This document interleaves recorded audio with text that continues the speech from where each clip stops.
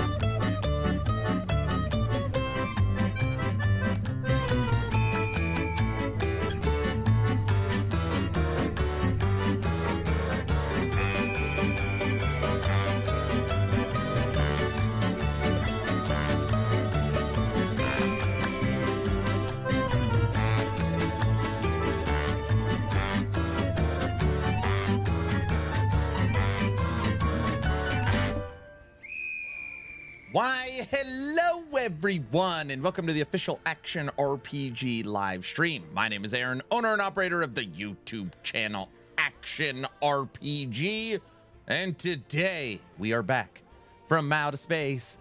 Dun, dun, dun, dun, dun, dun, dun, dun, dun, dun, dun, dun, dun, dun.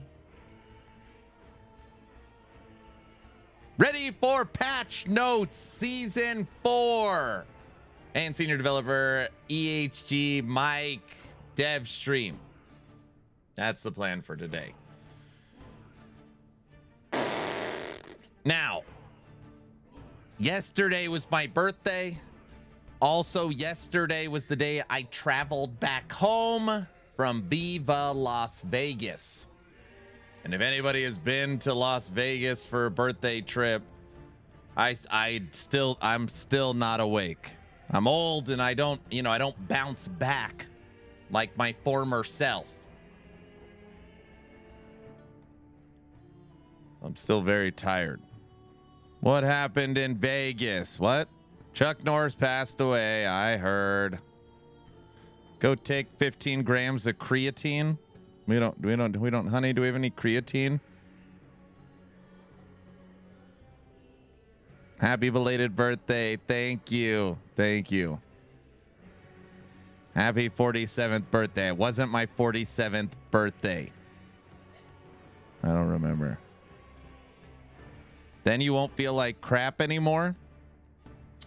It's actually funny. Somebody that was there has one of my buddies, Diesel, had a bag of creatine gummy chews. He's like, here, eat a few of these. It was like 2 days ago. Yeah. They were terrible. I almost couldn't eat them. They were so disgusting. Oh man, they were so disgusting.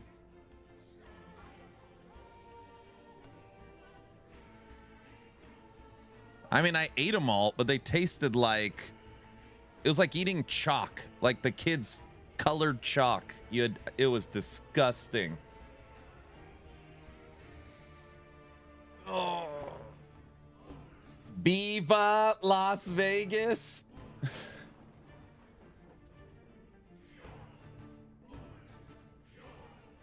Holy crap, a B set. Yes, yes.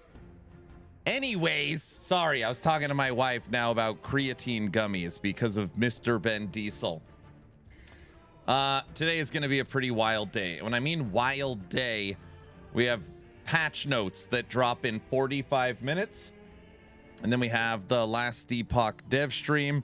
And I figure by the end of this stream, I'll have basically lost my voice. That's where we're at. Hype week, all 4 days. The first day was the full breakdown of the new seasonal mechanic Omen windows. Day 2 was a breakdown of Rune of Corruption and Idol Altars. Day 3 was the class skills, basically the updates for Rogue and Mage. And day 4 was the new items, animations, and quality of life. More importantly, what currently has the community buzzing because there's a new B set with a new minion. Summon the Queen Bee. I hate you. I'm leaving. What? Oh no.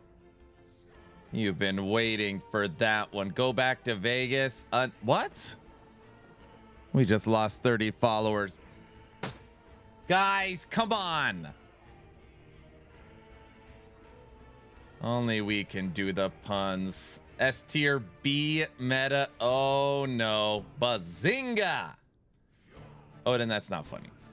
So, of course, in Discord yesterday, all damn day, people are like, well, he's back to season starting Beastmaster. Which is just hilarious because, truth be told, if we went back in time and this body armor was teased 2 months ago, you're right. I would have said 3 seasons in a row. We are literally season starting Beastmaster. Now, that being said, they did not class lock this set. So this isn't like a Primalist only set, rogue only set. And you could tell because if you look at the doppelganger set, it is rogue only, which means this one can be used by all classes. So we'll basically test the Bee Queen minion through Necromancer. So will we use Bee Queen? Yes. Will we test it to see what it could do? Yes. Will we test it through Primalist? No. We'll test it through Necromancer. So we'll be like a bee necro. I really want volatile zombies to be viable as a main skill. There's a new node where when you manually cast a zombie, it automatically puts Dread Shade on them. It's pretty interesting. It actually needs to be tested, so you can make like super bombers. When I saw this set, I immediately thought Necro. Wouldn't Spriggan be better with bees? Well, I mean, bees scale with attunement. So just simply from its scaling factors, it's Primalist. I mean, you could even tell it is a Primalist set for sure. Like, I mean, the way it's designed, it's for Primalist. So regardless of which way you look at it, it's a Beastmaster set.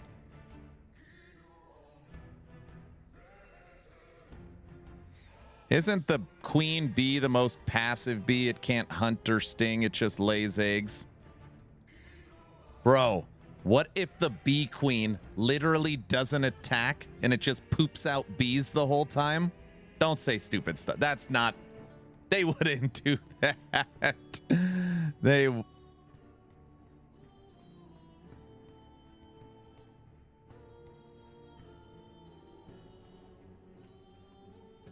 Right? Nope, that's not funny. What a buzzkill. What? No, it's going to be like, listen, my expectation is that the Bee Queen is like Wraith Lord. You know, you got Wraiths, and then you have Wraith Lord, like the super Wraiths. So you have bees, and then you've got the Queen Bee. It's not going to be like Wraith. It's going to be terrible, isn't it? It's not going to be terrible. It's going to be great. Rushing Hook, thank you so much. That's quite the assumption. So now Aaron is a believer. Oh my gosh.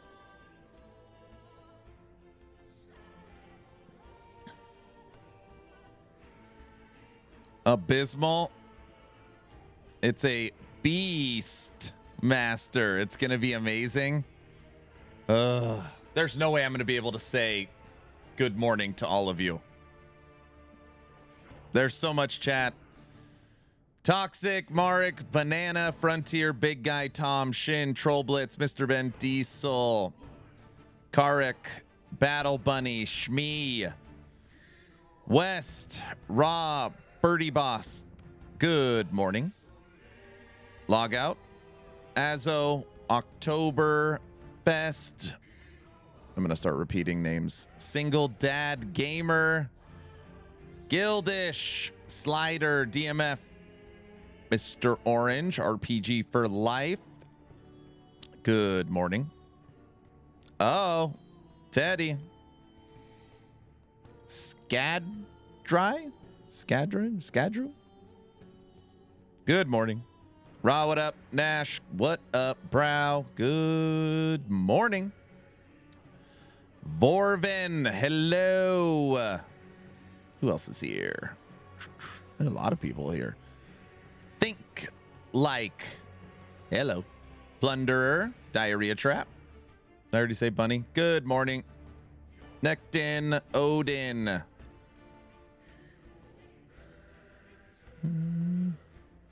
Simp, what up? Tom, hello.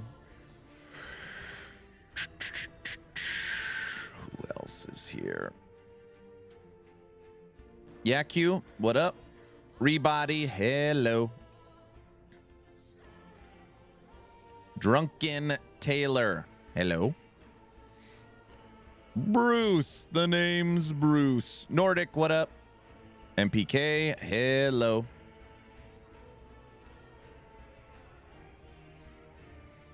Who else? Ocean's Fury. Almer, what up?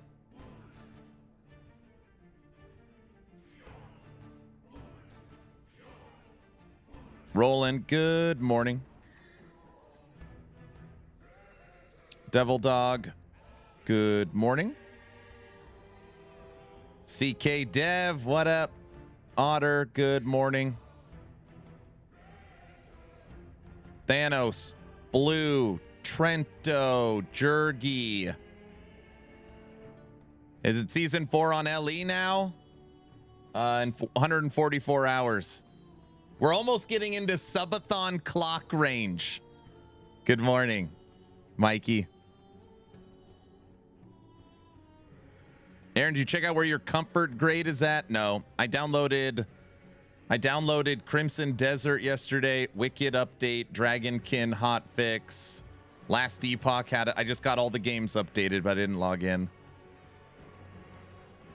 Lionel, good morning.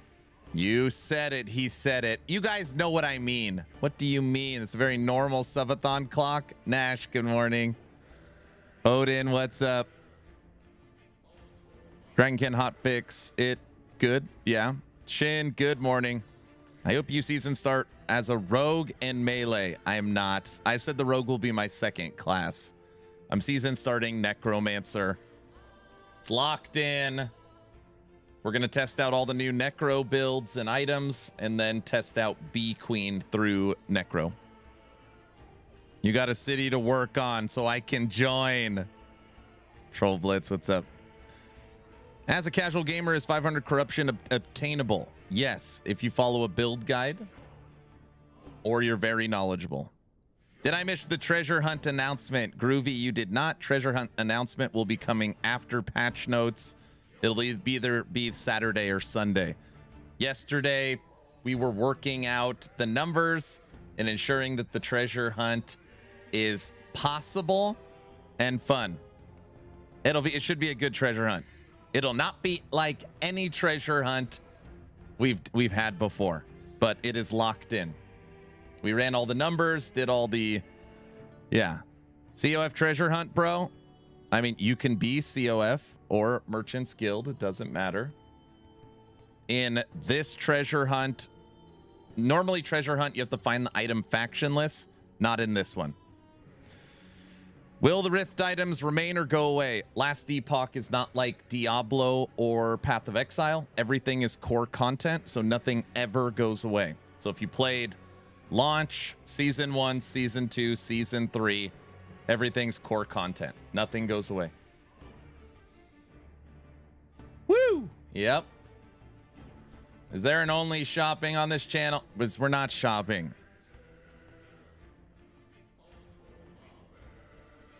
I can go high corruption, but I suck at Abroth. You got to practice, sir.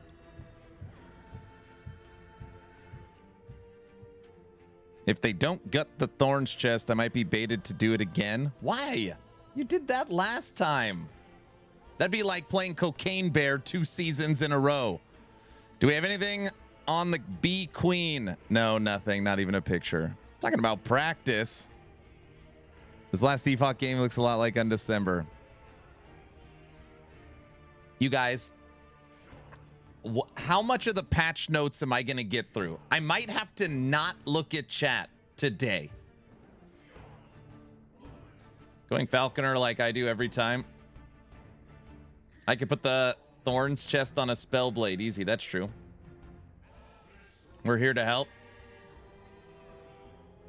I might play Bear again with bees. So it's crazy. I was looking. I was like, all right, let's see where everything's at. So I pulled up just the viewership. No Rest for the Wicked was at 85 viewers. It's like, okay, there's some people streaming Wicked. Then I went to Last Epoch. And to be clear, this, well, I just added 163 viewers. So before I went live, this was the least amount of viewers I've ever seen for a patch notes day. Okay. Now, there is a reason for this, I believe. And the reason is this. I've been getting asked over and over again, Aaron, how much do you think Crimson Desert is going to affect Last Epoch? Crimson Desert currently has 262,000 Twitch viewers. Look at this.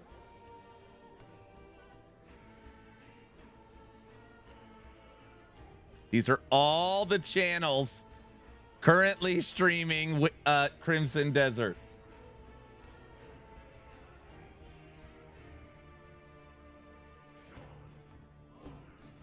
That is wowzers. It will fall off by the 26th. Patch notes drop in 32 minutes. Crimson Desert is the hype game. Yep. The novelty will wear off.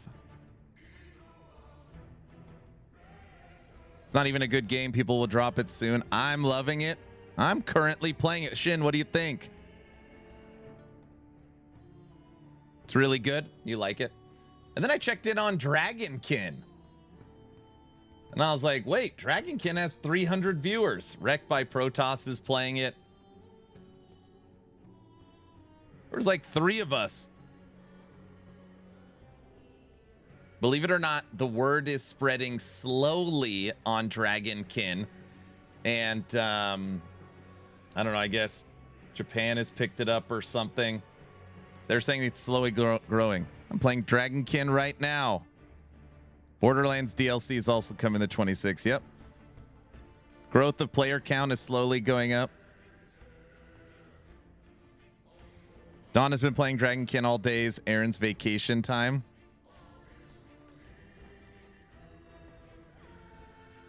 Read my message. There's so much. I wonder how we are going to use Cinder and Dancing Strikes together. I don't know. I just started Dragonkin this morning. Rebody, what's up? So anyways, point being, Wicked might be getting beat up a little bit in all of this with patch 1. We'll see how this goes when the patch notes drop for LE, but right now practically no one's streaming it. Dragonkin's doing okay, and then this is the big dog. Crimson Desert, 262,000 viewers. I don't know, I mean, I'm trying to think of the last time I saw something like that. Rax and Gazzy bounced off of Dragon King. Gazzy tried at least. Rax gave it no thought. Thank you for actually giving these games a chance. I switched to primarily watching you because you are honest, but mostly positive. Thank you. I played it and think it's fine. The game feels clunky and awkward. It's gorgeous, but I don't play games for graphic fidelity.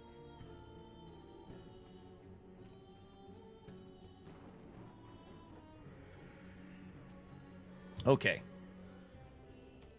So that's where we're at. We have 30 minutes till patch notes. What do we want to talk about? Oh, this is what I want to talk about.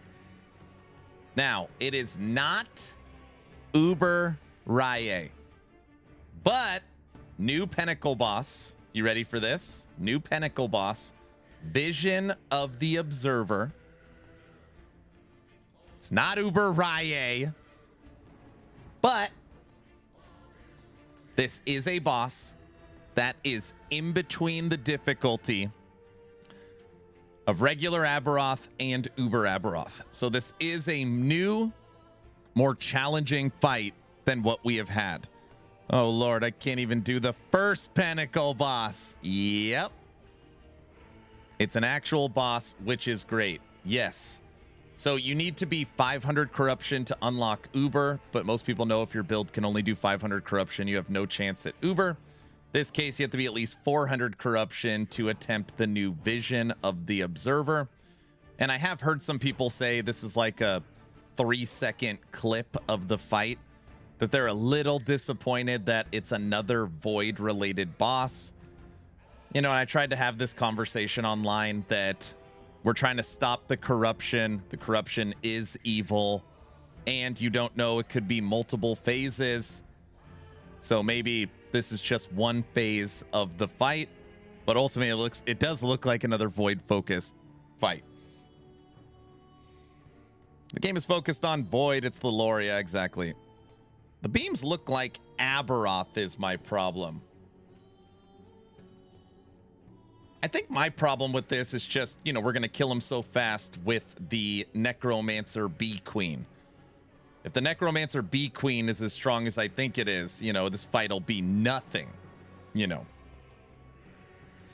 Oh, sure. But why another pizza pie boss attack? I am not going to sit here and rate this fight based upon 3 seconds. We don't know how difficult and challenging it is. We don't know how many phases, but there's no way it's one phase. Yeah. If literally we fight it, all the phases are void, all the mechanics are the same as Aberoth, yeah, we will classify it as EHG phoned this one in. But I don't know. I'm not going to say yes or no until we try it. So Aaron always goes with the full meta. Yeah, right. You could go on YouTube. I was posting reflect builds on YouTube before the reflect chest was in the game. I will stand by that till the end of time. I played Summon Bear before it could use an earthquake. This guy. He made the full meta. What? Havoc?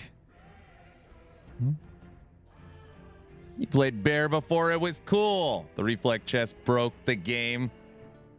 He was reflect before reflect. Listen this.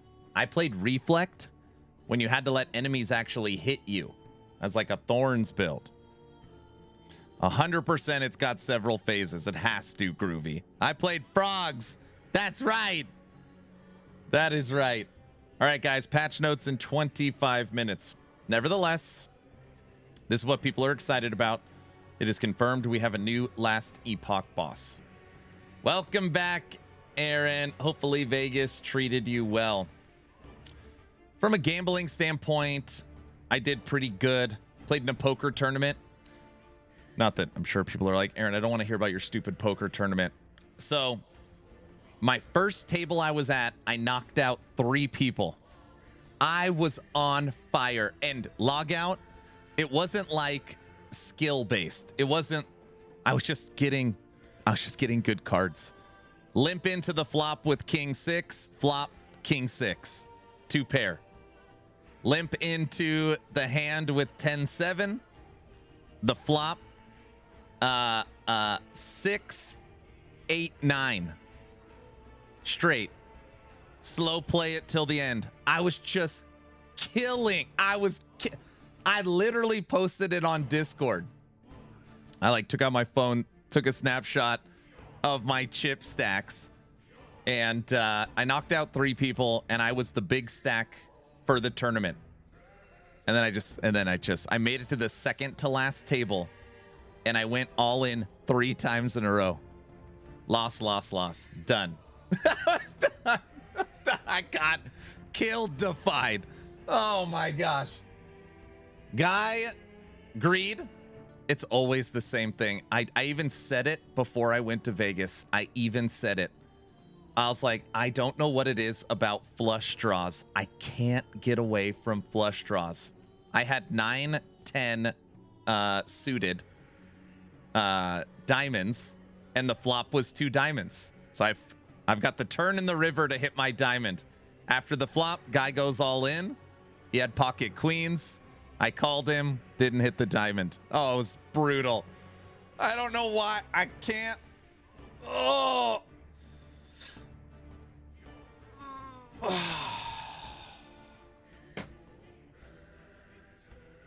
I went for it. Next hand, I had pocket 6s, all in, lost. That point, I was short stack. It was stupid.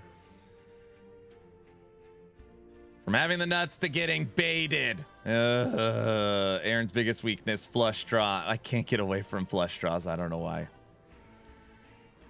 Oh, God. Chasing the flush killed me back in the day. I know.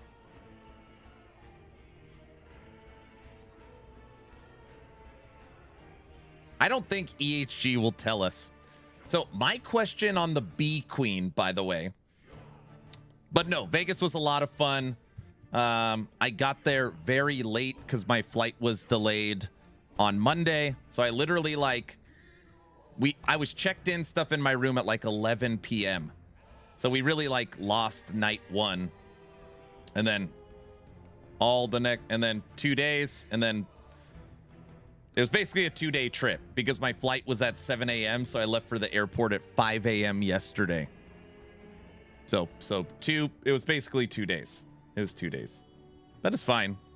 Being 40 years old in Vegas and somebody that doesn't drink and drinking, my body was just, I peeled. I also don't, I don't even know how to describe this. I never drink, almost never. So we're drinking all day. I wake up and I want to die. One day in Vegas, we're drinking all day. I wake up and I just want to die. And I'm like, that's it. 1 day of drinking. I'm done.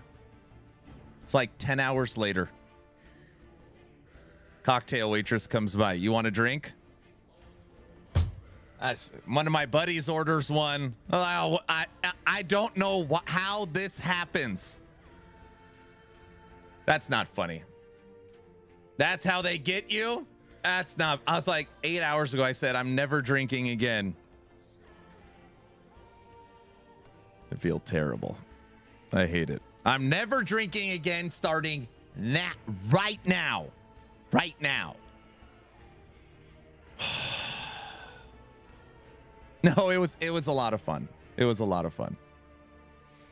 Justice for bees. Yeah, thank you guys for asking. No, I don't want to drink. Tell Aaron after dark. Oh, gosh.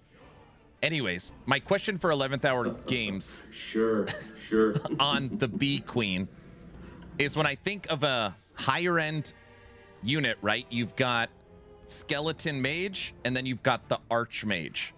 You've got Wraiths, and then you have the Wraith Lord.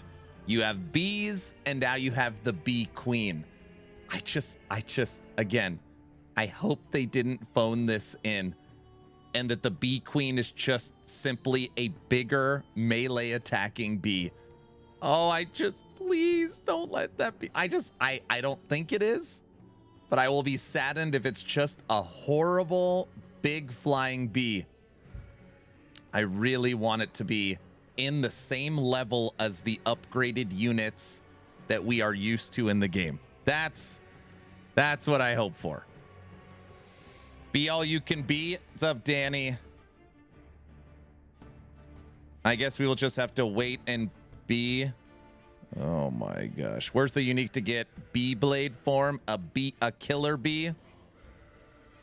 Bee golem? If it's not the queen bee from Mario Galaxy, I'll be disappointed. Also, just so everybody's aware, 11th Hour Games did not plan this. This is now the seasonal theme. Just so everybody's aware. Like, bees.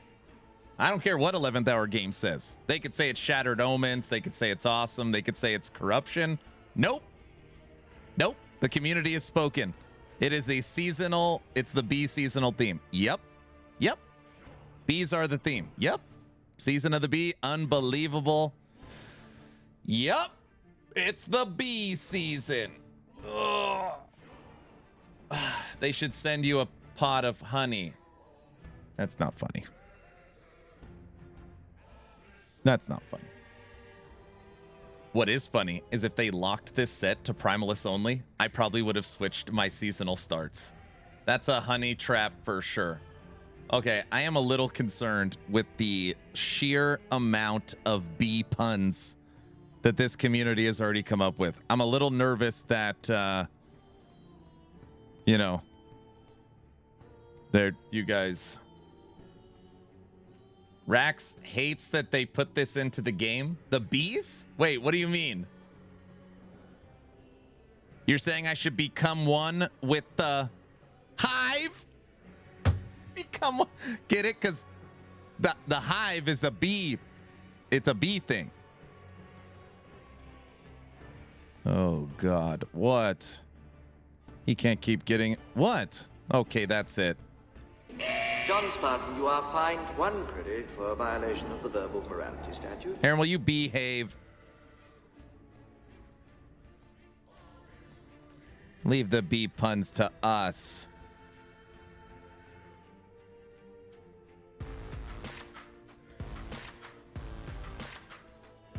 Cajun, thank you for the Nexus store purchase. Your purchase will go towards the clock. Thank you, sir.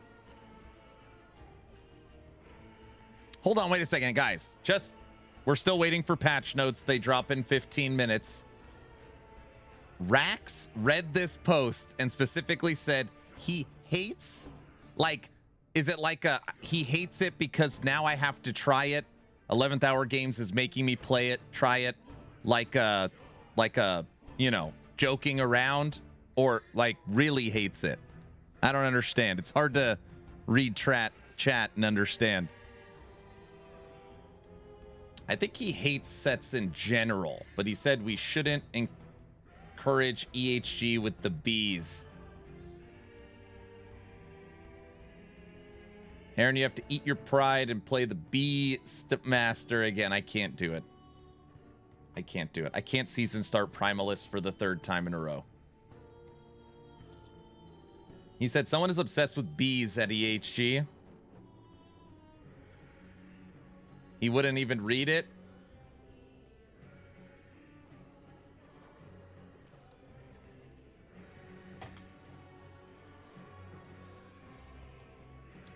I thought Mike's the one obsessed with bees. What makes sets not a problem in Last Epoch compared to like Diablo 3 is the fact that you can reforge them into other items. And they're not 6-piece sets. They're all smaller sets. So it's not like I have to go find an ancestral primal 6-piece set and that's my whole character. It's just a totally different thing. You don't get 5,000 damage from the set.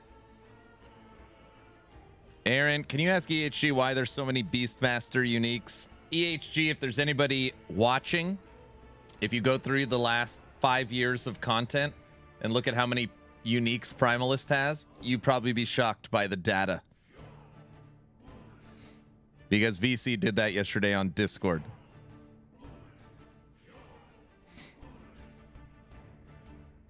Patch notes should drop in 15 minutes. If they're in line with all the hype day posts.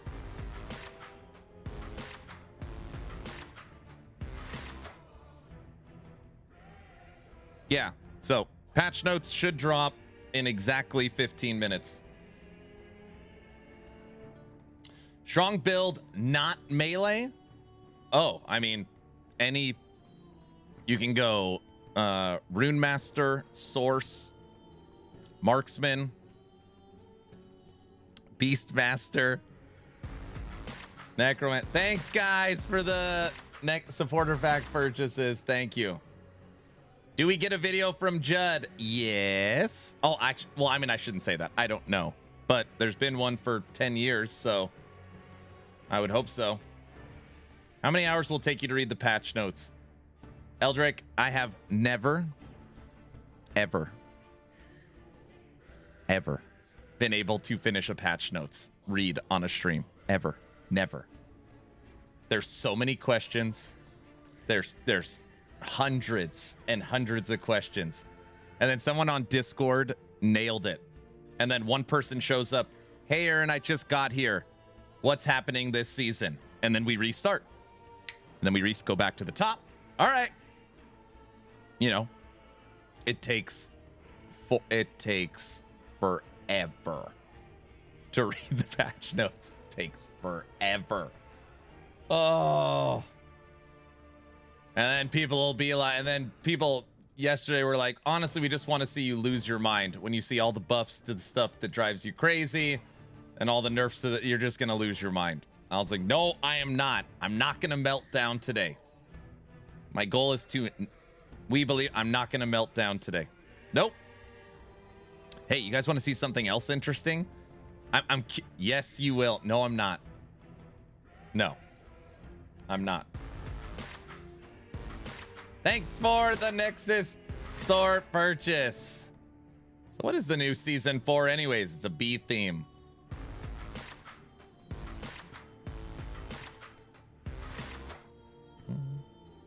All Nexus store supporter pack purchases support the clock.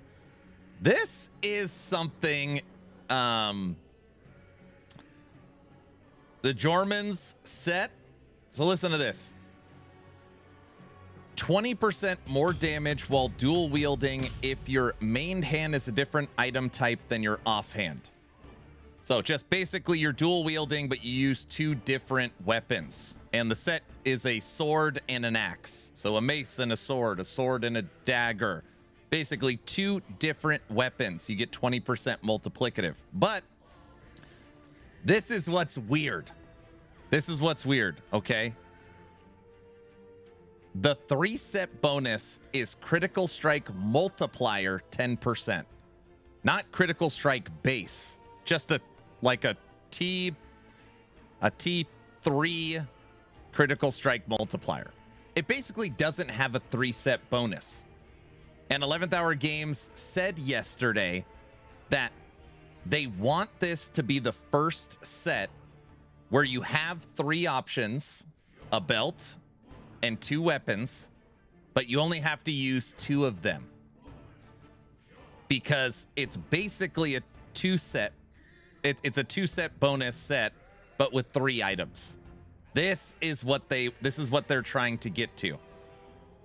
So imagine like there's 6 items on the set, but you only get a bonus for 3 of them. That way you get to choose which items you want. Now, in this case, if you are using the belt and both of them, there is a 3-set bonus, but it's basically a 2-set bonus set. I was like, that is kind of interesting. The problem with Jormans is the set bonus requires the 2-set, and the belt is useless. I actually disagree. I actually disagree with that. So let's just say one of these items is good. All right, we'll take the sword. The sword is your main hand. You take a reforged belt and add it as a sealed affix. So now you've got a weapon and you unlock the 20% multiplicative, and then you get to pick your offhand or pick your main hand. Actually, truth be told, it actually opens up the set for so much more. You're not required to use these weapons. Gavel, you could use. Holy crap. You could use the gavel. And gavel got a buff. Gavel in main hand. Reforged sword. Offhand. Belt. Yep. Gavel would be good here. Guys, thank you so much for the supporter pack purchases. If anybody's getting supporter packs for LE, it will go towards the subathon clock. You could use the gavel and set trip T7s in the offhand.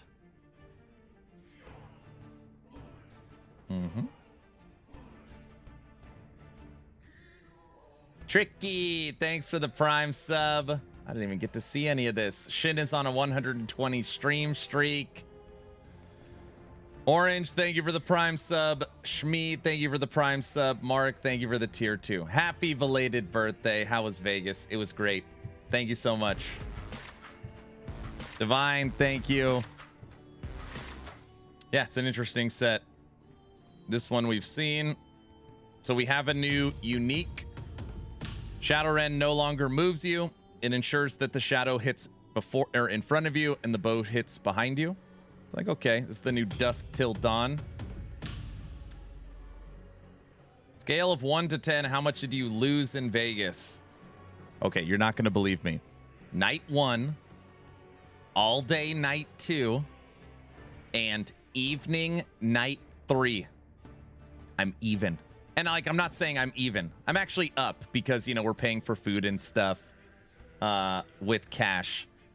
So I'm sitting there and I count my money in my wallet and I have $40 more.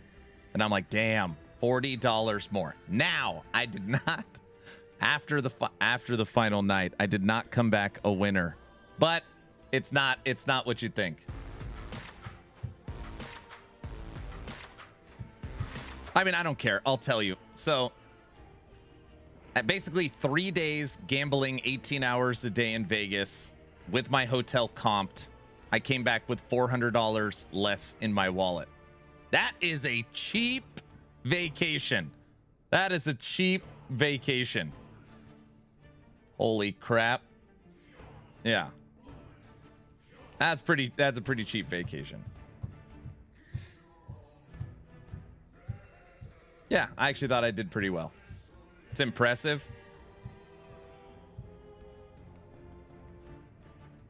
You'll make that up in the 728-day subathon. And just so if anybody's new here, I didn't know Aaron's a big gambler. I'm not a big gambler. For 15 years, we do a buddies trip for my birthday because it's March Madness, Spring Break, and St. Patty's Day. It was literally only 2 full days in Vegas. I do not gamble other than this trip. So just don't want anybody thinking like, oh, I don't even drink. Short Vegas trip this year. Yeah, it was only 2 days. Good morning. Hello. All he does is gamble and yell. He's the Gamba father. The problem with this trip is I could not do anything with dice, and dice was my favorite. Everything else was fine. Craps was bad. Craps was bad. Gamble, yell, and abuse us.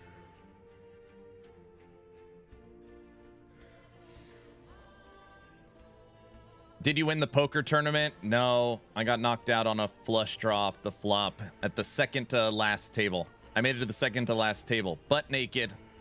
On my first table, I knocked out 3 people.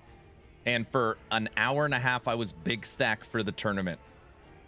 Then I got crushed-ified. I just got crushed, so...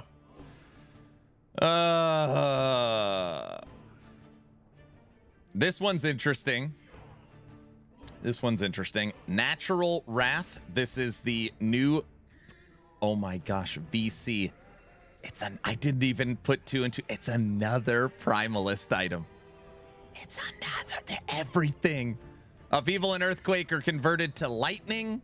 With at least 30 storm stacks, upheaval hits can expend 20 storm stacks to cast Earthquake. Yup. I'm going to make a build around this one. You should play Beastmaster. I feel like that would be a great question. Maybe somebody should ask that on today's dev stream. Hey, Mike, obviously not all items, seeing as how there's a lot of support around Rogue.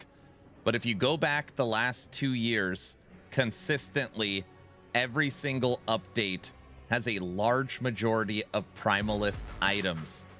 How does EHG determine which classes get love and which classes don't get love each update? So much Primalist stuff.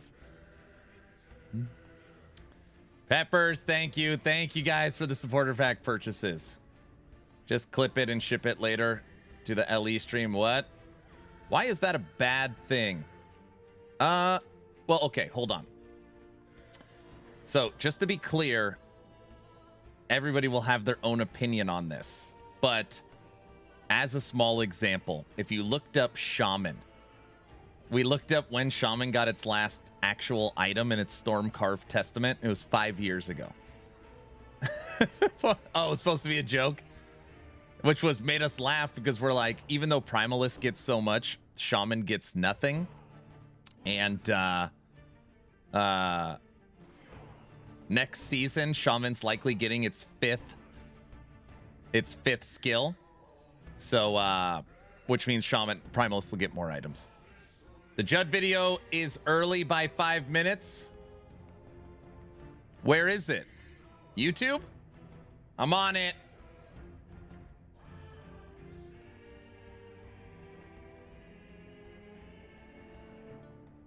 15 minutes. It's fine.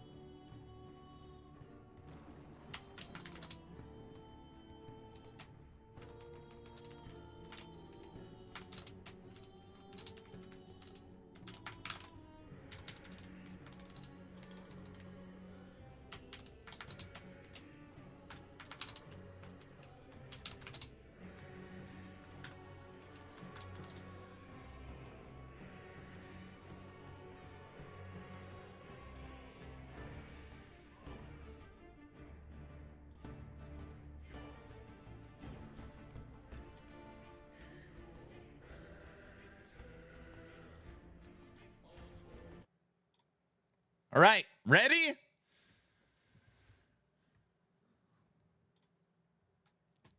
Let's do it. 16, almost 17-minute video from creator of 11th Hour Games, Judd. Welcome back, travelers. I'm Judd Kobler, founder of 11th Hour Games and game director for Last Epoch. Today, I'm excited to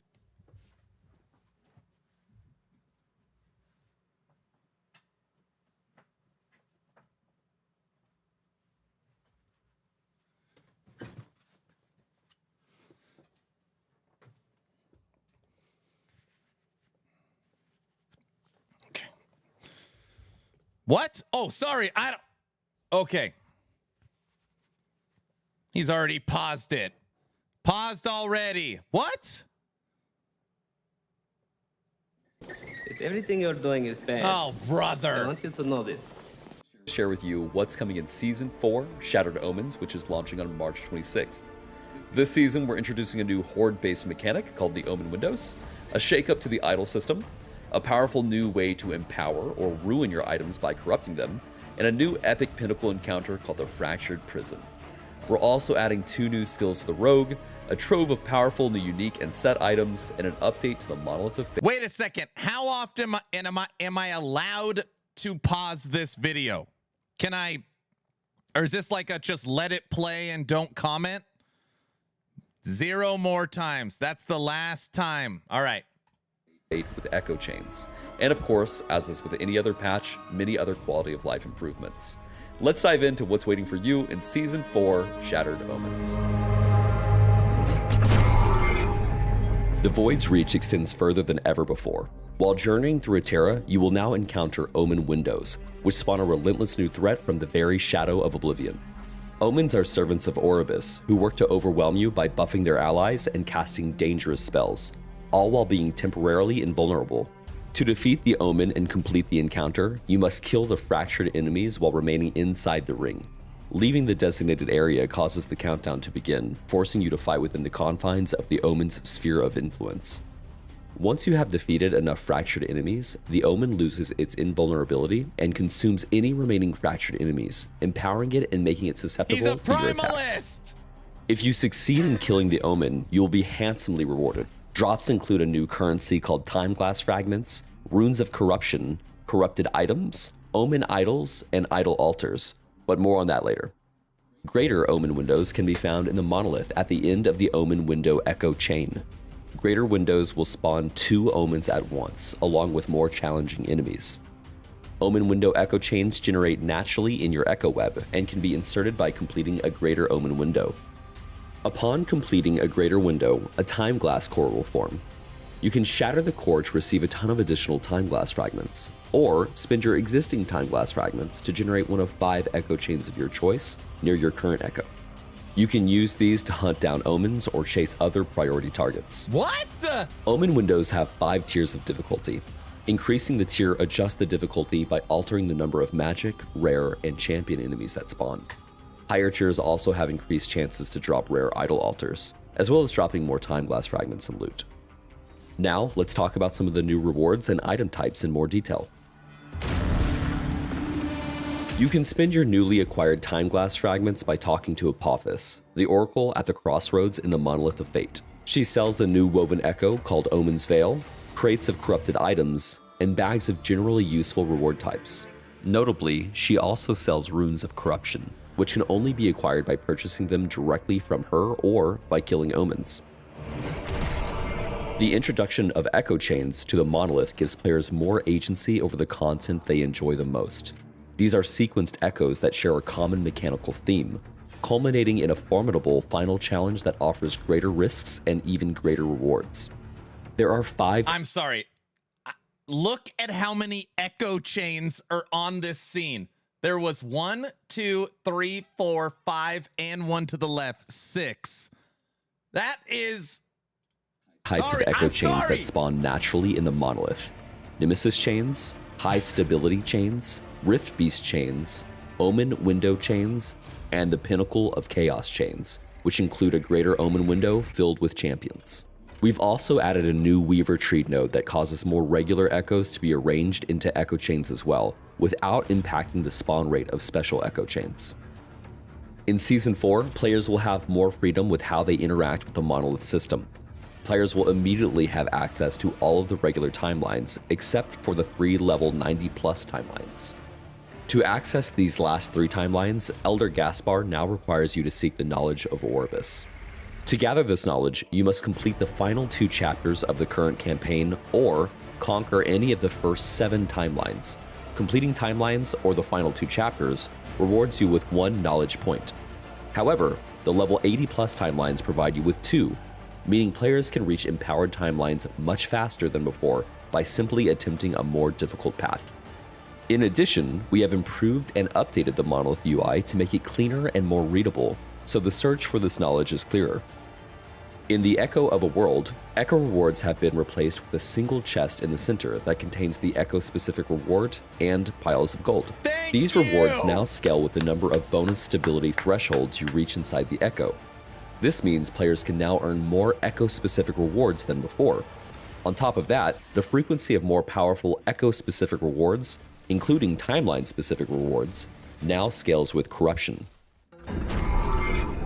Season 4 introduces the Rune of Corruption, a double-edged crafting tool of immense potential. But be warned, once an item is corrupted, it can no longer be modified and may even become worse. It will also lose all remaining forging potential and any legendary potential or Weaver's Will. Creating truly amazing items comes with potentially catastrophic risks. Will you succumb to the Void's influence in search of power? With the introduction of corrupted items, we are also shaking up the idol system. You'll now notice a new slot above your idol inventory for what is called an idol altar. These drop when you successfully complete an Omen window encounter and fundamentally change the shape and properties of your idol grid. In addition to changing the grid layout, idol altars come empowered with refracted slots. These slots grant unique bonuses to idols placed within them. There are a variety of different idol altars for you to discover, allowing for 13 different idol grids, each with its own unique layout. Alongside idol altars, you will also earn Omen idols. These are pre-corrupted 1x3 and 3x1 idols that can roll with affixes usually reserved for larger idols. While you're normally limited to 1 Omen idol, idol altars can increase this limit, opening up the possibility for some incredible combinations. For those who crave a true test of skill, we've added 2 new placeable woven echoes, the Omen's Veil and Fractured Prison. Inside the Omen's Veil, you will find 3 greater Omen windows humming with dark energy. You can approach these trials one by one, or, for the bravest of travelers, you can shatter all 3 windows simultaneously. If you happen to survive the combined onslaught of all 3 active windows, you'll be rewarded with the penultimate pinnacle encounter, the Fractured Prison Woven Echo. In terms of difficulty, this encounter is positioned between Aberoth and Uber Aberoth. Once you reach a corruption threshold of 400 on any empowered timeline, you can begin to place the Fractured Prison Woven Echo.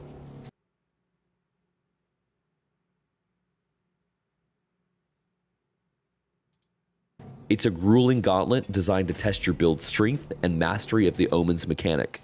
We're looking forward to seeing who can conquer this intense and epic encounter. In Season 4, we focused on the Rogue, expanding her kit with 2 new abilities, improving support for shadows, and updating the Blade Dancer tree. Bladestorm is a devastating area of effect ability that creates spinning blades at a target location. Bladestorm was previously a very popular subskill of Umbral Blades that we felt deserved to be its own skill entirely. Umbral Blades has gotten some cool new updates, so make sure to check those out too. But for now, let's take a look at just a few of the key nodes in Bladestorm. Alloy animation allows multiple blade storms to hit the same target and grant them significantly more movement speed, offering a playstyle where you can sit back and let your blade storms chase enemies down for you. Blade detonation is a particularly explosive one. When two blades collide, they detonate in a powerful AoE boom. Next up is Shadow Rend, a powerful new skill with a slight wind-up, which creates a shadow performing a repeat of your attack. Unlike most other shadow-generating abilities, Shadow Rend can be used with both melee weapons or bows. We're looking forward to seeing the creative ways players take advantage of the skill's shadow-generating capabilities and strong damage output. Knight's Approach causes the shadows to move instead of you, while Betrayal of Flesh allows them to choose their own targets, allowing you to send shadows to assassinate enemies for you. Shadow Massacre causes existing shadows to use Shadow Cascade or Multi-Shot, and Unending Twilight grants a chance for those shadows to be resummoned, allowing them to imitate another ability. Alternatively, you can use Hidden Strength to consume your shadows to empower Shadow Rend even further. In addition to these new skills, we've also made updates to the Blade Dancer's passive tree. The flow and perfection paths have been condensed to provide more power for less investment. Nodes like Veil of the Night now also include support for throwing builds, and new nodes added to the tree include defensive options like Grit and the Apex node from Mastered Form. We've also updated the passive tree and skills for Spellblade. The new Mastery bonus grants a percentage of added melee damage on weapons as added spell damage to improve support for triggered spells as a damage source. The updated Flame Drinker and new Blade Conduit nodes in the passive tree offer new ways of recovering mana.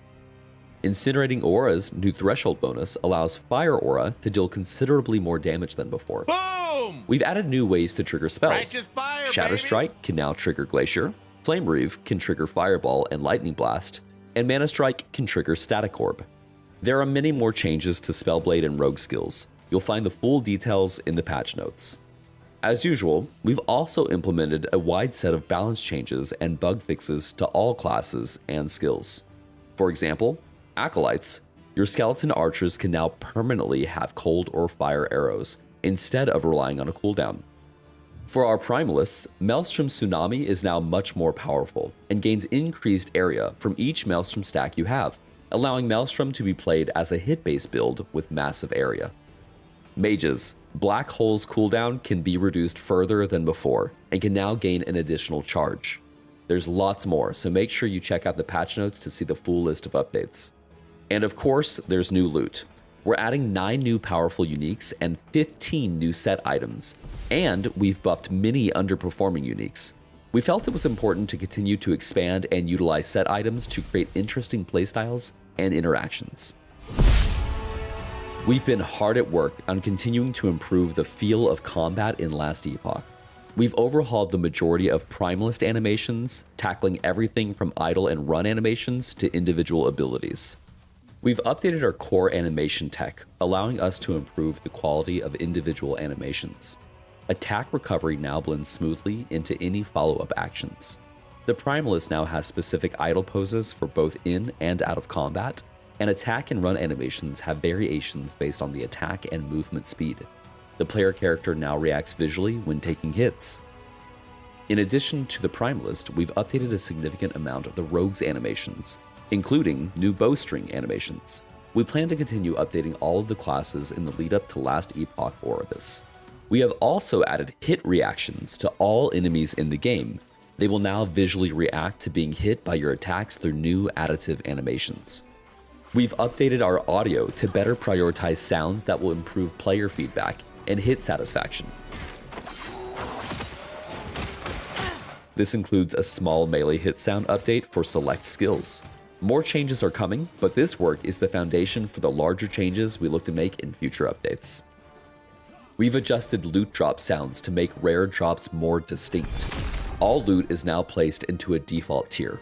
Items with higher tiers have larger and more impressive loot beams and drop sounds. This change applies to all items, including crafting materials. Tail! These new elements are also available for players to use in their loot filters, including the ability to change the size and color of item beams. On top of that, we've added more granularity to the loot filter in general. For example, you can now have rules specifically for shards, runes, and glyphs. The max number of loot filter rules has been increased from 75 to 200. It should be even more stress-free to make valuable items for your build easy to see and hear. In addition, we've also implemented haptic vibrations for both gameplay and UI.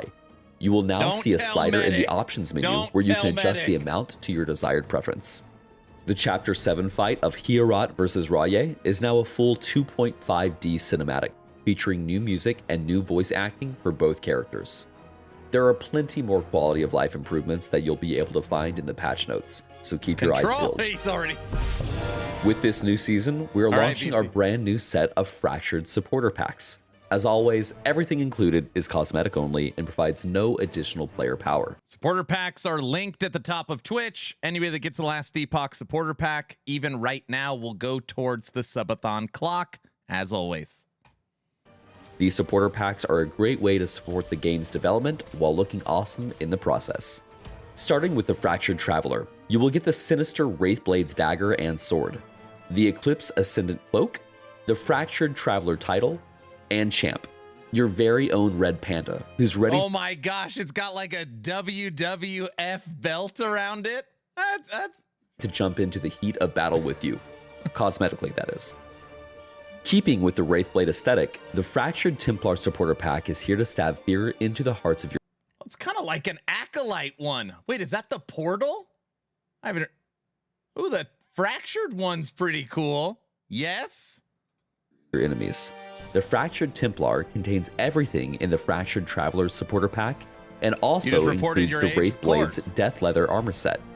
Shrouded in smoke and adorned with the bones of your fallen enemies, you can skulk in the shadows in style.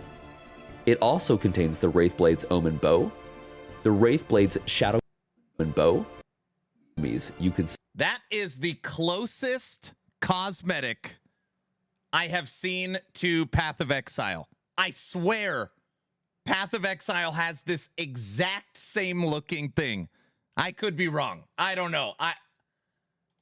Skulk in the shadows in style. Yes. Yep. It also contains the Wraithblade's Omen Bow, the Wraithblade's Shadow Character Effect, the Wraithblade Evade, the Wraithblade's Footprints, the Wraithblade's Reaper Cloak, the Fallen Titan's Hunger Portal, and the Fractured Templar title, and Edgar the Raven.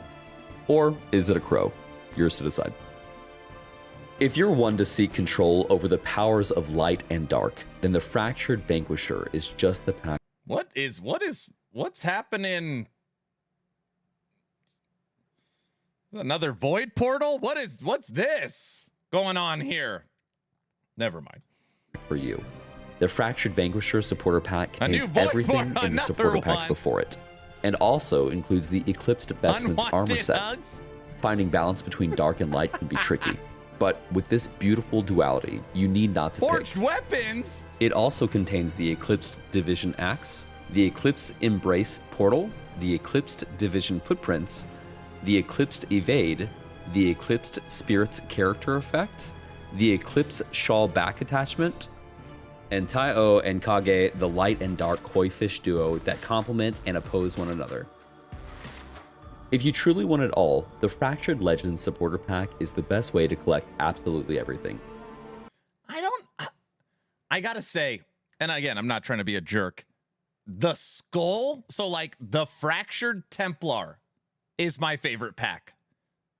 Like, not even close. The like over the top purple crystal wings, and I don't know. I actually like the more muted. I like the more muted ones. I don't know if that makes same. Yes. Yep. That's a hand. Yes, it's thing. Purple. Yeah.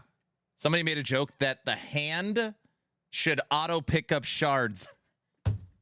Get it? Because it's a hand and a hand. Yeah.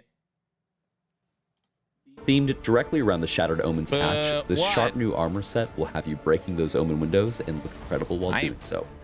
Also included is the Fractal Evade. I ain't wearing those the wings, Fractured by the way. Shards Footprints, the Fractured Blade, and the Fractured Great Edge, the Mirror of Shards Portal, the Fractured Legends title, and Chip. your lovable little fractured hand buddy. Our Fractured Legend tier pack includes all other Fractured supporter pack goodies. These supporter packs are only available for a limited time and can be picked up from the in-game shop. Okay. I'm just curious. What if the hand jumped up and flipped everybody off? What would that be, an instant purchase, or EHG took it too far? I'm very curious what people think. Take my money? You think that would be a take my money? That'd be too far? Instant purchase, instant buy. I would buy 2 of them. Too far. Oh no, that would be an immediate money purchase. I'd buy twice. Insta buy. Or through Steam. And as always, thank you for supporting Last Epoch. Season 4 represents a significant step forward for Last Epoch, from the addition of echo chains to the very way you slot your idols. We can't wait to see how you harness the power of corruption when the update launches. On behalf of everyone at 11th Hour Games, thank you for your continued support. Also, if you love Last Epoch and the top-down action RPG genre, please check out our hiring page as we're continuing to grow our team with talent.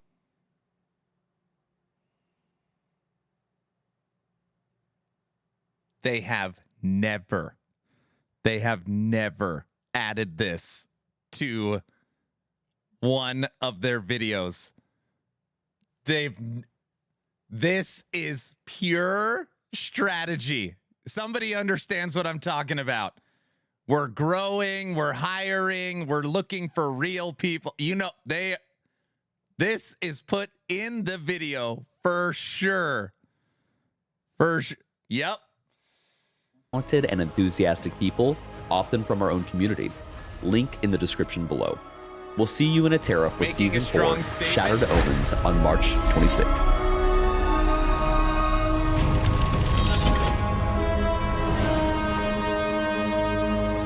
Okay. Did they cook? Wait a second. They cooked? Meh, we're back. It's good. It looks like they cooked. Oh, brother. Cooked. I wanted to pause the video 700 times to look at stuff. Did they cook? And they cooked and served? Hype? Don't know. Clip that for a blurb. Don't clip. That's not. I didn't say that. Not bad at all. Looks like tapeworm eye. Oh, brother. Yeah, you love to pause the video. Well, when it shows something, we'll go back through it again before the... You know you want to look at the patch notes. Now we can rewatch it with all the pauses. Watch again and pause it all you want. No, let's jump into patch notes. What I'm going to do is we're going to go through the patch notes, and then when I feel like I need a break from text, we'll go back and do like a pause run on this video. That's my idea for it. Okay. Keep this queued up. Are all these builds like end game viable? Again, everybody has a different definition of end game viable. I've never played a build or a skill, literally ever, in the history of Last Epoch that can't do 100 or 200 corruption. So it just depends on your definition.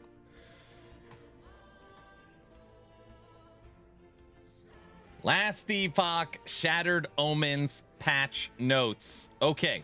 First thing I'm going to do is I want to see how long these patch notes are. Okay? Are you ready? Here we go. Scrolling.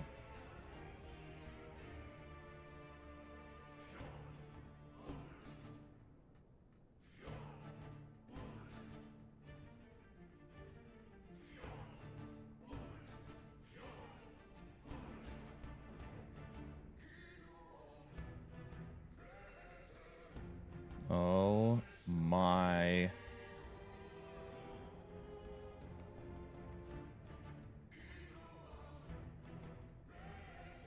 Boomer scrolling?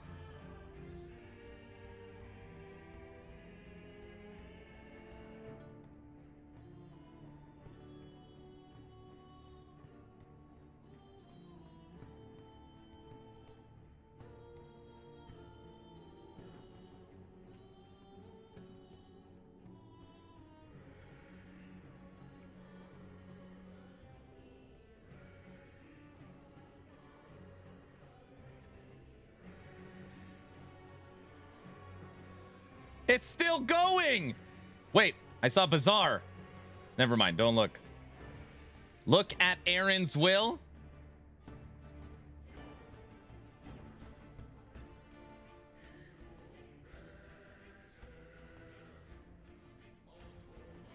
How can I possibly read? Almost halfway. Hold on a second.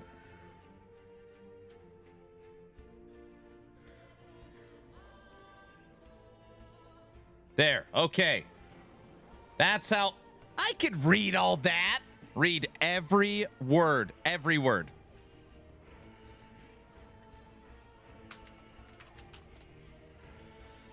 Uniques.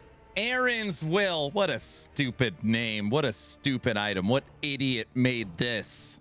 Aaron's Will now grants +2 to all minion skills from +1 and grants Bone Shatter now has a 1-second cooldown from 3. Woo! Woo! Woo! Yeah! See that? My will, guys, my will has been buffed. It's not rigged. Golem. Wait a second. Did Golem get a buff? Wait. Pyre Golem's infernal ore damage over time has 100% effectiveness added each damage. Okay, Fire Golem buffed. Bone Kindling has been reworked. Skeleton mages die within 18 meters. Pyre Golem 25% more multiplicative damage over time. Marrow Eater has been reworked. Skeletons which die within 18 meters grant the Bone Golem 5% more. Blood Golem has 60 base damage, 300 effectiveness. I was really hoping Fire Golem stronger. Fire Golem stronger. I was really Oh. Wait. It's Bone Shatter. Multiple projectiles. Now receives 4 armor per int. AOS.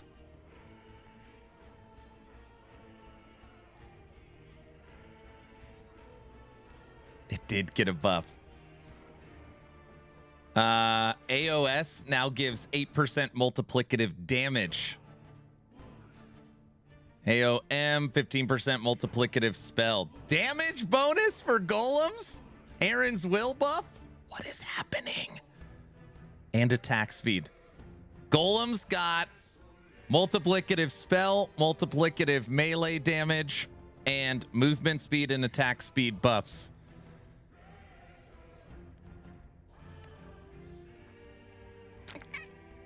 Hollow Finger? Guys, I'm supposed to be starting at the top. Yeah, I can't be selfish and just look up what I care about. I'm not seeing anything for Hollow Finger. There's too much good stuff. Chat causes ADHD. Just tell me, what is it? All right, hold on. Let me get back to the top of the damn thing. Okay. 50% nerf for imprint drops. Hollow Finger now grants 7 to 13% cold resistance for you and your minions from only you, and 7 to 13% physical resistance for you and your minions. Nice. Okay, hold on. Necro's getting a nice buff. There's so much chat and so much happening. I need to gather myself. Guys, we just did a how long does it take to scroll to the bottom of these patch notes, and they are massive. Yes, that is what she said. My body armor, Aaron's Will, got a buff. Golem's got a buff, and Hollow Finger got a buff, which means Golemancers got a buff for version 14. Now, I just want to start, because obviously people are just going nuts right now. Is an imprint nerf, just think for a second before you chat, is an imprint nerf an overall positive for last Epoch. Don't think about yourself. Is that a like, they're way too strong? Always like, it's a win. Yes, it's a good thing. Not sure yet. I think so. Keeps people playing longer. Imprints were OP, so yeah. Imprints were way too much. Imprints were making things too easy. Yes, easy answer. Plus, there's corruptions now. Imprints plus corruption could be kind of OP. Yes, nerf it. Imprints too much gear. And I never used imprints. They needed nerf. Okay, so far, a majority of people are saying nerf. All right, here we go. We already watched the Shattered Omens patch overview video. I've got it queued up here at the top so that we could do a rewatch later, but with pausing and going through all the visual stuff. But for now, we're going to start top of patch notes and work our way down. If you are watching this patch notes video, just know that everything that is recap, I plan on just flying through. Okay? So just keep that in mind. Because a lot of this stuff, obviously, we already know. Omen windows. This is the new actual seasonal mechanic. We already know about Omen windows. This is basically a new breach encounter that is coming to the Monolith. Echo chains. There's 5 new echo chains. This was already covered in the Hype Week video. Runes of Corruption. This is the new Val Orb that is coming to be able to slam and further change your base items and add modifiers and do all kinds of insane stuff. Idol altars and omen altars. Again, we'll also recap all of this when we go through the video because all the big overarching systems are all covered there as well. OMG, the new ailments are crazy. New ailments. DMF, thank you for the supporter pack purchases. Any supporter packs goes towards the clock. 2 new woven echoes. All right, let's look at these. The Fractured Prison. The observer's vision of himself begins to coalesce. The omen must be stopped. Corruption for echo modifiers have no effect. So Fractured Prison. Oh, it only shows the picture of one. Minimum corruption 100. Challenge the empowered version of Shade of Orbis. Okay, so that's why it's void focus. Shade of Orbis is all void.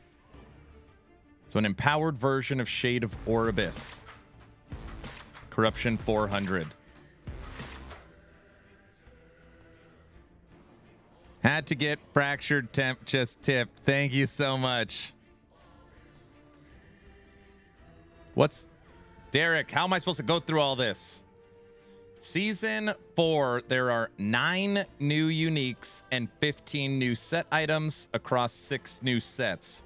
Now, Mike did say that there will be the same amount of new uniques, not like to the, the same range of new uniques compared to the previous seasons. So, if you count sets, which obviously they do, 24 new unique items. 24. Bladestorm we know about. And we can look at this since last Epoch Tools is updated. Shadowrend we know about. Rogue changes. Cinder Strikes. Oh man, here we go. Okay. This basically starts the patch notes reading. Cinder Strikes. The description has been updated. Okay, so Cinder Strikes are unchanged. Dancing Strikes. Boosted radius, no longer has a cooldown. Players can now prevent Dancing Strike's movement by aiming within a short distance. Puncture trigger. Underdog buffed. Perfect buffed. Broad dancing buffed. Graceful Arena's description has been changed. Okay. Every single update.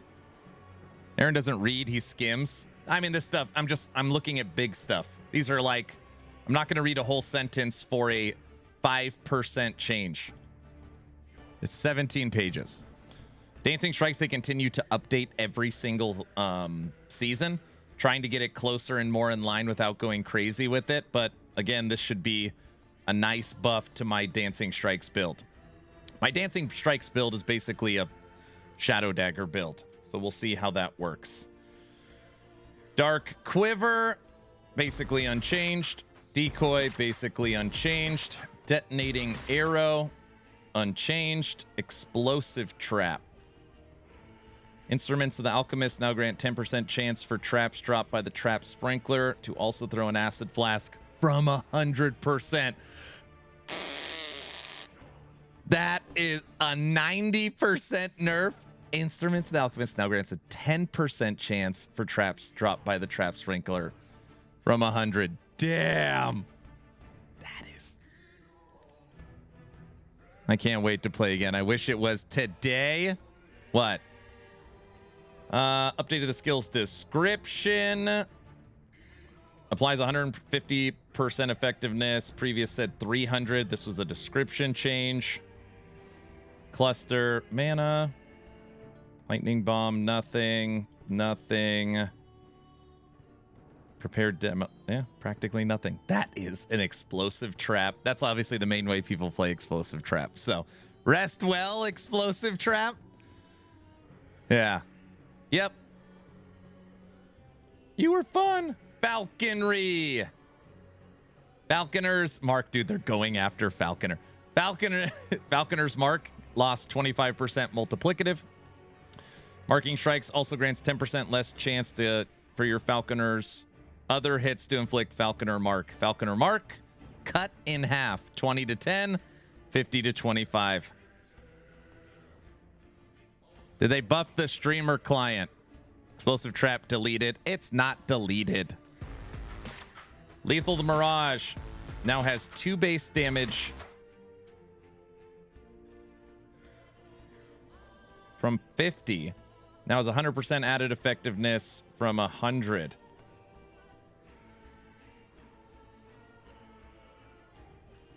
What? Why would they? That's a... These skills look like they're getting murdered. Well, they added 50% effectiveness, but they cut 48 base. Must be OP with the new shadow stuff. Maybe. Multi-shot. Come on. Point blank has had its functionality adjusted. It now grants 25% more hit damage per point unconditionally and applies a separate modifier of 25% less hit damage per point based on distance. Okay, rework. Shadow Cascade. Shadow Cascade lost 18 base damage, but got 100% effectiveness. Crushing Darkness has been reworked. Now grants 30% more damage when directly used, 10% less attack speed. That's... Oh no, that's bad too. Because it's almost never directly used. It's always used by your shadows. 45's Wrath, small buff.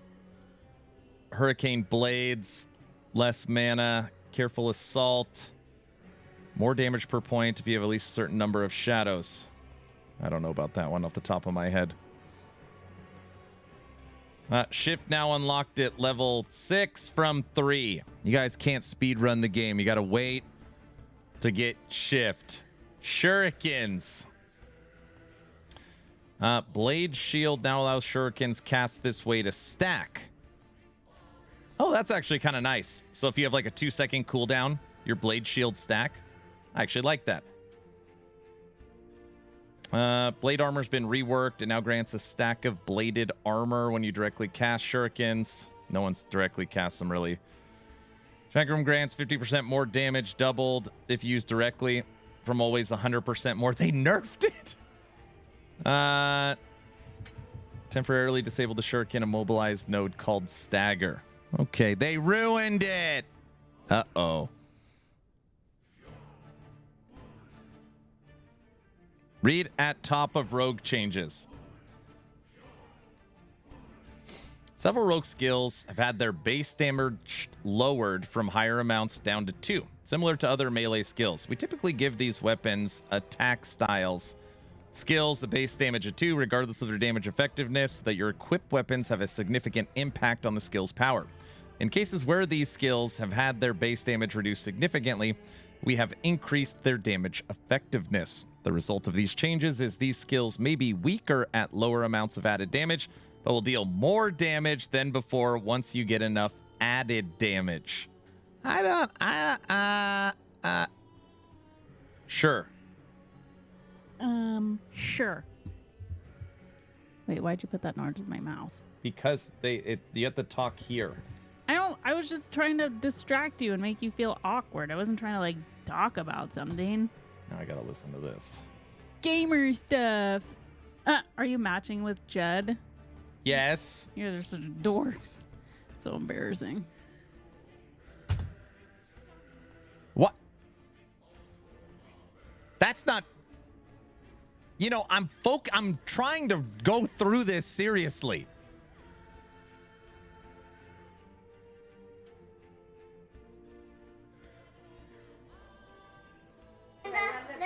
Now with triplets. Gamer words, gamer stuff. Crit chance, min-max. I don't even know what min-max means.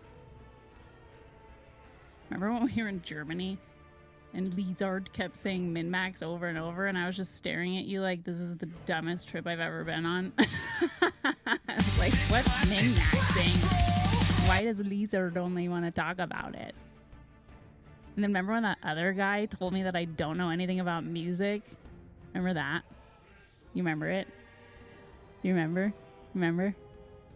Do you not remember? I remember. Okay, me too. Aw, I am the queen bee. I should get a crown.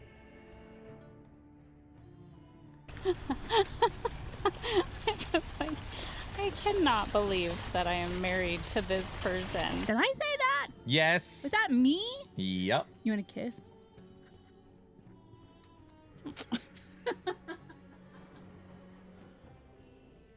What do you mean I'm a weirdo?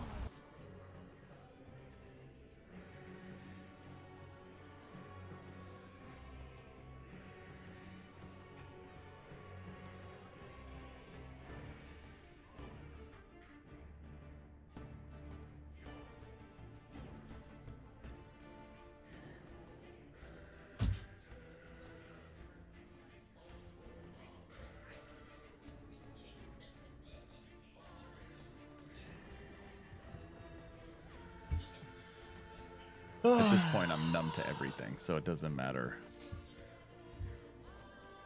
You guys would probably like it if I just left and the wife read the patch notes. That'd probably be better, right?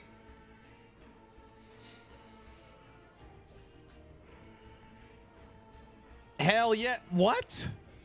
Yes, of course. Yes. What are you? Of course. That, yes. Wow. I mean... Well, no in front of you, but yes, absolutely. Don't ask questions you don't want to hear the answer to. Probably a lot less pausing. Oh my gosh. Yes. Synchronized strike. Drop the base damage from 5 to 2 and boosted the damage effectiveness by 300. All right, I get it. Oh, Synchronized Strike got some good buffs here. All right.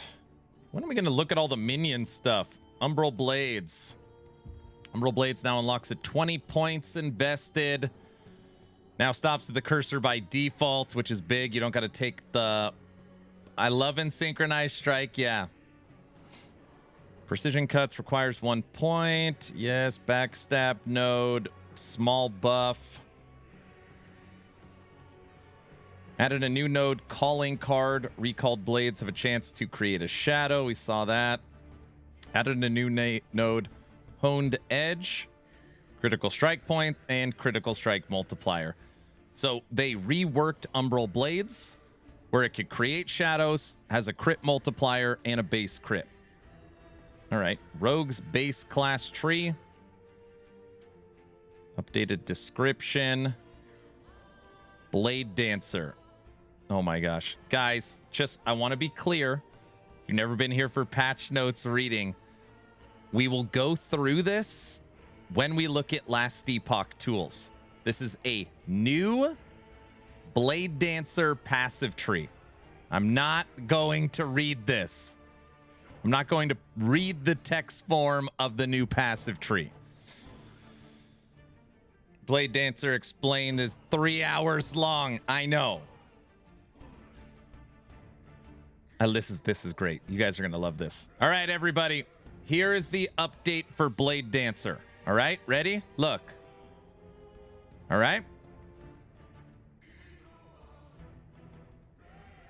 That's the update for Blade Dancer. You want to see the update for Marksman?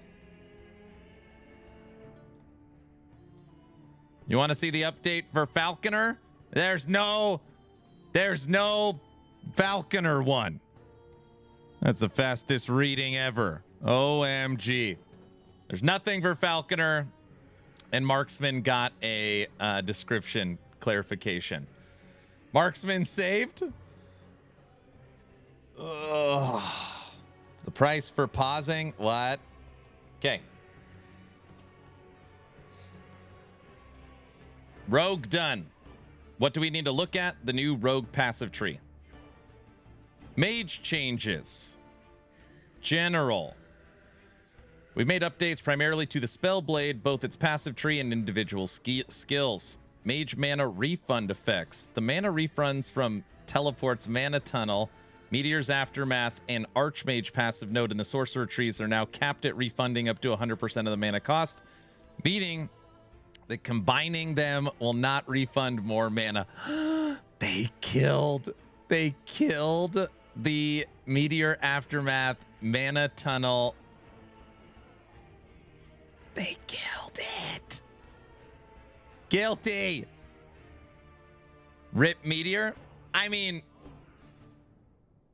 it has no purpose. Now I'm crying. Gone. It was a fun piece of tech. Don't bring up tech. You better be working somewhere. Okay. So that's gone. We're for sure going to have to update on actionrpg.com because all the builds use this little trick. The base skill is weak. Black Hole. We've already seen this. Black Hole got a big buff to its overall damage. Not only its base damage, but its effectiveness. It's going to have way more cooldown. It's going to have an extra charge. What else do we got? The Collapse subskill now has 60 base damage from 15 and 300 effectiveness. Collapse subskill.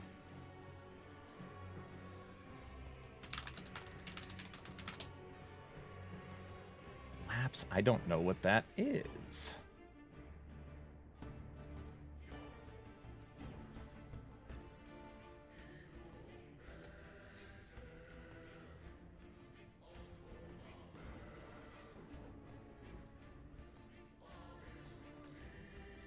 I don't even know where it is.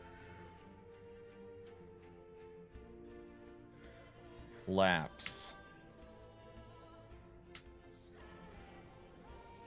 A wave of cold energy that erupts around the black hole and has freeze rate. The cold black hole. Oh yeah, that can't be right. It says scaling tags void. OMG, there's a character sheet update. Is there? All right. The Collapse. Void. Oh. Enchant Weapon. Oh, this is the Icicle subskill. Boosted. Okay, subskill for Enchant Weapon. Boosted. Icicles boosted.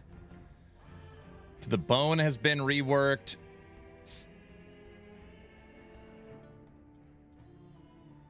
It's really funny. Enchant Weapon is basically used the same way by everybody. So it makes sense they're trying to buff the stuff around it. Cleansed by the elements no longer grants 50% increased mana cost. Nice. Added a new node, Power Vent. While active, you gain 1 stack of Fire Aura every second. Guilty. Take that note down.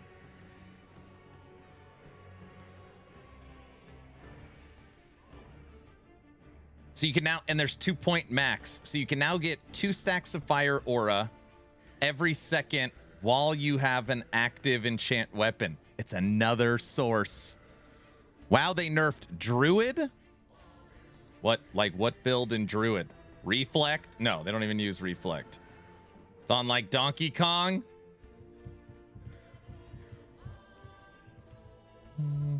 Yep, Zap. So they buffed Zap. They buffed Icicles. So the subskills for it. Fire Aura.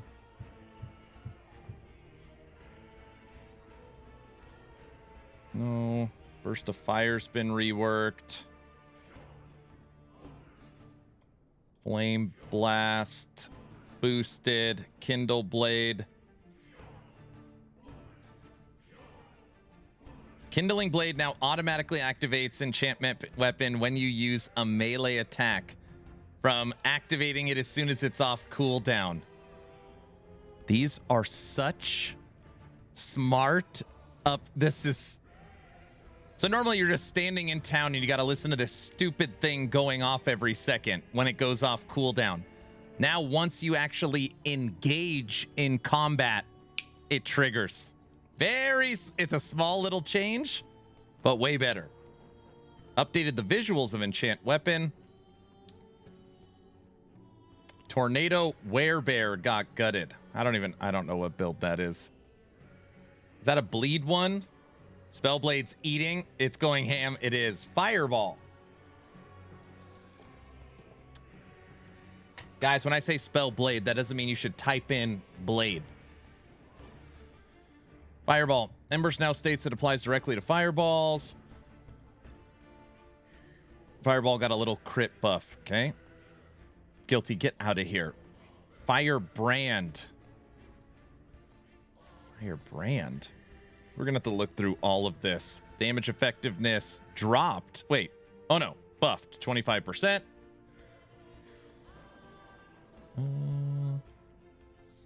Electrostatic buffed. Flare grants buffed.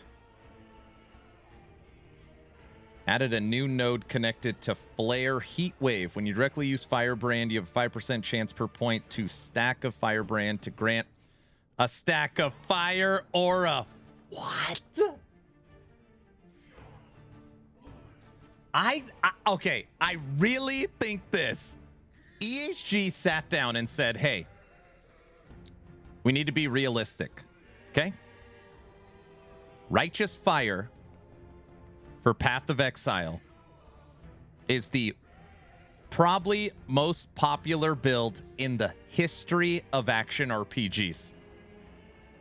Every single player wants to try a Righteous Fire style build. We have had Fire Aura in the game for literally 6 years. It has always been terrible. We could truly make Righteous Fire.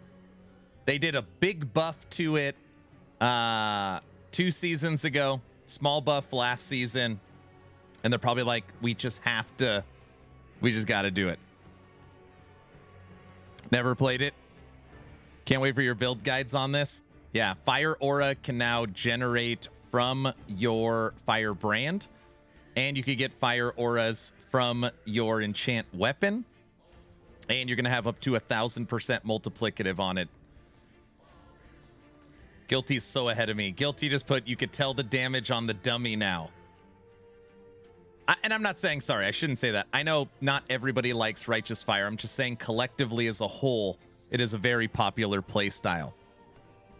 Oradin is the equivalent in D4. It's the most popular build last season. Yep. Mana Shell has been replaced. While you have at least 1 stack of Firebrand, your next cast of Lightning Brand consumes all stacks of Firebrand. Fire Aura now also grants 1 spell damage per intelligence. It also grants 4% increased damage per intelligence and 200 freeze rate multiplier for per intelligence. So you are going to have maximum fire shred stacks, which is already in the tree, upwards of 1,000 to 1,500 multiplicative damage on your fire aura.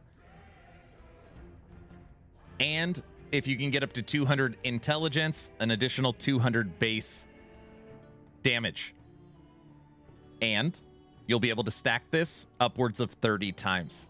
So 30 stacks of fire aura with 200 base, not to mention any other base you can add, with over 1,000 multiplicative times 30. I mean, I don't know what that means, but yeah. Flame Reeve. That sounds good to me. They nerfed Frozen Sentinel's build. I don't know. I don't know what build you mean. Flame Reeve now has a mana cost of 20 to 26 and a damage effectiveness of 200. It has 2 base damage from 18, similar to other melee skills. Dude, my Flame Reeve build is literally ready to record right now. I have to read all this. Scorched Earth has been reworked. When you directly use Flame Reeve and kill an enemy or hit a boss or rare enemy, you cast a fireball at a random direction within 6. That's not good. Engulf Flames has been removed to require 1 point of slash and burn from requiring Rhythm of Fire. Added a new node which requires Rolling Thunder. When you directly use Flame Reeve and kill an enemy or hit a boss or rare enemy, you cast Lightning Blast. Okay, so triggering Lightning Blast and Fireball. Precision Destruction, 4% critical strike chance from 2. Buff. 20% more critical strike chance against ignited enemies from 40. Nerf. Crystal or Catalyst of Ash has been reworked. When you directly use Flame Reeve and consume Rhythm of Fire, you cast Elemental Nova. Flame Caller's return no longer decreases damage while returning. Instead, staying at 50% the entire buff. Firewalker has been replaced.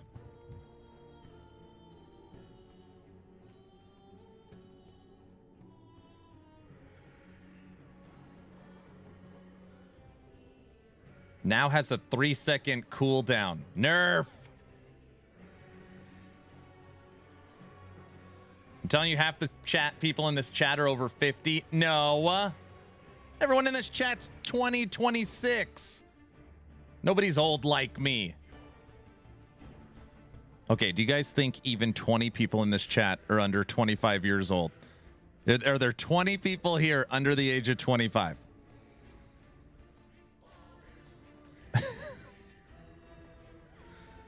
No chance. No. So far, not one person has checked in. Not even somebody just lying. Under 25? Nope. No. 27?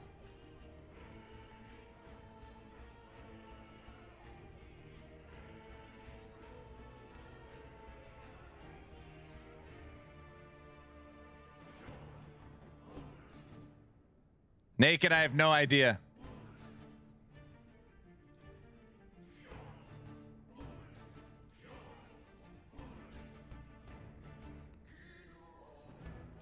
I'm 20. Seb, you're not 20. You have the geezer appeal? Oh, brother. Just because I have a wife and 4 kids doesn't mean I'm old. Wait, does that? Is that the definition of? Well, I mean, yeah, you're 106. Great.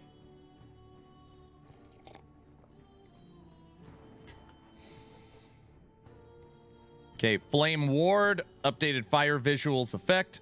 Looping ward sound for Flame Ward. Conversions have been revised. All conversions effects. Okay, Glacier.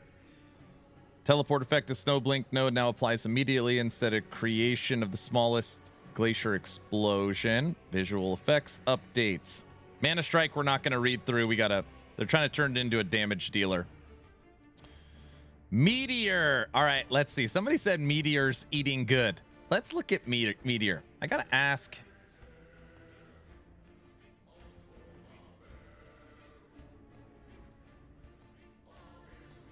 Oh, you got to ask if how many people here have kids? Got to be at least half.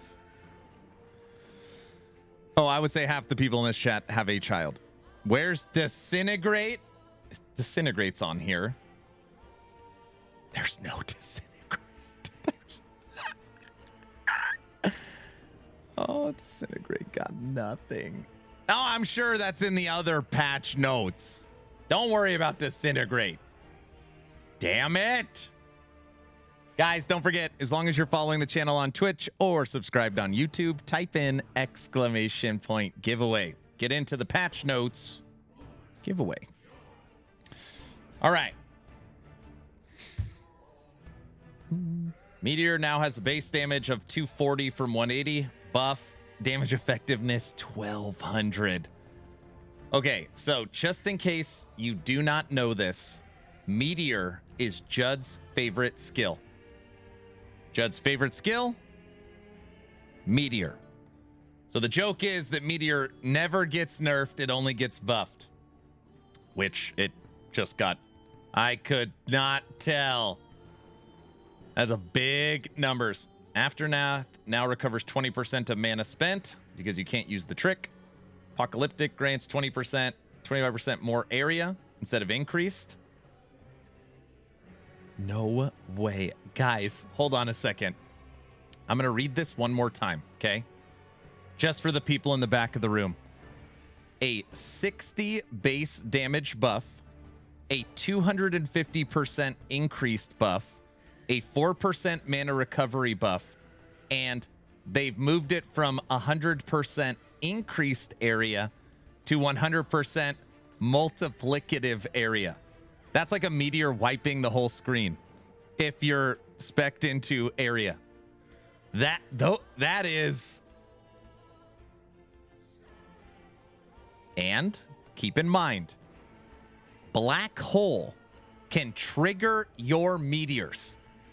So you have 2 charges of black hole now. So you can throw a black hole, pulls everybody in, and meteors are raining. Meteor? Yes. Judd's laughing. Didn't they nerf the proc meteor? I don't know.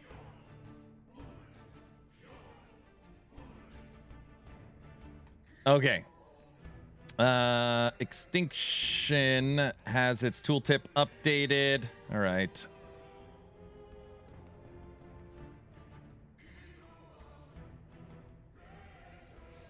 They gave it an additional 1% critical strike chance. Got to buff the critical strike chance of Meteor as well. Infernal Descent, 2% multiplicative bonus boost. Crushing Force, 1% multiplicative damage, and another 3% buff. So buff, buff, buff. Okay. So this one, 10% increased mana cost. Oh, it used to be 20%. Now it's 10. Buffed. Rapid Descent, 25% increased fall speed from 20. Buffed.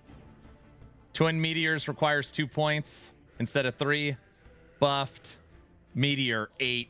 Meteor 8. So good. Oh my. And they added a new node. 1 point to Rapid Descent. Heat Flux. Meteors cast from Frostclaw. Wait. Meteors cast Frostclaw towards a nearby enemy 1 time per point, consuming 120% of Frostclaw's mana per cast. So imagine you cast the meteor, it misses the enemy, but then it triggers a Frostclaw to kill the enemy. So you could also automate Frostclaw through it.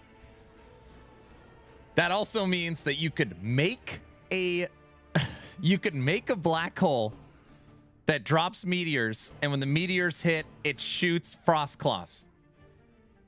And Frostclaw has a fire conversion. Yep. Yep. Correct. Yep. Who said meteor's bad again? Who's laughing now? What? One FPS gamers? Oh, I'm playing that on a controller. Yep. Please make that build.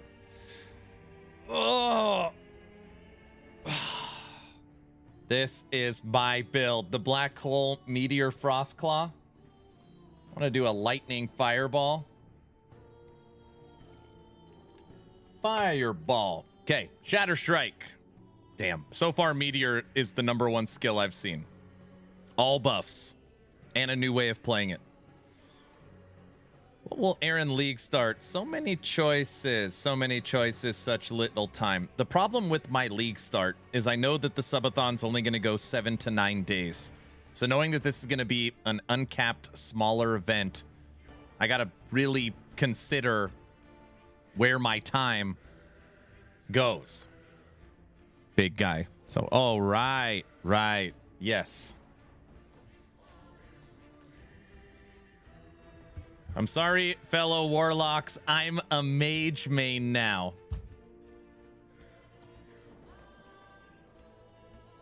Guys, come on. Don't start. Shatter Strike. Increased damage per point of intelligence instead of cold damage. Nice. Very important. Added a new node connected to Shiver. Clash of Lightning. So if you guys did not see this, Shatter Strike is getting a brand new lightning conversion. If I knew about this node 2 months ago, it literally might be my season start. I love Shatter Strike, and now you can do a full lightning Shatter Strike.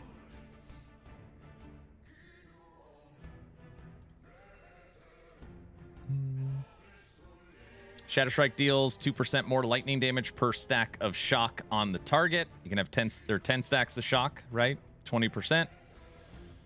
Mana efficiency buffed.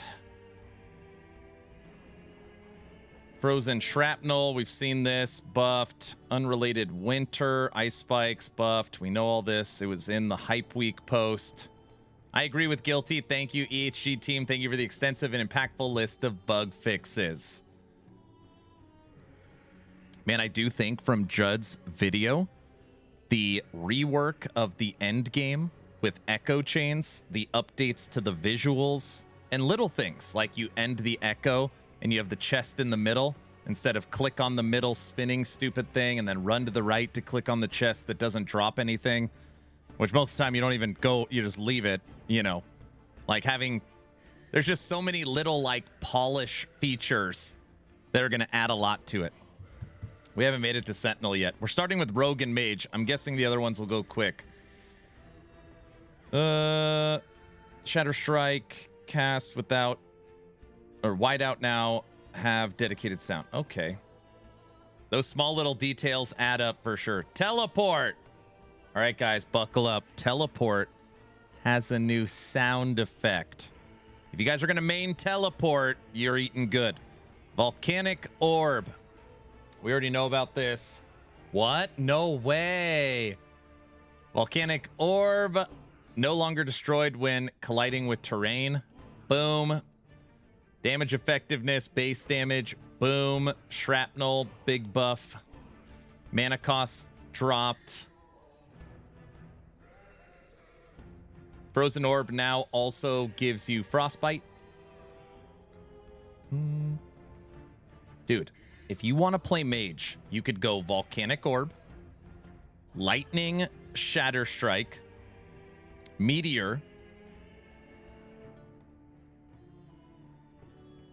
Flame Reeve, Fire Aura, Black Hole. And have lots of new supports around it. Mage is sitting. This is a good, if you're a Mage character, which is so funny, because what? Two seasons ago, you got the full passive tree updates for Mage, mana stacking source. So much just eating good. Spellblade, yeah, I know.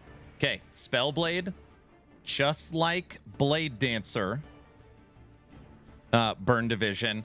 I'm not going to read through its new passive tree. That is very, very silly.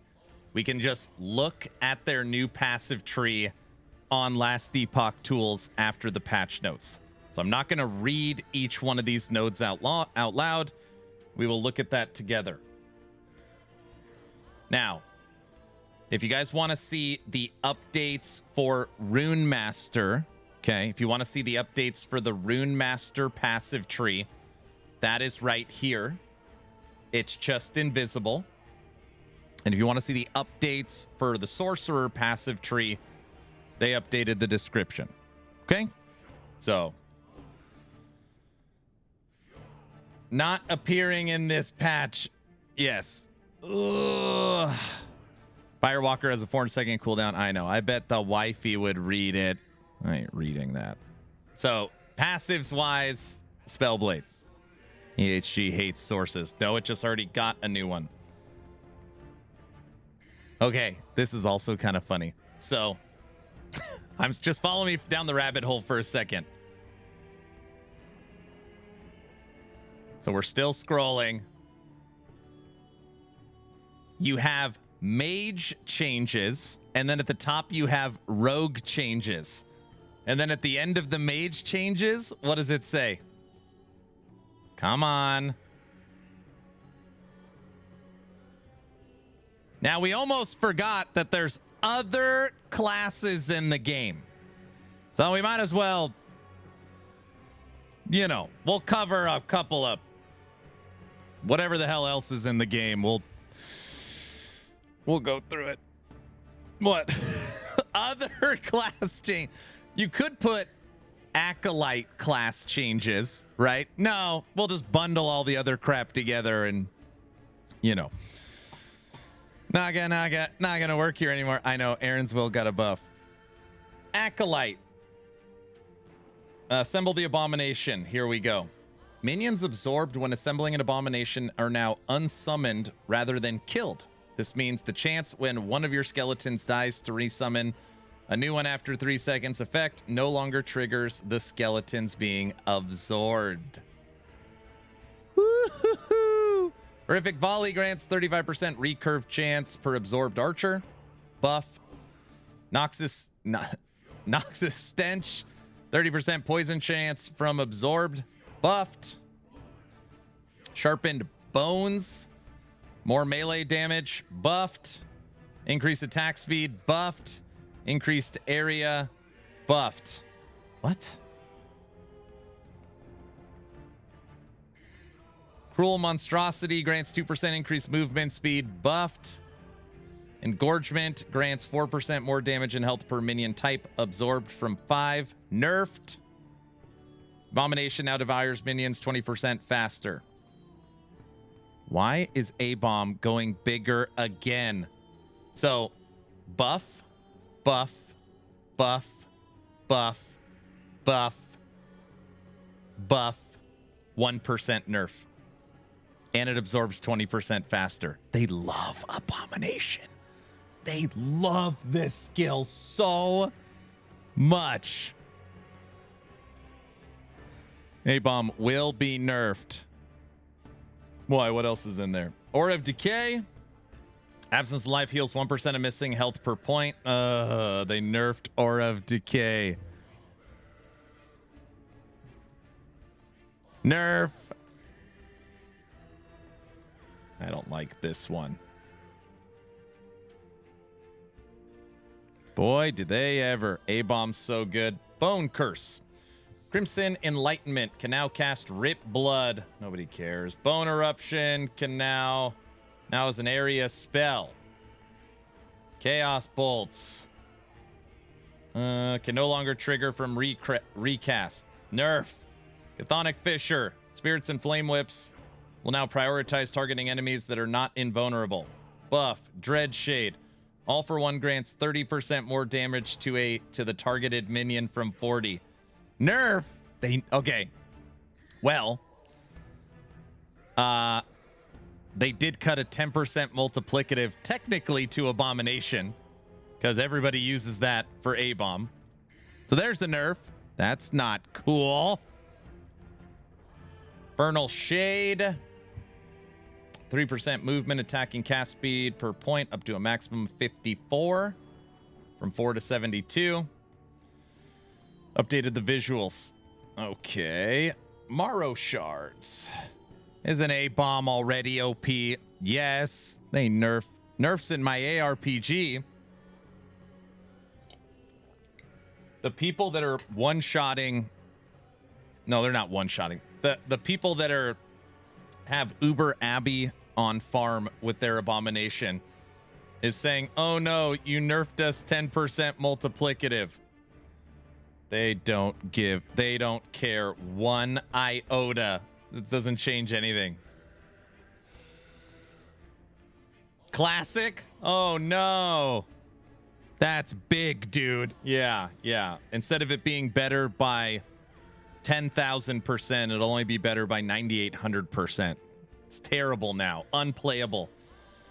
Bone Splinters have a bigger base damage.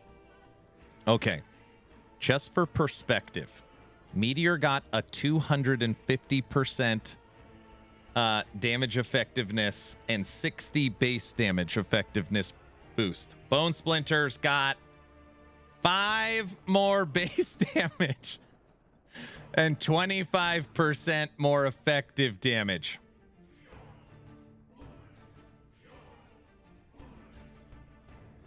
Updated the tooltip. Ghost Splinters, 5%, but 5% is Pog, dude. That's huge. Holy Fire Aura affixes got buffed. I know. Bone Splinters are now affected by all nodes on the Morrow's Shard skill tree. Yep. More damage, more damage, more damage, more damage. Just updating the way it's stated. Yeah, we're going to have to look through this. So Morrow Shards should feel like a new skill. Hopefully. Maybe we could level with this. Rip Blood. Updated the sound. Sacrifice. 5%. Let's go. Dude, Naked, you're going all in on Fire Aura, right? For sure. Bone Nova is now an area spell that hits nearby enemies instead of creating individual projectiles. Bone Missiles grants Bone Nova 25% area. Ivory Ballista grants Bone Nova. I wanted to see something for Blood Wraiths. That's what I like care about for Sacrifice. All right, guys. Now, I want to go on record and say 11th Hour Games. I'm looking at you. I submitted feedback on a type of armor in game. It's terrible. I don't know who designed it. Titled Aaron's Will. I thank you for listening to that feedback in buffing it. And more importantly, buffing the skill it uses, which is Summon Bone Golem. I cannot remember the last time. Actually, it's honestly never happened. In my time covering 11th Hour Games, we've never seen this many changes to Summon Bone Golem. EHG, we love you. Aaron's will or Aaron's won't. What? All the HG guys are gone. Oh, brother. All right. They updated Bone Shatter. They updated Flight. It now has more armor per intelligence. AOS, AOM, and AOR. Your golems are going to have more health, more armor, multiplicative damage, multiplicative health, multiplicative spell, increased attack speed, and increased cast speed. All of that is buffed. Now, to be clear, this isn't Meteor-style buffs where it's like, holy crap. They are incremental improvements, like, 7 to 8 or 12 to 15. But I will take it. I will take it. I will freaking take it. Now, this is the interesting part. They've also fully updated. Most people don't even know this. Your fire golems can eat other minions to super boost themselves. This is getting a full rework, and you're now going to have 25% multiplicative damage over time. So you're going to be able to eat other minions to super boost your fire golems. Now, the idea behind this is, with this rework, could we have 4 full-size fire golems, and then you're making skeleton mages? So you take skeleton mage and you take it as a movement skill. So you move, so you teleport, which creates a mage. The golems eat the mage, to super boost themselves for 10 seconds, and you go full fire golem. I don't know if it's possible, but it's another A-bomb, but you have 4 golems. I don't know. Oh, and blood golem. The mana's iffy with that. No, the mana would be fine. The mana would be fine. That wouldn't be a problem. This one's kind of interesting. Blood golem. You guys don't even know there is a blood golem. It's so terrible. They buffed its base damage from 30 to 60 and added 150% effectiveness. It's like a little line here at the bottom. Blood golem's bottom right. Wouldn't it be better to cast mass skeletons, not mages? You can't cast skeletons when you take Aaron's will to make 4 golems. The whole point is that you get 4 golems, but you can't make it. I used blood golem in the early campaign. It was fun. Yeah, look at that. Blood golem buff. Big Bad Bones, thanks for the prime sub. Oh, dang, sorry. It's okay. All right. Guys, we're into the stuff I care about. Wait a second. I don't know why I said that. Obviously, I care about everything. But, you know, we've been... Let me start over. We've been skimming a lot of this, and I feel bad. So we're going to slow down a little bit now. And we'll read through some of these skeleton mage changes. Okay. I'm not gonna read through it slowly because it's my season starter. I'm gonna he's trying to pause in real life. He's a monster. Let me just see what skeleton mage changes we have. Just restart. Oh, sure. Bunny, I'm almost out of coffee too. I don't know what to do. There's only a few sips left.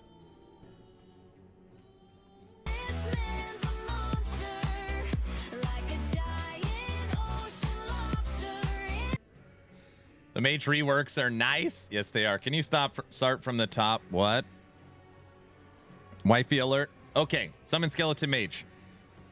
The necrotic mortar skill from undead mortars node now has a 5% base crit chance from 2 and 80 base damage with 400 effectiveness from 25 to 100.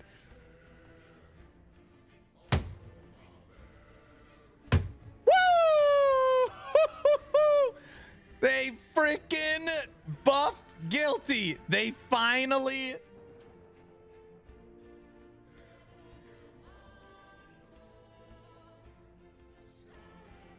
Necrotic Mortar has been in the game for so long. A 60, a 50. They did it for Aaron, pay to win. No, they're listening to Necromancer feedback. Oh, brother, we lost him, guys. Skelemage Siege Engine, here we go. Your necrotic, or your minions can shoot necrotic mortar. It's like this little ball of light. I wish at the end it actually said, we've also given it a new animation. 300% effectiveness and an additional 55 base. It's like giving it their own weapon. Oh, wait. What?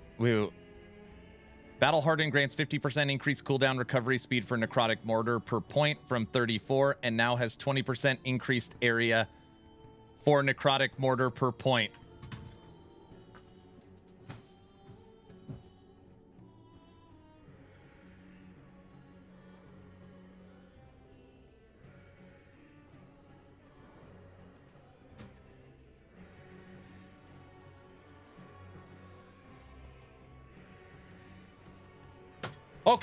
Okay. I told you Aaron is going pay to win. What?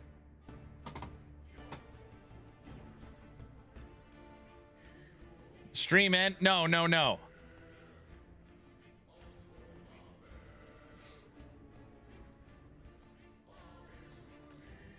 Here we go.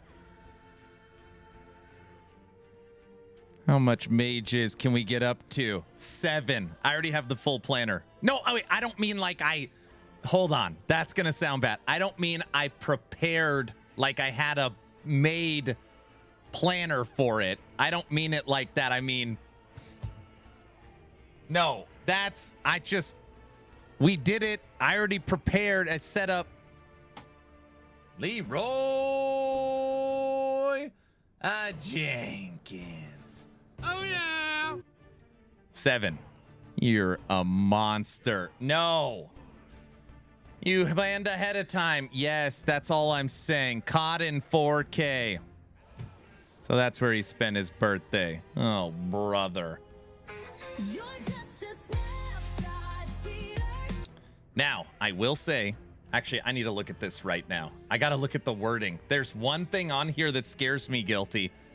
So battle hardened right now in game is for all skeleton mage cooldown recovery.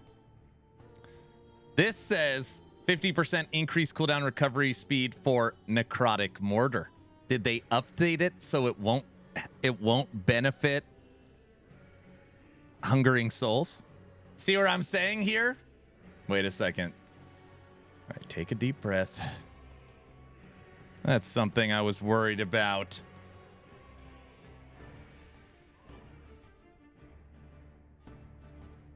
Nope. Yeah. Skeleton mages are able to use their abilities more frequently. Cooldown recovery speed 50%, increased area per necrotic mortar 20%. This also used to cost 3 points to get to 100. Now it costs 2. It's still broken. What? Buff. Death Knights cast Hungering Souls using your Hungering Souls tree. Hungering Souls has a 6-second cooldown when cast by Death Knights. This is our season starter. That'll bring it down to 3 seconds. So we're gonna have 7 Death Knights shooting 7 mortars that'll be super boosted while shooting 7 Hungering Souls.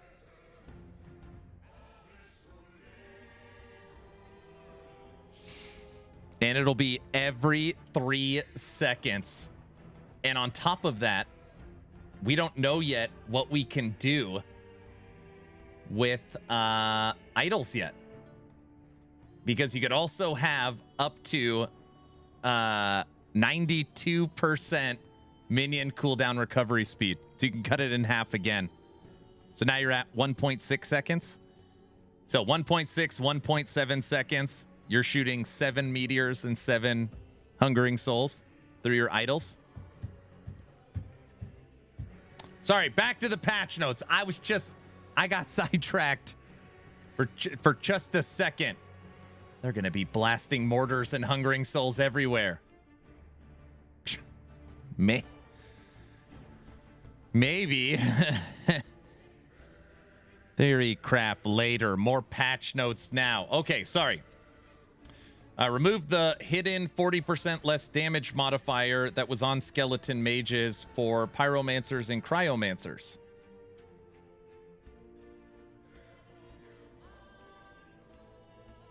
What hidden? Hidden? There was a hidden 14%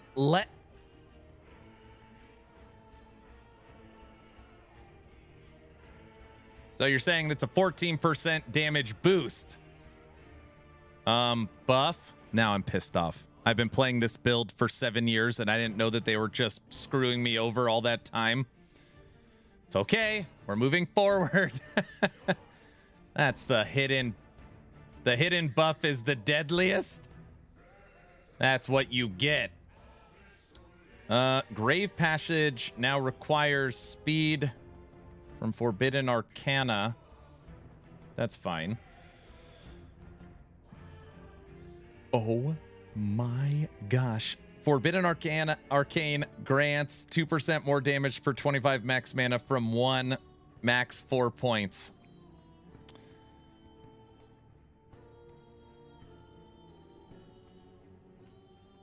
Dude, skeleton mages are just they're frickin'. It used to be 5 points, grant 5%. Now it's going to be 4 points, grant 8%. They're eating so good. Grave Tide. 10% more damage per point from 3% base spell. Max of 4 points.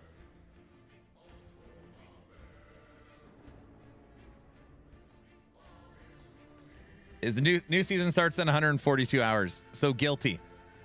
So normally 5 points grants 15 base spell, which only works on obviously spellcasters. Now it's 4 points grant 40% multiplicative, but it's not based upon spell. What is that? What does that boost? 40% multiplicative for Golemancer, because that means that it will also buff Death Knights. Oh, I'm gonna fall out of my chair. Okay. Frost Lich grants 20% more damage from 20% increased damage. Inferno grants 20% more health from 20% increased, and now also grants 10% increased attack speed and cast speed. Golemancer version 2500. Oh, nice. Awesome. Wifey save Aaron. Life leech, 1% life leech per point per compared to 0.5, and 15% more health per point from 15% increased. Flaming attacks grants 5 fire damage per point from 4. Death Blossom now uses the Hungering Souls skill tree. Wow. Wow. That is way more.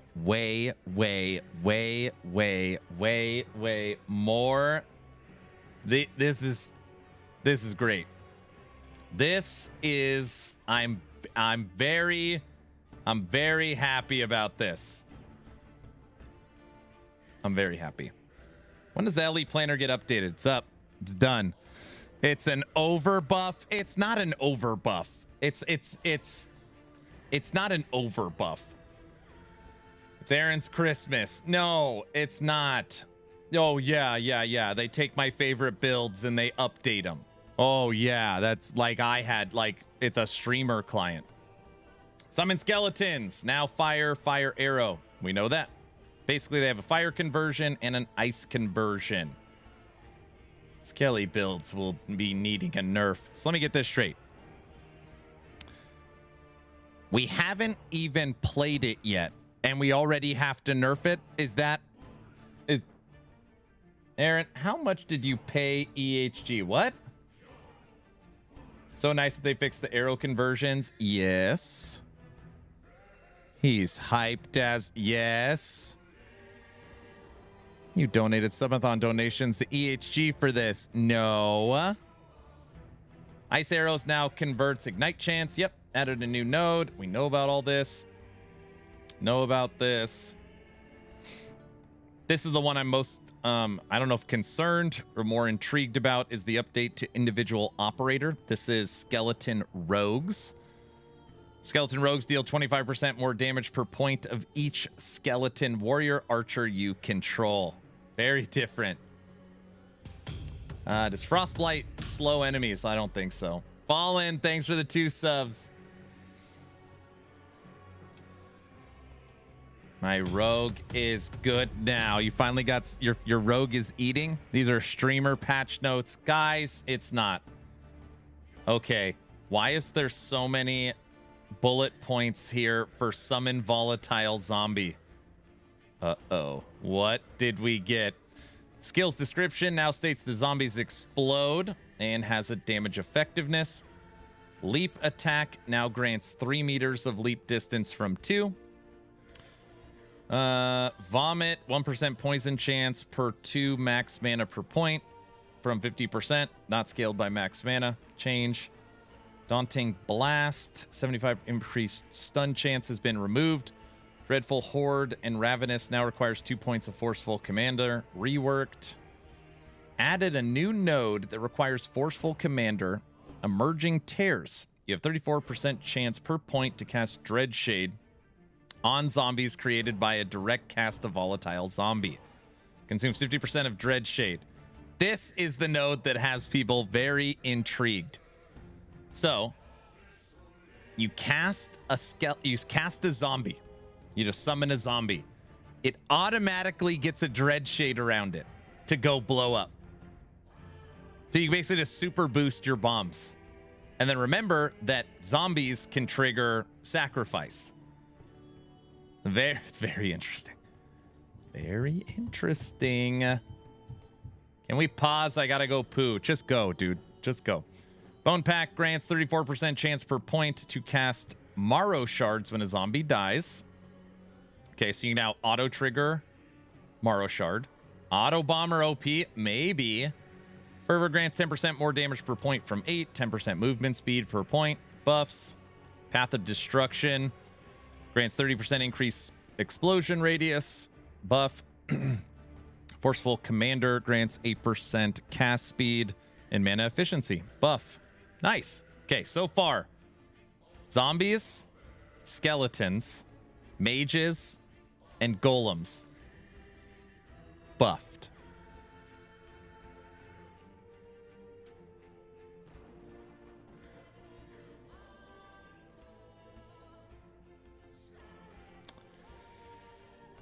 Summon Wraith. Your cooldown recovery speed stats now affect your Wraith Lord summons Wraith cooldown. That's fine. Transplant has a new connected node to convert to cold. Transplant has a cold conversion. Wandering Spirits.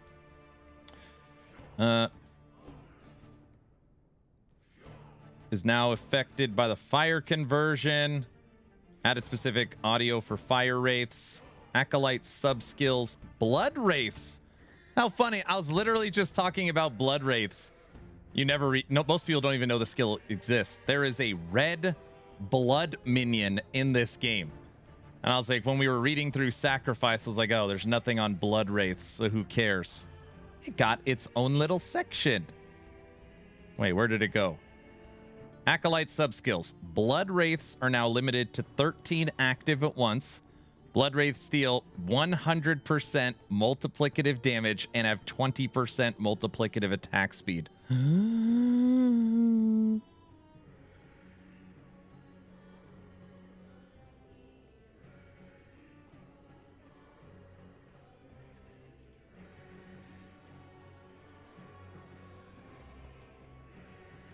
Okay. Guilty. I'm wondering if there's a way we can get 13 blood wraiths automated into Golemancer. That would be insane. I've never even heard of blood wraiths. That's what I'm saying. If you look inside of the sacrifice tree, where the hell's stupid sacrifice? What? You have this Blood Spectre. Oh, brother, he's off the rails. Blood Spectre. You could super boost this Blood Wraith. So ultimately what you do, you make a zombie. Zombie automatically gets Dread Shade. It runs and blows up. Zombie automatically casts Sacrifice. Sacrifice triggers, blowing up, creating a Blood Wraith.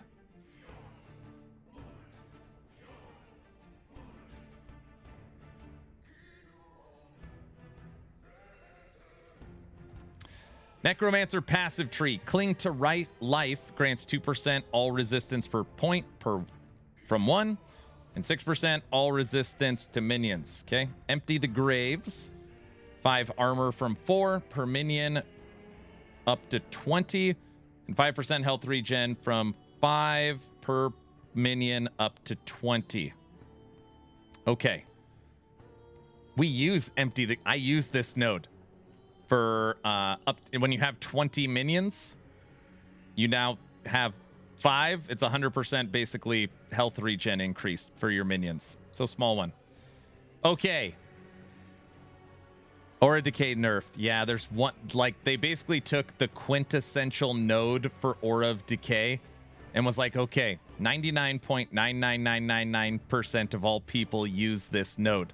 The whole reason for Aura of Decay is you put an aura around you and you're supposed to slowly die, right? So you should be triggering it on and off when you need it. Well, with this node, you can outpace your own death by healing yourself. And they're basically saying, no, you can't. Hi, Luz. So we gotta see how that works. Oh man. All right.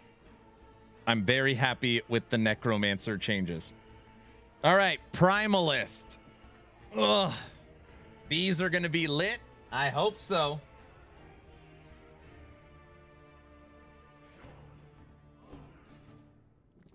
Okay. The coffee is gone. I gotta switch to this stuff.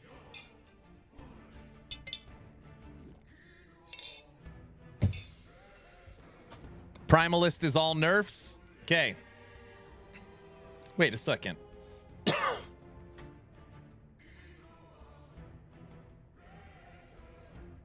Oh, wait a second. Has anybody caught that? Guys.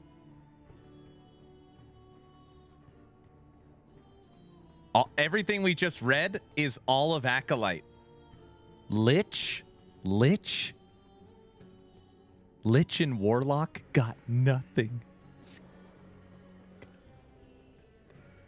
Got nothing. There's nothing. There's no patch notes. It was all Necro. There's nothing. I was like, okay, I was like, where's the Lich and Warlock? There's not one bullet point. There's nothing. Aaron paid EHG. Oof. Wait, what? I was like, when I just said we're on Primalist, it triggered in my head. There's nothing for Acolyte. Lich form sucks yet again. No, it's not a favor. They nerfed Army of Skin Boots. So there you go. It's a streamer client. No, they did not. Guys. Okay. It is true that where we're currently at in the patch notes, that for the Acolyte, there's no updates to Warlock. There's nothing. I can't believe it. There's got to be like Warlock items they buffed, right? Guys, there's like maybe the Spine Sword or something. Okay, moving on to Primalist. Primalist Shapeshifting. You're no longer set to full mana when returning to human form. Instead, your mana will return to the normal amount you had before shapeshifting. Well, you have gained the mana you regened while shapeshifting. Other forms of mana recovery do not apply. Were people cheesing this? Using all their mana, then flipping forms to get their mana back up? Obviously, people were. That no longer works. I was cheesing it. All right, well, they dumped it. They said probably. It got wrecked like mana battery. Yep. I was never using this. I don't care. Like, thank goodness. Makes no sense. Yeah, it's stupid. Mountain Peak now adds a channel cost of 24. Creates a large boulder. All right, if you're channeling Avalanche. Earthquake. They removed basically the 5-point maximums to 4. Rupture lost multiplicative.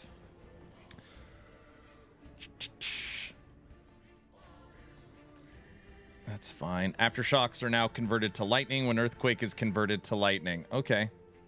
Earthquake's fine. Gathering Storm. It is now possible for multiple storm stacks to be expended within a single tick. Okay.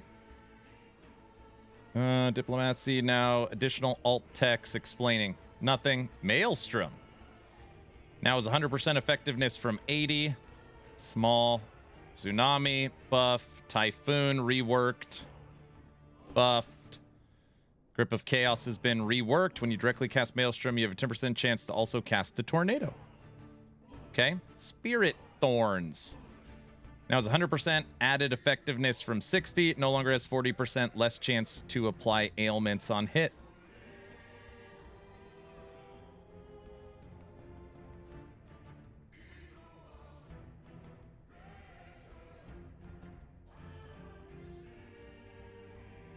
This.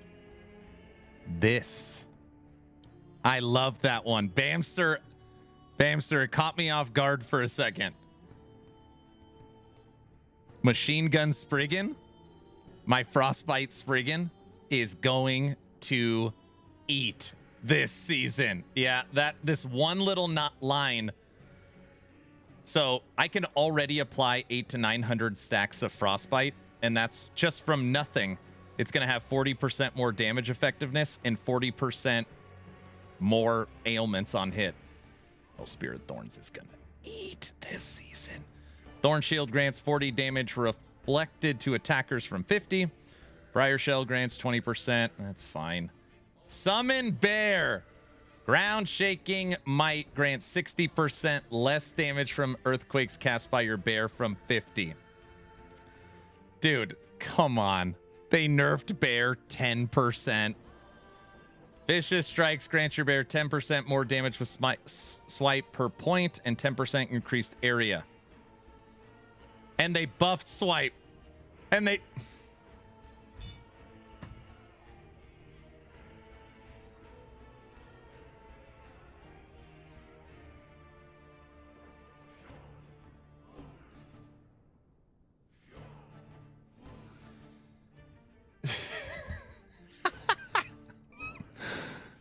They're probably like, guys, Mike is playing Summon Bear EQ.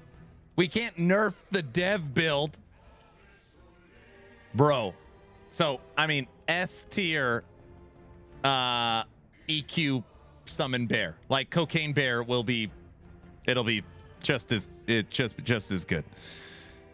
No bear for Aaron on season 4. It'll be just as good. I bet you most people won't even, this is like not, you won't even notice it. You literally, I doubt you will even notice it. It'll still be really, really damn good.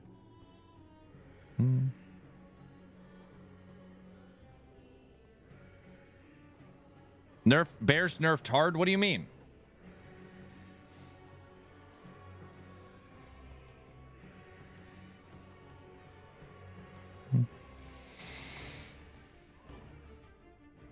You lost a lot of EQ in the tree. You're talking about because of the 1 point. So instead of the 5 points to 4 points, it's still going to be so good. I mean, I hear what you're saying, but it's still going to be ridiculous. All right. Summon bees. Elemental bees are now considered as bees.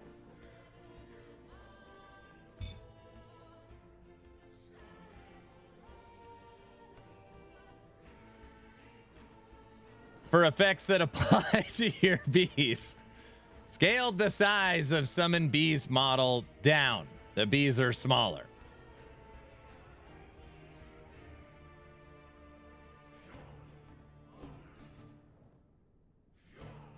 He is gonna pop. The bee, yeah, exactly. The Summon Bees are now considered bees, and they apply as your bees. And the bees are now smaller. All right, moving on. That...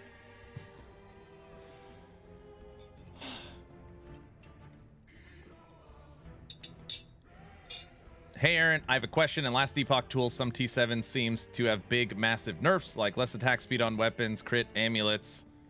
Now, I can't answer any of that. I haven't looked yet. We're just going through the patch notes, and I'm checking. I have last Epoch tools up. So, like, if I need to answer a question or look at something, I've got it here. But, yeah, I'm not building anything yet. That'll likely be throughout the weekend. Dudes, we're not even halfway. Yes, we have to be halfway, right? We're on page 5. How many pages are there?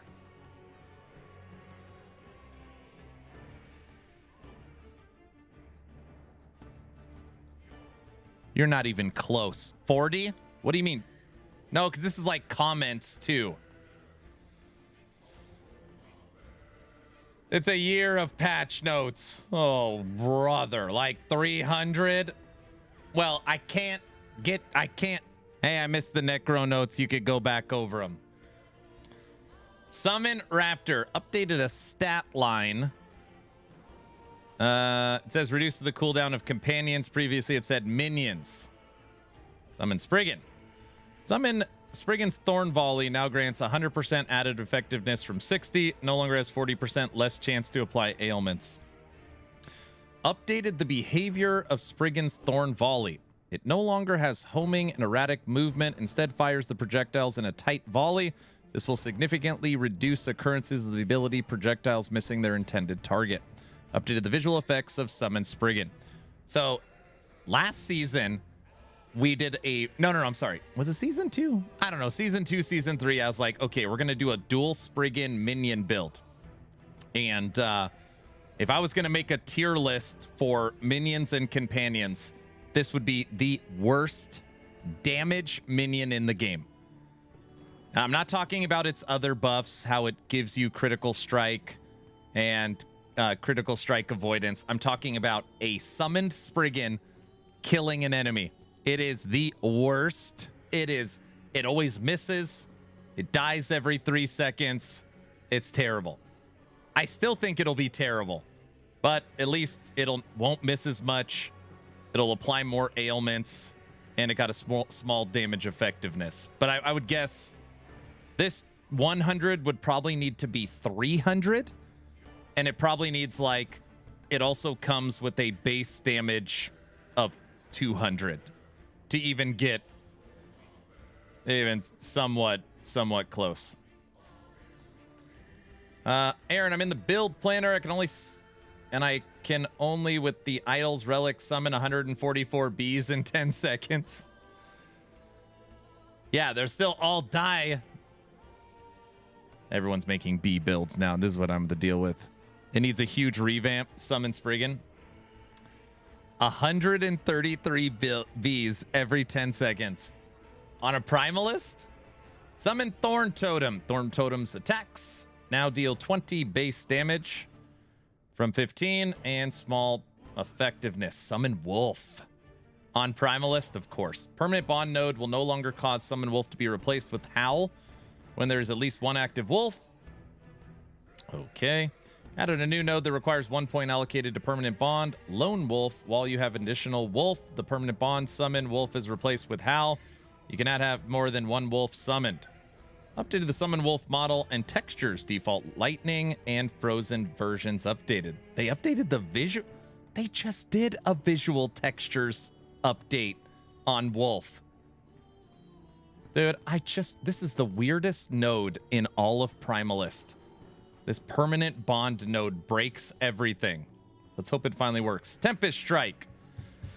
Terrible skill. Yeah, it's a weird node. Yeah, Looming Gale has been updated to specify. All right. Rousing Symbols increases more cast speed for totems per point.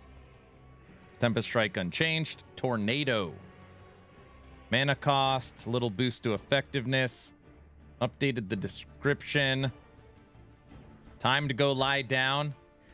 I've been told you're going wild. Me or you? Tech, you and Guilty should already be in the basement. All right, that didn't come across right. Updated the description. Don't care. The storm orbs. Churning orbs. Boosted. Added a new node. Voices of the Wind. Hey, I just got here. Can you restart? Thank you for the tier 1 sub. Tornado is now a channeled skill, sustaining a single tornado and follows your cursor. The tornado deals much more damage. Dude, that's kind of interesting. You can now have a channeled tornado that you could move around. All right, we're going to for sure be messing around with that. Added a new node, Gale Armor. While channeling tornado, you take less damage. Updated skill tree node icons. I got scammed. What? Upheaval. You can now fully convert it to lightning. Boosted effectiveness. Buffed Earthbreaker.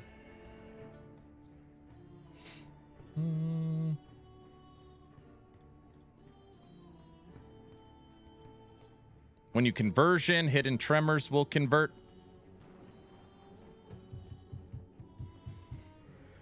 Chat, how much builds will he test out? It's only 7 to 9 days. That's all I've got for the subathon. Beastmaster passive tree.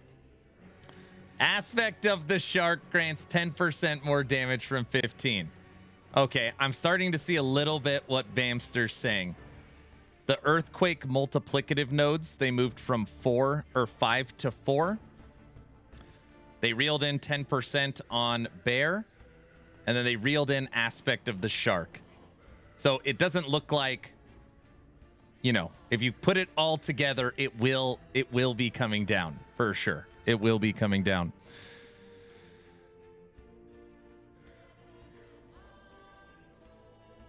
I'm bringing my big credit card to this subathon. He's not leaving. What? It'll be from S tier with 4 pluses to S tier for 2. They nerfed pretty much everything. Whoever told you that is not being honest with you. They definitely did not nerf pretty much everything, for sure. They nerfed the S tier stuff, which, if you care about balance, should be nerfed. But no, there's definitely a lot of positive stuff in here. Oh my gosh, I just had this thought. Is Reddit already saying they nerfed everything? I don't even want to look. Never, don't even.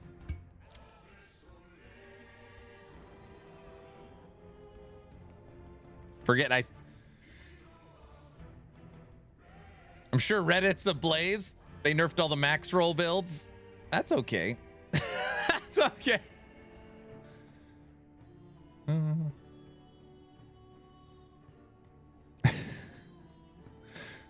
All right. They're probably like, wait a second. Bear is nerfed and Thorns is nerfed. And what else? Imprints are nerfed. Blah, blah, blah, blah. Oh, look, Shaman. All right, guys. Wait, I got to go through Beastmaster. Aspect of the Shark, nerfed. Aspects, nerfed. Viper Fangs, nerfed. All right, Beastmaster took a little hit. Shaman, you guys ready for this? You guys ready for this? Shaman ate good. Look at this. Reddit probably posted that before anybody got to take a look. Elemental Shrines grants +2 attunement per point from 1. And you guys thought Shaman wasn't get anything. They literally got one extra attunement. So don't sit here finally getting what? Herald's Path now grants 4% mana regen per point. Boom. The Thunder node has been reworked. Grants 2 melee lightning per point every 2 seconds. This benefit is tripled for your next melee attack. Lagon's Answer now also grants 8% increased spell.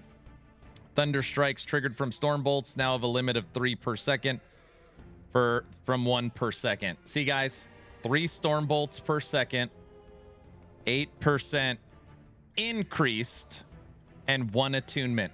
And you guys thought Shaman wasn't going to be meta. That's all baby stuff. What? What? Hey, it's more than Warlock got. Guys, I'm sorry. I cannot get over this. There was no mention of Warlock in the patch notes. None. It was skipped. Nothing. Zero. Nothing. There's not. Zero. Not the least played mastery in the entire game. They hate Shaman. Oh yeah, Chthonic Fissure was mentioned that your flame whips will now target non-vulnerable enemies. Warlock patches are coming tomorrow. That's good. Guys. Sentinel, here we go. All right. We are now done with Primalist. It could be worse. Could be Path of Math. I try swipe werebear build with the 3 set. There you go. We need to delete the Necro from Ellie. 1 button Chthonic Warlock is my favorite. All right. Abyssal Echoes. Buffed. Forge Strike. Nothing. Hammer Throw. Nothing. Healing Hands. Nothing. These are just updates, and hammers now won't get caught on terrain stuff. Rebruk. Nothing. Shield Bash. Nothing. Smelters. Nothing. Warpath. Warpath. Warrior's Fury effects can now read a maximum after 10 seconds. After that, the duration of the effects will still apply, but not continue growing. Updated the... Did you miss Falconer? There's nothing for Falconer either. There's nothing for Falconer. So just to be clear, this, you know, there's going to be people that are like, oh, that sucks.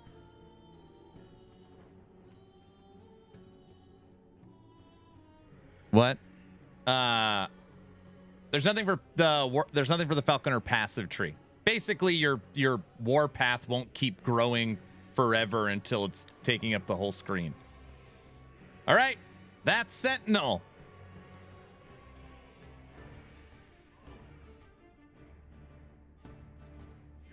They didn't reel in anything for Void Knight or Paladin. They're gonna be the exact nothing. Nope. Nothing. Void Knight is still OP. They have to keep Void Knight OP.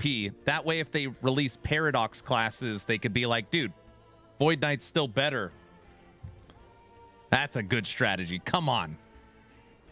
Guys, Judgment Paladin is still the same. They don't want too many people using Aaron's Will. The LE Discord, everybody's mad. Okay, hold on. Let's pause for a second here. Guys, let's pause for a second here. There is currently almost 400 people watching on Twitch and 250 people watching on YouTube. All right? We have a collective 600 people watching this stream right now. So far, from what we've talked about, is there anything in here that is like rage-inducing?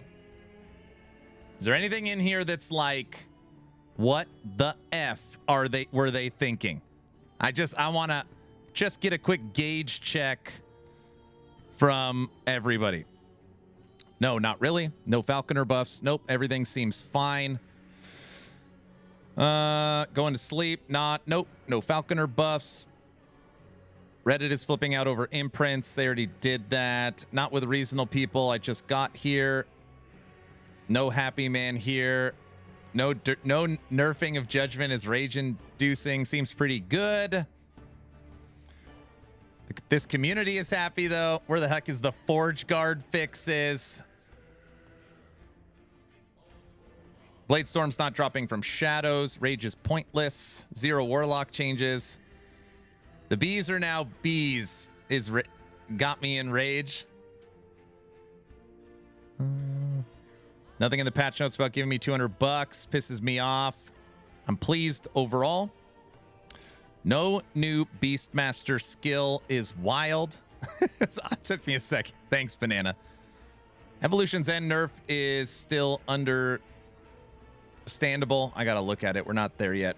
It is rage-inducing that I will be playing Meteor Mage. The imprints were hurt, but I guess it can't be helped. Wish something for Warlock, but nothing to be upset about. I'm freaking out over RF. I'm only sad about no Warlock love. Yeah, Kane. Forge Guard fixes coming tomorrow. Where's skill sigils? That's next year. Patch looks great. Ready to blaze. We're shredding this. No Scorpion poison tag unless I missed it. No, they didn't say that. There's Scorpion's not mentioned. They trashed Evolution's End. It's not usable. No one will ever use that item again. I mean, they literally have Evolution's End, Nihilus, Ominous, and the Exculus. They all sound the same. It's 4 amulets that give 2 to skills. And Evolution's End you could get at like level 20 and use it until you're at Corruption 2000.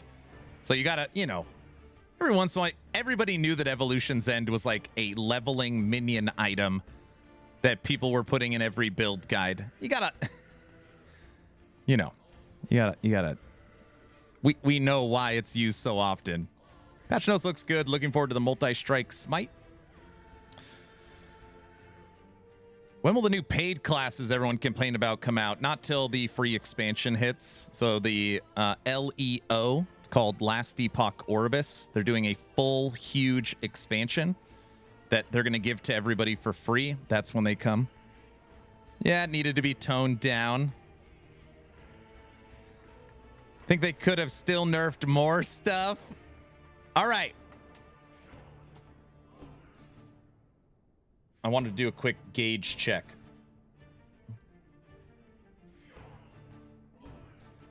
Honestly, biggest disappointment I've discovered so far is the corruption modifiers being kinda meh. Gritting a great item at level 20, never having to change it till corruption 2000. I think it's understandable for the nerf. You almost never have to. I got my first, I don't know if anybody remembers this. My first evolutions end I found was 3 LP, 2 to skills, almost perfect. It's probably one of the best evolution ends on the entire server for season. 3 LP, 2 to skills, almost all positive. You could use it. You could. It was very silly. It wasn't a streamer client thing. All right, we've got to be almost done with these patch notes now. We've covered all the major systems, we've covered all the skills, and we've covered all the passives. That's where we're at.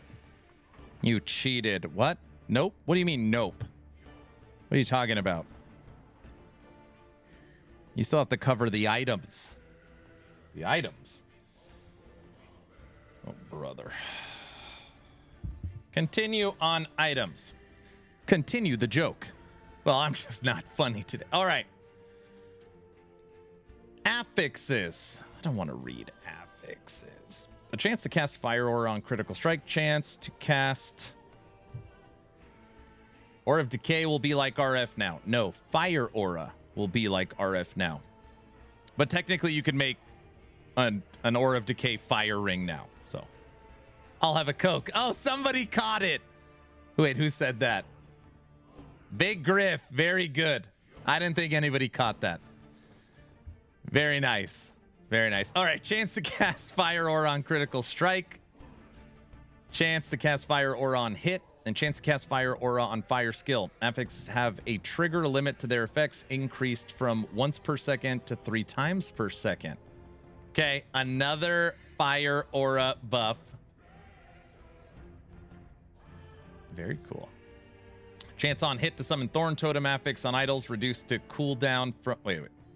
Chance to summon Thorn Totem affix on idols. Reduce cooldown from 3 per 5 seconds to 1 second cooldown. Okay. This is already really good. We watch every St. Patrick's Day. Got it. You got it. The quote was from Boondock Saints. Briar suffix, tackers, small weaver idols. Oh, reflect. They nerfed reflect idols. It used to go up to 150. Now it could go up to 100. The chance to summon a bee with acid flask idol affix now has a limit of 3 times per second. You got to be kidding me. They limited the bee.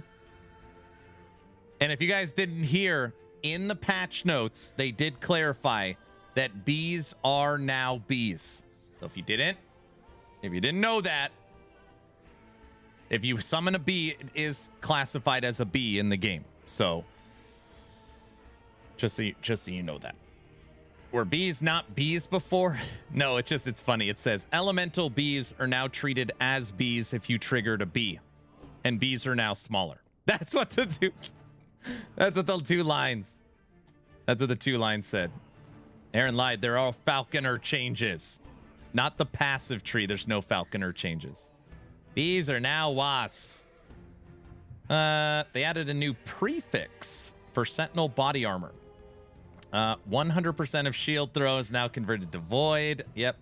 Affixes containing multiple properties such as hybrid health affix can now display explanations for each property when holding Alt. Sweet. Imprinted items. Imprint item node drops 50% less frequently. This right here. This right here. Now,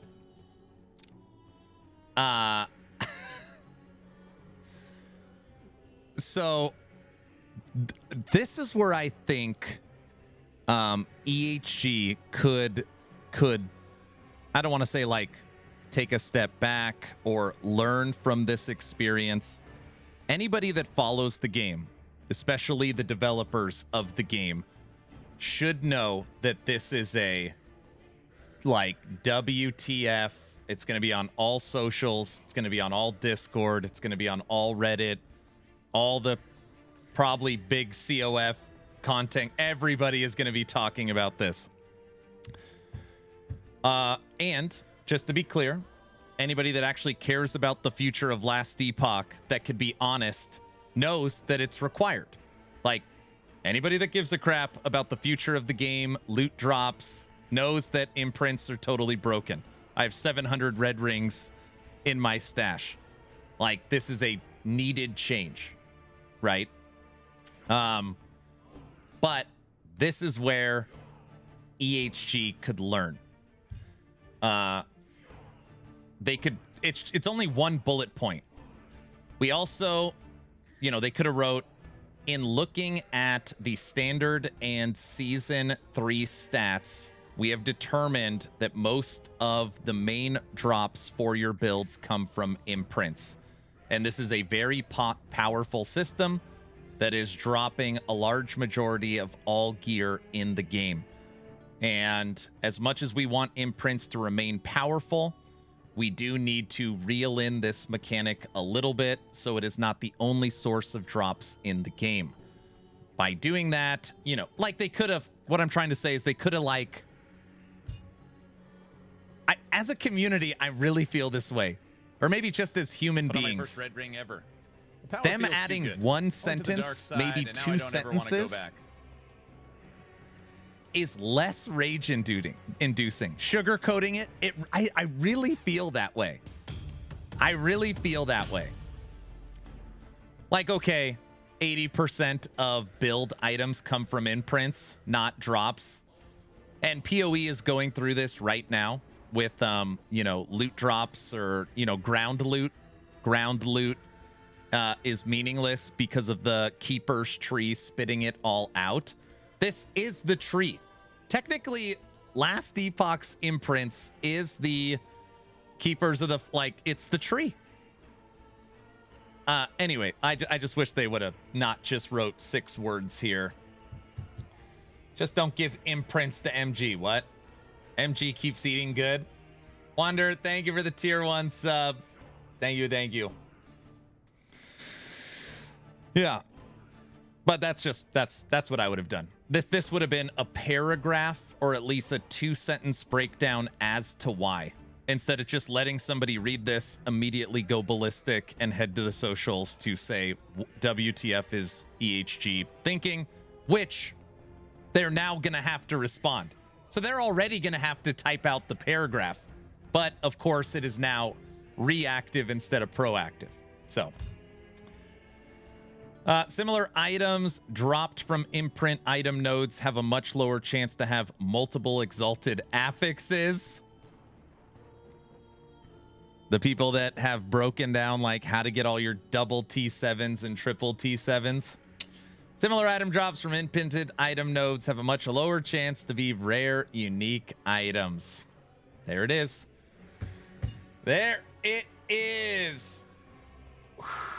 I mean, technically, we got a proactive comment from EHG earlier. The imprints were a great idea, but they need some tweaking. Also, I don't want to beat a dead horse, but when they dropped imprints, they were so powerful that they actually already reeled them in 50%. I can't be the only person that remembers this. They already gutted imprints, and Reddit went so nuclear that they reverted it. They literally reverted the change and said, hey, everybody's so upset, we'll just give it to you back. To now, it would be like the frickin' whole town is on fire, and you put out the fire, and then you just went and like lit the fire again. I don't know. It's just so. I think most of us here remember that. I was getting like triple T7s this season on two-handed axes. We all want it all and want it now. This time they're putting their foot down and they shouldn't revert it. Oh, they shouldn't. Yeah. Yeah. Yep. They shouldn't. Uniques. All right. Now, there are some, every once in a while, you can equate genius level decision making to 11th hour games. Genius.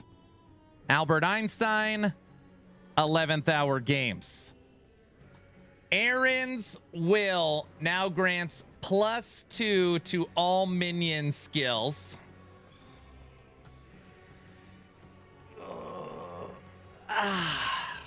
And grants Bone Shatter now has a 1 second cooldown from 3. Oh, brother. What? See, Aaron, EHG loves you. I guess we can all sit at the bazaar instead. How do I speed up a Twitch live stream? We're almost done. We're on page 6 of 53. Okay, how many pages is just the patch notes? We got to be almost done. He's self-glazing. Top of the list, too. Well, of course. Aaron, I done messed up. Everybody knows that. EHG should just delete Aaron's will for all of us. They had to nerf everything so they could buff Aaron's will. What? Aaron? Guys, listen.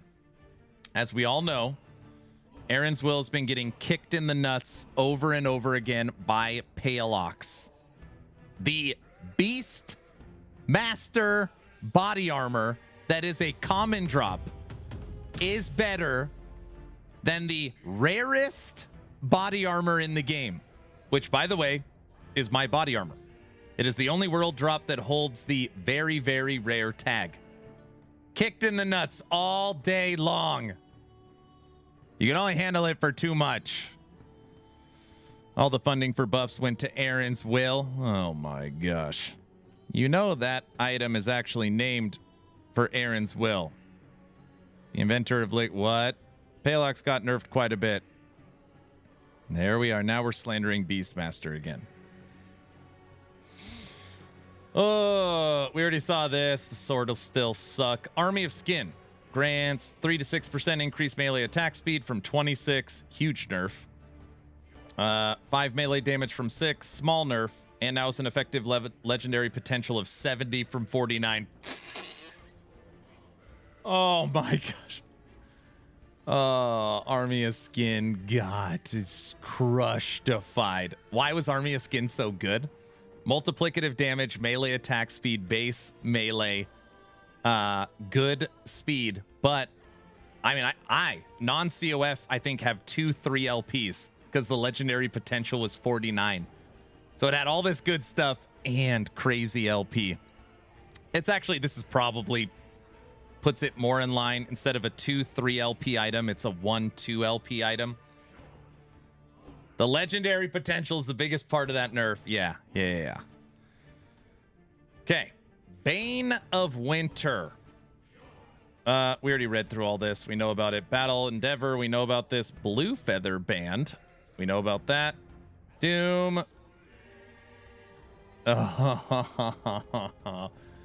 Woo! Just right off the top. Right off the top. Frogs deal 1/3 less damage.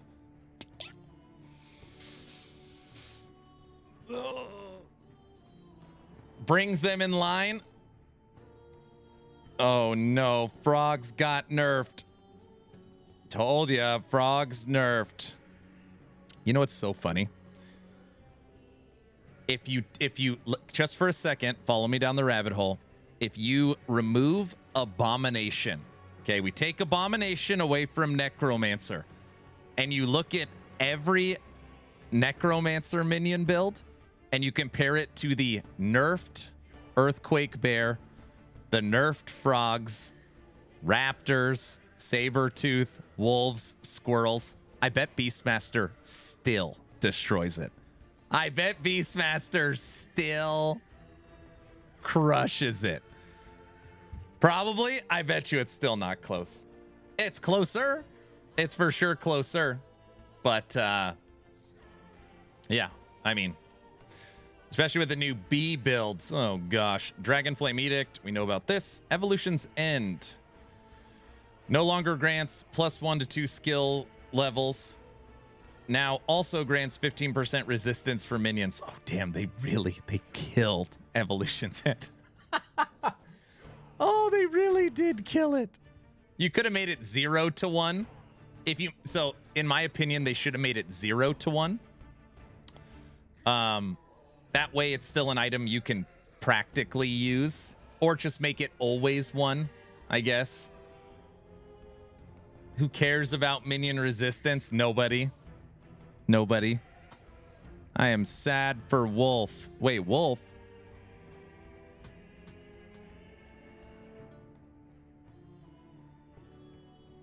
Beastmaster doesn't have minions, so they have companions. Everybody knows that. Okay, so Rogue is still struggling with automation. No, use your shadows, dude.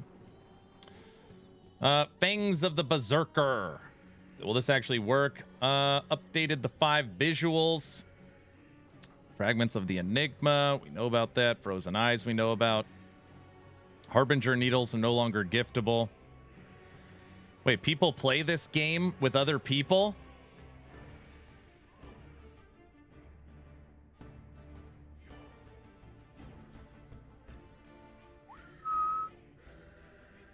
The belt was fixed? No. Who does that, huh? That must be a bug. Harmony of the First. Hive Mind releases 3 to 4 bees with decoys explode from 6 to 10. And now also grants 4 to 6 poison and elemental penetration for bees. I think 11th Hour Games knows that bees are going to be popular. And what they're doing is they're reeling in how many bees you can make, but making the bees more powerful, which, by the way, is smart because bees are terrible. If you have 100 bees that does 1 damage and dies in 1 hit, I mean, that would still be fun to have, but I'd rather have 20 bees that can stay alive and actually do damage. So this is fine. It's more of a rework. Hollow Finger. Buffed.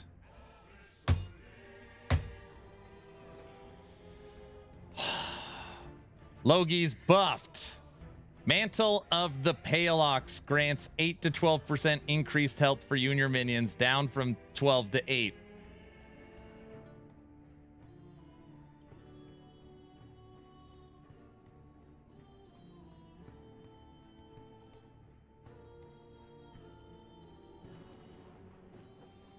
Why are you so happy about that? You're way too happy. It's still better than Aaron's will. That's the only chest Aaron will. Ox got cut out. No, it's still better. Turned into Ox Tit. Okay, guys. Does anybody remember the original Mantle of the Pale Ox? They've nerfed this now twice. I think when it launched, it was 32% increased health. Wasn't it? I think it was over 30%. I still have one. I think it was over 30%. It's crazy how good. It was so good. It was so good. Masks of Indifference. This is actually, it was so busted. This is actually a huge update. So they took the +2 to skills from Evolution's End and they gave it to Ominous. If you guys don't know about Ominous, this is the amulet drop from Shade of Orbis. You can now get 2 to skills, up to 45 to all resistance, and up to 50% critical strike chance. It's one of the quintessential amulets for Rogue, because Rogue struggles with getting your resistances maxed. Great item. +1 to skills for Ominous.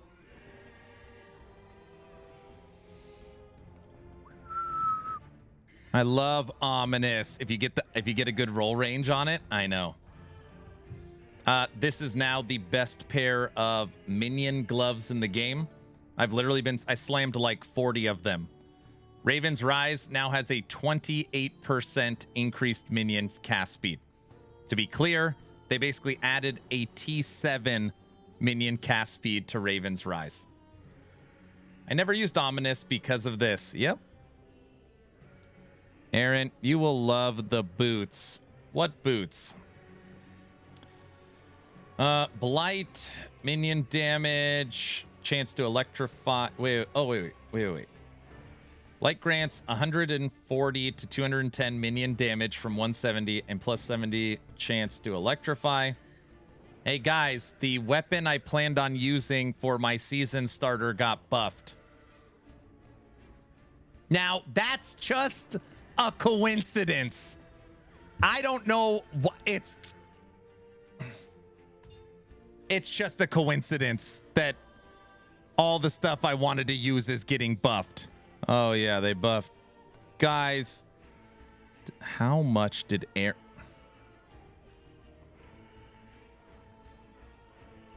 It's all planned. Pay to win. Did they buff the bazaar too? They did buff the bazaar. They did. I said there was one thing that the bazaar needs. I was like, there is one quintessential thing that would make the bazaar a trillion times better. And that is the ability to search for exalted affixes.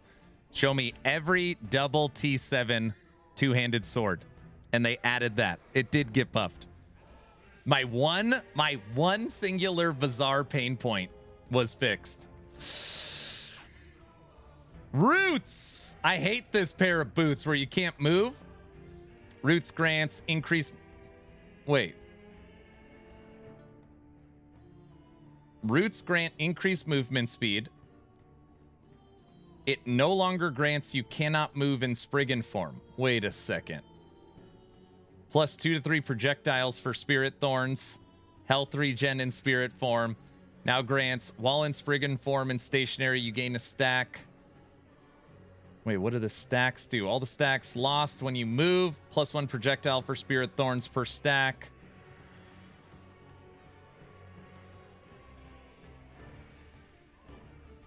Bamster.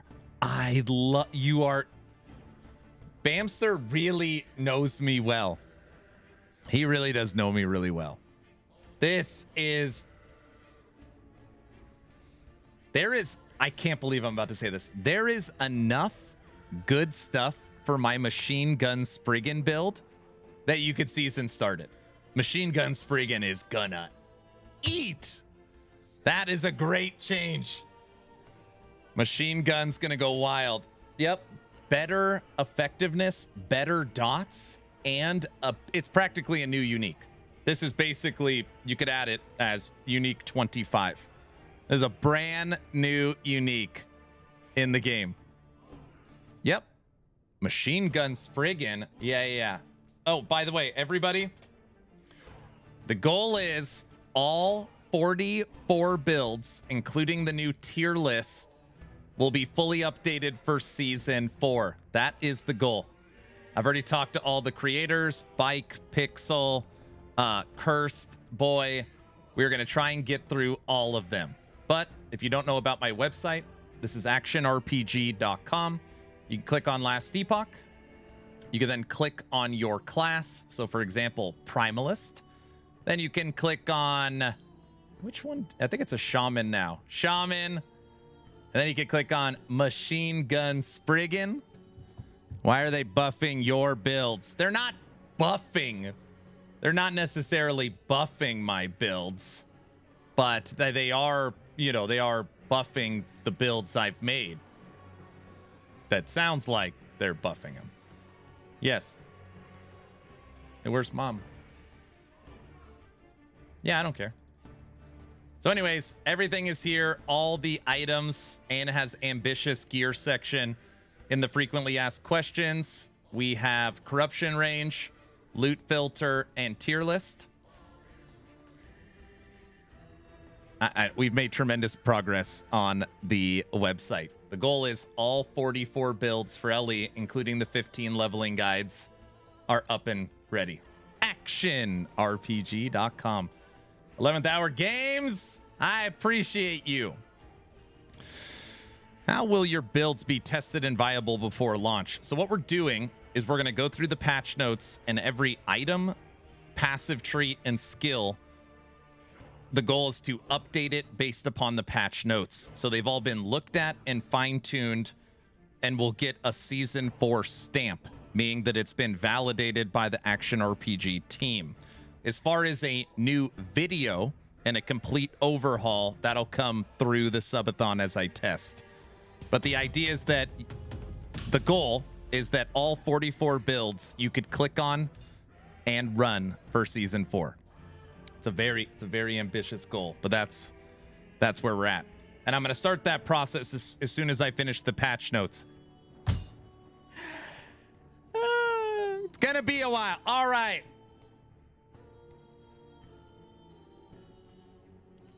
Tech is about to have no life. Exactly. Aaron's been playing Season 4 for 3 months. No. Oh, brother. Okay, continuing down with items. Shattered Chains grants 5% more void damage per stack of doom. Huh, okay. Soul of the Mountain. Veil Spirits. Wait. Soul of the Mountain grants +1 max Veil Spirits per attunement. Per one. Oh my gosh. Bamster, I know you saw this. That you played Machine Gun Spriggan through Soul of the Mountain. So it's another buff to Machine Gun if you play it your way. I've been off. Yeah, I seen it all. Oh, brother. Spine. Flame Whip. Now, Flame Whip from all sources now converts to poison when... Okay, so you get a full conversion. Flame Whip from all sources now convert. All right. So it's basically the same. My Avalanche Staff got a buff. Storm Sprites. Storm Sprites now grant 2% crit multiplier per attunement. Dude, you know what I want to see? I want to see Cold Stone Elementals. Where is Cold Stone Elementals? Evolution's End is stupid now. Overall looks nice. I really dislike the imprint changes. Why? What don't you like? What don't you like? Sword Catcher. Sword Catcher got a buff. Okay. Tempest Maw. Storm Sprite summon now trigger up to 2 times per 6 seconds from once per 6 seconds. Dual wield Tempest Maw now affects the amount of Storm Sprites summoned. Bro.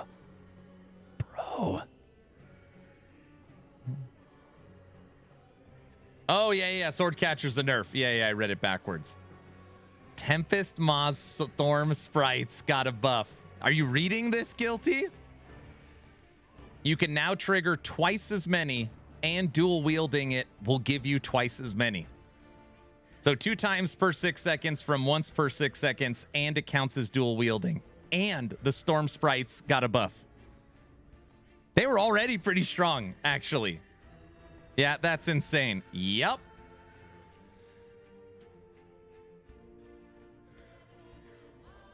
I'm looking forward to playing Blade Dancer. I hope they're really good builds for it. Hello, Aaron. In last Epoch, a difficulty ARPG for a new player. I always get lost in ARPGs when tons of items rain from enemies. ADHD hits hard when choosing a build. Is this a thing in last Epoch? Last Epoch is very new player friendly.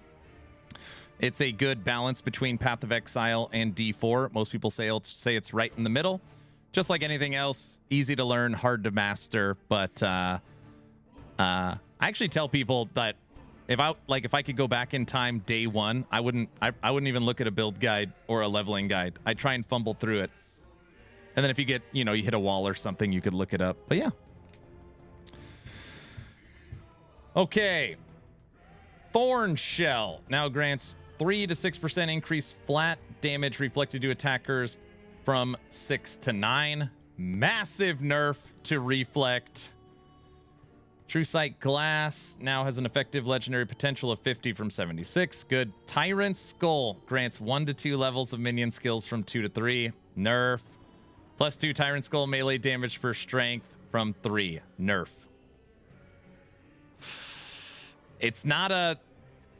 Oh my gosh, it's so funny. So we lose +1 to skills from Tyrant Skull. And then... Oh, I'll go up. I see it. And then I gain back 1 from Aaron's Will. So it's just the same. It's basically the same. Thicket of the Blinding Light's damage and blinding effect has a maximum range of 8 meters from 12. Okay, so less meters. Its damage now based on distance, scaling linearly from 10% at 8 meters up to 100% at 4 meters. It'll still be good. Plot twist. So Aaron's Will is still weak. No. No reflect for me this season. Too bad I had fun with it. Wait, I mean, if you already played it, would you really want to play it another season? Okay. So basically, so follow me for a second. Reflect. A build where you practically do nothing, and people were claiming they could one-shot Uber Aberoth. The least amount of effort with the absolute craziest statistics.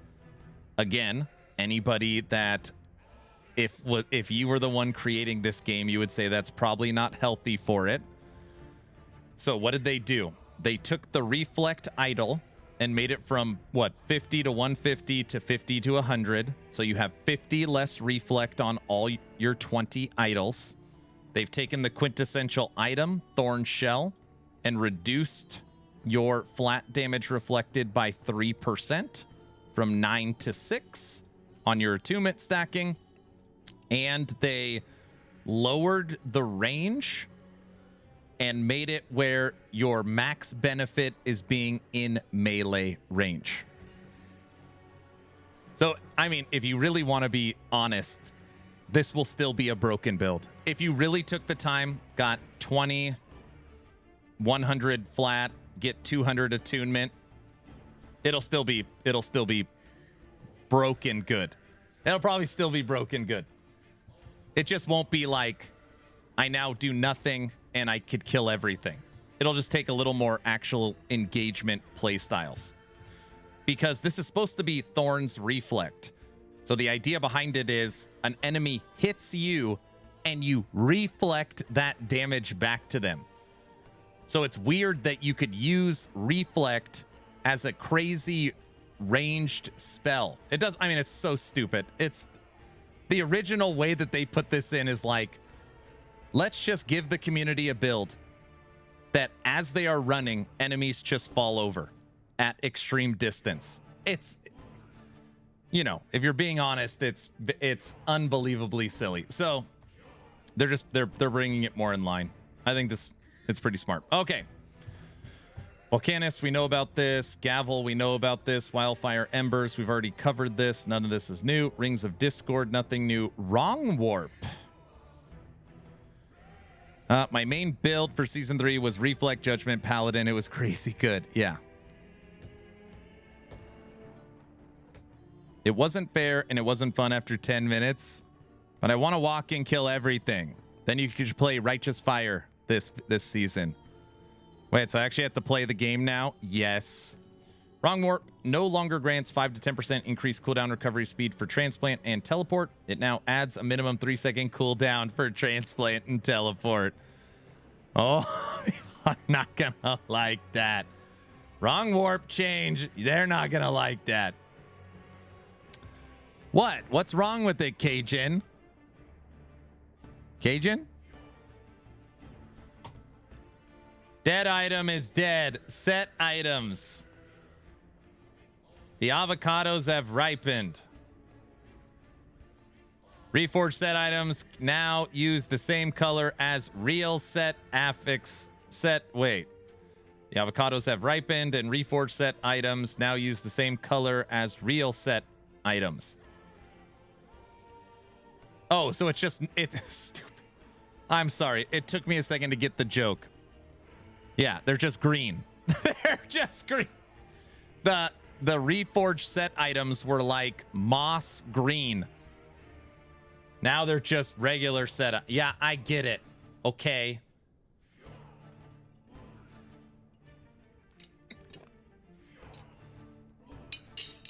which was stupid. Hey, Guilty, can you tell Tech he needs to make a whole new set of cards, making sure that the set items are the right color? Oh, he's going to be so pissed off. Yeah, tell him that. All right, Forgotten Knight set. No. Blade of the Forgotten Knight grants attack speed. Reforged. Okay, Forgotten Knight set. Buffed. I can tell him. Okay, good. Gaspar set. This actually could be a very viable end game set. That's good. Ooh, this is the set I'm always most curious about. Oh my gosh, I'm so excited to read this. Why? Halvar's set allows you to turn avalanche boulders into a triggered ability. So Machine Gun Spriggan can shoot cold thorns, and when it hits, it drops an avalanche boulder. But the problem has always been that you can only do it once per second. That's why it's always been so terrible. Oh, please remove that. Here we go. Halvar's set. Halvar's stand. Boosted the item. Reforged set. Adds 1 tier. Damage if you directly cast a cold spell. Halvar's Pledge. Nothing.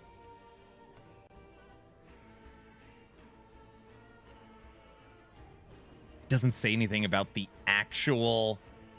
Let me just go over here really quick.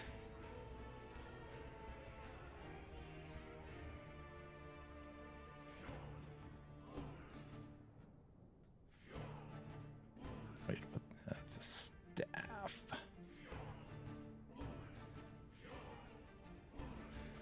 "100% chance to cast an avalanche boulder at a target when you critically hit with spell. This effect by your avalanche tree and has a 1-second cooldown." That's still terrible. Damn it! Thanks, big guy. Wait, OMG, I didn't see your name was actually Big Guy. I know, right? Nothing. 1-second cooldown. If it would say you could cast it 3 times per second, I would take it. That would work. 3 avalanche boulders a second. That would be huge. Ugh. Invoker set. So all this stuff, most of this is just buffing the actual set items, which most people don't care about. They want to hear about the set bonuses. The Invoker's 2-set bonus now grants 15% increased cast speed from 13. And 3-piece bonus, +2 to fire spells, lightning spells, and cold spells from 1. Sweet. Yeah, it's a nice buff. The Last Bear set. This is my favorite set in the game. It's like, people are always like, why do they have sets in this game? No one uses them in their builds. And I'm like, I use them in my builds. They're on actionrpg.com. And they're like, yeah, but the real website, Maxroll, doesn't use them.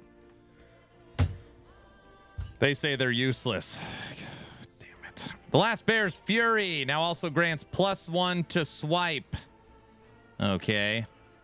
Last Bear's Laminate now also grants +2 to War Cry. As a reforged set items, as tier 1 through 8 grants 30 health regen buff and 30 to 600 endurance. Wow. Last Bear Scorn now also grants +3 to Werebear Forum as a reforged set item. Tiers 1 through 8. It grants 10 to 100% endurance from 6 to 60. Ah, Last Bear's got a buff? What? Aaron, hammer throw changes. Massive W. Already know my league starter. What? That hammer throws no longer get blocked by terrain?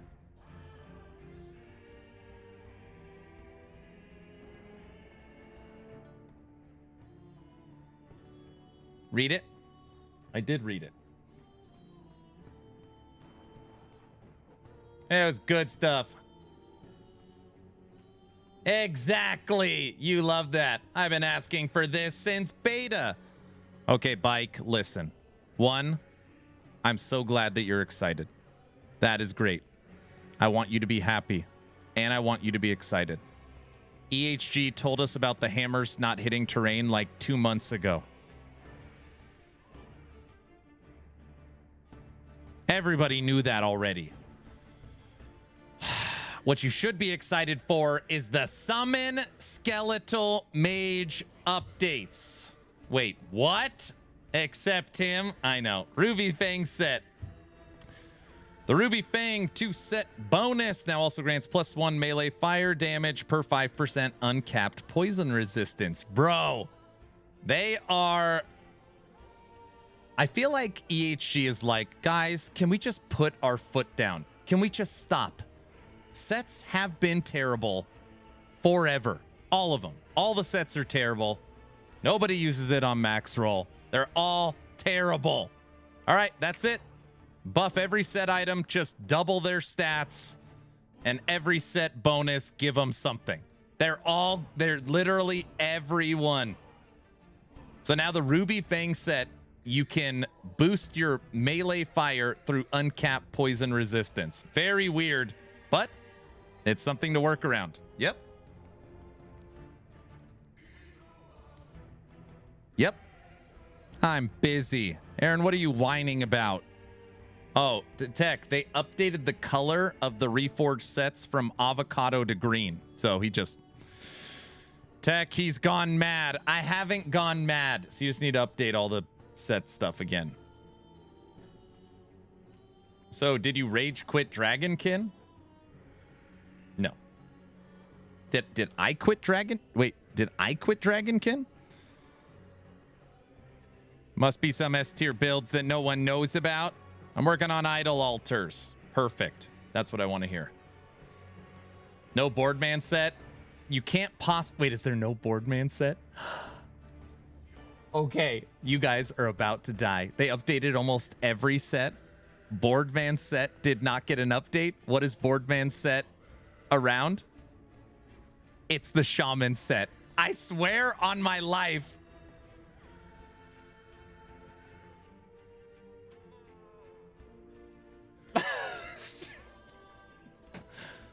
It's the shaman set. They hate that class already. They hate the shaman.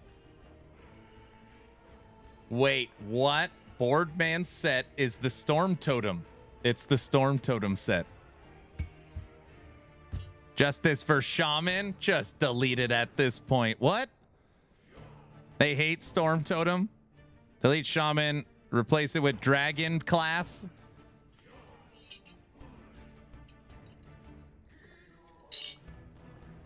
Guys, we deleted the shaman. We copied the Beastmaster and just gave them different cosmetics. So you could pick which, it just looks different. So if you want, your raptors look different. That's because all the changes to shaman are coming next season. Most likely. Most likely. Yeah, shaman should be getting its 5th skill in a rework season 5. Granted, nothing official, but that's what everybody thinks.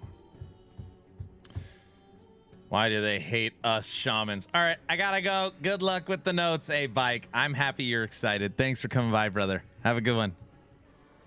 That's the most useless set. Boardman set? So back in the day, Boardman, one of the top creators for last Epoch, paid $3,000. It was $1,000 to put your own unique in the game, and he paid $3,000 to get 3 uniques in the game, and is the only creator that has his own set. That's why it's Boardman set. And Boardman, like a physical board, the weapon is a wooden plank. Get it, Boardman? Playing, nobody cares. Anyways, yeah, it's terrible. Shattered Lance. Shard of the Shattered Lance. T1, T8. Buff. All right. Buff Shattered Lance. Shattered Lance 2-piece set. Buffed. Fragments of the Shattered Lance now grades 7 to 12% health regen from 3 to 5. This is actually one of the better sets for Shatter Strike. Freeze rate buffed. Reforged item buffed. Yeah. It literally kills Storm Totem's DPS. Yeah, it's like an opposite set. It's a Warlock micro buff.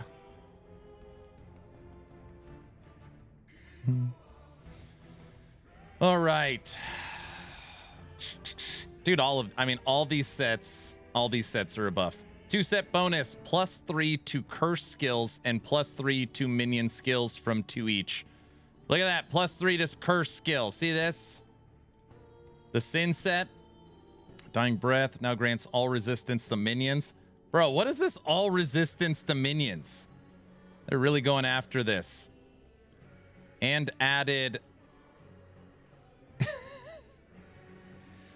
Guys, they added from 12... Guys, Warlock cooked. It cooked. The Reforged set went from 12 or 9 curse damage to 12. It got 3 base boost to curse. Frickin' crushed for Warlock, dude. Get the F. What? Frosty, what's up? The disrespect is real. What? It went from 9 to 12. Look, it's right here. Everybody could see it. What are you talking about? Higher floor and ceiling. See? Now Frosty's all excited. I know, I see it. And the max went from 214 to 240. It's all crap. What? It's good. Everybody can see that. Sunforged set. This is the set I always wanted to be good, and it's never good. Come on. Come on, forged weapons. Come on, forged weapons. It's going to be good, right? Sunforged Great Helm. Now got more armor, increased armor as a reforged set. Oh, we use this set, by the way. I used this reforged specifically. Buffed. All right. I'm going to have to change that. Tech's going to have to make a change. Don't tell him. Okay. Sunforged body armor. More armor, more fire res, more increased fire damage per forged weapon. Reforged set, tier 1. Flat. Wait. As a reforged set item at tier 1 to 8, it grants 5 to 64 increased fire damage per forged weapon. All right. Until it's tested, no changes can be made. Yeah, right. It's literally the same item, just a new affix. I don't trust it. Come on. Here we go. Sunforged Great Hammer. Grants 15 to 30 melee fire damage per forged weapon.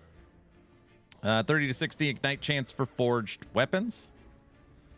As a reforged set item at tier 1 through 8, grants 5 to 30 melee fire damage per forged weapon. And 90 to 10, yeah, it's terrible. So, it's still terrible. But the one thing I use on this set got a 2 health regen buff. I'll take it. General. Updated visuals of some base items. Nice. Updated the visuals on these. Nice. Updated visuals, updated visuals, updated visuals. Updated base type naming of keys. Item rarity tier system. Man, Spellblade looks good this season, right? Item rarity tier system. Valuable items now trigger a specific sound effect. Wow, I wonder where they got this idea from. Valuable items now trigger a specific sound effect when they drop on the ground. These sound effects give a clue about the relative rarity of the item just dropped. Items like high legendary potential unique items, exalted items with multiple affixes of high tiers, highly valuable crafting materials,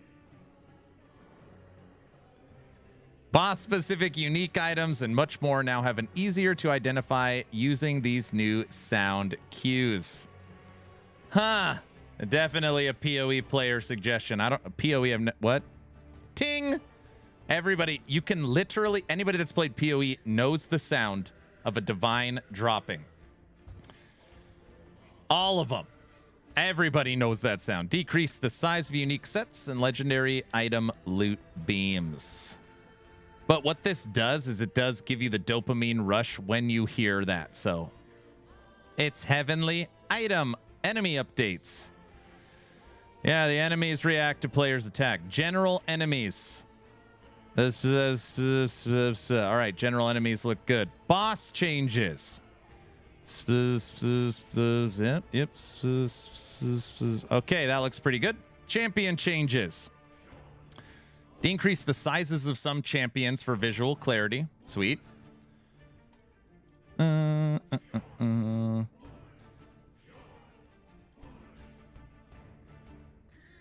Guilty. I'm not reading all these enemy changes. Everybody. I don't think he's reading. I was reading quick. I think it is fake. Might start Umbral Blade Shadows, is what you're thinking. All right, there's just champion changes. Nothing big here. Just the ones that one-shot you hopefully won't one-shot you.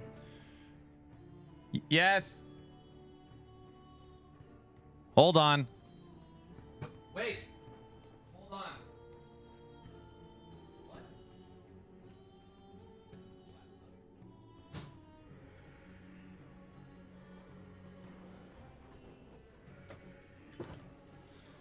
All right.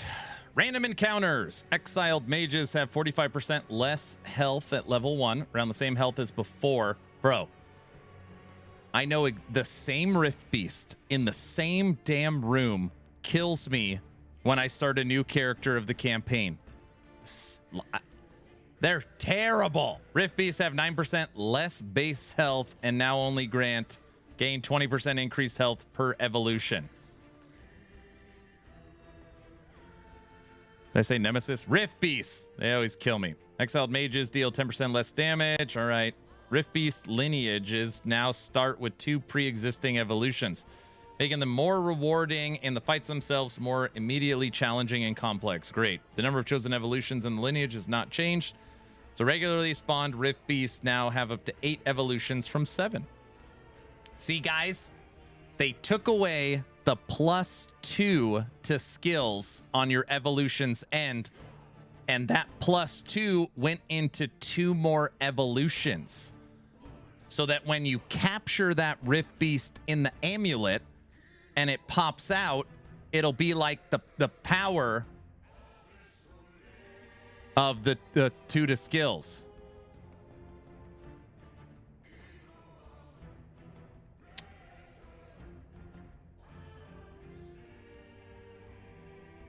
It's probably still not good. Includes Rift Beast. So I instantly get the tornado that one-shots me. Correct. This includes Rift Beast summoned by Evolution's End Amulet. Oh my gosh, I literally just said that as a joke, and there's a bullet point for exactly what I said. Rift Beast is easy, but the Ember farming node is like 3x harder. Nemesis have 45% less health at level 1. Yes. Nemesis deal 15% less damage at level 1. All right. End game updates. So are people happy with the Season of Aaron? It's not the season of me. I try swipe, bleed, werebear build with 3-set legends entwined. How'd it go? And nobody's going to use it. Everybody's going to use it, dude. What are you talking about? 5 minutes till the dev stream? No. Dev stream starts in an hour and 5 minutes. Right? Unless they're doing it an hour early. Unless they're doing it early. Too bad. Need sleepy. All right. End game updates. Oh my gosh, we can watch the dev stream. While we're watching the dev stream, I could reread this and start making build planners. Nobody will even know what I'm doing. And at the same time, I'll pretend like I'm paying attention to what Mike's saying. All right, knowledge of Oribus. We already know about this. It was in the video. You're a monster. What did I say? No more story skipping. You don't have to. You could still skip the story. Season 5 teasers today. Mike, we want to see skill sigils for Shaman. We ain't putting up untested stuff. What? Yes, rip Chuck Norris. I know. I'll pick you up, say goodbye to your family. Don't. Greater Monolith changes. Oh, brother. Look at all this crap.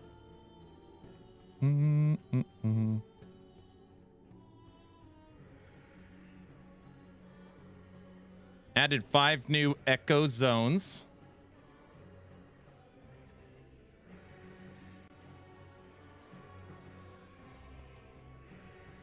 Dude, this is a whole new overhaul. Chuck Norris didn't die. He told death he was coming.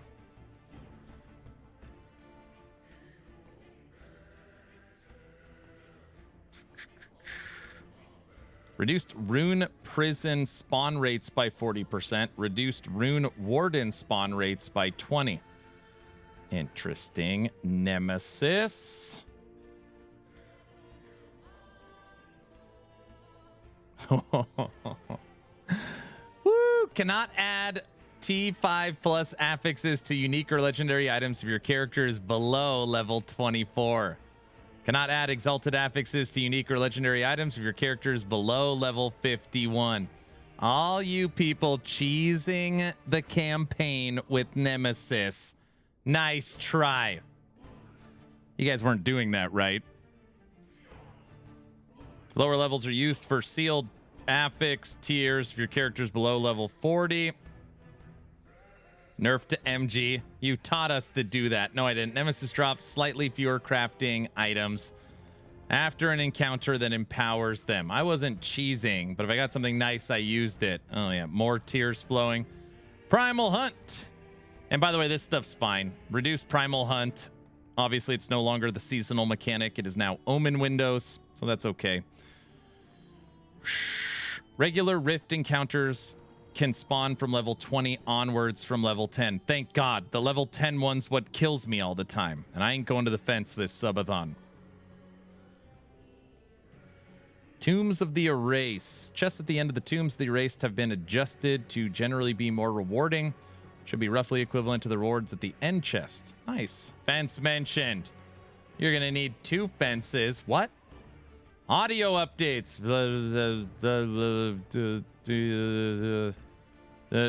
Updated the audio of summoned bees. Updated Earthquake. Updated summoned Spriggan. Updated Sabertooth. Crows.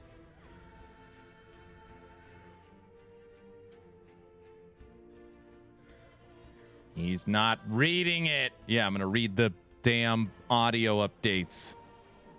Narrative and world. Oh, gosh. Guilty. Come on. Faction updates. Black Market token now drops at both rank 6 and 12. The Woven. I need it all read to me like a bedtime story. What? You need to read all the audio updates, please. Why? Yeah, what's a bee again? Listen, a bee is a bee. An axe is a bee. And also has been reduced to the size of a bee. That's what it says. New lore, the Woven. Okay, this I actually care about. New nodes have been added to the Weaver tree. Plentiful windows. Omen echo chains are more likely to spawn. Have to take that if you care about the seasonal mechanic. Inescapable omens. Roaming odoms have a chance to spawn in an echo. Have to take that. Omens soldiers. Omens have a chance to summon a void champion during the Omen window encounter. Duh. Memories of the observer. Most regular echoes. Oh yeah, this is... Wait.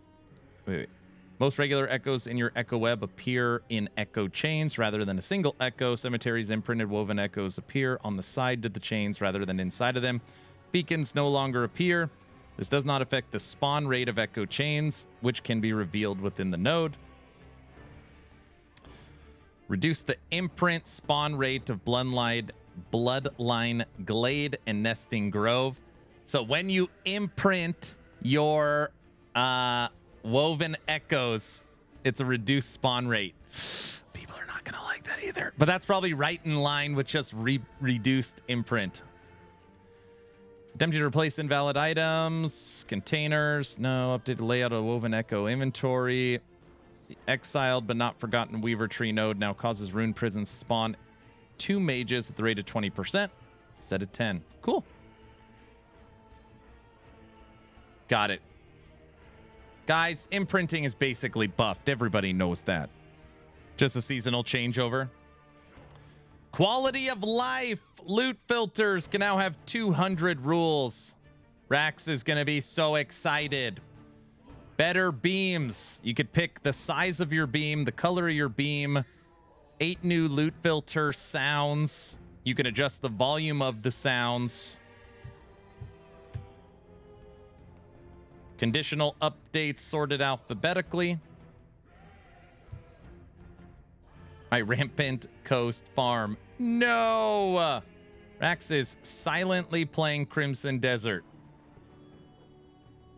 But I'm sure he's having fun. Look at this.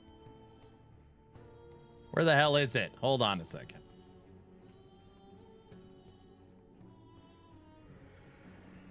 I bet Last Epoch is beating Crimson Desert on Twitch viewership. I bet you we've passed him at this point. Let me just check really quick. All right. Last Epoch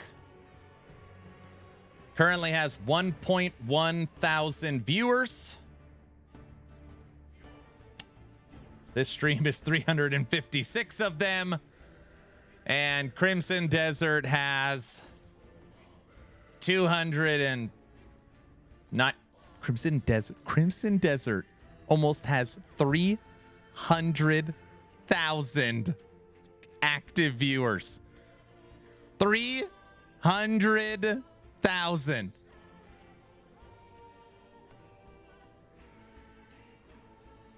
I mean, it's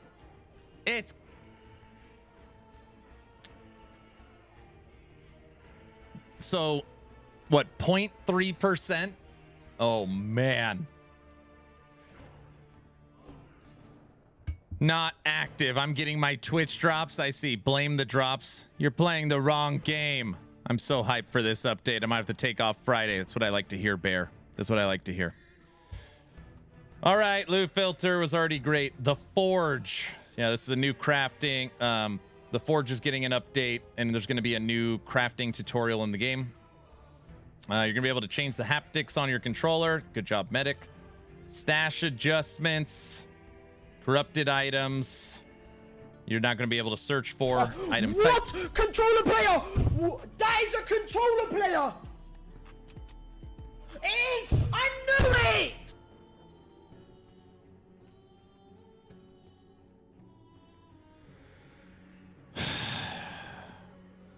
That's not funny. I don't want. That's Medic's walk-on blurb. Wow. Primalist and Rogue. That's not funny, Orange. Primalist and Rogue animation updates. Primalist and Rogue animation updates. We already saw this. Running, walking, evades, attacks, skills, and idle have all been changed for Primalist and Rogue. They're going to slowly go through each season and update all the animations for all the classes. Ladders. Hardcore one-player ladder corruption. Oh, you can now search by corruption. I got it. There's a new corrupt. I was like, it took me a second. I'm dying. They use the word corruption so much. You have the end game corruption, the ladder corruption, and the slamming corruption. Can't they pick a different word? It's so confusing. The new meta finder. The corruption ladder. They're like, we need a new way to nerf builds that are over 10,000 corruption. All right, just put a new ladder in and we'll use that as the nerfing tool. The Bazaar. All right, hold on a second. Let's stop for just a second skipping all this stuff and let's reel it in and let's read through what the Bazaar has. You could skip this. Here it comes. What? Let's roll the song. Rip 50,000K Falconer builds. New filters in the Bazaar. Guys, this was my number one request. Number one. Thank you, 11th Hour Games. Items, new filters in the Bazaar. Item is of XT7 affixes. Now I get to roll MG because of the imprint nerf. You're welcome. Thank you so much. This was the biggest pain point because of, like a Havoc room. That timing was uncanny. It was. because of like the Havoc rune, a lot of times all I want to see are Nemesis items. So show me double T7s that have high forging potential. I can now do that. Instantly search the bazaar based upon what I want to see. Not that I'm not even gonna play Merchant's Guild. I'm just saying that if that was something, you know what I mean, I would have done that. Oh, sure. He's lying. Blah, blah, blah. Play the song. COF gets nothing. No, I'm sure COF is right. It's the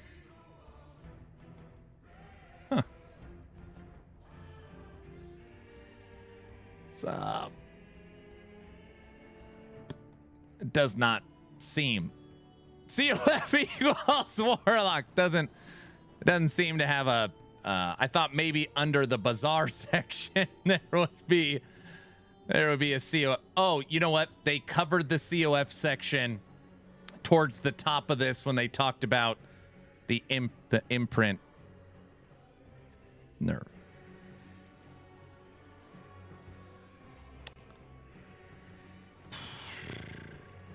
You can also search for primordial items and corrupted items. So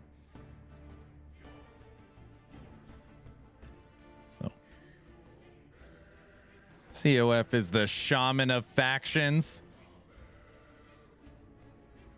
What? Guys? Performance! Made performance improvements to all of the following: enemies, NPCs, visuals, textures, icons, player light, mouse cursor, and shaders. Fixed memory leaks in the campaign, in-game shop UI, certain echoes in the monolith. Very cool. Did they disable searching for shaman items? Oh, come on, guys. Listen, they can't update everything every season. We can only get incremental improvements based upon what's needed. And they already said that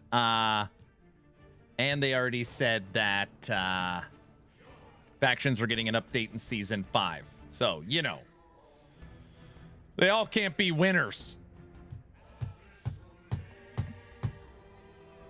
You guys know that, right? Did they disable searching for shop? No. Action, please answer my question when you can. I asked you about something in Discord. All right, I'll look. Season 5 theme, shaman. Who needs them anyways? What it isn't good for? Absolutely nothing. Say it again. UI. Rework the underlying system of the UI panels or open, close layer. I ain't reading this. Okay. Character sheet. What? Added a new setting. Gameplay interface. Hide detail stats with no value. That will hide any detailed stats in your character sheet that have a value of 0 if you can more easily see just the stats you've invested in. Interesting. Adjusted positioning of several entries in the character sheet. Added new entries to the character sheet for different types of critical strike multiplier for throwing crit chance. And for stats granted by corrupted attributes. Updated reduced bonus damage taken from crits tooltip.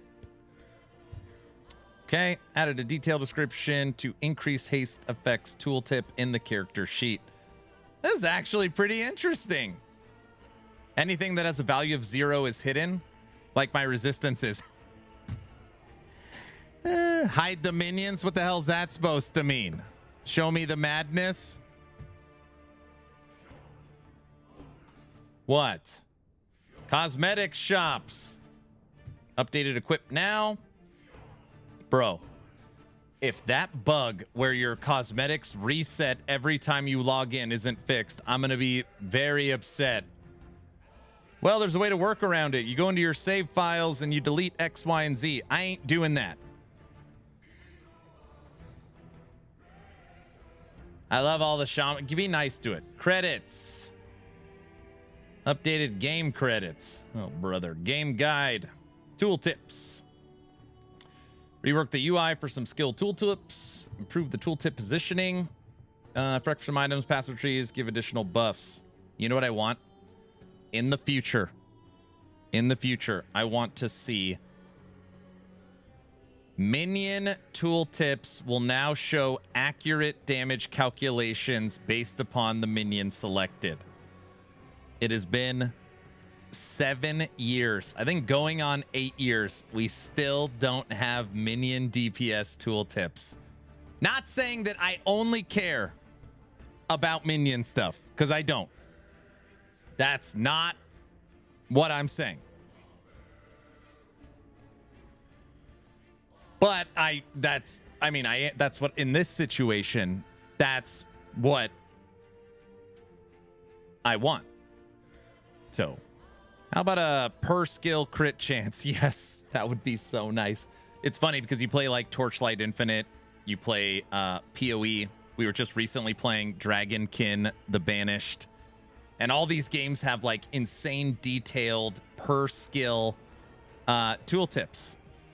And it's like, okay, my base crit is 40, but inside of my skill tree, I have 15 base. And you're like, well, how the hell? And you got to go, Dragonkin mentioned. Yeah, you just, there's no way to see. Settings. Vendor, miscellaneous. Minimap updated, damage numbers updated, tutorial. Added controller navigation for Epoch Mastery panel and updated the UI to be more consistent. Hey, medic. Controller mentioned. Medic. Sweet. Miscellaneous gameplay. Evade, WASD movement buffs. They continue to work on WASD. Visuals. Social. Bug. We've officially reached bug fixing. Hold on a second. We have to be almost done with this. Dungeon animations. Attack mechanics. Attack visuals. Audio loot. Outline. Miscellaneous. Affixes. Crafting. Oh my. We're not even close.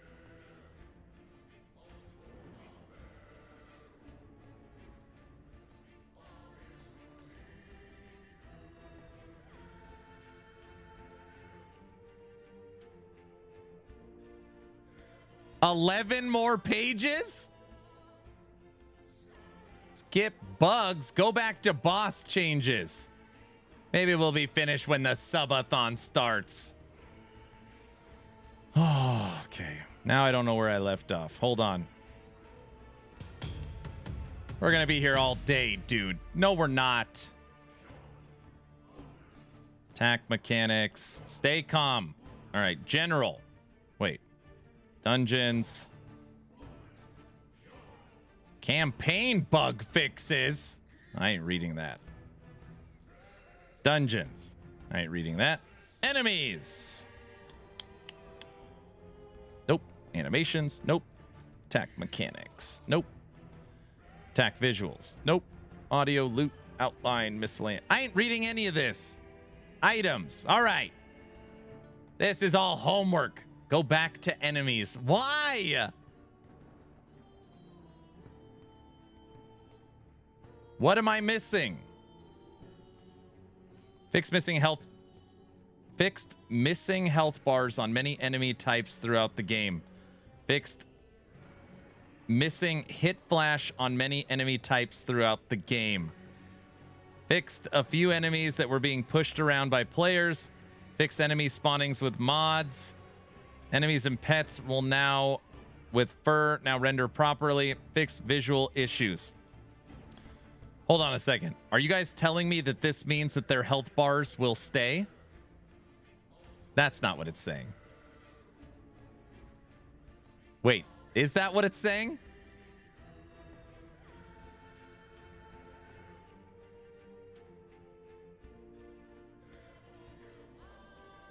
Just actually read the boss changes. You're going to have a harder time in the campaign. All right, let me read through them really quick. Okay, let's see. All right, campaign. Bosses are going to be doing a lot more mechanics. It's going to be a lot harder to fight. They're fixing some issues. Yep. Okay. More trips to the fence. Fence is going to eat. Subathon's going to take forever. Can't skip the campaign. All right. I read it. Can I move on now? Read the boss campaign mechanics. Fence is eating good. Is that better? No campaign skip yet. Dragonkin had that. I know. Hey. I didn't ask for the high level overview. I want you to read it. You want me to read the campaign boss changes? That's what you want me to read? Where I'm trying to get to the item upgrades. No, keep reading. What? Are we finally done? Okay, just for people that are keeping track. There's actually 17 pages of patch notes. Right now we're on page 9. But don't worry, these pages will go fast if you know what I'm saying. I'd like an analysis of the campaign changes as well. Oh my gosh. All right, we're going to go back to that after. We're about a third through the way. Fix an issue with command. Fix an issue with ladle, granting bleed chance and shock chance instead of the mentioned ailments. Okay. Bloodkeeper's Nest. Dragonflame Edict. Fix an issue where Dragon Nova was not affected by area skills. Eulogy. These are all bugs. Harmony of the First. Fixed an issue where immediate apply 20% bonus required non-magic gear. Herald of the Scurry. Fix an issue where it would overwrite the visuals of a quick cosmetics. That's interesting. Will we get cosmetic squirrels?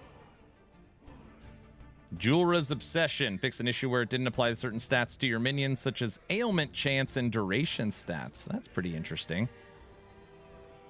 Nope. Shadow String. Nope. Sunwreath. Fixed an issue with how it was interacting with the World Fire node and Flame Wreath. Small. These are all small bugs. Miscellaneous. Monolith. Haven of Silk. Party Play. Echo Quests. These are all little rewards. Shattered Road. Woven Echoes. Fixed. Guys, these are all bug fixes we're on. We're on bug fixes. Just keep that in mind. Fix an issue where rune prisons and Nemesis would not spawn. Miscellaneous bug fixes. Passive tree bug fixes. Hey, look. Falconer mentioned. Guys, who said there's nothing for Falconer? See? Good morning. Welcome back, birthday boy. Thank you. Fixed the dive bomb issue. It's now worse. Forge Guard. Fixed an issue with conversion of haste effect on movement speed to block Forge Guard's might. These are all just nothing. Hey! Hey! Guys! Look! Huh? Look! Guys? Massfrag, thanks for the follow. Now that you're following, type in exclamation point giveaway. Warlock got mentioned. Yup. Fixed an issue where Wreak Havoc was granting 5% critical strike multiplier instead of the intended 8% critical strike multiplier. Guys, 3% increased critical strike multiplier. Was only granting 5. It's now granting 8 per point.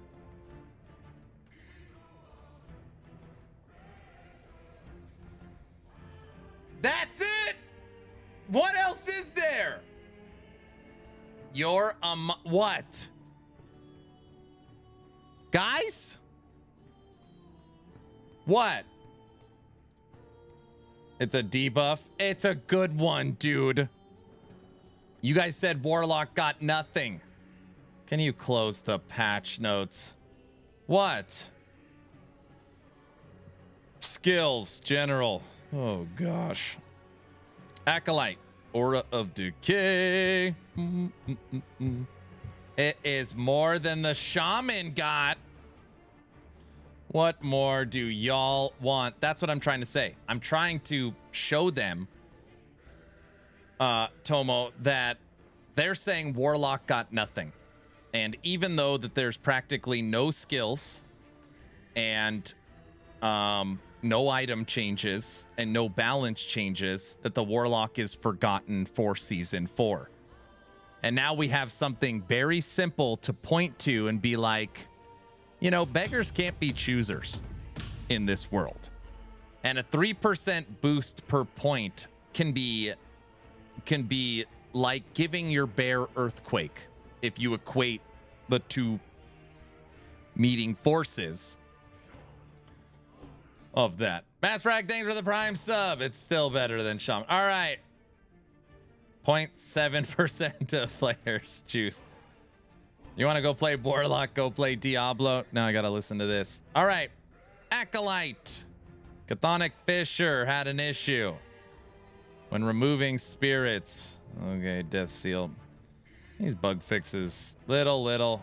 Hey, Reaper form. VC, they fix it? Fix an issue where stacks of poison applied entering Reaper form. Fix an issue where blood variant. No, not really. Bone Golem. Fix an issue where blood golems or baseline 150 critical strike multiplier instead of the normal 200. Summon skeletons. Fix an issue with summon skeletons cosmetic. Oh gosh, skeleton mages. Fix an issue where cryo projectiles could have other visual effects. This is terrible. I don't want to read bug fixes. What else is in here? Is it like the whole... Dude, this thing. These are all bug fixes? Nothing? How...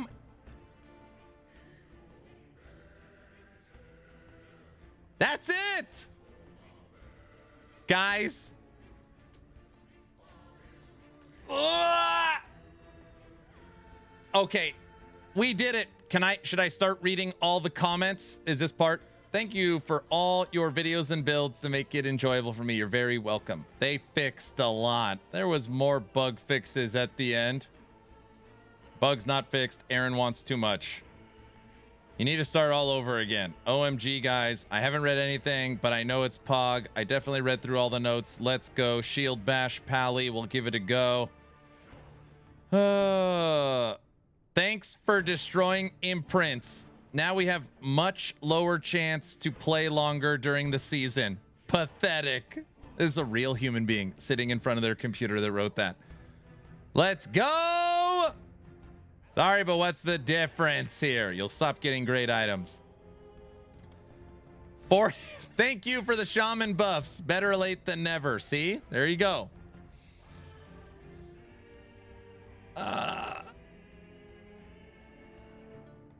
Pathetic. Very pumped for all this.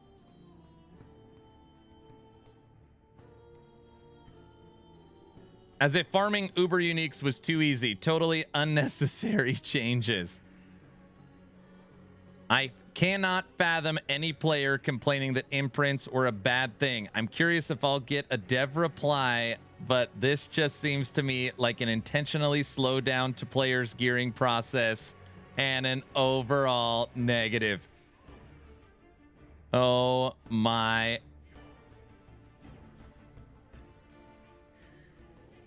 I don't expect anything to be done about it, but without imprints,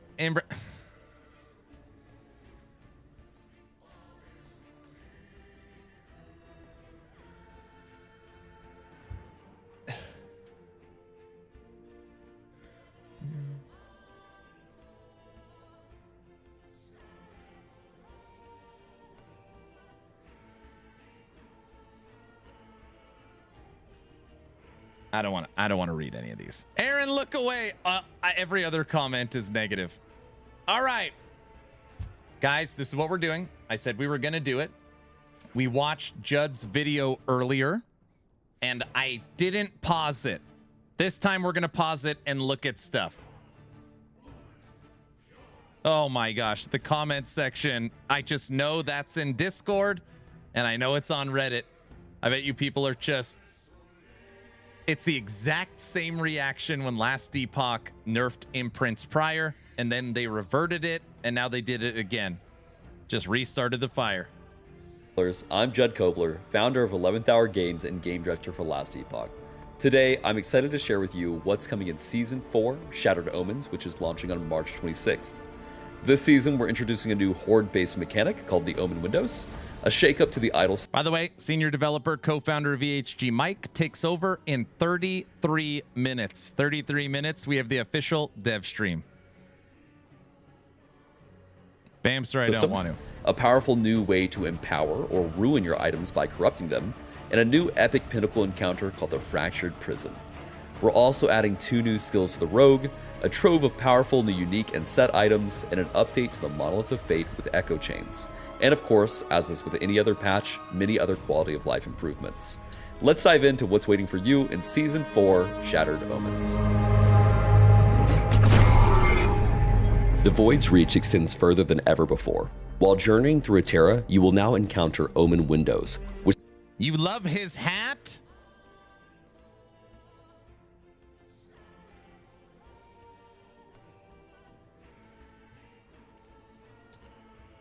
spawn a relentless new threat from the very shadow of oblivion. Omens are servants of Oribus, who work to overwhelm you by buffing their allies and casting dangerous spells. Am I losing my mind, or does Last Epoch look better in these videos? Like the game, I don't know. I swear it looks better. Like it's... That's what I said. It looks cleaner. Who work to overwhelm you by buffing their allies and casting dangerous spells, all while being temporarily invulnerable. To defeat the Omen and complete the encounter, you must kill the fractured enemies while remaining inside the ring. Leaving the designated area causes the countdown to begin, forcing you to fight within the... I do like that. If you leave the ring becomes red. So it's a visual cue that you better get back in it. Confines of the Omen's sphere of influence. Once you have defeated enough fractured enemies, the Omen loses its invulnerability and consumes any remaining fractured enemies, empowering it and making it susceptible to your attacks. Oh my gosh, it's just another red ring. I'm never going to forget that you said that. If you succeed in killing the Omen, you will be handsomely rewarded. Drops include a new currency called Time Glass Fragments, Runes of Corruption, Corrupted Items, Omen Idols, and Idol Altars. Okay, this is what I want to look at. Just because I saw something earlier I saw here on a corrupted idol. 100% bleed immunity for minions. All right, it's not as good as I thought. But more on that later. Greater Omen windows can be found in the Monolith at the end of the Omen window Echo Chain. Greater windows will spawn 2 Omens at once, along with more challenging enemies. Omen window echo chains generate naturally in your echo web and can be inserted by completing... See, you guys said no buff to disintegrate. Disintegrates in this video. A greater Omen window. Upon completing a greater window, a time glass core will form. You can shatter the core to receive a ton of additional time glass fragments. Dude, they totally took the Prophecies UI from COF. You can see it. It's like the same background. There, see, I'm playing COF through this. Or spend your existing time glass fragments to generate one of 5 echo chains of your choice near your current echo. Don't hate. You can use these to hunt down omens or chase other priority targets. Omen windows have 5 tiers of difficulty. Increasing the tier adjusts the difficulty by altering the number of magic, rare, and champion enemies that spawn. Higher tiers also have increased chances to drop rare idol altars, as well as dropping more time glass fragments and loot. Okay, so we have Omen windows, greater Omen windows, tier 1 Omen windows, tier 2 Omen windows, 3 and 4, and time glass fragments. Okay. Now, let's talk about some of the new rewards and item types in more detail. You can spend your newly acquired time glass fragments by talking to Apophis, the oracle at the crossroads in the Monolith of Fate. She sells a new woven echo called Omen's Veil, crates of corrupted items, and bags of generally useful reward types.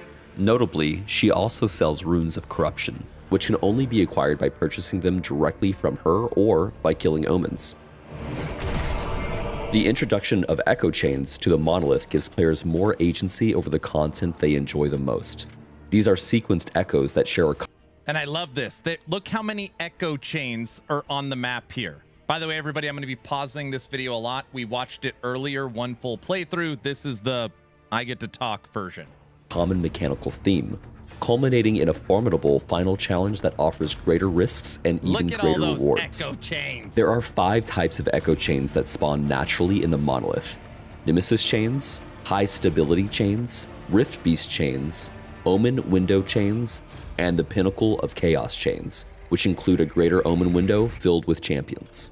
We've also added a new Weaver tree node that causes more regular echoes to be arranged into echo chains as well, without impacting the spawn rate of special echo chains. In Season 4, players will have more freedom with how they interact with the monolith system. Players will immediately have access to all of the regular timelines, except for the 3 level 90+ timelines. To access these last 3 timelines, Elder Gaspar now requires you to seek the knowledge of Orbis. To gather this knowledge, you must complete the final 2 chapters of the current campaign or conquer any of the first 7 timelines. Completing timelines or the final 2 chapters rewards you with 1 completing time. So you'll see this. So in order to get access to level 90, you need to get this knowledge of Orbis, a total of 5. And it'll show you, if you just run through the campaign, you immediately get 2. So that means you only need 3 more. So you can go with the intro monolith and then a higher end one. Or if you just jump in, you got to knock out 3. But the progression to get to empowered is way quicker. Way quicker. Timelines or the final 2 chapters rewards you with 1 knowledge point. However, the level 80+ timelines provide you with 2, meaning players can reach empowered timelines much faster than before by simply attempting a more difficult path.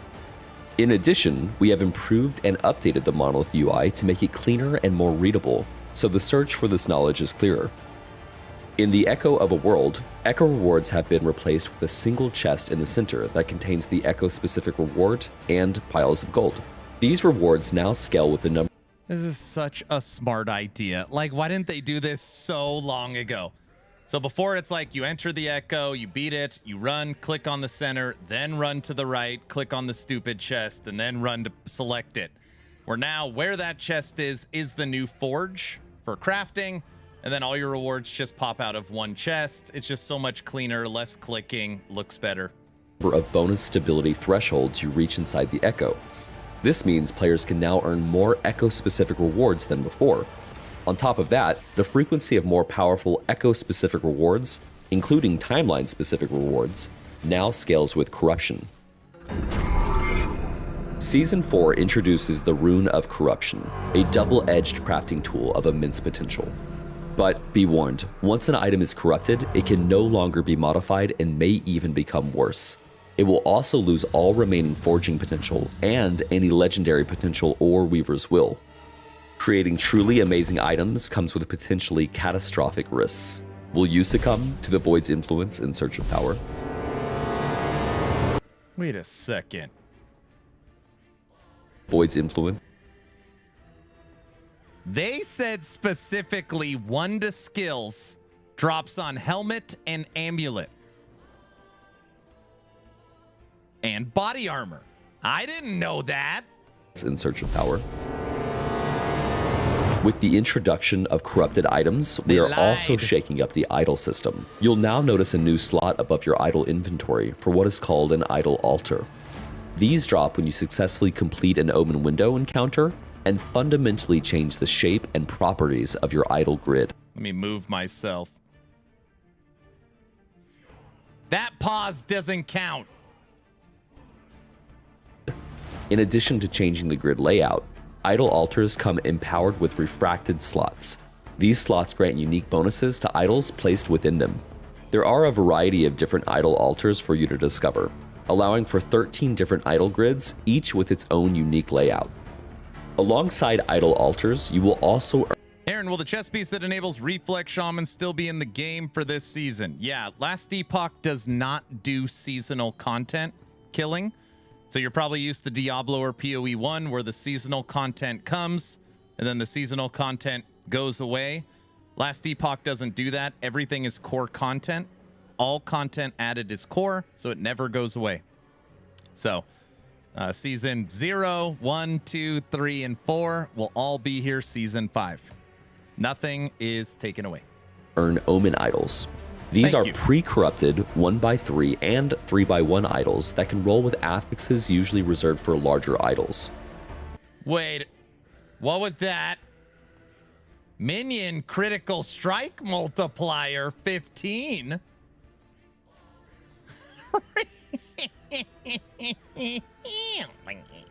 For larger idols.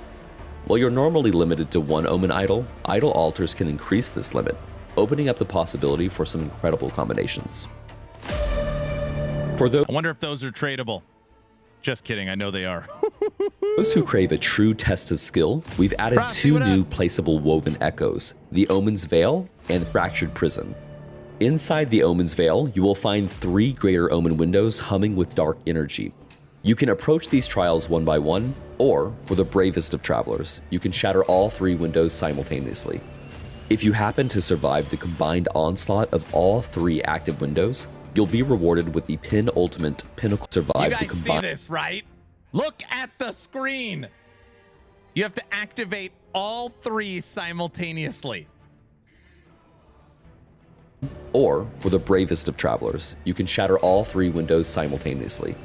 If you happen to survive the combined onslaught of all 3 active windows, you'll be rewarded with the penultimate pinnacle encounter, the 4 Fractured golems will Prison make easy Woven work. Echo. In terms of difficulty, this encounter is positioned between Aberoth and Uber Aberoth. Once you reach a corruption threshold of 400 on any empowered timeline, you can begin to place the Fractured and Uber Aberoth. You guys see this? Look at this. Oh, this is so much better. I didn't notice this the first time I watched it. So they've completely changed the inventory too for the Woven Echoes. So you'll know that all the bosses are here, crafting is here, auras and encounters. Very, very nice. So you still can't search, but at least they're, you know, it's a little better. Still needs a search bar? Yeah. Good afternoon, lovely human beings. Hello. Are we excited for LE? Duh. Aberoth. Once you reach a corruption threshold of 400 on any empowered timeline, you can begin to place the Fractured Prison Woven Echo. It's a grueling gauntlet designed to test your build's strength and mastery of the Omen's mechanic. We're looking forward to seeing who can conquer this intense and epic encounter. In Season 4, we focused on the Rogue, expanding her kit with 2 new abilities, improving support for shadows, and updating the Blade Dancer tree. Bladestorm. Dude, Bladestorm looks awesome. Oh my gosh, it looks awesome. An epic encounter. In Season Look 4, at it. we focused on the Rogue, expanding her kit with 2 new abilities, improving support for shadows, and updating the Blade Dancer tree. Bladestorm is a devastating area of effect ability that creates spinning blades at a target location. Bladestorm was previously a very popular sub-skill of Umbral Blades that we felt deserved to be its own skill entirely. Umbral Blades has gotten some cool new updates, so make sure to check those out too. But for now, let's take a look at just a few of Kind the of feels key like how nodes in shurikens should Bladestorm. feel. Alloy animation allows multiple Bladestorms to hit the same target and grant them significantly more movement speed, offering a playstyle where you can sit back and let your Bladestorms chase enemies down for you. Blade Detonation is a particularly explosive one. When 2 blades collide, they detonate in a powerful AoE boom. Next up is Shadow Rend, a powerful new skill with a slight wind-up, which creates a shadow performing a repeat of your attack. Unlike most other shadow-generating abilities, Shadow Rend can be used with both melee weapons or bows. We're looking forward to seeing the creative ways players take advantage of the skill's shadow-generating capabilities and strong damage. I mean, honestly, both new skills, at least that how they're showcasing them, look pretty cool. They definitely look pretty cool. Rogue's animations look so good now. Well, yeah, because of the animation overhaul, not only for enemies, but rogues. Output. Knight's Approach causes the shadows to move instead of you, while Betrayal of Flesh allows them to choose their own targets, allowing you to send shadows to assassinate enemies for you. Shadow Massacre causes existing shadows to use Shadow Cascade or... What ARPG does a better skill tree? What do you guys think? I'm curious. Other than D4, which one does a better skill tree? Nobody? You think they're number one? Cajun? Dragonkin? D4? No one. Hands down, Ellie. D3, D4. PoE doesn't have skill trees.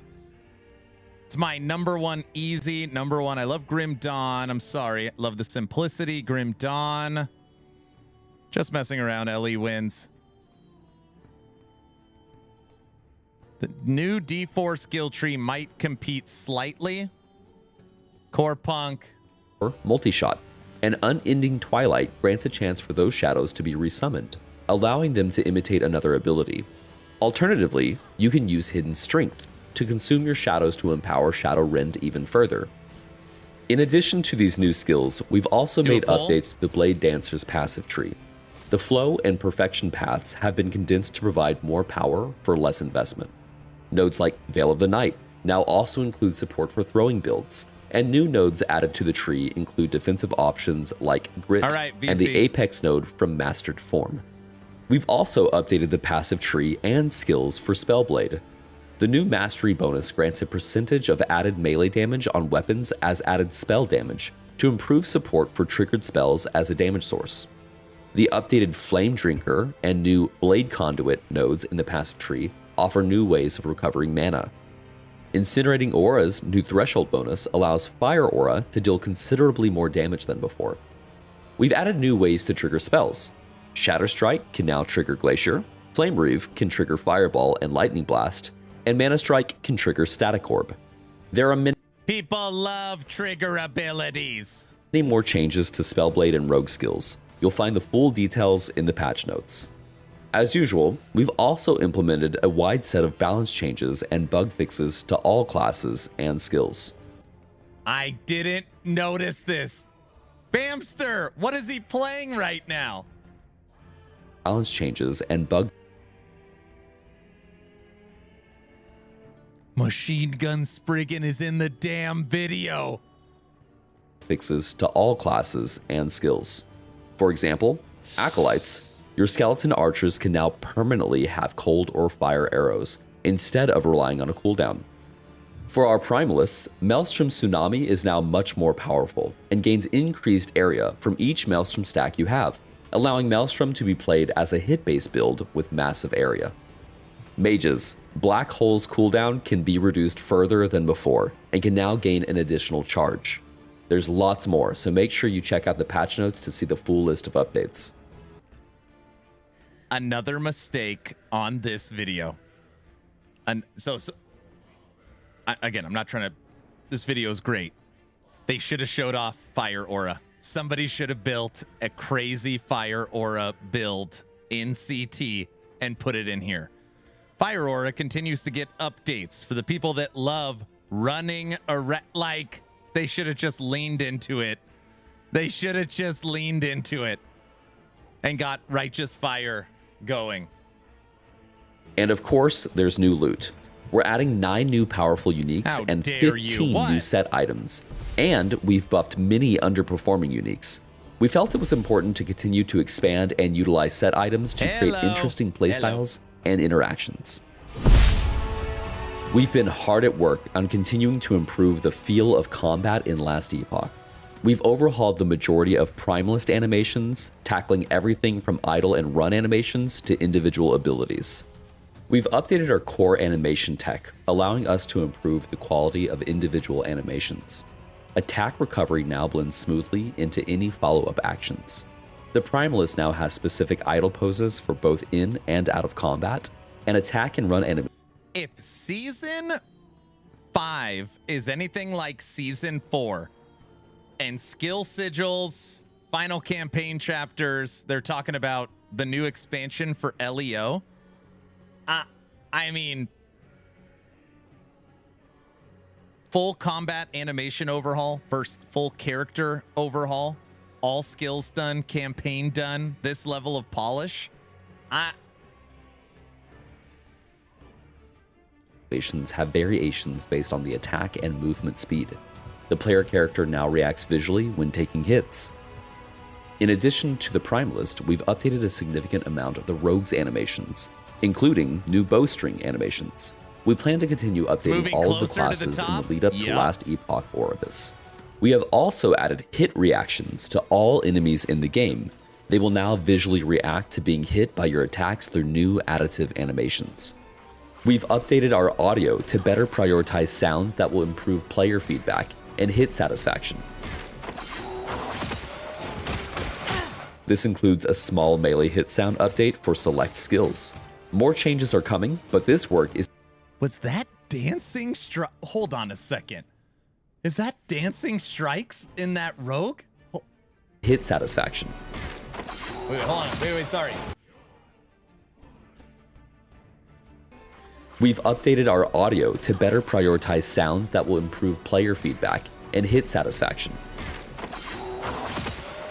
It is dancing This includes strikes. a small melee hit sound update for select skills.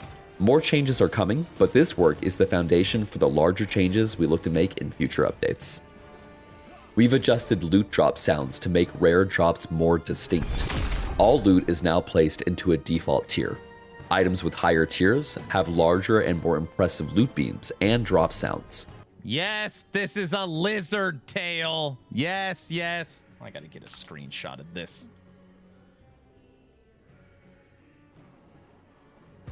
Sounds are awesome. Mr. Orange, thank you for the supporter pack.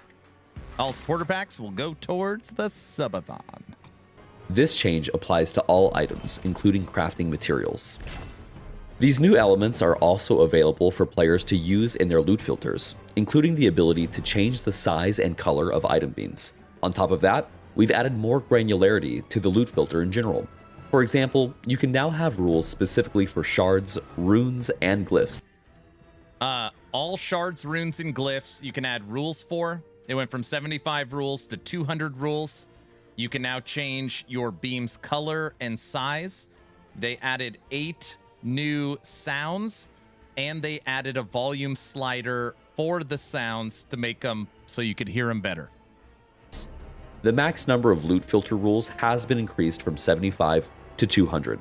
I'm going to put a rule on my loot filter for mirrors to try and find a sound that sounds like divines.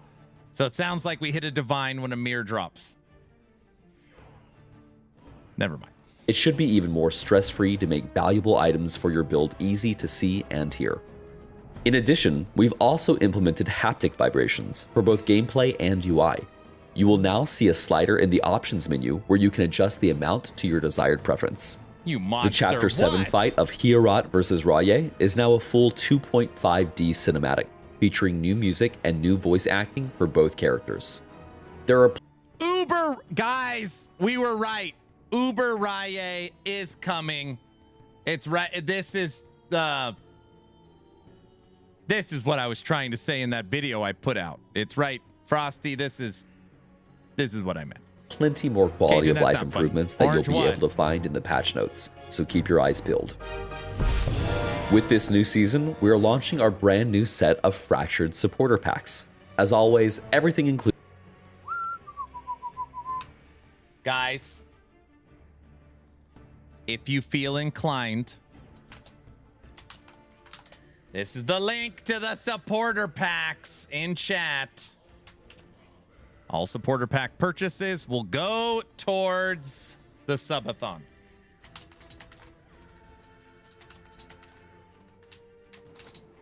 Oh, brother. What? Guys?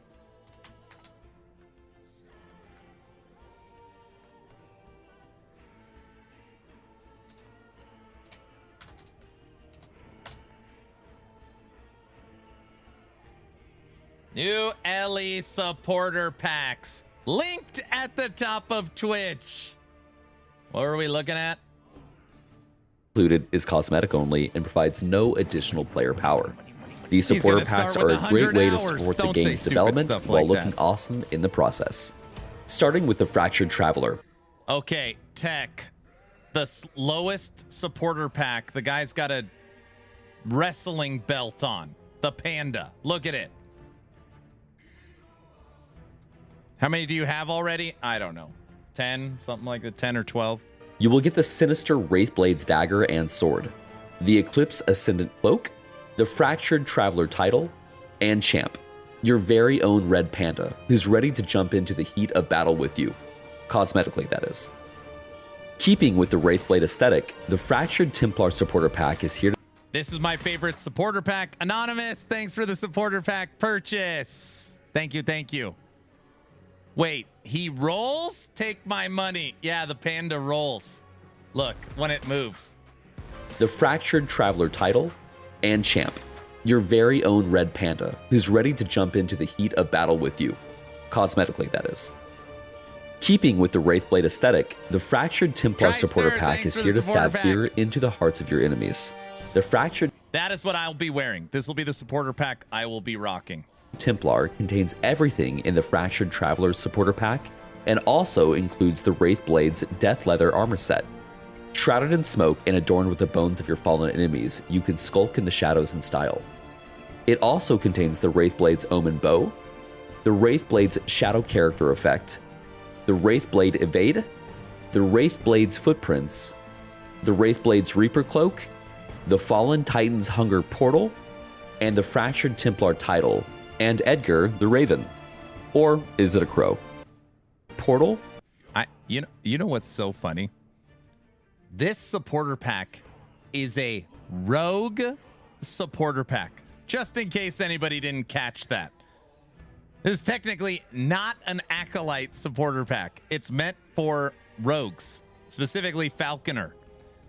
Yet it's called Wraith, which is a Acolyte skill, and it's around skulls and bones. Falconer mentioned. Oh, forget it. And the Fractured Templar title, and Edgar the Raven. Or is it a crow? Yours to decide. If you're one to seek control over the powers of light and dark, then the Fractured... Guys, this is not the new Void Portal where the person they're hugging. It's a new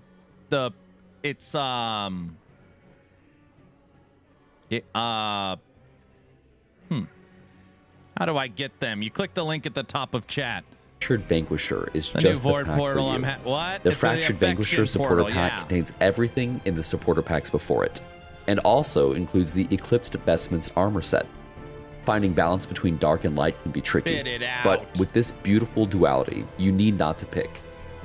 It also contains the Eclipsed Division Axe, the Eclipse Embrace Portal, the Eclipsed Division Footprints, the Eclipsed Evade, the Eclipsed Spirits Character Effect, the Eclipse Shawl Back Attachment, and Tai-O and Kage, the light and dark koi fish duo that complement and oppose one another.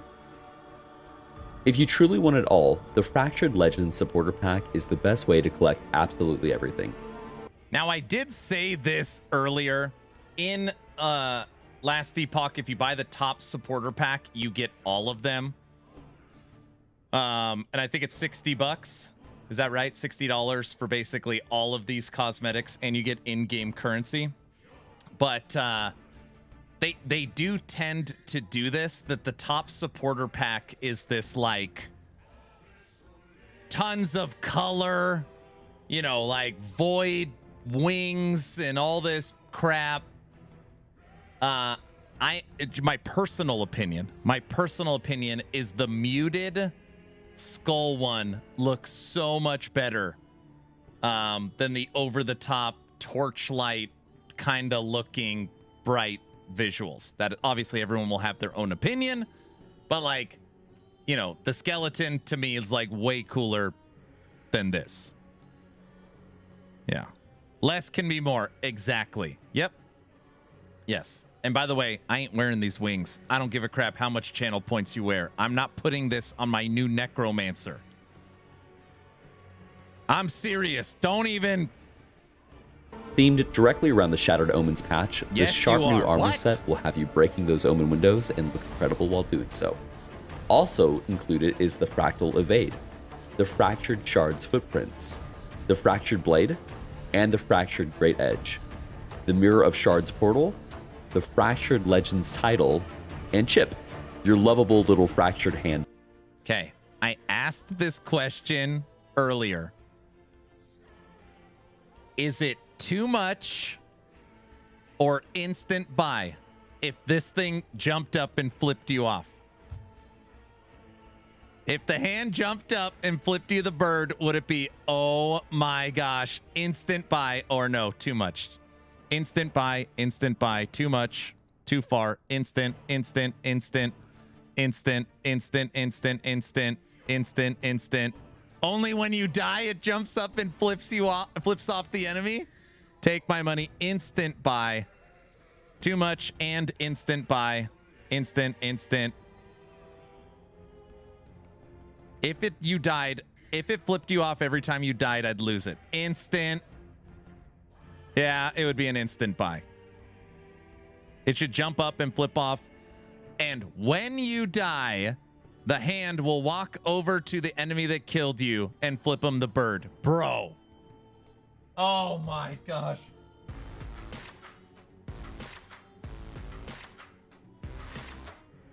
Fox, thanks for the $65 supporter pack. Thank you, sir. I already bought it. If you get it through my Nexus store, it will support the subathon clock. That would be hilarious. I would legit pay for that. Okay, so some people are saying it's too much. A large majority says instant buy. Buddy. Our Fractured Legend tier pack includes all other Fractured supporter pack goodies. These supporter packs are only available for a limited time and can be picked up from the in-game shop or through Steam. And as always, thank you for supporting Last Epoch. Season 4 represents a significant step forward for Last Epoch, from the addition of echo chains to the very way you slot your idols. We can't wait to see how you harness the power of corruption when the update launches. On behalf of everyone at 11th Hour Games, thank you for your continued support. Also, if you love Last Epoch and the top-down action RPG genre, please check out our hiring page as we're continuing to grow our team with... I said this earlier. I know I sound like a broken record. There is so much strategy to put this into the trailer. Very smart. With the AI, the studio's closing, dead game, to put this into the trailer. It's so smart. We need real people. We're expanding. We're growing. If you want to join the team, very smart throwing this in at the end. Talented and enthusiastic people, often from our own community. Link in the description below. We'll see you in Atera for Season 4, Shattered Omens, on March 26th.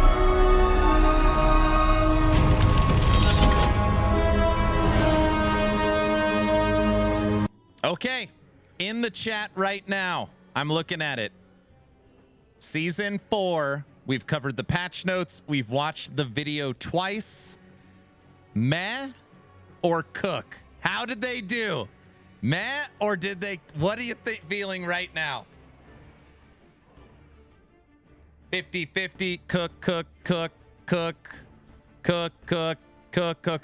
cooked. Super excited, cooked. Maybe go through the patch notes again. What? Okay-ish, meh. 9 out of 10, cook. This community is one-sided. Big cooking. Cooked. Seems like they cooked. For my favorite classes, cooked. I'm interested, but not hyped. Okay. Me like it. Play the video 20 more times so I could decide. What? Dev stream time. All right, everybody. It is dev stream time. Oh, I can go to work on build planners where nobody will be looking at me. Let me get that ready. Wait, what? Okay.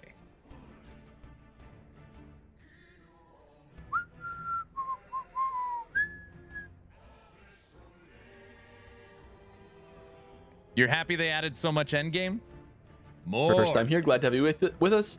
Please put at Last Epoch Game in the question if you have a question for us. And we will get to those as soon as we can in order. We do stream for charity. Charity's above my head. And that's about it. Justin, who are you? What do you do for Last Epoch? What's a day look like for you? Hey, yeah, I'm Justin. I'm not EHG Justin. I'm a different Justin. I'm a senior UI developer at 11th Hour Games. Turn up his Started just audio. before Season 1. You might recognize me from Discord as Agent 000. Maybe you see me in game and global chat. And yeah, I work on UI features. I worked on things from loot filter, stash priority, stash searching macros, the inventory tabs, placing woven echoes, some of the woven echo crafts that you'll do, like re-rolling LP, some of the runes like Rune of Refinement, Rune of Havoc, set reforging, some changes to the Eternity Cache, chat commands, Rift Beast panel, all sorts of fun things, and various little quality of life changes. And excited to talk about Season 4 with all of you. All right. Adjusting volumes here a little bit. XO, thanks for the supporter back.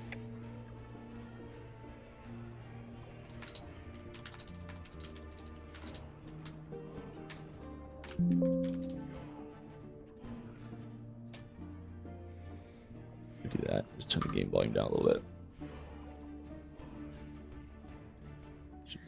All right, give it another shot. I think you came through enough, but just a little quiet. Let's see if we can do it again. Not the whole thing. Just say hello. Oh, hello. Ah, that's a little better. How's that?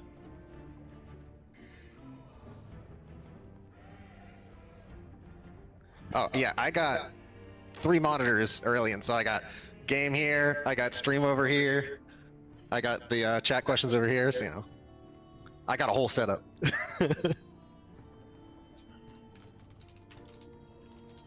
Yeah, sorry, I'm fixing the echo.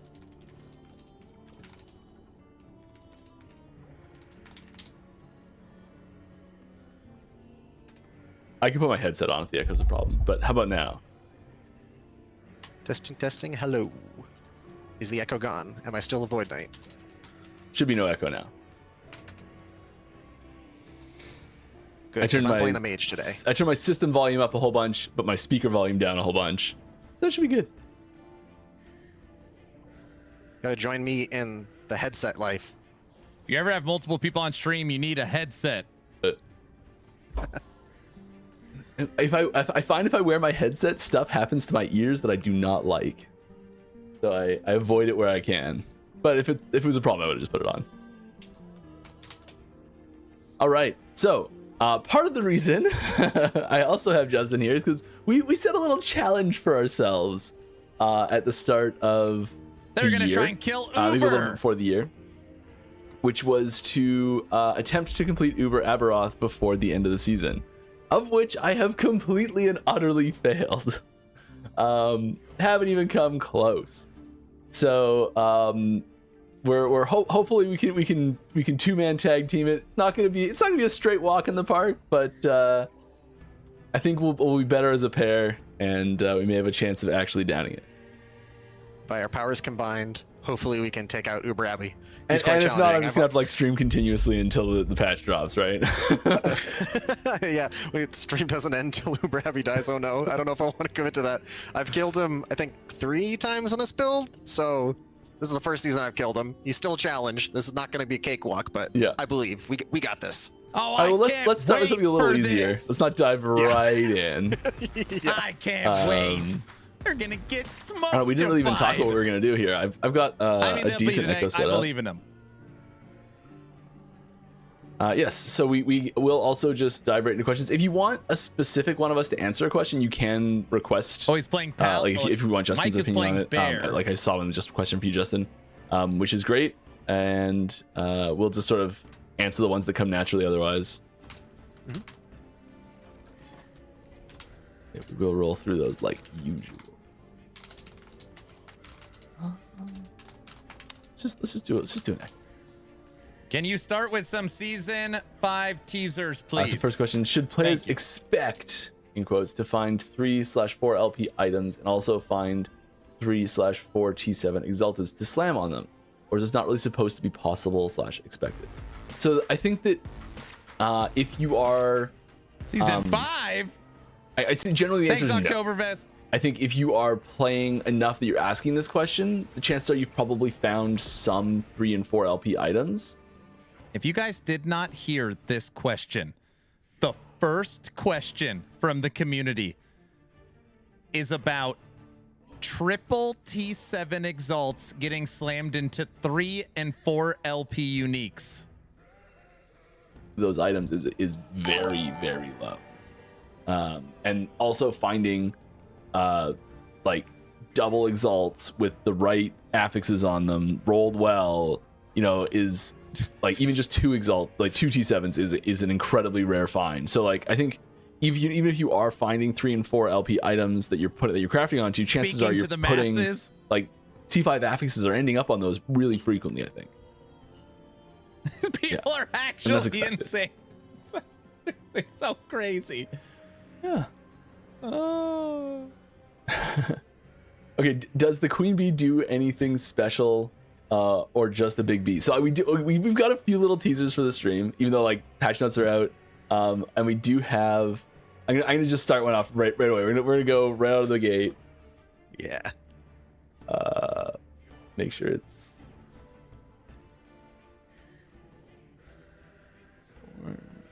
Queen bee. Where's center on screen? There's center on Show. Screen. Let's see if this just works. Oh yeah, here we go. This is the big bee. This is the queen bee. This is what it looks like. This is it doing stuff and smacking people in the face. It actually just a looks quick pretty little clip aggressive. It's Absolutely the bumble bear. Beautiful. It's the bumble bear. What the fudge? I'm so excited to play this set. It looks so much fun. Yeah. It's like a bear. Wait a second. Is this Yes, it is cocaine bear very large. 3.0? Okay, let's hit an echo up. Let's do this. Yeah. That's not a Go. bee. It's gonna be like a new That's a gym, level of bro. coordination here. Maybe you should lead, I'll follow or something. Where's the damage? Well, that's not him. Who cares? Yeah, sure. I'm just following the Oh map. man, that's gonna be Okay, another sounds There's an good. arrow build pointing me in a direction. for tech to I'll put follow in. the new map too. Sounds good. I gotta follow that arrow. Are you playing COF or MG? I never even asked. I'm MG. I started as COF. I really like COF, but you know, I figured I should probably play both factions, try them out, Yep. see what they're both like. So I swapped MG this season. It was pretty fun. I went in. It's really nice to get started, but getting past the 1T7 LP1 phase is a little tricky. Yep. And it's interesting. Did you notice a significant difference in like meta versus non-meta build progression curve at all? That's yours. I was like, a beast, get it. He's playing Lightning Blast Oh yeah, Rune it Master. scares me every time I'm fighting Abby because I think it's doing the cold circles everywhere. Yeah. I don't. I mean, I'd say like COF. Like I tend to like play the same character a lot longer when I'm playing COF. And on Merchant's Guild, like I play more characters and I swap off them a little quicker because like I can get to that point where the build feels really good quite quickly. And I'm like, I'm not super into like pushing crazy high corruption. Like this one, I push up to 1K. Usually I stop around like 500 corruption. Yeah. Just because it's a little more chill. And I feel like I could get there pretty easily with Merchant's Guild, play the build a little bit, and then go try something else. Because like my favorite part of LE is just all the different skills, and just like I'll find some item and it looks really cool, and I'm just like, oh, I gotta play that. Yeah, find that build around and start a new character. Merchant's Guild really scratches that itch because when I play COF, like I'll fine tune my filter, and I'm only seeing items for the character that I'm playing. So then I'll get the one item, I'm like, okay, I want to play this build, but I don't have like all the other supporting items I need. Whereas on Merchant's Guild, when I get that one item that's like, okay, I want to go play this right now, I can then go and quickly get all the other things. You can flesh out those extras, the supporting pieces, really quickly. Yeah, like the from the moment that I get a exciting drop that makes me want to play a different build to actually like making that character, I feel is a lot quicker. And so I just love playing different alts. So that's been a lot of fun. Nice. What was I do really love the giant prophecy explosions though. When your screen just fills with like 50 items at once. Oh, there's nothing better. We're hat twinning. Everybody we knows are working on improving the timing of that and the feel and flow of the whole prophecy systems getting some love coming up here. We're actually done this echo. I was just killing. Once I start killing, here I go killing again. Soon enough, we will be greatly rewarded for doing that. Yeah. So the question here: what was the decision behind nerfing imprints at whopping 50%? I can see Here we 30% go, being the whole reasonable. damn stream. Were you actually part of this? I can't remember if I wasn't, but The whole stream imprints. I mean, I would stand behind I you, though. guess probably because they printed items. yeah. Yeah, it's basically just, you know, the relative power of finding items Stan, compared thanks to for the other supporter sources back. is just so strong. And then we're also adding in a bunch more power with corrupted affixes in general. So it's like it's partially a way to just bring it in line with some other ways of finding items, and partially a way to just like curb the power creep a tiny bit at the same time.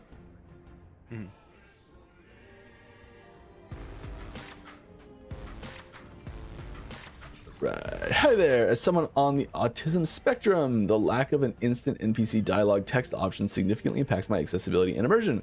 Currently, dialogue appear with a typewriter effect, which creates barriers for players who process information differently. An option to display all dialogue text instantly would greatly improve accessibility without affecting other players' experience. Could this feature be considered? I mean, things like this are always considered and are interesting.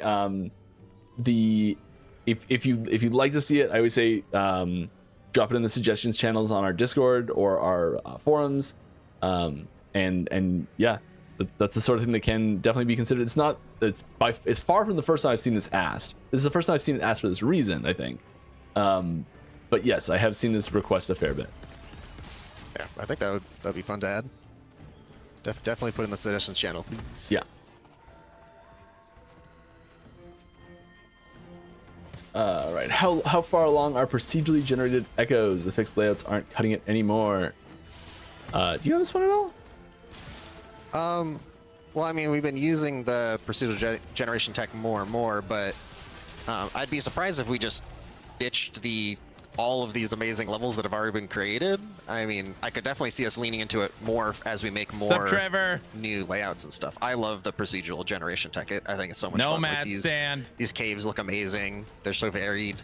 I would love that. As far as I know, there's not any big push for it to like replace the layouts, but there are more like side zones that are using it for new mechanics and things like that coming up. Yeah. Is that the no. Right. Okay, we're falling behind on questions a bit. That's okay. How far along did That's you the meta. did you have a guest today only because you need help with beating Uber Aberoth? Yes. No. We actually had planned for a guest for a little while, but I did request. Right. There was when asked about a guest, I was like, maybe someone who can carry me a little bit, huh? I think was my answer. We'll see what we can do. Yeah. Have enough of this? Ooh, I have enough. Buy one. Not do that. 1 LP, 52% though. Woof.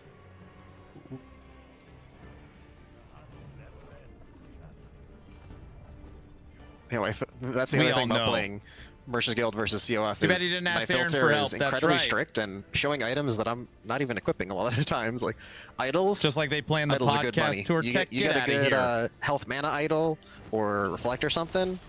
Those sell well. That's good to know. I've like hardly touched MG at all in the last like 3 seasons.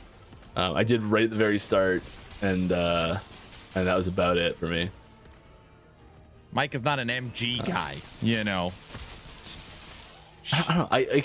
It's so funny because when playing other games that do have like that aren't like an optional one or the other, where it's just like it is happening or it's not sort of thing. I do go pretty hard into trade.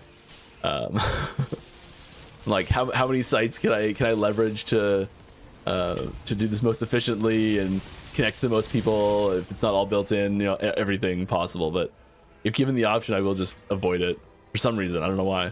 Come on, Mike. Yeah. Well, I guess kind of on the topic of that, of like getting idols and stuff, I have a question for you.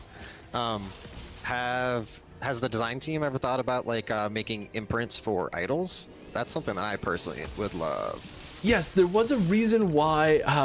Because MG is This cheating. was What? like, I remember having this conversation. I don't remember the outcome of it, or like the reason why sort of thing. Is it but maybe yes, just because idols. like they only have 2 affixes, so it would just be too similar or something? Leon says, yeah, it's going to be 20,000 at launch and it's going to have 1,000 players for another 6 months. Keep up the good work. Thanks, Leon. Appreciate your positivity. and like imprinting style tech for will idols and things see. like that. And I think it was will see. boiled down to basically just Maybe. being too easy, like either being so rare that you saw it so infrequently that it felt like it just didn't do anything, or so common that because there's so few affixes you could leverage it so heavily to get exactly what you wanted. Yeah, that makes sense.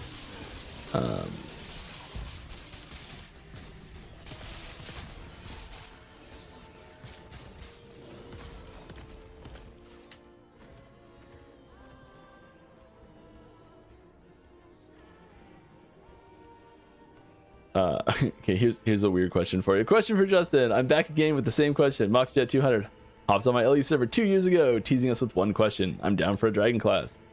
You guys want to actually play a dragon? Then followed up with, it'd have to be a Dragonmancer, so you get NG gear or EGI. Is there a delay on the Nexus purchases? No, you probably just didn't hit announce.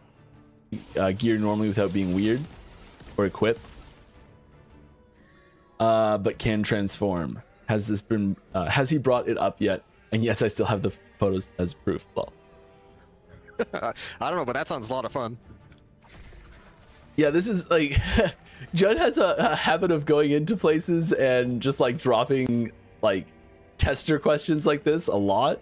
Good work, Judd. I mean, we've talked about so many things, and so like it has come up since then. Yes, Judd has no shortage of ideas. He is always proposing wild, really cool. Just to be clear, for the people that are team not last Epoch, it's fine. I really mean that. Everyone's entitled to their opinion. Maybe only 20,000 people show up for last Epoch season 4. It's possible. But it's also possible 100,000 people show up. We will see when we'll see how the numbers fall. There's nothing, we're like 5 days away. Features just that have come to the game, especially like quality of life, things like that, have just been, somebody just posted in a channel was like, hey, this seems nice, could we do this? And then sometimes it happens. yeah. And like just sometimes it's the right person in Slack just sees it and is like, I know how to do that. Yeah, and like sometimes you just make like a little proof of concept and use that to pitch it. Like an example of that would be stash search macros. Oh yeah, I've done a lot of regex stuff in the past, and I was like, I think I could do this, and so I just kind of like put a little demo together. I'm like, hey, what about this? Can we do this? And then it happened. yeah. Like playtime, yeah, like playtime. Yep. Trailer's There's a now at perfect example of 2.1 that. million views. Shout out to Muffin Good. for playtime. That's So you excited to mentioned that in finally chat have there. that. It's good.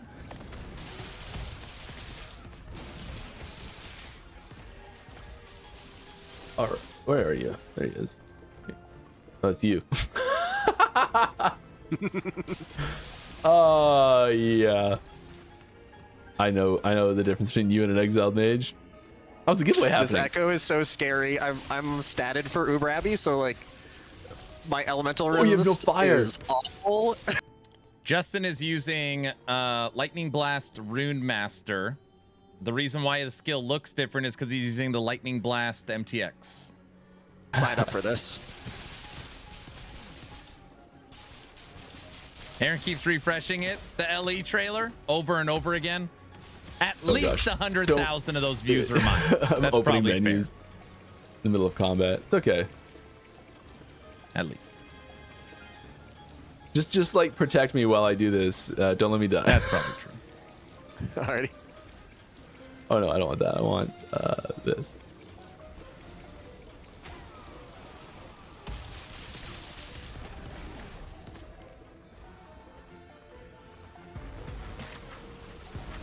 Beatrice, thanks for the One tip. day I will get a 2LP helmet for this character, Thank you, thank you. but not before the season ends, probably. Oh yeah, this stream we are doing a whole bunch of giveaways. I probably should have mentioned that at the top of the stream for various supporter packs. We're thinking of doing the Woven Echo supporter packs. So like the ones that are currently live. So if you don't have one of those yet and you're interested in getting one, now's a great time to snag it for free. Because yes, they are. I should mention this as well. And something that's we did mention a few times, but they do cycle out. They're not necessarily gone forever. Like it's not a like never to return sort of situation. But like they're at least for now going away. And mostly just so that we don't have like 40 different packs on the store at the same time.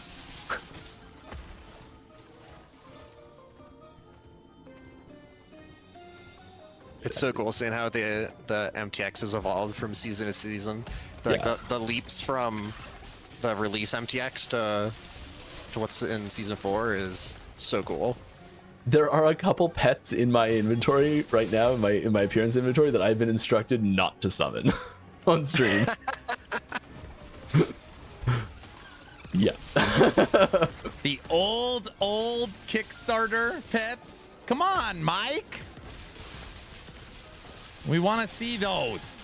Wait, packs will return. I'm not saying that they necessarily will, but it's not like we have brought some back in the past, and we've brought certain elements back of things like there's been situations where you've been able to like win certain old things, or there's been situations where you've been able to like the Twitch drops that were like here's the time to get the Twitch drop, and we brought like redone the Twitch drops and things like that. So it's just like it's not necessarily a forever gone thing, because I know that's a big deal in a lot of situations.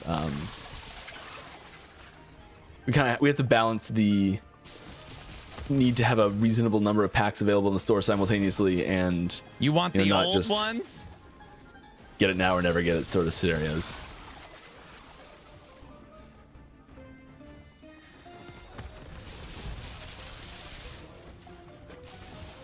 I feel like you're doing like 99% of this. My bear's just like, I'm coming, because I don't have the like jump to teleport the bear node on right now on my boots. Yeah, but when your bear attacks, oh boy, does it attack. It's like two-shotting them.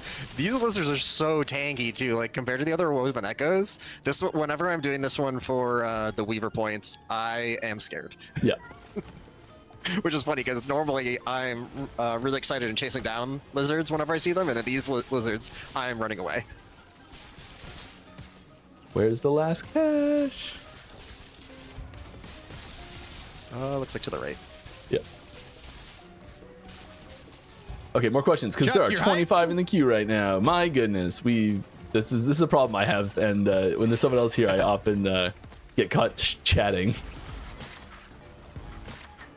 Thank you for the supporter back purchase. Right into a fire puddle. Goes towards the clock. Oh no. Okay. Well, we cleared it. Any upcoming NTX for Manifest Armor? Not this season, I don't think. I would really love to do it though. And I've seen proposals for some that were cool. Can you start with some season 5 teasers, please? Thank you. No, way too early. Are there any plans to potentially hardcap corruption scaling to give more firm set of progression tiers to balance around? He read it. Come on. No, but the goal that you're going for, I think, is really appropriate, and we have been talking about things that bring that feeling a little bit more prominent. I'm on the telly. So agree it's a problem, and we're working on it, but not planning on setting a hard cap. Are you happy with the current Blessings UI? Are there big tweaks planned? Blessings UI and boss area and the end of time NPC section. It is, I would say, B+ tier of UI. That's fine for now, but is probably partway up the list of reworks, and there's more important stuff to do in the meantime. Yeah, I definitely like to add a little more contrast to the ones that are selected. Sometimes I struggle to see that, but I mean, I think like aesthetically it looks really nice, but yeah, I'm always down to tweak new UIs, but there's so many options to pick from, and you know, it's serving its purpose. So what would you put higher on that list right now? then like what part of the UI would I want to rework more than the blessings? Yeah. Well, we'll pick the fan favorite and go with the character sheet. Actually, like when in my interview, they like showed the design for a new character sheet and like asked me questions about it and stuff. And I really want to implement that. I think it'd be so much fun. Yeah, because that was a while ago. Yeah, but that would be kind of a large amount of work. Yeah, it was a while ago, but you still haven't updated the damn character sheet. So what do you can toggle in the gameplay settings to make it so that the detailed stats, if it's 0, it'll just hide it. So you're not going to be seeing fire and lightning and void increases when you're just playing cold or fizz or something. Yeah, it just only shows the stats. I totally forgot about that. That's a good call out. And that was another one of those things where like I think it was actually a CT that suggested it. Someone was just like, "Hey, can we do something about all these zeros?" And I was like, "Yeah, let's knock that out real quick." Yeah. We don't have time to redo the entire UI, but we could totally add that option. Yeah, it's a quick. There's like the low lift, like quick wins sort of things are really nice to just like, I don't know, get taken care of. I desperately want to change the sorting algorithm. Oh my god. This. Oh, for the stash? Yeah. Yeah. So that, funny enough, that was another thing where when I applied, I made like a proof of concept as like my attempt to convince Ishii to hire me, and I was like, all right, so here's how I changed the sorting algorithm, and I like made a whole like demo and stuff. Turns out sorting algorithms are really complicated, but yeah, I think definitely like what you were doing right there, handling when the last 2 columns are being filled, I think that would be a really nice improvement. Like once you get to the last 2 columns, start doing happy birthday, like, filling them row by row instead of column by column. I think that would help so much. Yeah, big time. I mean, also cooking right for, now on this stash season priority. starter. If you set your stash priority up I'm now so on each item idols. type gets its own tab, then well, you never have that problem. Yep.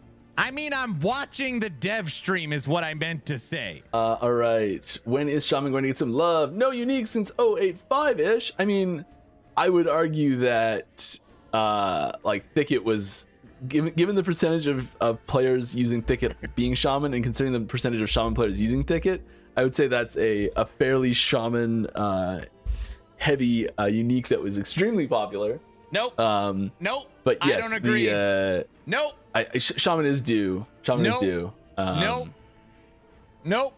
The exact timing on one, they play it as a Spriggan. Spriggan is a druid transform. The reason why they're shamans is because shaman has a better passive tree than druid. What changes are coming that might keep us? I think there's in the trailer. Go watch the trailer if you haven't seen that yet. There's quite a few things, especially in the UI presentation. Also, new activities coming with the Omen windows, new woven echoes, echo chains. Just like the way that you interact with the end game in general as you're like onboarding into it and progressing later as well. Thicket was all these things are, I think, item. much needed and really break. positive changes that are going to help, I think, with the general flow and feel of it. I'm really excited for Knowledge of Orbis, so I can just zoomies straight to empowered. Yep. And people who are maybe taking a weird, crazy approach from a build that makes no sense can, take their time meandering through the campaign still. Like me. Okay, so do you want? Let's go do a regular Aberoth to warm up. Let's build our confidence first. Yeah. We will evaporate normal Aberoth. Yeah, it's true. Maybe I'll get my 2LP helmet. Huh? Maybe.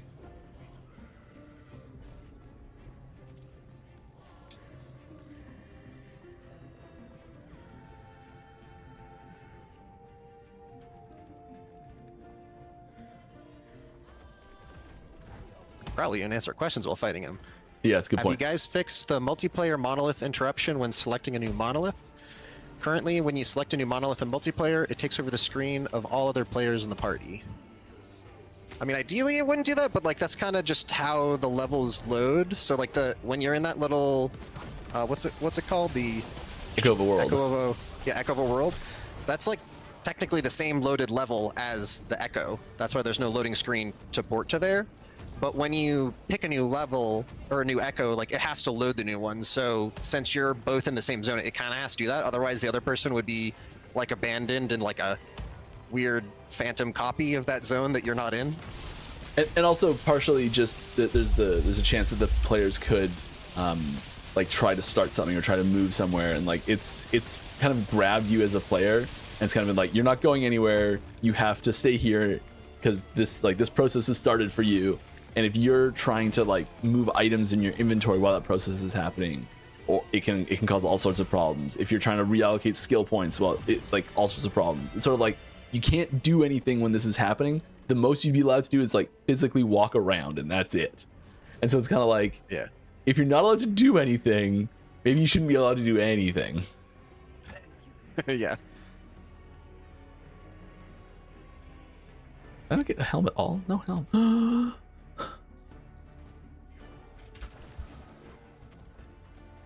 Okay. All right. Good Get him, evening, Mike. Mike. And today's guest, Justin. On the topic of UI and the turtle, would it be possible to have the turtle hits items that gain LP amount be a different color from the downgrades? Well, actually, like in the initial iteration of it, we did highlight it. But one of the goals with it was we wanted to have that kind of like moment of surprise after you do the craft, where you check and see what they are. Though this kind of meta has developed where the container won't let you put the item back in it, so people just go and double click them all to kind of get the same effect. So I don't know, maybe we put that back in. That does kind of like segue pretty well into one of the kind of like visual teasers we have. If you wanted to show that, the turtle rerolling. Yes, I am paying attention. He showed the big. So one of the beat. changes I that we're saw it. doing in season 4 is setting up this new, we kind of like reworked Veteran, what up? how we open and close panels in a way that gives us a lot more like generic control over how things interact, and we can kind of act on things like this panel lives on the left, this is in the center, this is full screen. And so now the quick move used to be kind of just like per every specific combo, which worked great when there was like just the stash, the forge, and the inventory. But now there's a lot of places you can put items. So now it's automatically handling it based on where it goes. So you can see here, like as we're quick moving back and forth, it not only tries to go into the center panel, but it's going to try to go to the next panel if it can't go in there. So like if you have the crafting UI in the center and your stash, you can move from your stash into the craft, you can move from your UI, your inventory into the craft, or vice versa. But if the craft UI gets full, it'll then skip that and go to the next one. And this is now happening like generically for all UIs in the game. So Forge, all the different Woven Echo crafts, the Eternity Cache, and like for ones that have multiple crafting slots, like the unique reroll where you have to put a sacrifice and you got to put the one you reroll. Very good quality Similarly, of like, life. it'll You like prioritize that? the empty What's up, one Blue? first on the left, and then once that's full, the next one you put in will automatically go to the next empty slot, and then if you kept going, then it would go into your stash. yeah, big sweet change. Which I personally experienced last stream, fumbling about with this quite painfully. Yeah. Yes. And also now that we have this kind of new like kind of structure and way that we can sort of think about panels rather than the specific, this is inventory, this is stash, but rather this is on the left, this is on the right, we can do a lot more things like maybe we could make the chat bump in so that if you have a left panel open, it's not overlapped, or maybe we could do that with a mini map, or maybe we could shift the panels around, we could change the layering, we have a lot more control over it. So if you have suggestions for UI features related to there's a panel on the left, center, right, please put them in the suggestions channel. I'd love to hear your ideas. This is just a new thing that we've added, and we're going to keep building features using it, so I'm really excited about this. This is something I've wanted for a long time. Yeah. Yeah. Great explanation. Thank you. All right. How do you feel about all? How do you all feel about the power creep that has been happening in the game? Will we be getting a nerf patch, or just a big mob buff patch? If so, will this be addressed in the X pack? Yeah, I think there's. I think it's more likely that we'll see more difficult content get added than a gigantic nerf happening. I'd love to see a number crunch.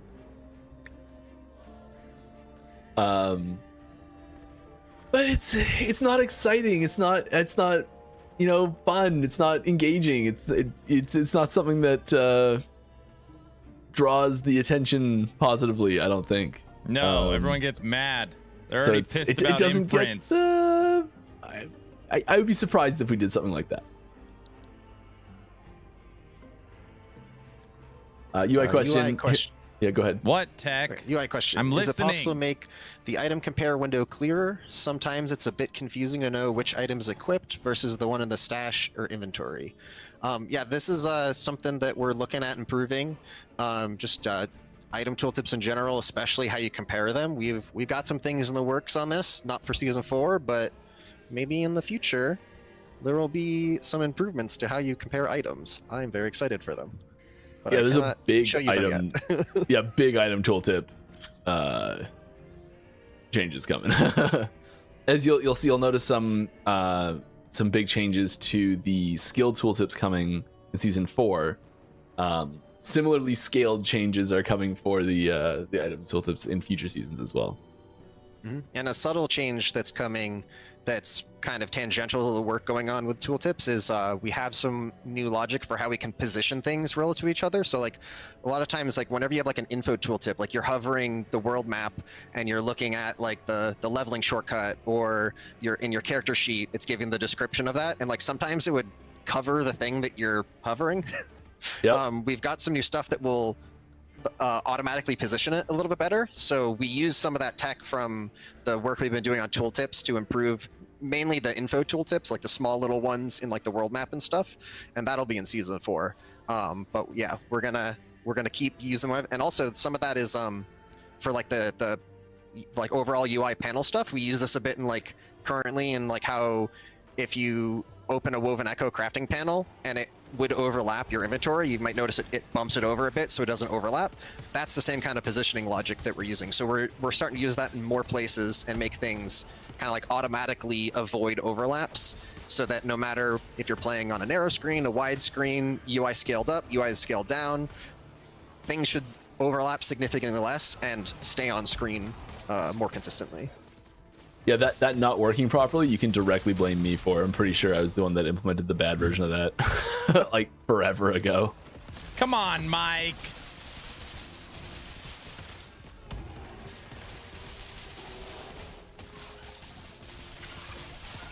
Oh, those circles are scary. Yeah. Mike can do I no kinda just ran wrong. away a little bit. There's a distinct lack of any COF changes. There's also a distinct lack of any real MG changes, apart from a couple filters being added. Are we to expect the same monotone, time-consuming prophecy rerolling system, the whole Shadow Elements? That's what we're saying. The rerolling, the prophecy system is not being updated in season 4. It is getting a very large overhaul in a future season.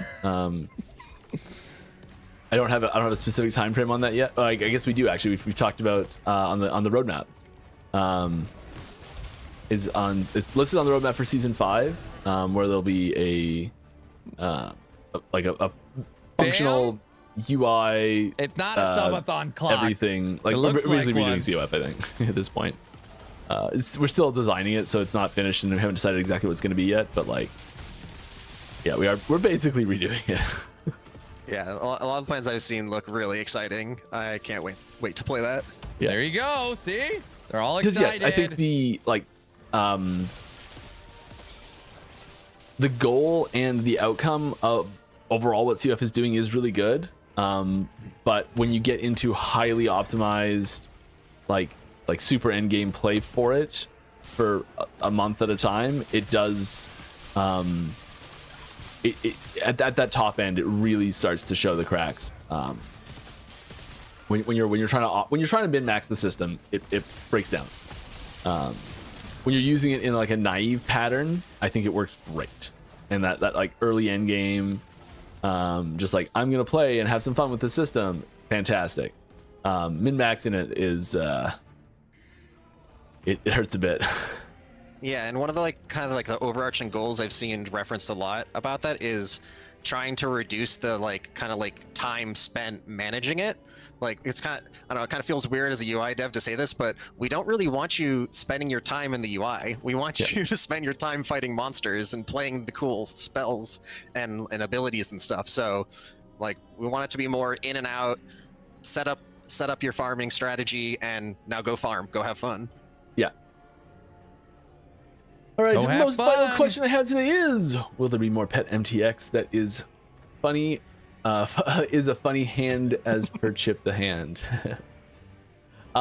There's the MTX that does well will influence the type of MTX that gets created going forward. So if you want to see things more along the lines of the hand and like if you've seen the animations for the Red Panda, who's got like sweet wrestling moves, that's my favorite one. Champ is adorable. He's so cool. Like feedback to that effect on our Discord is a great way to tell us that you like that sort of thing and you want to see more of it. Also just like the types of things that people buy on the store, you know, it gets more stuff like it created, sort of thing, or at least on the same sort of style, or maybe not direct style and theming. Oh, you died. That's my class fantasy. Dying. Yeah. Well, also I don't even have a flame ward my bar right now. Like I have it spec'd, but I have to get stunned for that to happen. I have cold snap freeze. That's what it's called. I think it may have been called Cold Snap initially. Can they show us that It's like bee again? like a real thing. Yeah. Seeing you guys play together with each other seems so much fun. When will a party finder be added to LE?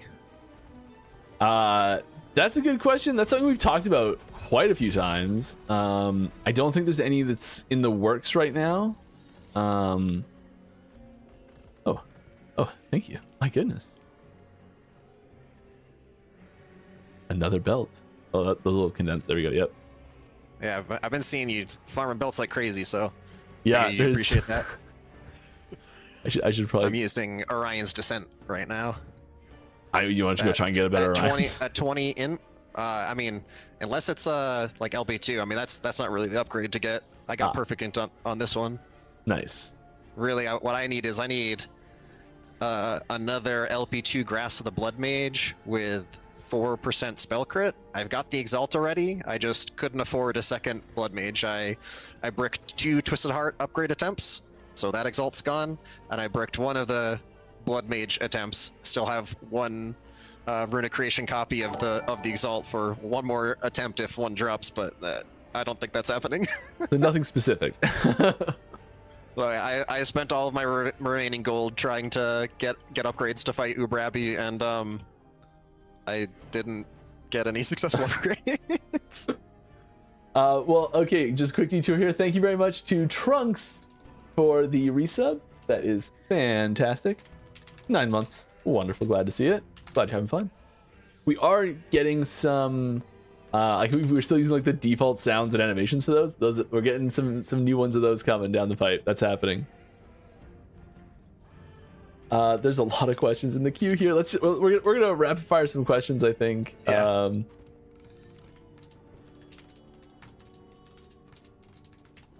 Yeah, there's a giveaway live right now. Let's just burn through some of these questions because there's a lot of them, and we'll do an attempt soon as well.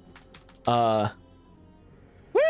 I'm in. I went to last Epoch Tool site and went through every patch from 8.3, and I found that going forward there was more uniques for Beastmaster than there is Shaman. Also, Boardman set didn't get a buff this season, and That's still left here any VC's reason why question, it Shaman has to didn't be. get new uniques and Boardman didn't get buffed this season. Most of it's going to come in one big dump. Do you plan to change the drop rate for unique items in the future? I mean, they get Sith adjusted Lord, pretty thank you. frequently. In my opinion, there are currently too many exalted drops, so reducing the drop rate would be good solution. Reducing the exalted drops, I think like right now people are generally reporting the opposite of this, is that they're finding uniques too easy to get and exalted too hard to get as good ones anyways.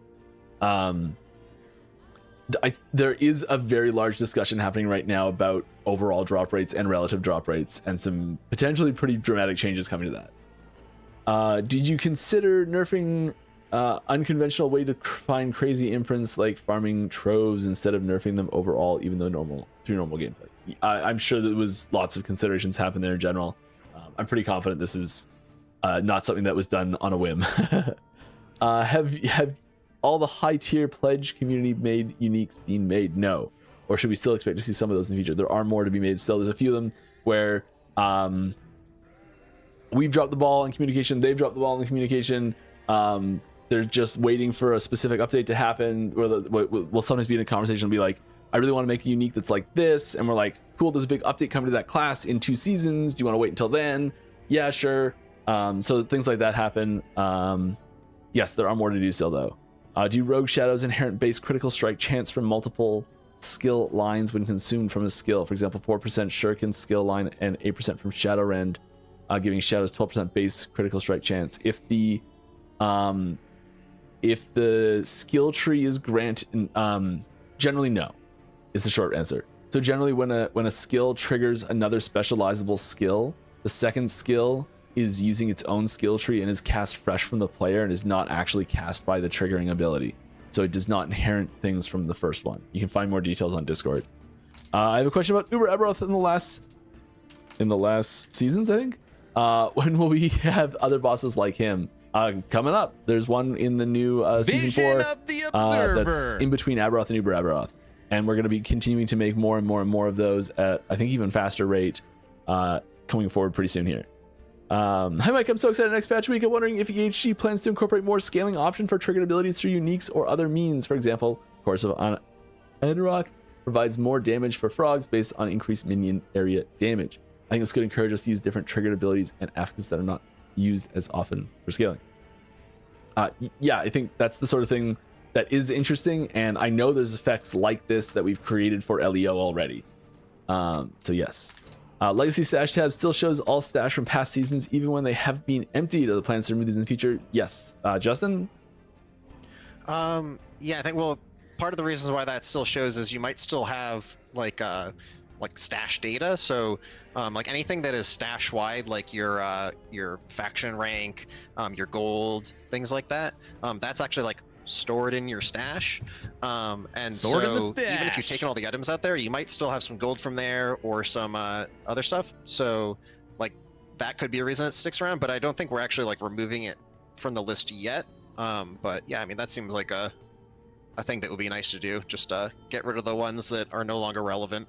Part of the stash overhaul we that's are that's thinking coming. about a lot of stash changes, but nothing we can really share yet about the specifics about that. But stash has been a thing that we've been talking about a lot, and we are well aware of a lot of the pain points, especially with season rollover, needing to set up your stash again and stuff like that. That's something we've been discussing a lot. Yes.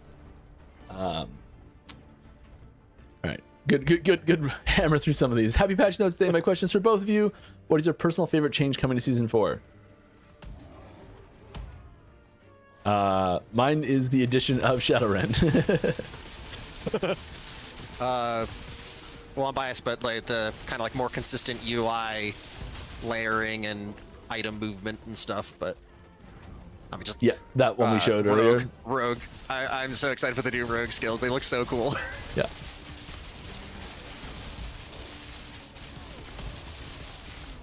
Nice. Are the corruption outcomes equally weighted between each other, or some mods are rarer than others? I don't think we can really talk about the specific weightings, but there's many things that corruption can do, and it's not exactly obvious just by looking at the list of all possible things that can show in there how those might happen. Yeah, it's also important to note, and we've said this in a few places, but just a good place to do it is here as well. The version that we sent out for data mining a little bit ahead of time, we sent that out 4 or 5 days ago, something like that. We've done a bunch of balancing changes, great. specifically nerfs to the corrupted affix values since then. So if you're looking at those tables on various sites, the corrupted affixes, quite a few of them, you might be like, oh my god, that's broken. Yes, it is broken. It's been fixed. So they won't launch like that, sorry. They probably need more community testers. there is relative rarity there and waiting for getting them, but there's also like even just so much as like different slots of a different number that can happen on them, and just even if they were all the same, naturally that would cause them to be different anyways. So yeah, they're not you. all What the hell is that completely supposed to mean? Everywhere. Yeah, depending on what you're corrupting, it could have very. Aaron, is the season and cycle the same again? No. Justin, this one's for you. Good to have you on stream. What's the most exciting work for you in the UI in season 4, and what are you looking forward to in the next season? Tease. Yeah, well, the UI panels and the quick move stuff is I'm really excited about. In the next seasons, well, I mean the tooltip changes that we've been working on, I'm really excited for. I hope we can get those in soon. We'll see what season it launches in, but I'm very excited where they're going with. We've got a lot of new design support that has joined in recent times.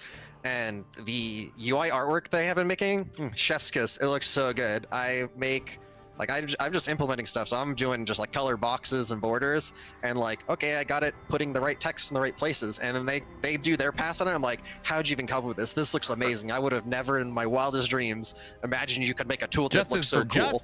So I'm very excited for the tooltips. Yeah, the big thing, one of the big things that I noticed in like the mock-ups I've seen is that in a lot of items, it's kind of, I don't have any good examples of this that I'm wearing, but in a lot of items, it's kind of tricky to see when you have multiple like sealed affixes. It's tricky to tell where those sealed affixes are coming from and what else they would conflict with, and like what's available to be put on the item still, unless you like know the systems really well. And the early mock-up I saw of it had like indicators for where those were coming from. That was so nice. I'm just like, I want that right now. Yeah, and also like we've relied on color of the text and color of the background a lot, and that's something that we're focusing on a bunch with the tooltip improvements, is trying to improve the contrast and the readability, because especially for people with color blindness, so like exalts purple on purple kind of hard to read sometimes. Like we're still gonna have the like thematic flavor and coloring stuff, but we're trying to make the text part a lot more readable in all cases, so that you're not just confused in some cases if the colors are too similar. Yes. And like the way that we're doing comparison, I think is going to be really awesome. Like right now, the comparison is just, does it have the mod, does it not have the mod, and it just kind of like puts them all at the bottom. And we're going to be looking much more specifically at like, if you have flat health and hybrid health, we're going to add those together and be like, how much health is this actually giving you, rather than just, here's 2 lines that disappeared. Yes. All right, has the Ellie storyline been concluded with the chapters we already have in the game, or do you plan to expand it further? There are 2 more chapters coming for the like what I would call like the Orbis saga. That's not an official term, but that's kind of how I think about it. The Orbis saga. We should get Kyle on here to give us an official term for it, but I fear that I may have just done that. And it's like there's still 2 more chapters to really like wrap that up in a bow, and then there's still more like story that can be explored after that's finished, because it doesn't have to come through the campaign. And so there's things that can happen like in like alternate timelines, and like in just side stories that can happen, and all sorts of stuff. So there's room for more story to happen, but the primary campaign story, like primary storyline for the game as a whole, it's still got 2 chapters left. Oh, 1 LP still. Dang it. I'm so looking forward to the overhaul of the Nemesis UI. I have misclicked it so many times, like an embarrassingly large number of times. It looks so good. Yeah, that is the work of one of our new UI artists, and I think they did a phenomenal job. Nice. All the new like VFX and visuals and stuff just look so cool. It's so thematic, and it's much more like focused about like what you're actually doing. Like you're replacing the egg, you're putting an item there. Like what is the trade-off you're making?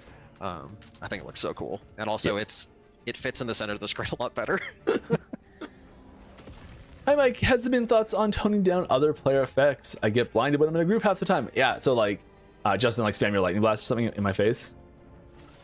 Yeah, like so you're talking about in this case where it's not mine and it's their effects and like having that be a little bit less prominent. This is something that we've talked about a lot.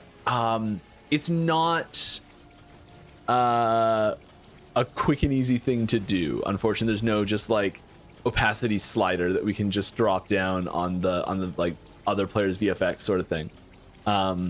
If we could, we would have done that years ago. I really do wish they add this. Like, toning down other players' effects is nice. Even toning down your effects is nice. And players alike, yeah. In patch notes, there's a line saying most existing evolutions and will gain 2 new evolutions with this change. Why are some excluded and why that happened? I have no idea.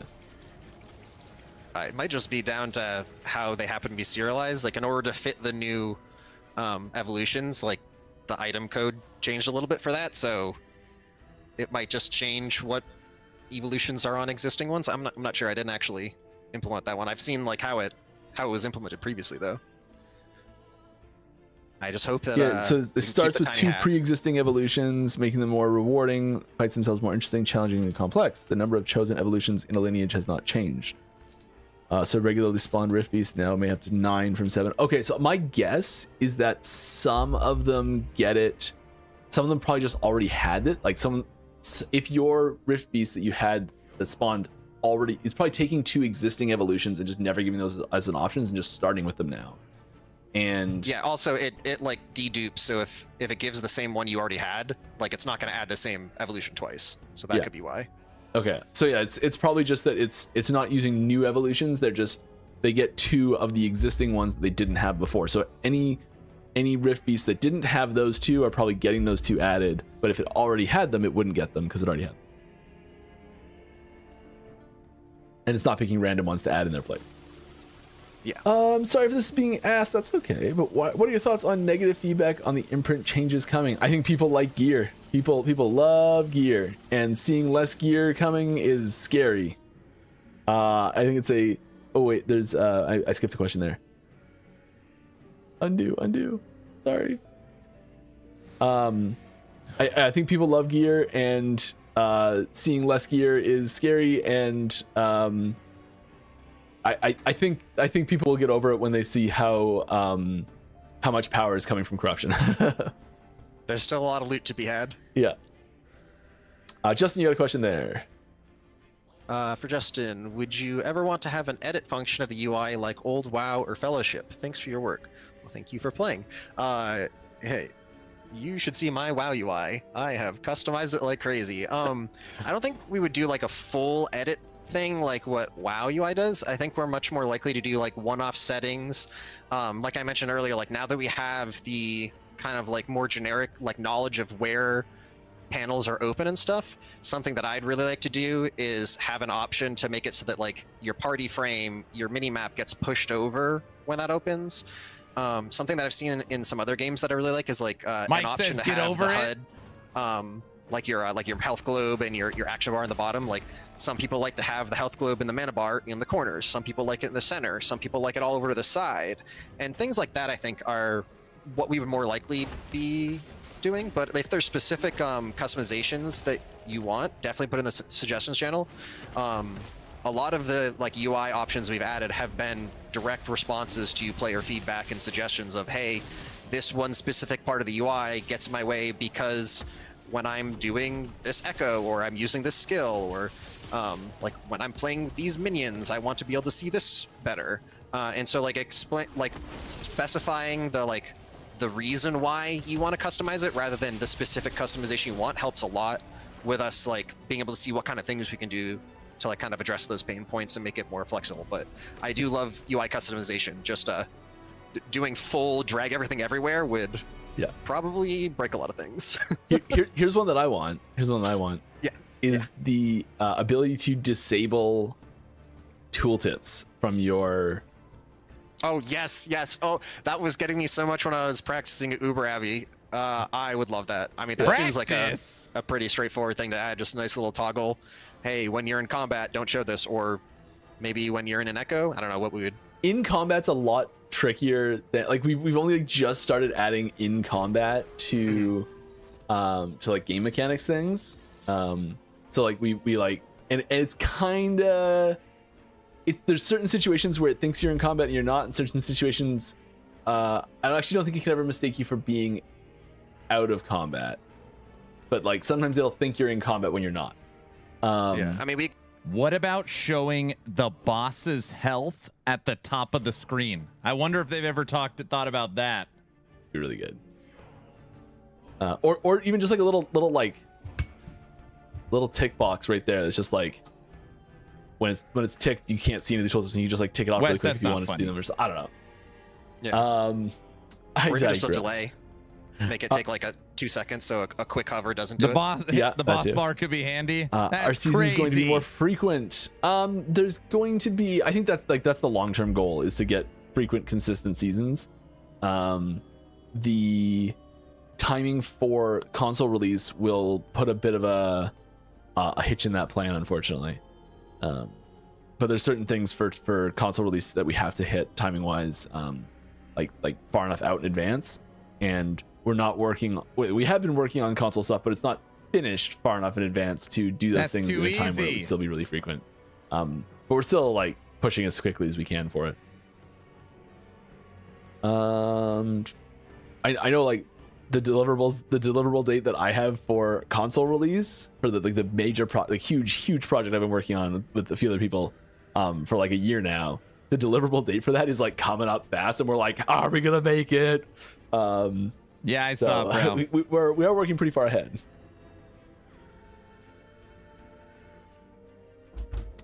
I'm sure you guys. I'm sure you know some guys. I'm sure you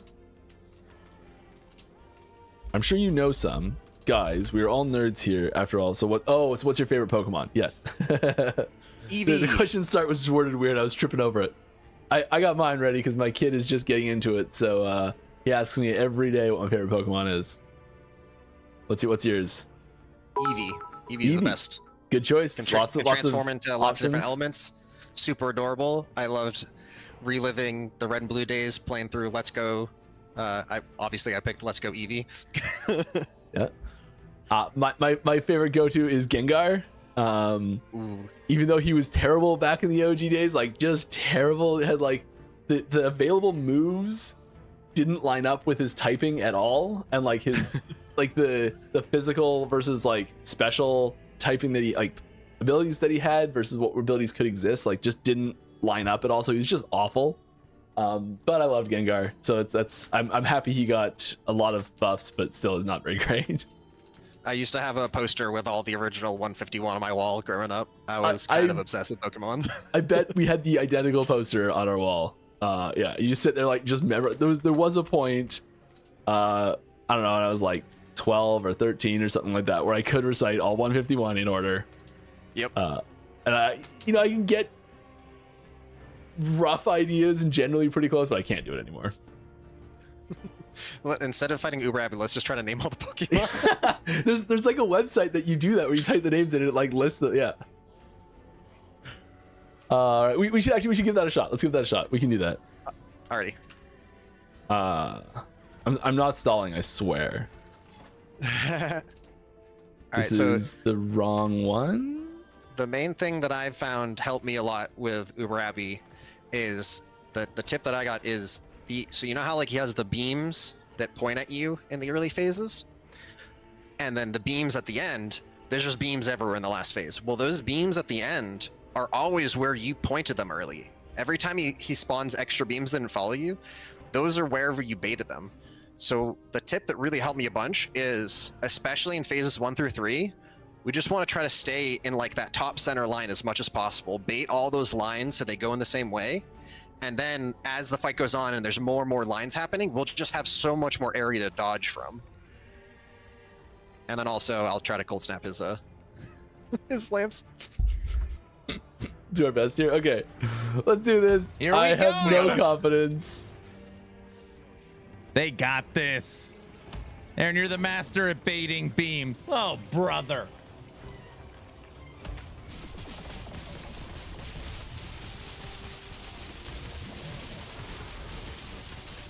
Oh, you're just gonna. Yeah. Okay. Sweet. He's gonna do the frost thing, and then we'll just like head down to the bottom and bait the line. Oh, or we'll just phase him way faster. All right, add top left. Oh god. Watch out for fire cones. Fire cones go on bottom. Go bear, go. All right, careful for his slams. Oh, he's doing the cold. Oh no, I did. You died? Well. Yep. You got this. You got this. Get him, Mike. Get him. Where the hell are you doing? Get in there. Let's be real here. No, I don't. I died in a very inconvenient place to try to give you help. There he is. Well, we phased him Isn't way faster than I was doing expecting, any so DPS. that's He's a good got sign. EQ summon bear. All right, we got this. We got this. I feel like I should just like dump a bunch of. No. We just got. I gotta not stand in a cold circle. Well, Oh, yeah, brother, that what? would help too. But like, I may have. The HP didn't move after Mike A died. body His bear armor was that is dead, higher I think. toughness bear and was less dead. offense. Oh, we want offense. Well, Shorter the phases are, the less mechanics we have to dodge. Okay. Okay. Hold on. Show your character sheet. What's your what are your stats looking like? What do you want to see? You got so much res. Look at that. 3,400 health. 60% armor. Dude, you're tanky. Yeah, but I die. I've got capped fizz, necrotic void. We're not going to talk about the other elements. 2.2k health. You got ward though. You got a bunch of ward. Yep, I can take one hit and then all my ward's gone Yep. because lack C resistance. Here we go. Okay, we'll do one more and then we'll answer Right. a bunch of questions. And Yeah. then So how fast we phased him? We can probably just stay top center and then immediately rotate left for the ad. We don't even need to run through the center because we phased him like twice as fast than when I was trying this before. Go bear, go.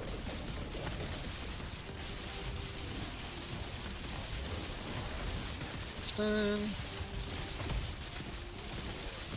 And the orbs come out. Alright, and now we're waiting for the ad. And I'm just gonna rotate down bottom because he's pointing the cone there. Oh shit. The bottom. Alright, back on Aberoth. Where is he?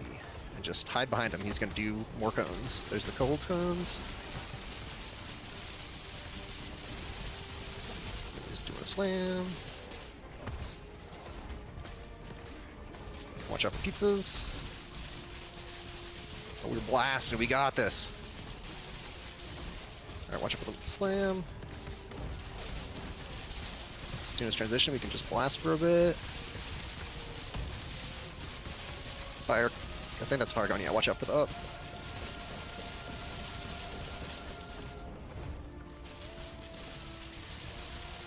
I've lost the thread of it. Where is he? Purple glaive is on the bottom. He's doing the cold cones. Just kind of chill by the bottom edge. We can leave all the purple puddles here. Shit. I'm out of potions. Oh, I watch into the glaive. He's doing pizza. Mike's cooked. Get in there. I think add top right. Get him. There he Mike's is. Yep, just blast panicking. that guy, and he's gonna do the res shred cone. So get ready to dodge around to the left. Yep, watch out, dodge, dodge, dodge. I need that potion so bad. There's no way. You got this. You got this. All right, nice. That's no way. Just finish off that ad. Solo. There you go. Oh no. Yeah. Hey, we're making progress. That was good. That was good. Yeah, that's we the are other making thing. progress. I just got Every time scared one of right the away ads after a while. spawn- Mike literally lost Aberoth. He couldn't find him 3 times. Oh my gosh. wave. So whenever the ad spawn, it's like do like a 2 to 3 second count after the ad pops out, and then immediately dodge to the side or rotate around the panicked? edge because I need that Aberoth will be potion off screen, so bad. and he's about to throw some really nasty stuff at you. Okay, let's toss up a little some sort of thing here and answer a bunch of questions. Yeah, didn't bring enough visual teasers for how many times I'm dying. That's for sure. Yeah. No, we're not doing one per death here. Someone requested this, so here we go. Mhm. This was just a random request on Discord, and thought I'd toss it up. Come on. All right, Blue, have a good one, brother. Position this properly. Center, horizontal. What do we got? There we go. This is what the fire conversion for Shadow Cascade looks like. So if you're wondering what that's going to look like with the new item coming, here's a little quick little peek on what that looks like. Dude, show what And we got a lightning sub! conversion on Lughead Shatterstrike 666. looks Thank like. you very much. Those had some bits gone there. Little cheer. That's cool. Yeah. There's a question that's probably a question that's in here that we're gonna get to. Oh my god. Okay, let's blitz some questions here because we got a lot. All right, yeah. Is there a Question plan for a secondary endgame system to go alongside the monolith, something with different playstyle to go along with the current system to help reduce burnout? There's short term, like really short term, not really. Longer term, yeah, there are. Right. But I think the Standing next, desk like time. season 5, you're still going to see another thing that integrates heavily into the monolith sort of thing. Is the WASD left click behavior still being worked on? I want to bind a skill to it, please. You won't be able to bind a 6th skill still. That's not changing. 5 skills bind. You can currently bind it to a skill though if you click the feet on the top right feet in your action bar. You can pick one of your other skills and make it cast that one. But yeah, it's not a 6th skill. Yeah. You can also have it be just regular melee or and break destructible as well if you don't want to use a skill. If you don't have, it's part of that reason that there's that if you have a build that has no melee or way to break something. That actually happened because the original version of the arena, the only way to get the gear, and I think maybe even still haven't done the arena in so long, is there's a bunch of barrels that show up, and like some builds like couldn't break the barrels, and so we have to have a way to add that. That's why that's there. That's why it's a picture of a barrel too. Orbis and a tarot body pillows when whenever Just you one make on each side of the pillow. Okay, let's just breeze past this.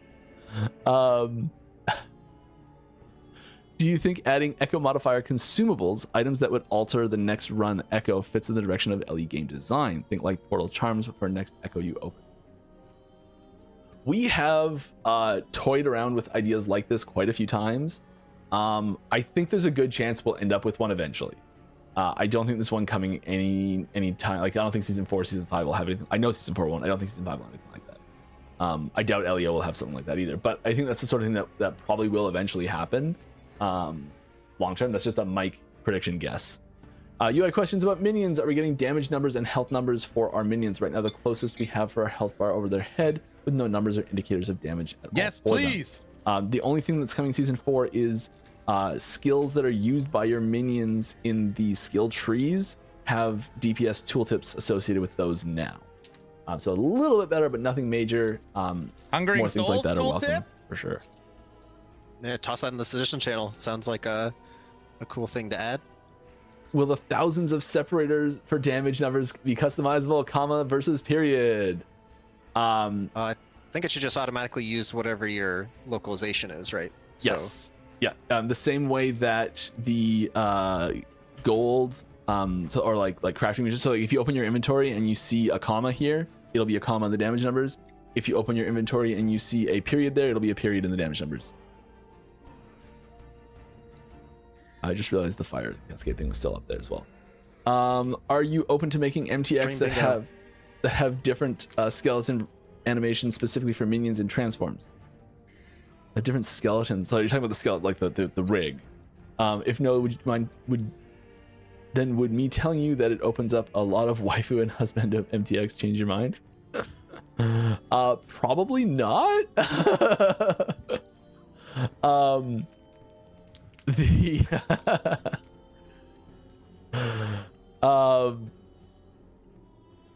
I think that the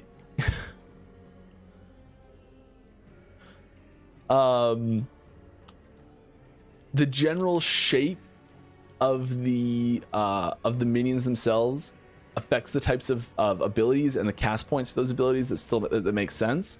and so probably wouldn't work well to change the skeletons to go with it. It's just so much like of a tech debt that goes with it, because it means that anytime you add a new ability, then you're adding it for all of the MTX as well. Will we ever see boss HP numbers versus current percent values? Currently seeing game values based on the boss regardless of 0 corruption or 99999 corruption feels empty.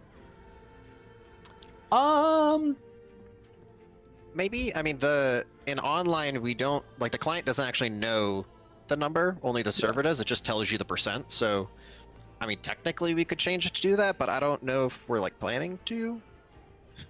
Yeah, you could sync the total number and then have the UI calculate what it is. But yeah, basically everything besides your health, your client doesn't know the actual number. It just knows what the percent is. It just makes syncing the value so much faster and easier.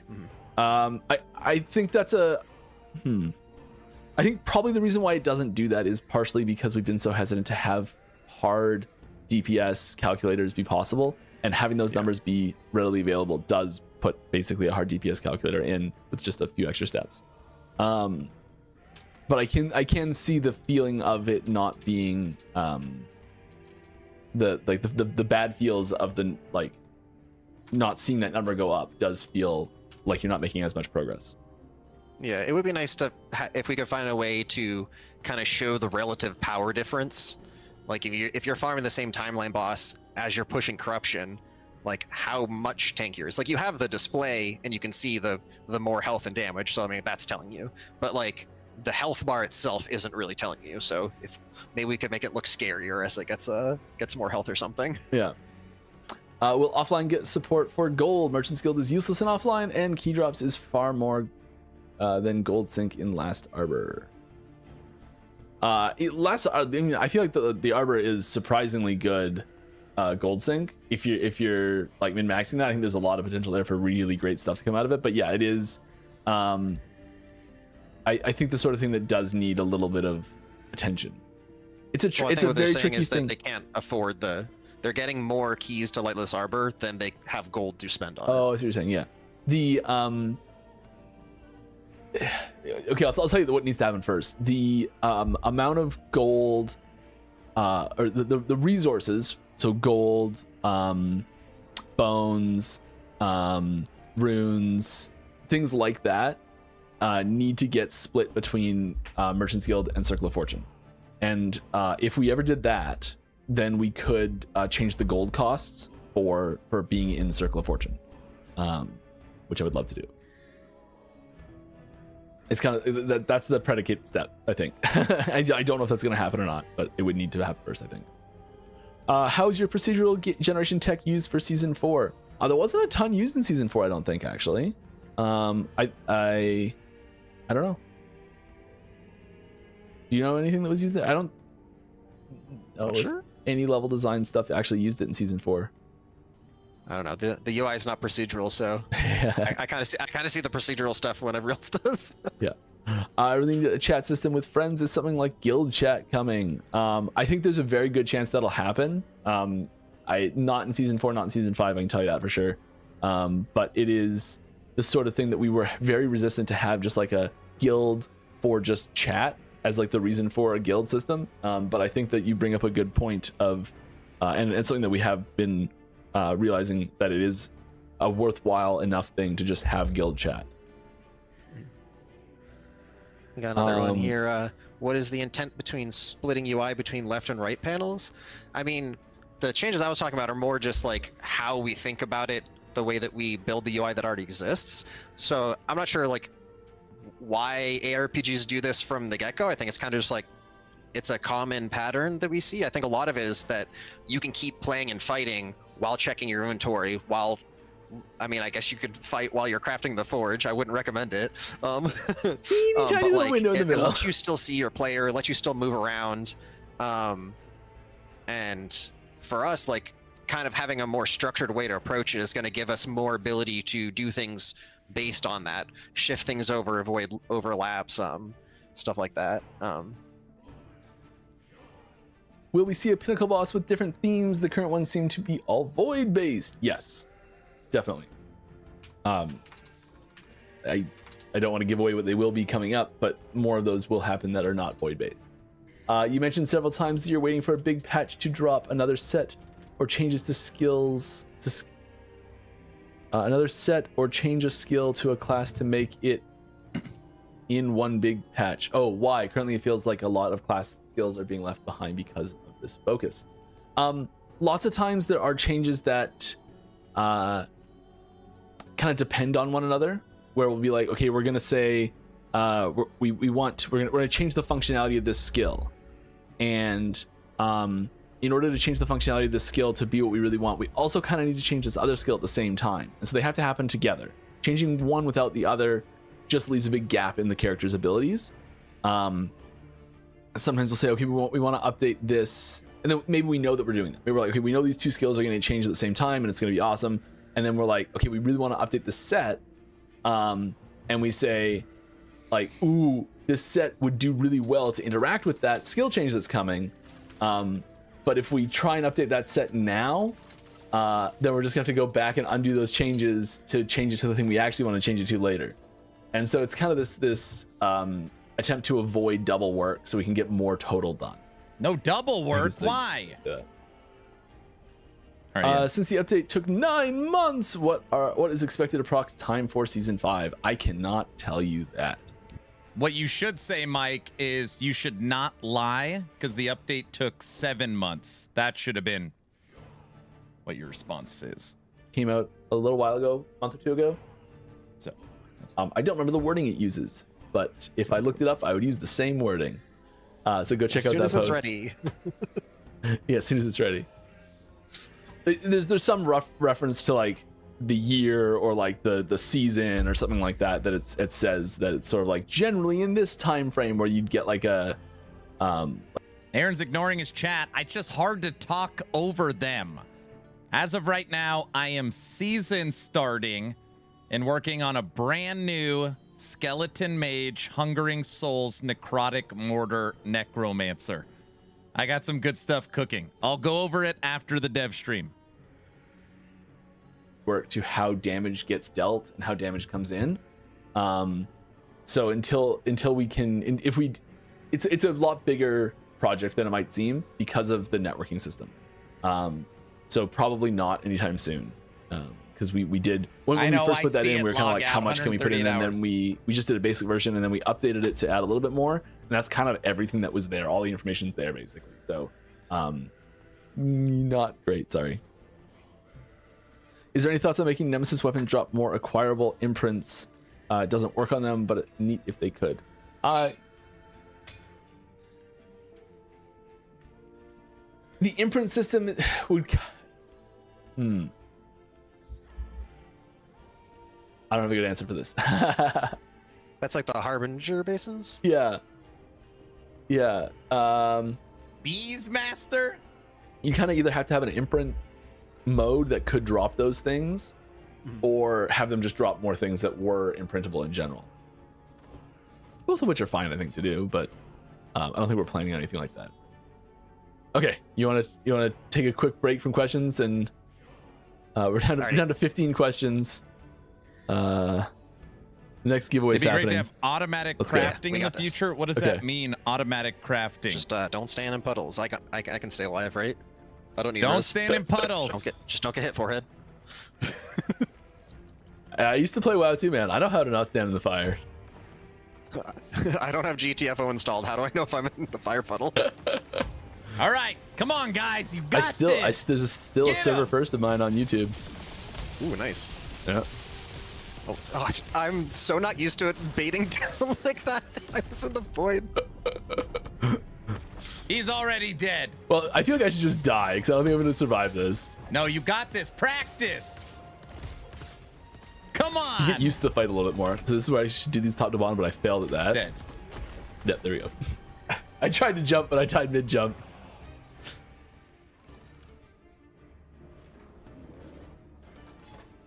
Let's go right back in. Yeah. Yeah, here, start top center, like kind of just right with me, so that we bait the circle up there, and we can bait the lion as well. Yeah, tell me what to do. Locked come in stand right now. And you can like tell your bear to go stand where he is. I love this. Look at Justin's face compared to Mike. Mike's got this big smile on his face, and Justin's like locked in. Gonna bait the circle and get away from that circle. And we're gonna get They got it Harbinger naked. soon. Here it is on the left. And he's gonna do the fire cone, so get away from where we are right now. Oh, that's so wide. And now we just want to not be in the center. I like staying bottom. Watch out for the cones though.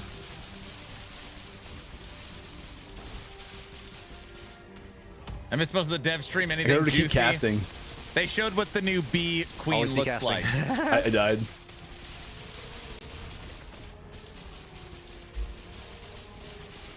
That's the only. And now they're going after Uber. You can I do told it, them to believe in send you. season 5 teasers. They wouldn't do it. Does this count if I die? Maybe, I don't know. Alright, dodging the fire cone. This is the part where it's just kind of like YOLO until the next, like YOLO in the bottom area so that all the puddles are not where they can't be for last phase. And just try to stay behind them the whole time.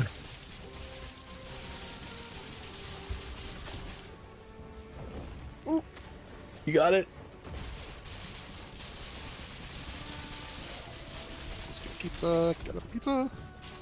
You got this, Justin. I feel like my character is like really wide during the pizza. What's he doing? Oh, fire cone. Yeah, like, it's kind of convenient that like half his mechanics, the counter is just be behind him. Alright, here's the thing. So now I'm gonna bait the cone and dodge left when he does it. So there's the cone. Harbinger dead, and now I go back to my favorite place, the bottom of the screen. I wish we could move the camera in spectate mode. Oh, yes, please. Oh, this lamb. Oh, yay, ward. Oh, cone. He actually pushed me slightly. Oh, I opened my skill tree. No! Who made the default Z for that? I'm playing Wacid and I accidentally pressed it. That's not the default for anything. I may have changed it. It is if you swap it to WASD. WASD? Oh, yeah. Yeah. Now I gotta remember 2 defaults for everything. When people are like, what's the binding for this? I'm like, oh wait, are you playing point and click? Or are you playing WASD? Or are Aaron, you you owe me using a $10. gamepad? What? Yep. Okay, a few questions here. What's the rationale behind removing the option to manually transfer crafting mats? I think people are just getting stuck with like just not doing it. I think it's basically the version of it. Is like it was people were missing out on them a lot more. Yeah, you have infinite storage of them, and they're only useful when they're in that storage. Like, if you have an affix shard in your inventory or stash, you can't actually craft with it. Like, it has to be in your affix storage. Like keys, kind of, like you could use them from your inventory, but we've put a lot of effort into making it so, like, when you open a dungeon entrance panel, it automatically opens the keys tab, it highlights the correct key, and maybe soon we might make it automatically put the key in there, and you don't even need to manually do that, because the key only has one use. Why you gotta click it? I don't know, maybe. All right. Yeah, but so we're trying to focus on like removing a lot of that like manual process stuff. Just make things go where they need to go. Let you get back to fighting. Hello, Mike. I can't find a fix for Brand of Subjugation. Am I unlucky and chill scaling will be fixed later, or is it just missing in patch notes? I do not know off the top of my head. It's possible it was just missed. It's possible it's not there. Remind me in Discord later. Or I'll see what I can do. Submit an in-game bug report, F8, or hold start on controller. They help us a lot. A lot of our bug fixes come from those. I can look into it though from info. Discord. Yeah. Let's pop up a teaser real quick here. Another teaser. What else is there? Not have much left. Oh, here's a cool little thing. What do we got? Lightning Shatter Strike. That's what I want to see. Let me make it bigger. There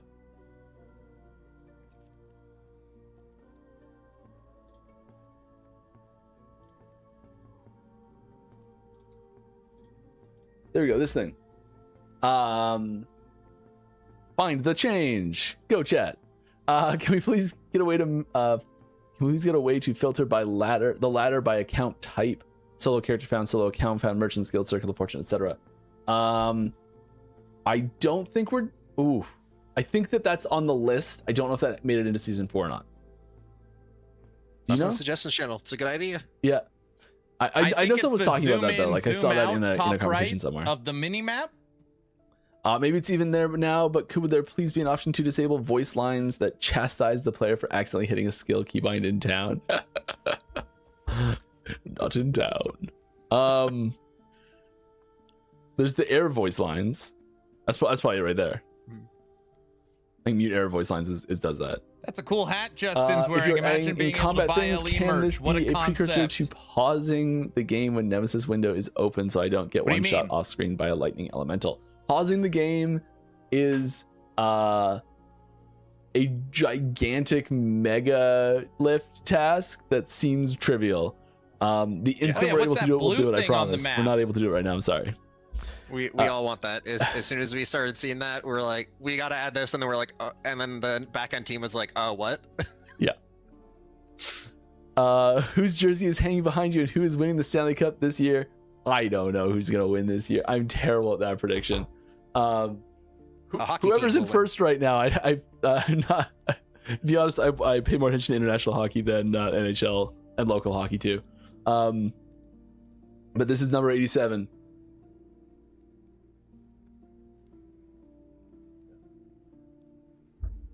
Oh, sorry, it's Sidney Crosby. If that wasn't obvious.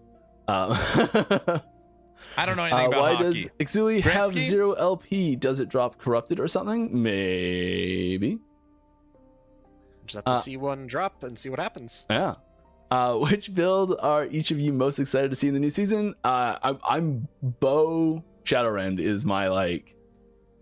I'm so itching to do it. What about you?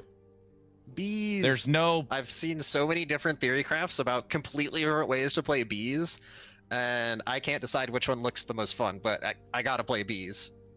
But also, Rogue is really pulling me as well. I'm gonna have a lot of alts this season. I did see someone in chat get the correct thing about the plus minus for the scaling for the minimap changes there, and then we're also doing another thing for the map, the overlay map in general, Which you might have, I think a couple people noticed in this one, but it'll be more apparent in the next screenshot. Yes. We didn't just fix the zoom in out button, we have a new shader for the map. So a lot of people have given us feedback pretty consistently that I'm on the beach, I'm in a snowy map, I can't see my map overlay. Well, now you can, and it's kind of hard to see in this. You could see it in the previous one, but we have two different gradients now. So on the outer edge of the nav mesh, it's got a light gradient. So if you're in a dark indoor area, a voidy place, it'll have good contrast.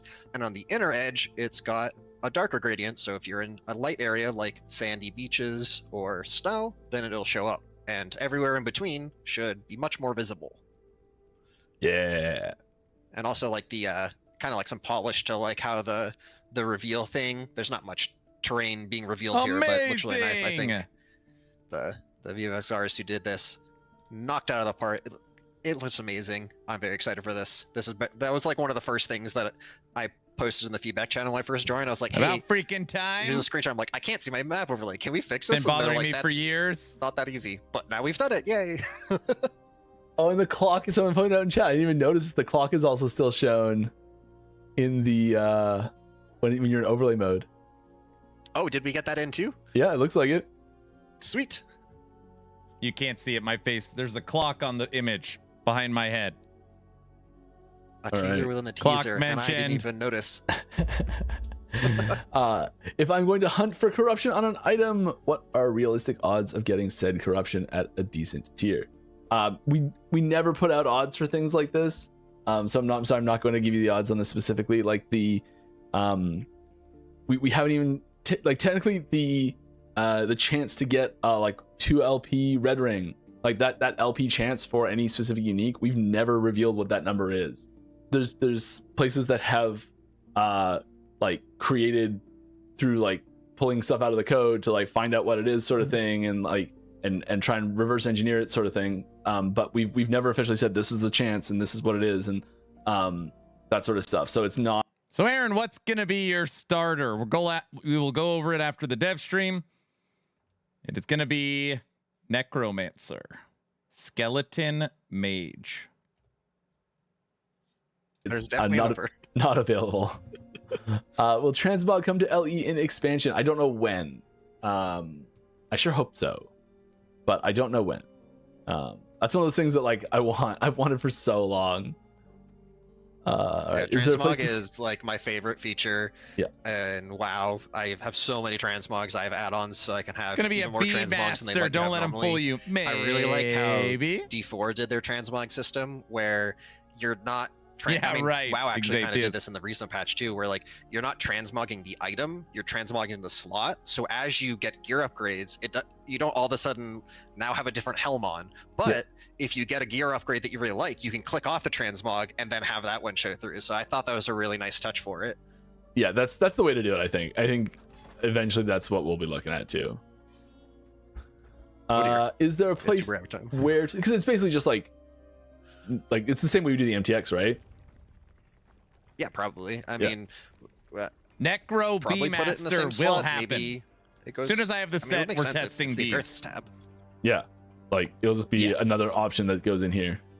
I really like the collectible part of it too about WoW. Like I like having a reason to go and find the item. So I think it'd be cool that like once you've if I were to just make it myself and I could just do whatever, like I would make it so like once you've gotten an item that has a thing, then you unlock the appearance. And I like how in WoW you don't have to keep the item around, like you just have to have gotten it once. I think that's really cool. Yeah, like an imprint of it. Why am I now building a All right, let's try this a couple more times. Yes. I'm gonna summon my bear. Pro tips. Come top center.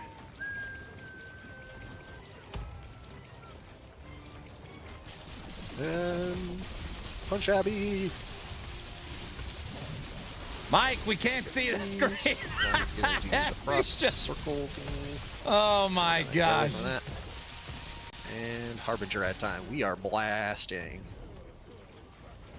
Alright, and then we're gonna rotate down to dodge the fire cone. Oh, or I'm gonna get hit by it. Oh, you dead? No.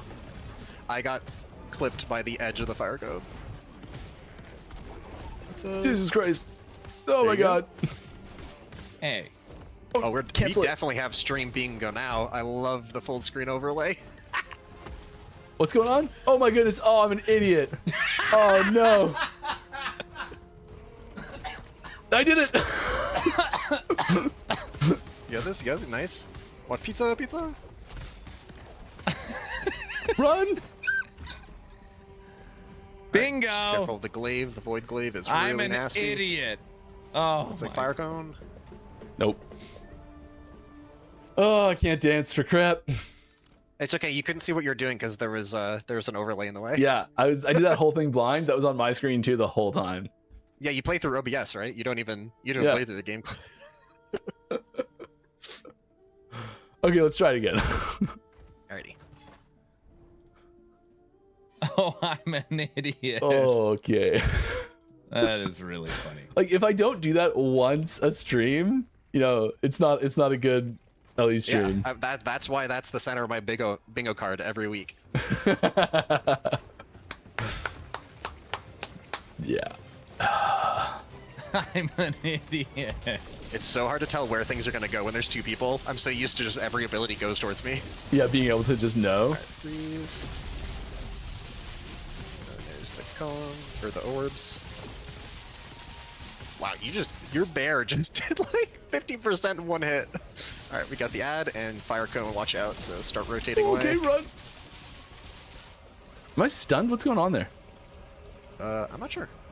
Alright, now he's gonna come down and slam us a bunch. We're just gonna chill down here. Looks like he's doing some cone.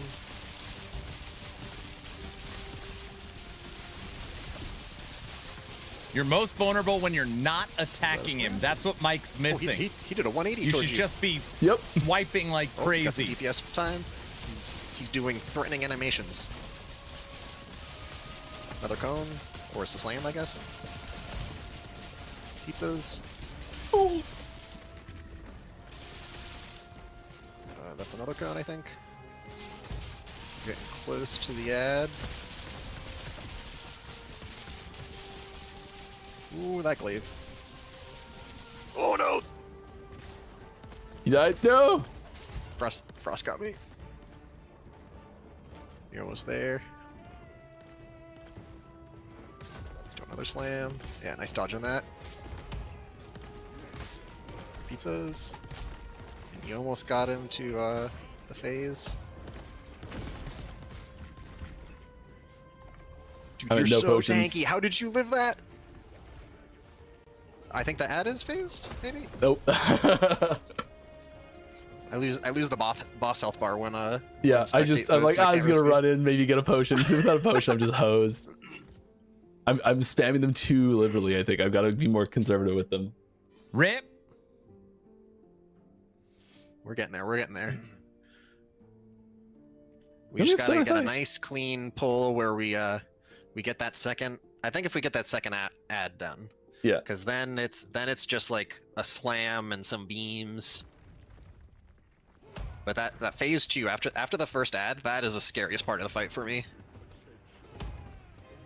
Aaron's It's will just got like a every buff. time he turns, Yes, we it just gotta get behind did. him. Whatever That's he's doing, right. just get behind him. Everybody knows that. That's a weird circle. Reason. Cold orbs. Now we get away from him. And add time. We're getting him to 66% as well. Like he can phase at like 70 something. Alright, he's gonna do the fire cone, so let's get out of here. There's the fire. And we can hit him again. I mean, he's up top. I guess we could just kind of chill up top right now. Your bear's dead up here. A bear's dead? Oh no, bear! Yep. Top center. Watch out for the cold cone.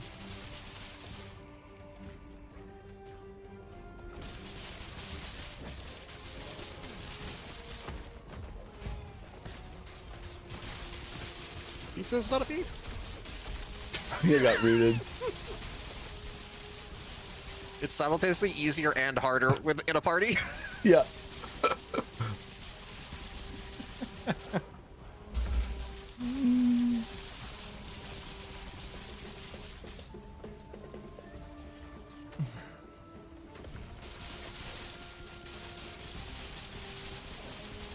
I hope we see the first phase.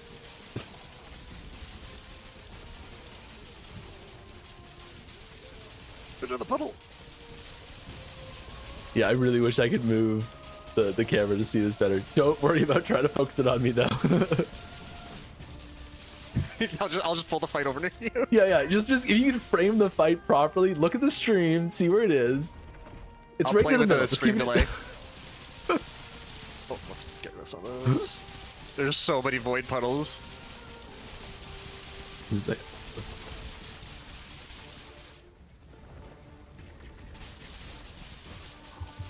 Benson, have a good one. Yes, Justin, bring the fight to us. We want to see you die on camera. Ooh, big slam. That void line is so scary. And like the slam when he does that too is way bigger than the line. Oh no. That glaive. Whew. Rip. Okay, let's hammer out a couple more questions I here. don't Is there a think they're place to getting see what the new there. They MTX literally claim have- besides supporter packs? 15 minutes. I don't think that's available until it drops. Have you considered light seasons focused on meta balancing and new uniques rather than massive systems? Yes, we have. This could speed up several seasonal cadence while helping unplayable builds. Yes, we have considered that. I think now that we're sort of splitting the team up more and more to like be able to like work ahead more and more and having that processing and that that our internal processes for that are functioning a lot better than they were a year ago, 2 years ago. I think that sort of thing is more possible than it was before. I don't think that's, I don't know if there have been really significantly successful examples of that elsewhere happening. So I don't, and we haven't had good luck with it. And the one time we sort of tried it. Hey, So, Dad, your mom bought you I this. fully hear where you're coming from though with it. A peanut butter cup because she knows Any peanut plans for butter is your skeleton mages to favorite. eventually be able to cast the player's version of sacrifice rather than their own version? Yes. Didn't we just do this? Spoiled. I don't think for sacrifice, but skeleton mages can cast Hungering Souls. Oh, that's the change that just happened. Yeah. Oh, Hungering Souls. Yes, that's our season starter. They sacrifice like the vanguards and stuff. Yeah. Are you gonna share? General, we No. are shifting towards this being a thing. Yeah. Now I want mouse peanut cursor butter. color change. As soon as we're able to, as soon as the engine lets us do it, we'll do it. Will be ever able to sell / buy primordial keys on bulk? Probably not. Let's hop in for more punishment. We only have 13 minutes left. Oh yeah, we just gotta go. Lock in. Let's go. Gotta get the good bear growl going. I just gotta assume that everything is gonna go towards me, but then in a weird angle that I'm not expecting. I just gotta try and like follow you around the battlefield. I want to be close to melee though. Is the problem.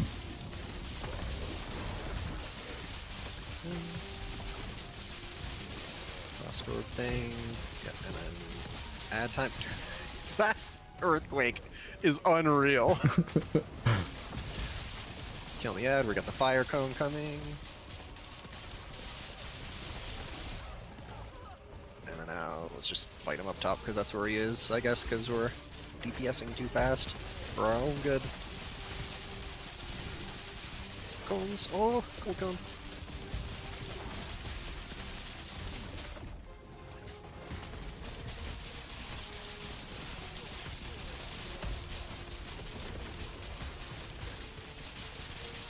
I French fry when it's supposed to pizza. Slam.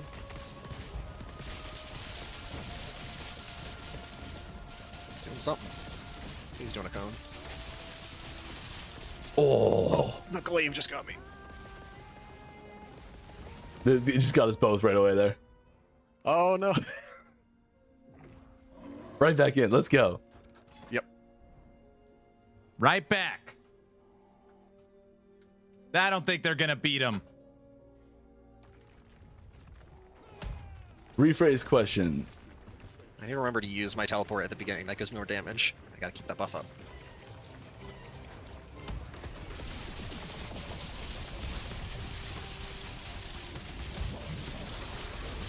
Stun. Oh, he did a little jump back. Add time. Dude, we even did like 15% of his ward bar with that. Oh, fire cone everywhere.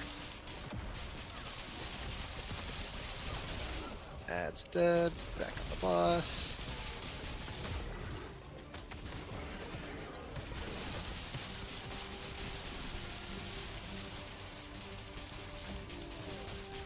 Okay.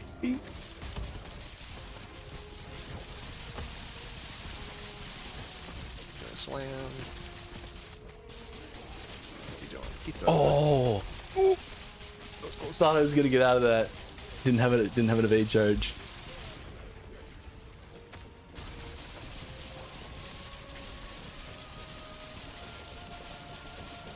Let go.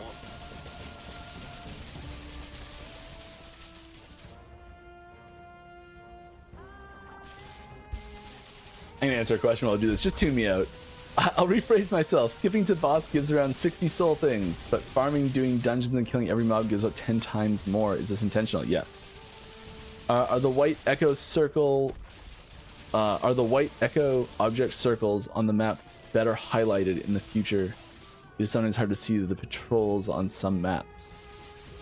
The white echo. I think we gotta like find a the void horror blinkers, patrol or the something. blinkers. I don't think that's changed much. We are planning on some more improvements to the map stuff.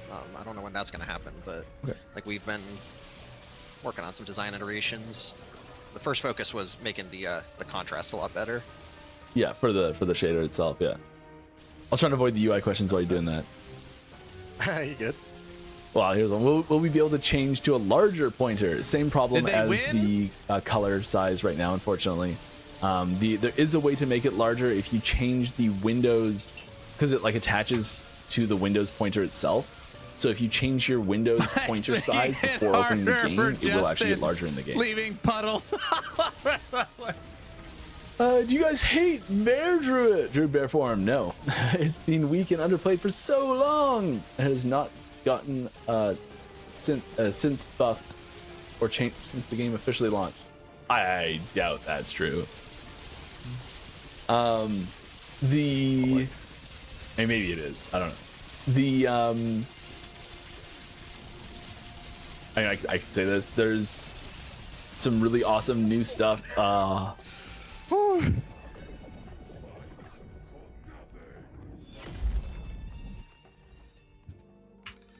You're getting close there.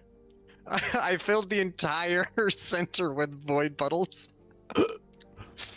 We got this. I can't believe I died to the beam. It's such a big telegraph. I was just too far away. Like when he's doing the beams, like I gotta get right up in melee, because like I take a single tick of that and I am gone. They're not. Sorry, that last this. question. I was like partway through answering it, then I stopped.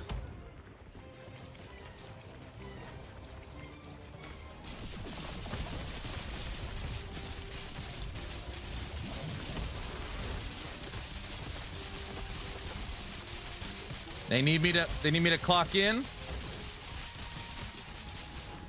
Do bear OP do so much damage? Run, Mike, run! All right, add and watch out for the fire cones. They're gonna come. Here it is. Yep. We killed Uber last time we played twice. Oh, I guess he's just gonna do a cone. You can get behind him on the left. They should get in Reflect Shaman.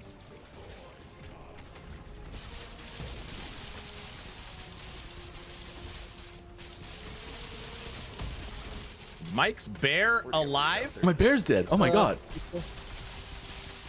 The worst time to realize that ever. Oh no.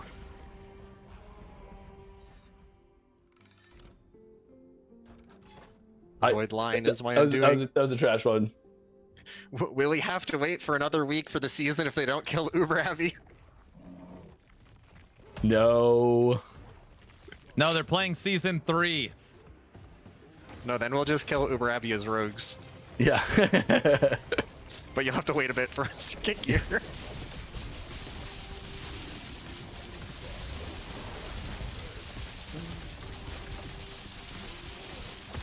Circle, get away. How many times you kill Uber Abbey? 3 times. Add time. Wait, did you like somehow completely deleted his ward? That is amazing. All right, I'll take it. Watch out for the fire. That was so far away from the what the? You dead? No. The lone fire orb. You got this, Mike. You got it. Only 197 overkill too. Oh, that's rough.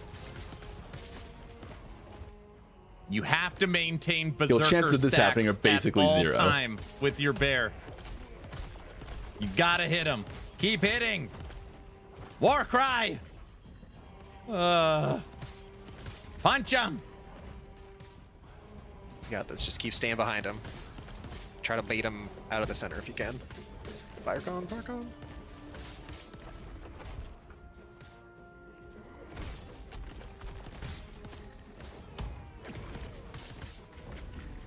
Nice pizza dodge.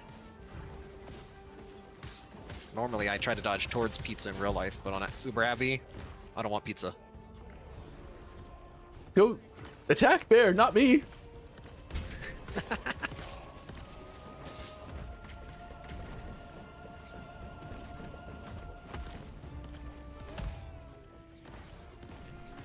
He's toast. Come on, Mike. Get in there. Oh yeah, swap your bear to offense mode. Yep, I think I hit 2 by mistake because I've been playing another game where 2 is also potion. There it is. Watch out for the cone. Oh, I had so many potions I should just spam more. Oh.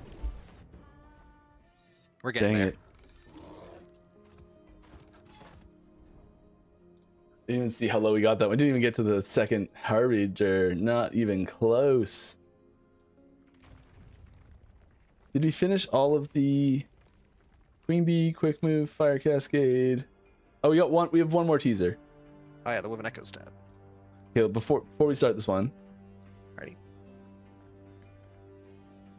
I'm just gonna sit During here. the last one, I accidentally moved my mouse off screen, and I paused the stream, and I was like trying to watch it. I'm like, why isn't he moving? Okay, here we go. So this is the new layout for the Woven Echoes. Oh yeah, So we you saw can- this I mean, in you the can- you can trailer. just- go It's ahead. so much better. Yeah, so we've gotten a lot of feedback about players struggling to find the specific Woven Echoes that they want to run.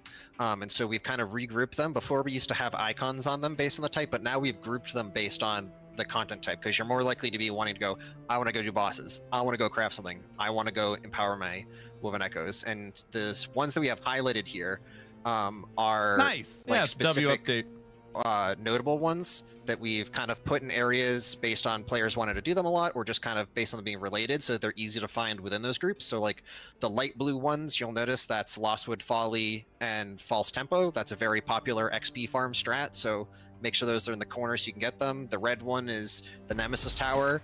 People are going to place a lot of those, so keep those near Thank the you for the Woven supporter Echo, pack purchase. or the web where you're going to be placing a bunch.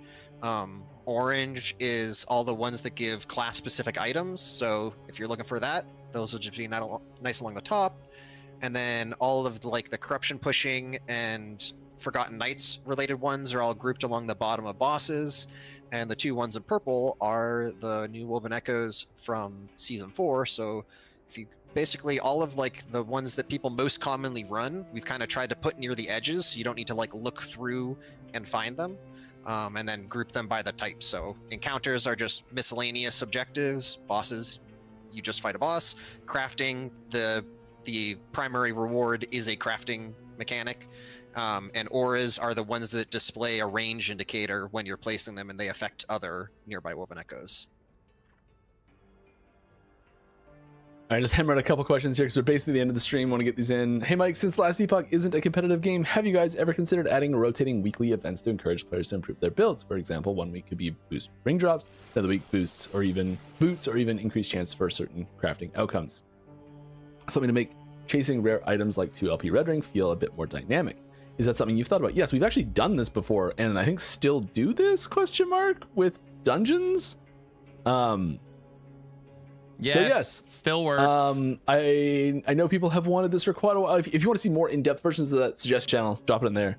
I know people have wanted this for a while, so here goes. Are you going to improve search in stash so we can find, etc., a specific affix? Justin? Well, we are adding more macros for the item types, and some performance improvements for regex. For finding a specific affix, I'm not sure if we're necessarily going to do that through item search macros, but we are thinking of different ways to make it easier to search for it. Right now, the best way would be to combine it. You could do T7 and then do 2 slashes and type kind of the name of the affix, or Currencies at the bottom are gold, bones for the beasts, and the new probably reflect or the mere shards. what, 1,000 affixes or something? There's a lot of affixes. So I think finding specific affixes would probably be better done through some UI form, where kind of like the loot filter, where you're getting to pick and search and filter and say, I want to find this particular affix. So I think we would probably approach that from more of a UI filtering kind of way than just hacker modes typing macros. But the macros were just kind of our first way at making it so that for power users and stuff, you can get through there quickly. And we definitely are looking at ways to make it so that the macros are easier to build, and maybe built through UI as well. Oh, it's so you don't memory have to amber. type There you them go. and just know what they are. I mean, they are in the game guide, and but that's a different screen. So we'd like to make it so that you can kind of just from the stash find the things you're looking for. So it is something that we're looking at, but fully searching for all specific affixes probably a bit of ways away, but it's on our radar. Last question here on the stream, and then we'll do our last attempt. When Woven Echo search bar? ? Maybe at some point. Let's see how the grouping works. If we're still getting feedback after this that, hey, I can't find them, I want to find the specific one, I think a search bar is a pretty obvious next step, but All right, let's do this. All right, Go on, come on, Robbie. guys. Last attempt. Time You to lock got in now or this. never. Do that. They're gonna win, right? They are gonna win, right?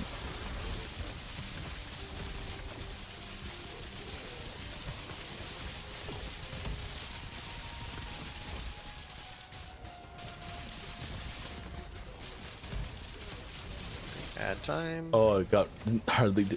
Dodge the cone. Cone. Oh, that cone is so wide. Oh, okay. We're just gonna run through puddles. It's fine. Yep. Let's bait him down here. That's okay. As long as the puddle's down here, we're good. Get behind him.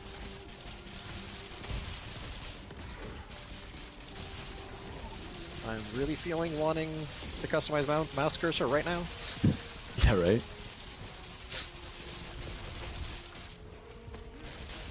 Watch for pizza. Just gonna do fire cone.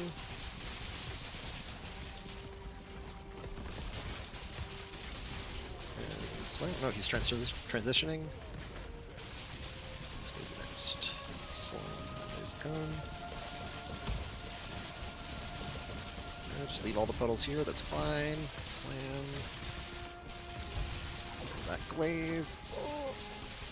He's doing bad things. Don't be near him. Alright, Harbinger top right. Come on, guys. And dodge the res shred cone. Just don't stay where you are. Rotate around. There's the shred. Bah. And there's the orbs.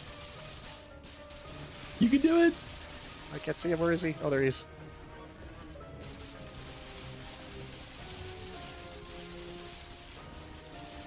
You don't want to stand in that attack, too. Brand.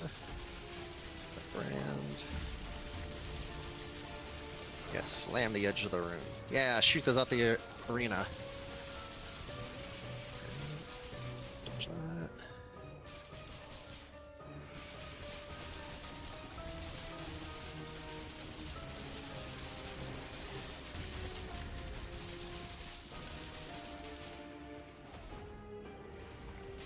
Got a peek at your Rift Beast there for a second. You can do it. He's got it. Final phase. Gotta bait these well. Dodge up. I'm learning all the things we need to add to spectator mode here. Dodge down. Oh. Oh, That beam got me he again. had Oh, it. we're so close. We're so close. Those final phase. You want to try one more? Yeah. Okay, that's one more. You knew it? He's gonna do one more. Just one more, Mom. Just one more. Okay. Come on, we can do it. I can survive past phase 2.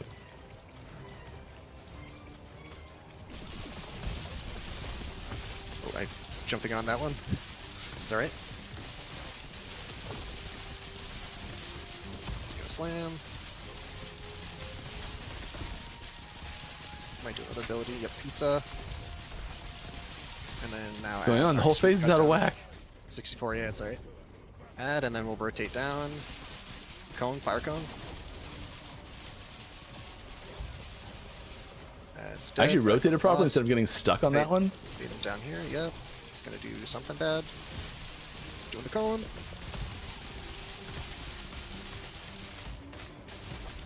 Slam. Another slam. It's transitioning, nice.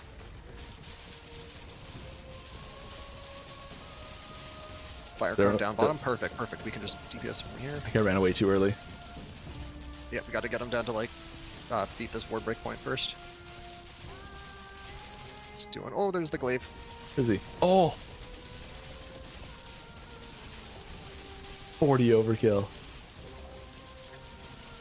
Can I stand on you to res you like a companion? Yeah, right?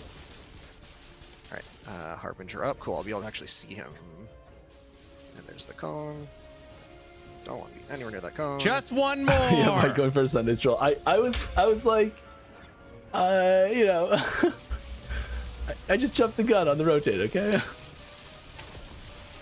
Oh, cone, give me that. Nice teleport.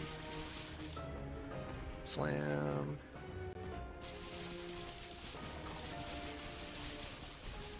Yeah, do some pizza. Let me hit you. High dem cone. Ooh, that was a tricky rotate.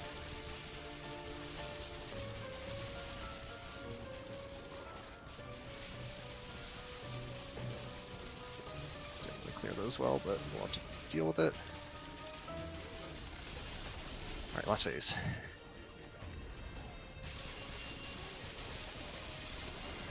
Bait the cone down.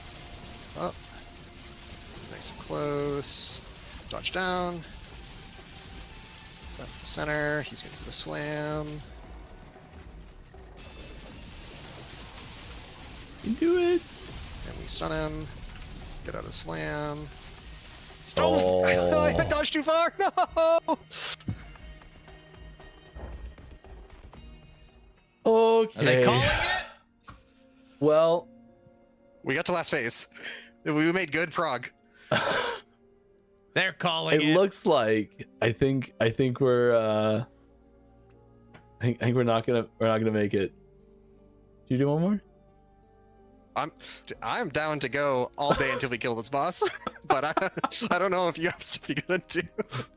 I at some point, yeah. I got work to do. You know, we're getting so close. I mean, like when I reprogged this a couple days ago, like it did take me a couple hours to kill him, but we're so close.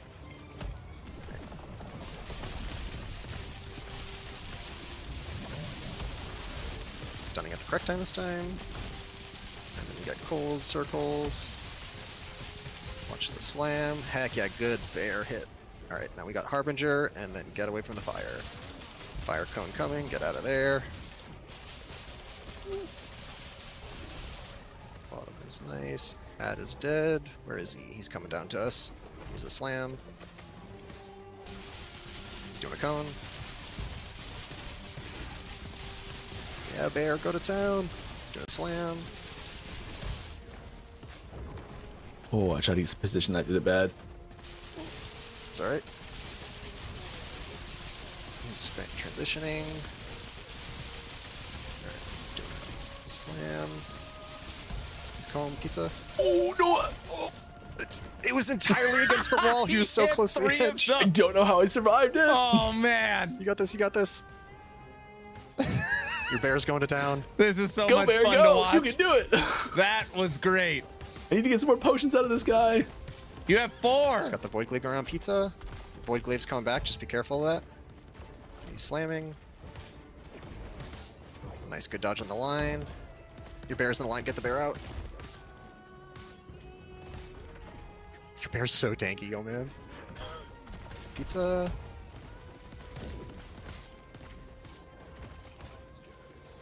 And the cold orb's coming everywhere. Getting close to the transition, just gotta get rid of that ward.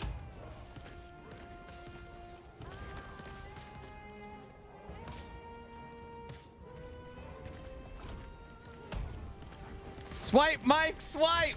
Hit him. No. Oh, Oh no! what did I do? I put my cursor onto the other screen and like pulled the. I don't know what I did. Mike lacks the damage. You're right in chat because I panic and I stop using my offensive abilities while I'm trying to dodge. You have Yeah, to but it's his bear maintain that does the war damage. cry. Yeah, but I like stop using You war have cry to and war maelstrom, cry which and is hit like the what makes bear my bear and do the maintain damage. 10 stacks. Your berserker stacks. So important.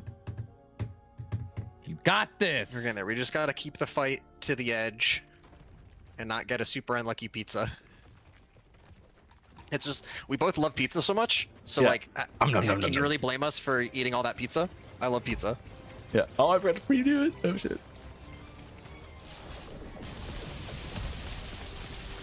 B-set Reforged sucks. It takes all the damage buffs away. It's fine. I know. We need to jump back. We're gonna get the cold. I'm building it right now. Slam in the center and add time. Nice. Yeah, well, we can get And him I below realize 70% the for this set is transition. actually The ward better, helps so much. with the exception of the Add, body watch armor. fire cone.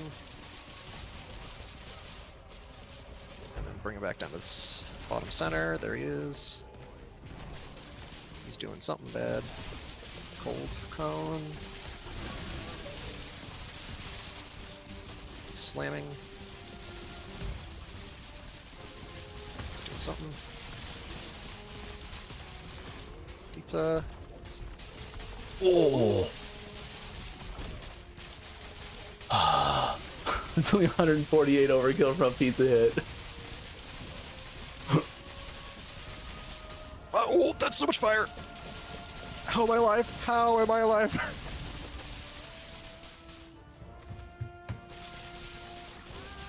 I saw it coming and I popped a potion to and Bear Cry to like preempt the defensive buff, but it just wasn't enough.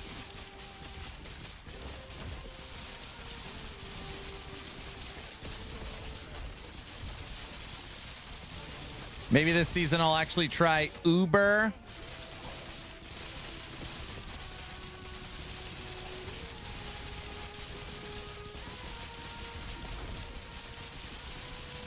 I wonder if I can fix my gear at all.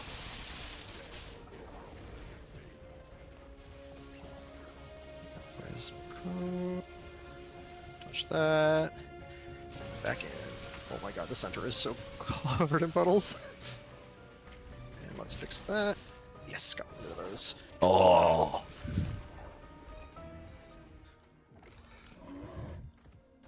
Yeah, we're getting, like, because we're phasing him so fast in the first phase, he's, like, running through the center, and we're getting tons of puddles in the middle, which is kind of gnarly.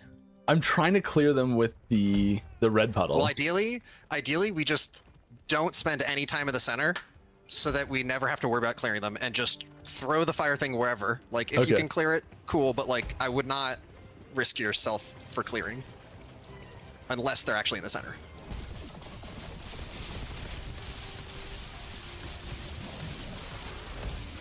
Done. Frost orbs. And we got the phase. Nice health percent. And Harbinger cone, fire cone. Oh my god, that fire cone is so weird position. Yep. I was just following the tunnel of He's coming down to slam. I hate bear on offensive mode. I always want my bear right next to me. Alright. Back on the boss. I don't like that. Just slam.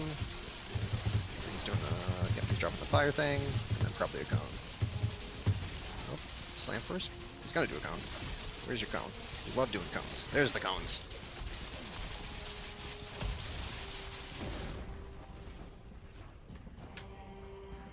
At least we died. My bear together. died, and I took a second to resummon him, and he just punched me in the face. That my bear void died. line I is took the a second to scariest thing resummon, ever. and he Oh, punched man. me in the face. That would have been a good clip if I said that. Okay, at some point we gotta stop this. Yeah, when he dies. This isn't a WoW raid. We don't have a predefined ending time, except that we totally do. It's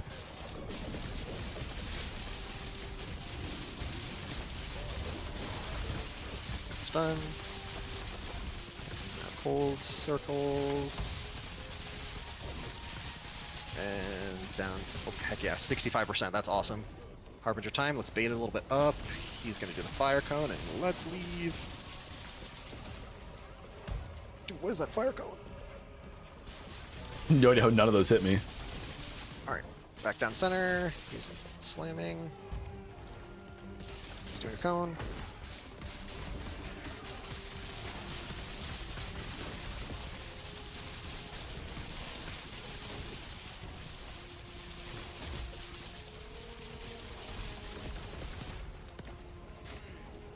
Pizza. Woo!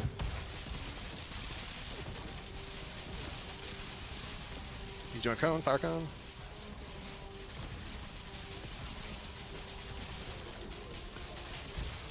Mike needs to learn how to dodge. Transition. What's he doing? Cold cone, no! Yeah, I just walked right into the fire. Yep. Only 200 overkill. Okay. 33% cold res is fine, right? Last one. Actual last one. We'll try. Win or lose, this is the last try. I'm calling it. I'm calling it. Alrighty. I'm calling win. One more try. He's calling it.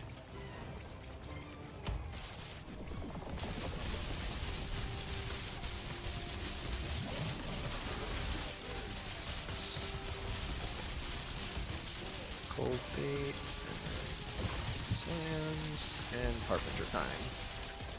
Let's try to stay like up high so that he actually does like the fire cone. It's not doing the fire cone yet. Now we get out of there. There we go. Imagine keeping the boss on screen. That helps.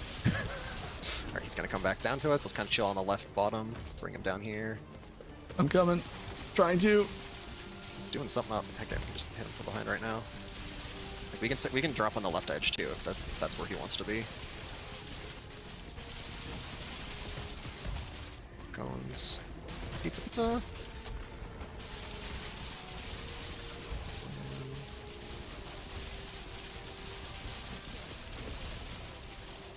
We got transition. And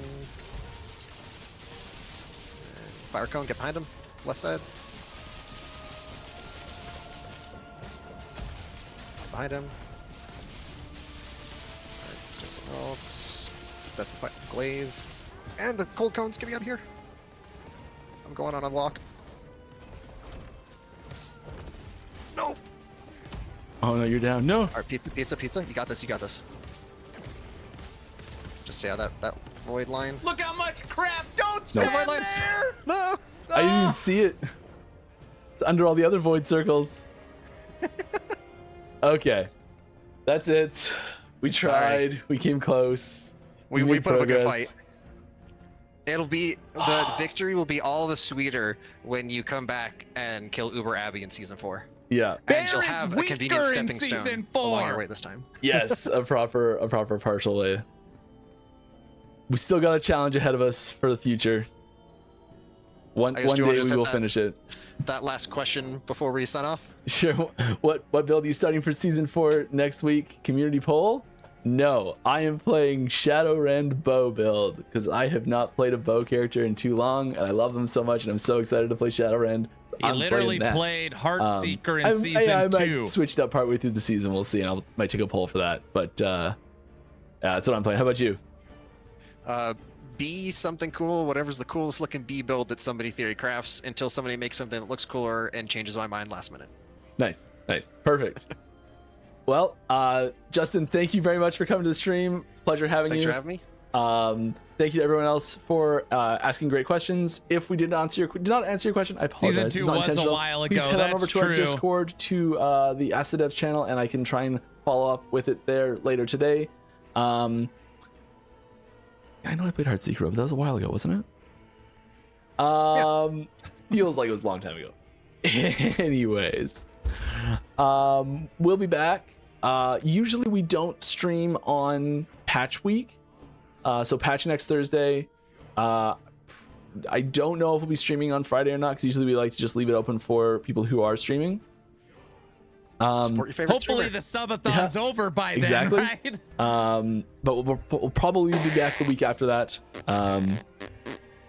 with lots of cool stuff to talk about, and we'll be in that stream we'll probably talk about mostly about like upcoming patches, hotfixes, stuff like that we're working on.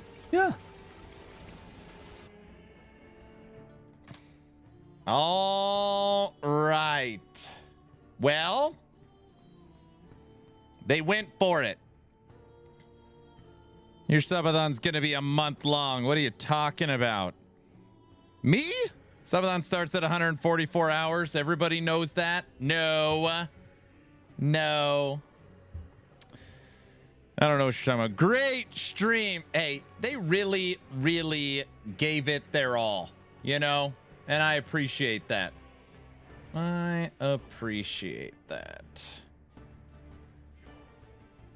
Phantom Grips. That's a must in Aaron's build. Okay, first off, Nash, you should know that in this scenario, this is a mana stacking build. Phantom Grips also give 8% max mana. So there's even a more added reason I really like Phantom Grips. Okay? Justin was willing to go hours to get it done. Oh, Justin wasn't giving up. Justin's like, we'll fight him 700 times if that's what it takes. Once he got him to final phase, and Mike's bear has kill threshold. So once you get him to final phase, it just takes the bear going up and go after the ward phase. Boop, he's dead. So yeah. All right. Let me go over what I'm thinking for my league starter. Okay. We have now fully read through the patch notes. I want to talk about my plan. And yes, I haven't like fine-tuned everything. You can see like my void resistance isn't maxed. We got a couple of things. You already said Necromancer starter. This is a Necromancer. What did I say? I don't know what I said. This is my Necromancer, or did I say Beastmaster? I don't know what I said. This is my new Skeleton Mage Necromancer starter. This will be a new build coming to actionrpg.com. The tech will have to redo. And yeah, so let me tell you what we're working with. Let me tell you what we're working with. So when it comes to skills, first things first is this is the brand new Skeleton Mage skill tree, which has been refreshed. Okay. Couple of things of note here. One, it now has a new 40% multiplicative damage bonus node. So Grave Tide is new, or it's redone. If you come over here, they have super boosted Necrotic Mortar with damage effectiveness and base damage. They have updated Battle Hardened. It used to be 3 points for cooldown recovery. Now it's only 2, and added the Necrotic Mortar area. So Necrotic Mortar got some love, but more importantly, the entire build is focused around this node, Death Blossom. Death Knights cast Hungering Souls using your Hungering Souls tree. Hungering Souls have a 6-second cooldown when cast by your Death Knights. And this has a 6-second cooldown. This will bring it down to 3 seconds, right? 100% cooldown recovery rate. And we have more to it. We're going to add a Death Knight. We're going to boost critical strike chance, movement, and crit multiplier. We're going to come over here and take it as our movement skill. And we are going to be boosting mana. It's a mana stacking Necromancer. So this was also buffed. More damage per max mana. So how does this all work? Well, the Hungering Souls skill tree. I try to think of the best way to explain this. When your Death Knights cast Hungering Souls, they are going to use the Hungering Souls skill tree. And the Hungering Souls skill tree now will act as a minion. It'll act as a minion skill. So was today a nothing burger? What? Today's the patch. Oh, you're just messing around. Today's the patch notes, Trevor. So it would be like, a better way of describing this would be Skeleton Mage and Hungering Souls are actually one skill tree. So imagine one skill tree combined. Yes, obviously on here they're two, but they act as one. They act as one. So all those nodes are basically combined. So on here, we're taking multiplicative damage. We're taking multiplicative damage per minion. We're taking multiplicative damage here, multiplicative damage here, crit chance here, and crit multiplier. I thought he had Mortar Army. So how does this actually look? Well, so Memphis, you're going to like this. This is a necrotic spell. Mortar is a necrotic spell. Basically, we will have 7 Death Knights shooting necrotic Hungering Souls like super skulls while simultaneously casting necrotic mortars every 1.5 seconds. That's the plan. That's the plan. And the damage should be pretty nice. Again, we won't know until we're able to test this. Dreadshade, in its standard way, will be boosting attack speed and multiplicative damage, including base necrotic. I have updated the summon bone golem. And what I've done here is I've actually gone into blood golem. The reason why is blood golem got a base damage and a damage effectiveness buff. So even though the golems are just our meat shields, I do think they might do decent damage. But I've spec'd into blood golem. And then the 5th skill, I'm undecided. But for starters, I'm using necrotic zombies. Why? Because necrotic zombies scale with spell. So, necrotic spell for zombies, necrotic spell for hungering souls, necrotic spell for necrotic mortars, Dreadshade buffing them all, and 2 golems as our meat shield. Now, what other ways can you buff this? The Blight Staff was buffed and now has a 200% increased minion damage. This will also give us 2 to necrotic minion skills and 2 skeleton mages. So this gives us 7 mages. Aaron's Will was buffed and has an extra +1 to skill. T-Rex was nerfed by 1 skill, so it kind of counterbalances it. Phantom Grips are unchanged. Foot of the Mountain's unchanged. Brewmaster's Buckle's unchanged. Raven's Rise has a minion cast speed buff. Death Rattle's unchanged, and Seed is unchanged.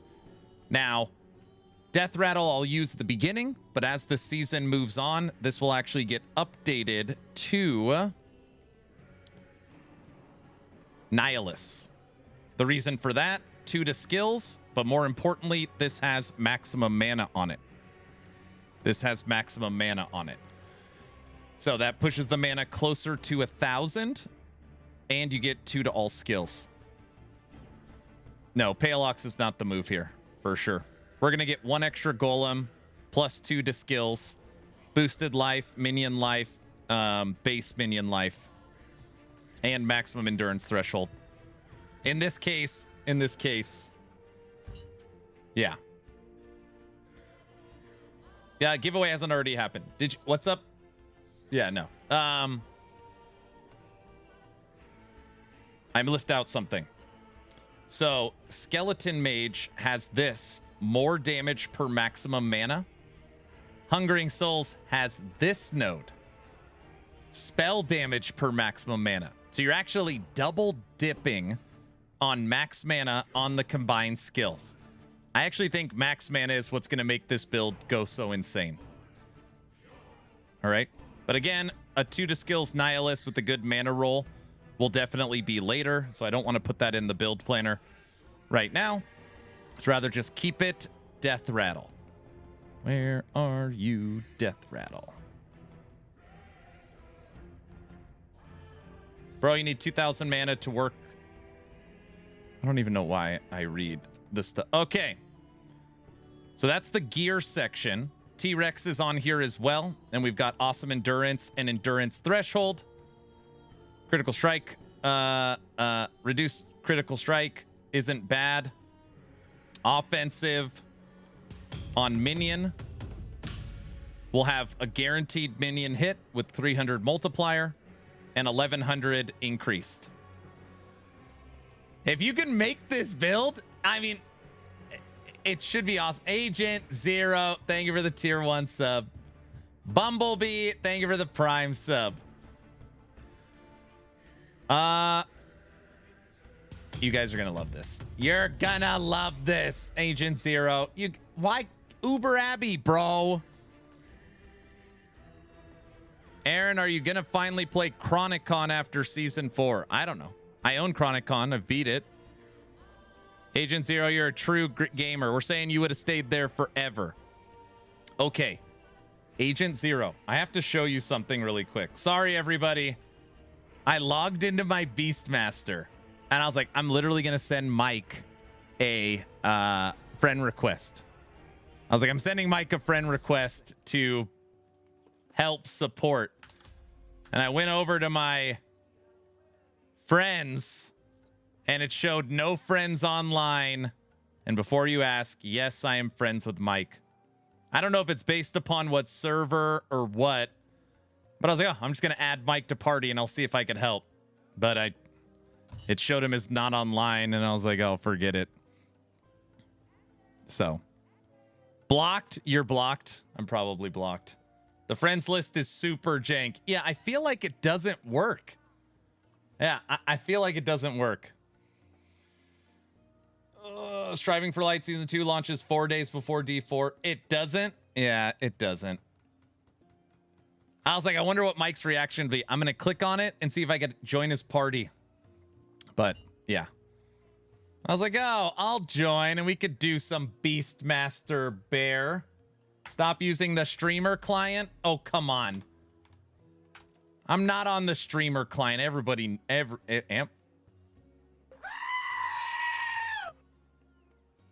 Mike just needed the third red ring. Red ring? Hello? You guys, if you have Bear Spectrite,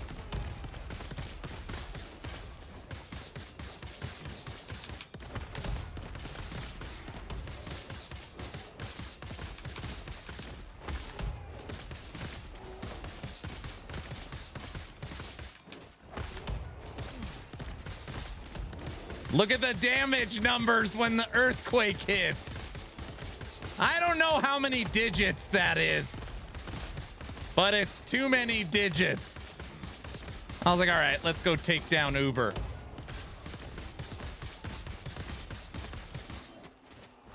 Those commas will be nice. It's broken. Why is Aaron yelling again? Anyways, I just know that I tried. Those are too many digits. The bear has earthquake. That's right. Also, Justin, I literally, while you were playing, I was working on a Beastmaster. Yes, it's a Necromancer build. I've been working on a Necro. So to test out bees, what I'm thinking is double shade, transplant, bone curse. Double shade. So obviously, you know, you're going to want other minions for it, but just simply to test it. Like, what can the bee queen do? Because I don't want to give it mages or abomination or wraiths or skeletons or golems or zombies. Like, just for starters, give me the bee queen and let me see. Rip blood for speed. Speed. Haste and frenzy for bees. Oh yeah, I have the T-Rex. So I was like, yeah. I mean, I guarantee I could get it to guaranteed crit. I could probably get it to 100% crit chance. Actually, yeah, I know, because it's shade. Yeah. Bee queen gives haste and frenzy. Oh, I see. So you don't need T-Rex? Interesting.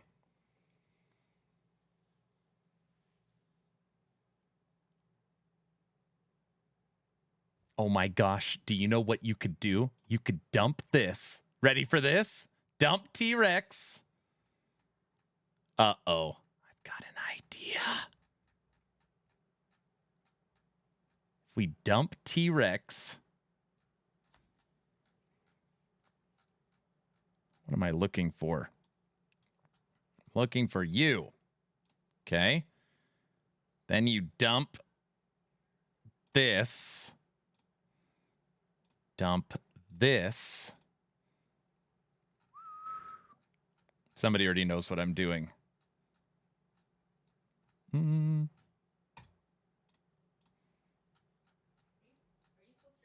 Yeah. I'm.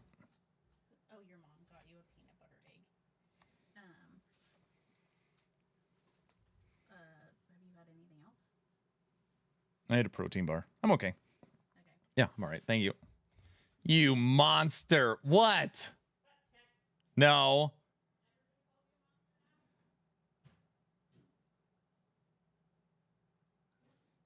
I know. You heard that?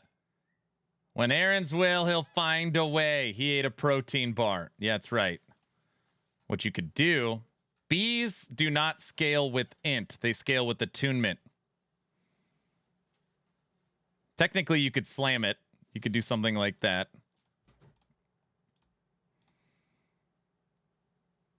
Because you could flip the Exalt if you get lucky. This you go. This is a fantastic idea. This would be so hard to make. It would for sure take time. But if technically if you did this, then you could take... You have to take golems.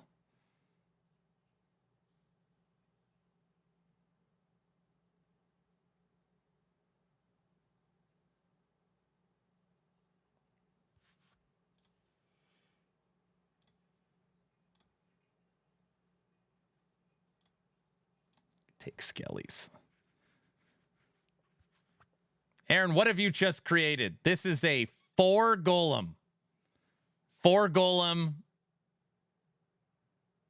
Actually, we don't even need to do that. Dump that. You could dump that. No T-Rex. The Bee Queen automatically gives you haste and frenzy. So you already, the Bee Queen kind of almost acts as a T-Rex. So if you went this route, you could basically make a 4 horseman build. Why is it every time the Bee Golem Keepers, 3 full-size golems and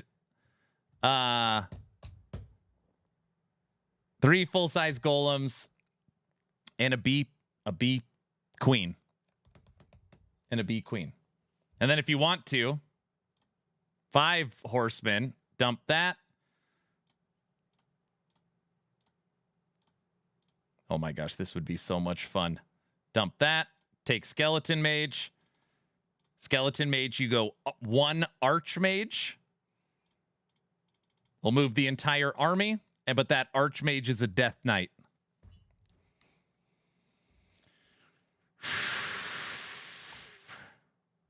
Hungering Souls have any melee? No, you wouldn't want Hungering Souls.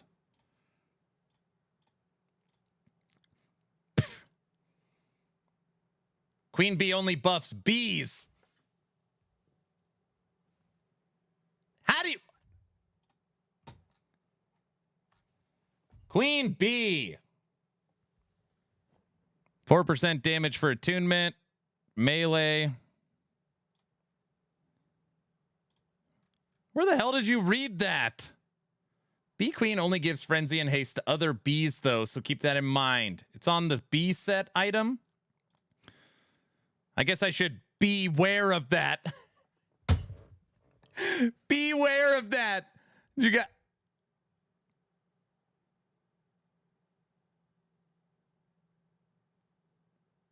The queen... I have a serious problem. Okay. I hate you. What?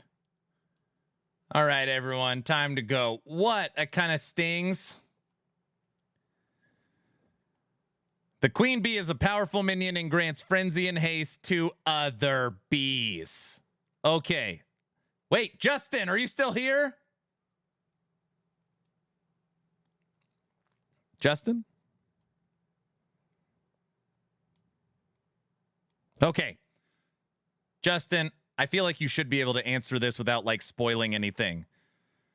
Does that mean that the Bee Queen is always frenzied in haste?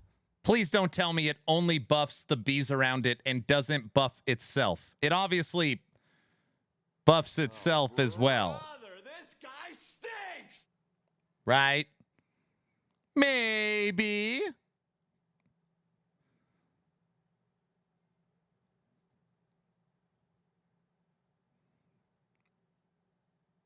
I'm not sure. Oh, brother. I already clicked on it. It doesn't say crap.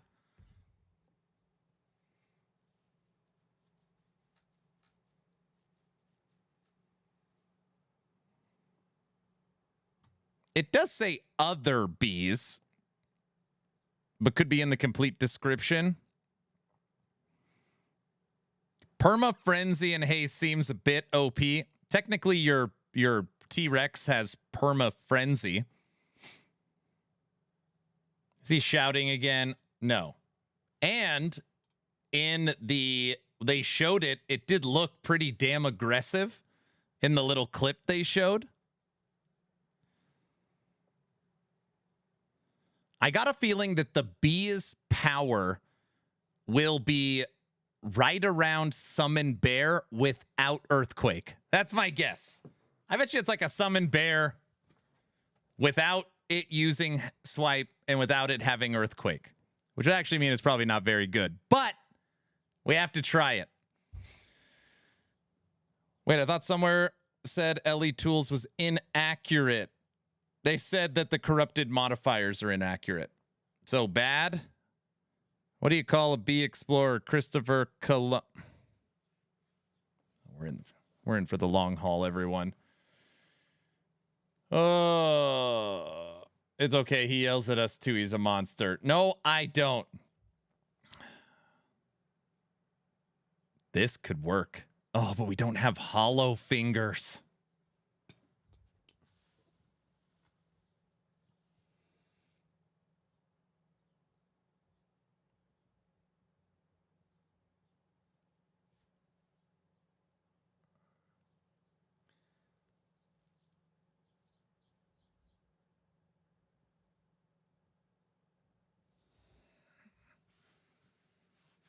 Just add AOD. Get Aura Decay for physical.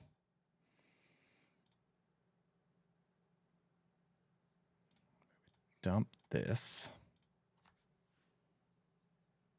Time to make a sacrifice build instead.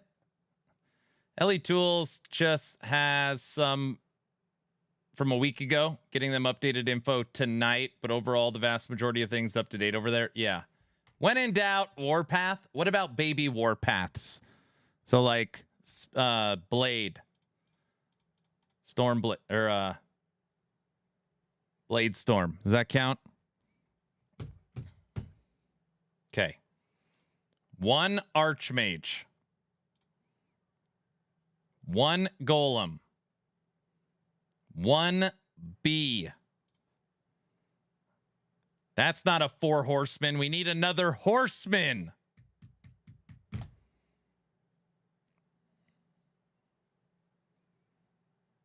Technically, if you left it like this, you'd have 2 golems, but you just wouldn't get the 3rd. Zombies? The T-Rex is the 4th horseman? That doesn't make any sense. I guess it kind of looks like a horse. I see no horses in there. T-Rex. Yeah, the game has a T-Rex.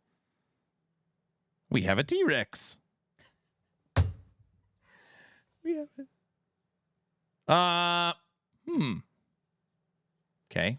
It would for sure need to take...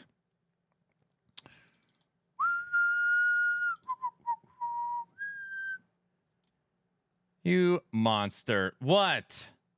March 26th, the new season, right? Not March 29th. No, it's March 26th. The new season starts in 137 hours.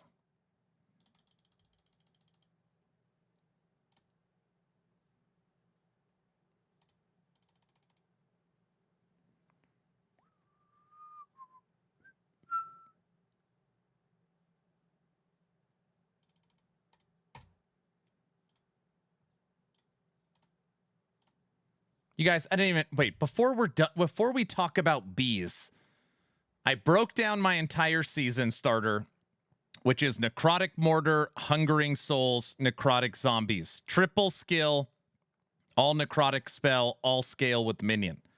Okay, but there's something I wanted to show you. I went through all the different altars, and I noticed this altar. Up to 40% increased effect of suffixes on idols in refracted slots. Well, the 1x3 large Omen idol can go up to 35% increased minion recovery speed, which at high roll, that would roll 40% higher. So you're talking about if somehow, right, obviously under perfect conditions, these 5 idols would basically add an additional 165% to the cooldown recovery of your minions. So your 6-second mortar and your 6-second hungering souls would be reduced by 250%.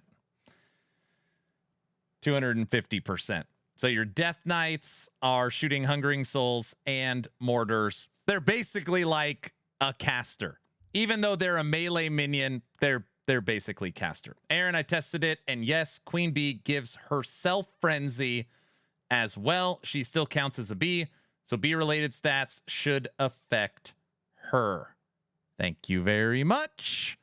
I appreciate that. Golems don't do necrotic. Nope. Golems are physical, cold fire. Do you have a righteous fire build? No, not right now. I theory crafted one a month ago, but yeah, it's just there's too much to do. I've got a build that has 1100 fire res, so I'm ready for it.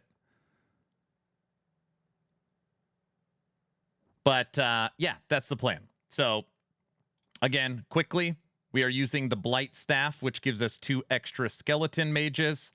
We're using double golems and T-Rex. What we are focused on is mages, shooting necrotic mortars and hungering souls. Hungering souls for this update will be treated like a minion skill. Dreadshade to buff everything. Golems to keep us alive. And then the zombies, this is like, you could go zombies, you go Aura of Decay, you could go Bone Curse. You could even throw in more minions if you wanted to try and make a true walking simulator. For me, we're going to spam some necrotic blowing up zombies. So, yeah, that's the season start plan. I think it'll be good. Exulus Amulet is 4 LP, 1 in 271. Wow. Wow, that's pretty good. So that's my season start plan. I don't think that's going to change. I don't think that's going to change. Now, I want everybody to hear me. The second I have this 3-piece set, we will be testing bees. So, if day 1 I've got this 3-piece set because I found it through item acquisition, we will be testing it effective immediately. So, you know, just so everybody's, oh, brother, what? What did I say?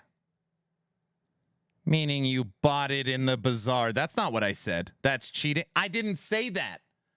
That's not what I said. If I get Aaron's Will day 1, I will gift it to you. Guys, this isn't what I'm talking about. Myself, thanks for the tier 1 sub. Thank you, thank you. Acquisition, you're hilarious. You know what I mean. You know what I mean. Bees should be fun. I kind of like this idea. I don't know. Maybe it doesn't make sense. Maybe it's better to just go T-Rex.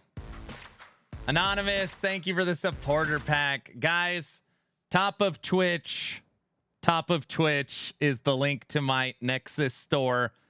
All purchases of Last Epoch supporter packs will go towards the subathon clock. So just keep that in mind. If you do want to support EHG this season and also support me through Nexus, it'll help support the event, which kicks off March 26th. Check the name who bought it. It said anonymous. Why was it you?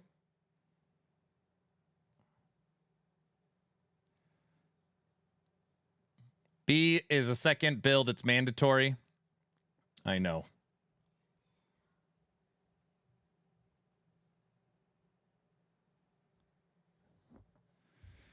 Aaron, I think Naked, you and me are the only 2 Aaron ignored. Kaiser, I almost never read your chat anymore. Because basically it's just like, you suck. That's pretty much the only thing you say. What else? I'm very excited for the bees. Well, it is the season theme. Sometime he ignores me too. That's right. Beastmaster when? I've never played Beastmaster before. Space. You know.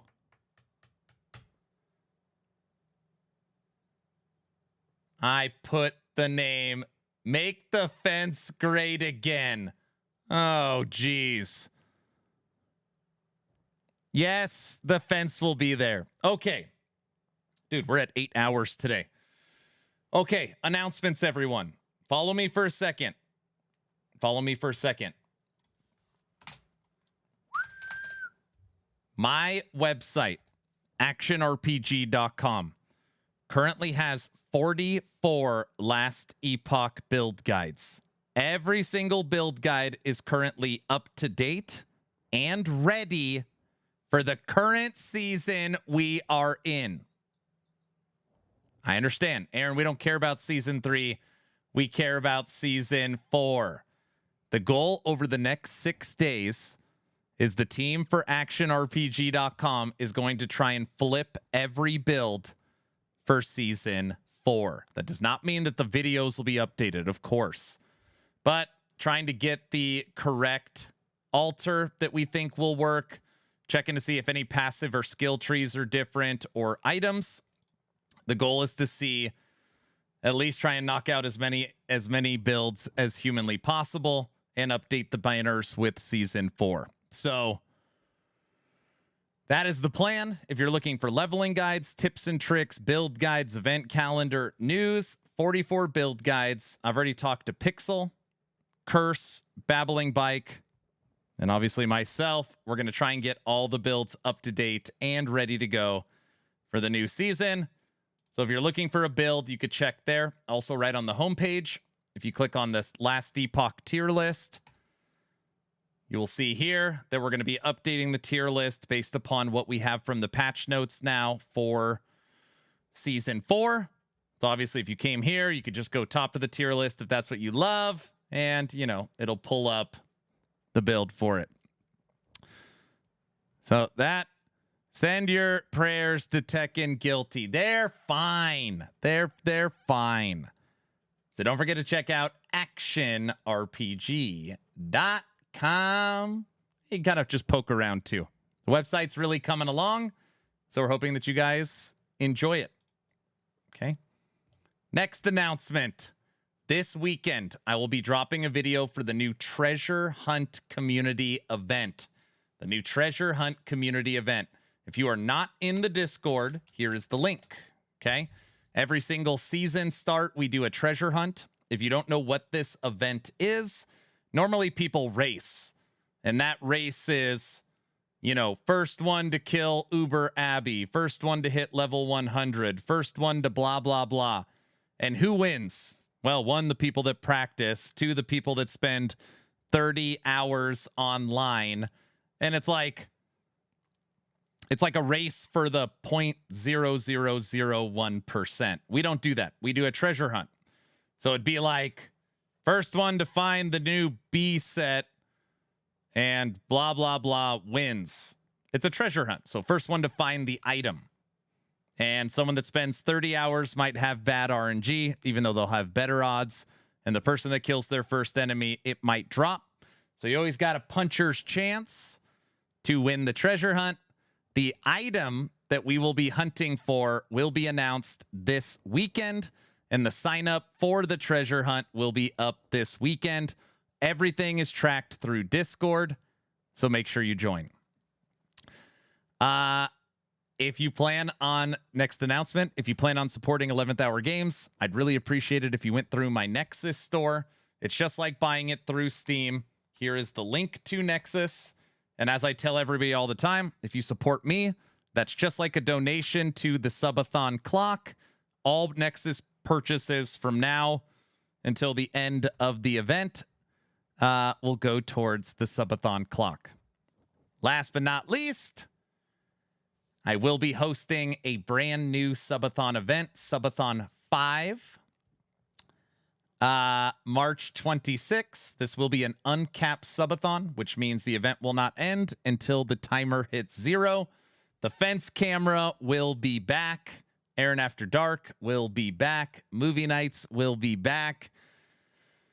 All the dress up, skits, shenanigans, craziness, goals sheet, everything will be back for the March 26th subathon. We got a little skit planned for the intro of the subathon. And even though it's uncapped, we are kind of thinking that it'll be a 7 to 9 day event. 7 to 9 days. So you got your B suit picked out? Oh, come on. Not 729 days. Did you make the fence bigger? It's going to go 44 days. No, it's not. Nobody is thinking that. 79 days, keep dreaming. So those are the updates. Don't forget to check out actionrpg.com. Check out the Nexus if you want to get the game or supporter packs. Don't forget to check out actionrpg.com. Nexus store if you're looking for supporter packs. Treasure Hunt Community race coming this weekend. And Subathon March 26th. Those are the announcements. VC, I can't tell you if I'm streaming yet.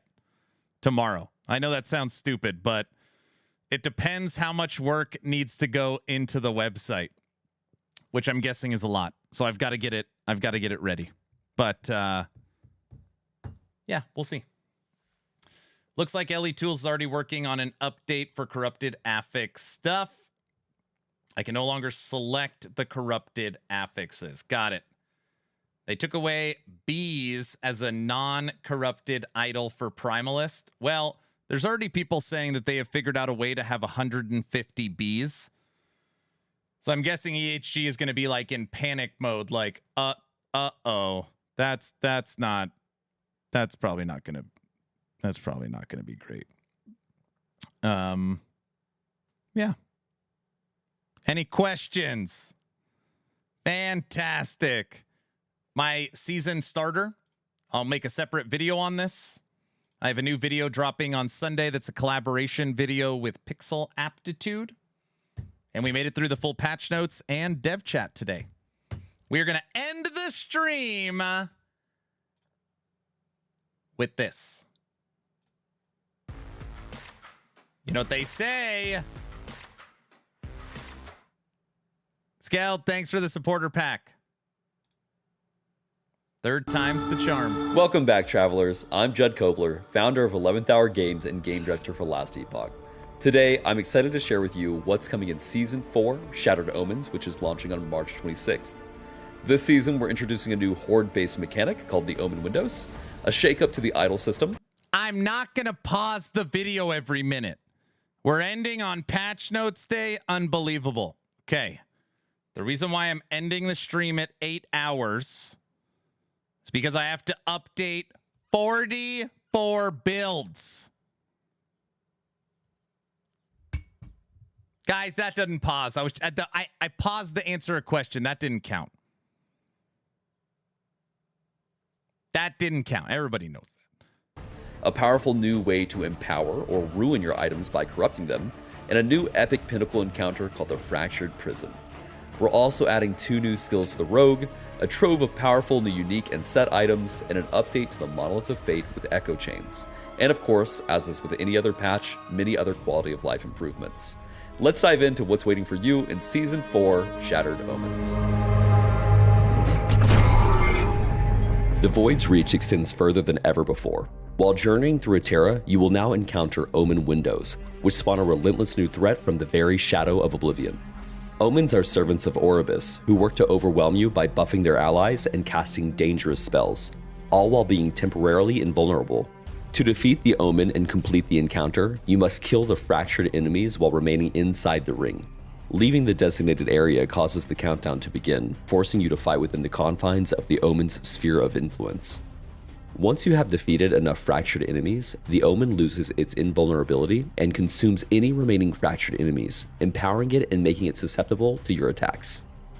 If you succeed in killing the Omen, you will be handsomely rewarded. Drops include a new currency called Time Glass Fragments, Runes of Corruption, Corrupted Items, Omen Idols, and Idol Altars, but more on that later.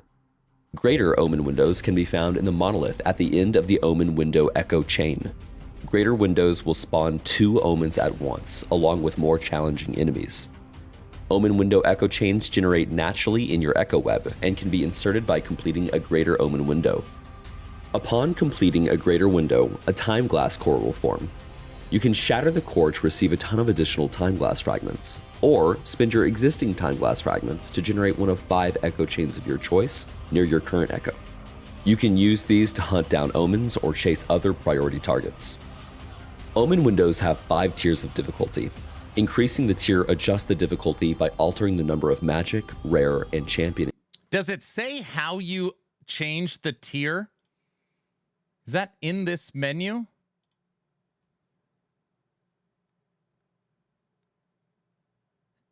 Like, if I want to go from tier 2 to tier 3. No. Guilty, we don't know. Pause number 2.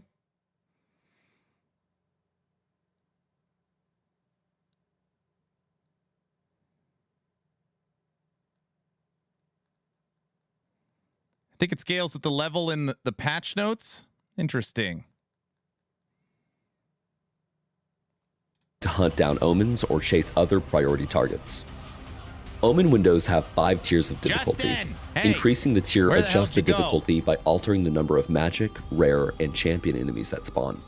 Higher tiers also have increased chances to drop rare idol altars, as well as dropping more time glass fragments and loot. Now, let's talk about some of the new rewards and item types in more detail. You can spend your newly acquired time glass fragments by talking to Apophis, the oracle at the crossroads in the Monolith of Fate.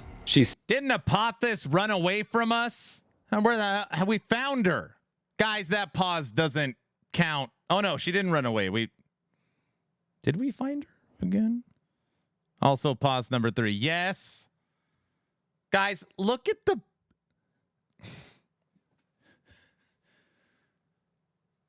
double red ring build with the shattered worlds. Look at this. Never mind. Sells a new woven echo called Omen's Veil, attention to the lore, crates you of corrupted heathens. items, and bags of generally useful reward types. Notably, she also sells runes of corruption, which can only be acquired by purchasing them directly from her or by killing Omens. The introduction of echo chains Thanks, to the Teddy. Monolith gives players more agency over the content they enjoy the most. These are sequenced echoes that share a common mechanical theme, culminating in a formidable final challenge that offers greater risks and even greater rewards.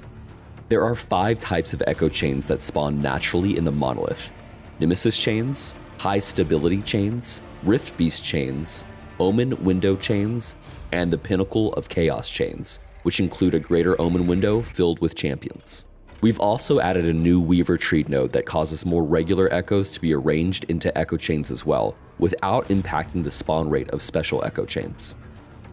In Season 4, players will have more freedom with how they interact with the Monolith system. Players will immediately have access to all of the regular timelines, except for the 3 level 90+ timelines.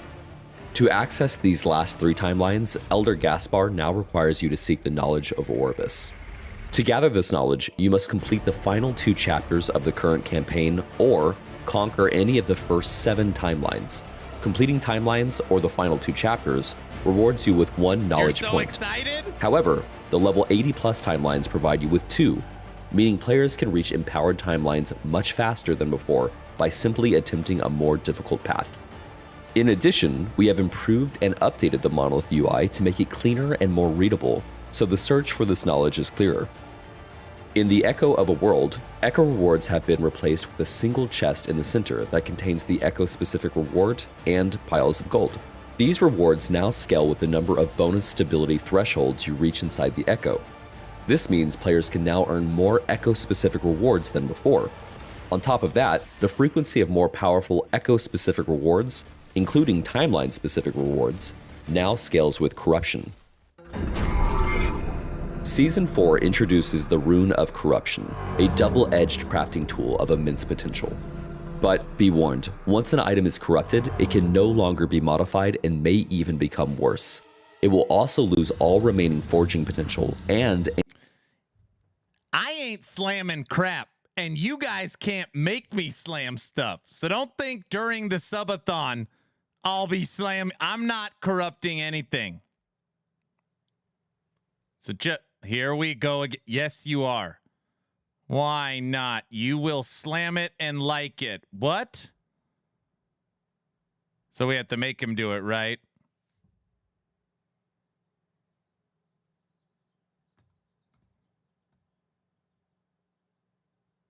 Any legendary potential or Weaver's Will. Creating truly amazing items comes with potentially catastrophic risks. Will you succumb to the Void's influence in search of power? With the introduction of corrupted items, we are also shaking up the idol system. You'll now notice a new slot above your idol inventory for what is called an idol altar. These drop when you successfully complete an Omen window encounter and fundamentally change the shape and properties of your idol grid. In addition to changing the grid layout, idol altars come empowered with refracted slots. These slots grant unique bonuses to idols placed within them. There are a variety of different idol altars for you to discover, allowing for 13 different idol grids, each with its own unique layout. Alongside idol altars, you will also earn Omen idols. These are pre-corrupted 1x3 and 3x1 idols that can roll with affixes usually reserved for larger idols. While you're normally limited to one Omen idol, idol altars can increase this limit, opening up the possibility for some incredible combinations. For those who crave a true test of skill, we've added 2 new placeable woven echoes, the Omen's Veil and Fractured Prison. Inside the Omen's Veil, you will find 3 greater Omen windows humming with dark energy. You can approach these trials one by one, or, for the bravest of travelers, you can shatter all 3 windows simultaneously. If you happen to survive the combined onslaught of all 3 active windows, you'll be rewarded with the penultimate pinnacle encounter, the Fractured Prison Woven Echo. In terms of difficulty, this encounter is positioned between Aberoth and Uber Aberoth. Once you reach a corruption threshold of 400 on any empowered timeline, you can begin to place the Fractured Prison Woven Echo. It's a grueling gauntlet designed to test your build's strength and mastery of the Omen's mechanic. We're looking forward to seeing who can conquer this intense and epic encounter. In Season 4, we focused on the Rogue, expanding her kit with 2 new abilities, improving support for shadows, and updating the Blade Dancer tree. Awesome. Bladestorm is a devastating area of effect ability that creates spinning blades at a target location. Bladestorm was previously a very popular subskill of Umbral Blades that we felt deserved to be its own skill entirely. Oh, it looks so Umbral Blades good. has gotten some cool new updates, so make sure to check those out too. But for now, let's take a look at just a few of the key nodes in Bladestorm. Alloy animation allows multiple Bladestorms to hit the same target and grant them significantly more movement speed, offering a playstyle where you can sit back and let your Bladestorms chase enemies down for you. Blade Detonation is a particularly explosive one. When 2 blades collide, they detonate in a powerful AoE boom. Next up, Bladestorm should be a minion build. You know, it's kind of like it's like a forged weapon spinning, you know. It should. Sir, what? Now what did I, no, what?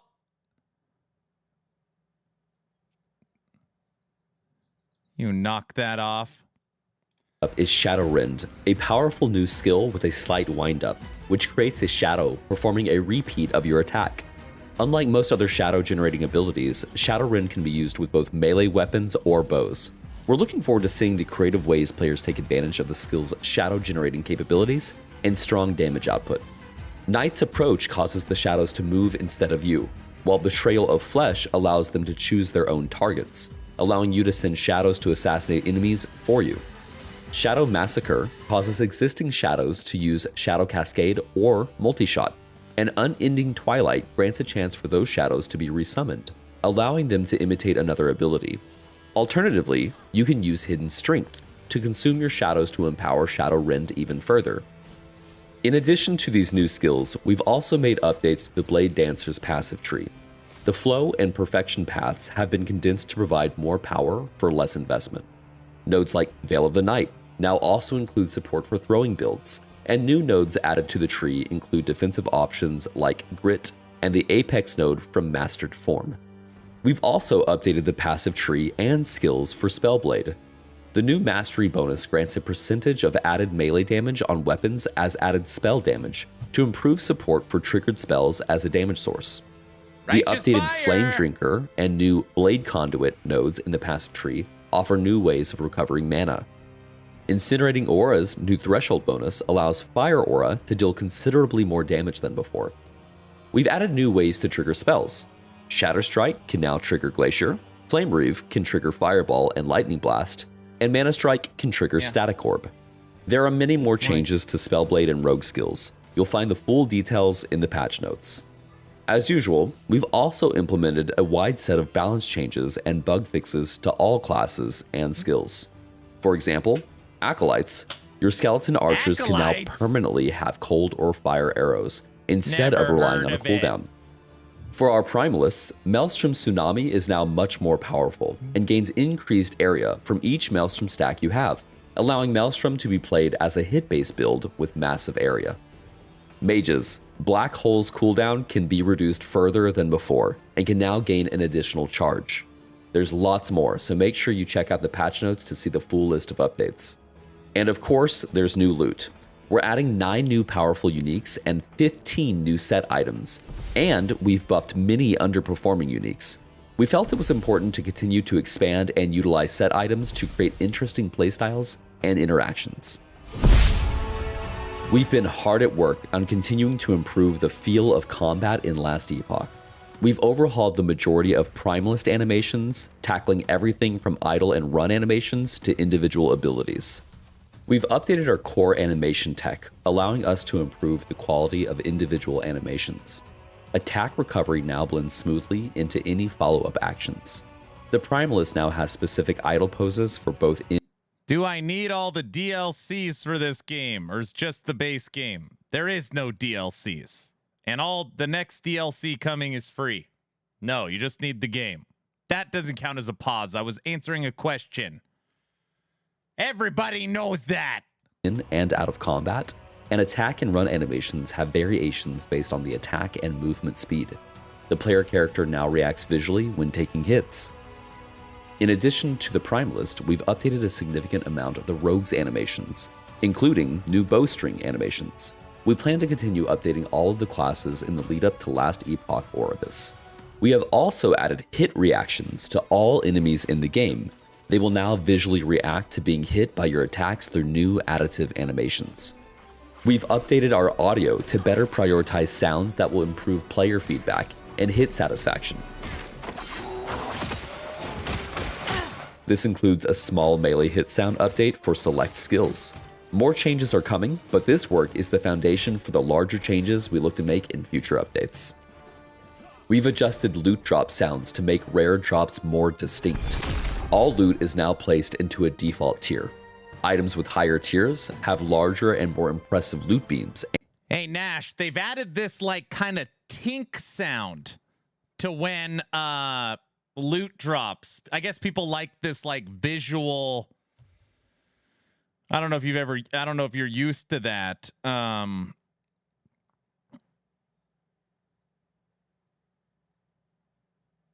Is there an believer or not? Yep. Yeah, I heard it's cool. You heard about that? Also on here, it shows yellow lizard tail. I don't know if that's a troll. What is chat counting? How many times I pause the video? They're monsters. Don't even listen to them. And drop sounds. This change applies to all items, including crafting materials. These new elements are also available for players to use in their loot filters, including the ability to change the size and color of item beams. On top of that, we've added more granularity to the loot filter in general. For example, you can now have rules specifically for shards, runes, and glyphs. The max number of loot filter rules has been increased from 75 to 200. It should be even more stress-free to make valuable items for your build easy to see and hear. In addition, we've also implemented haptic vibrations for both gameplay and UI. You will now see a slider in the options menu where you can adjust the amount to your desired preference.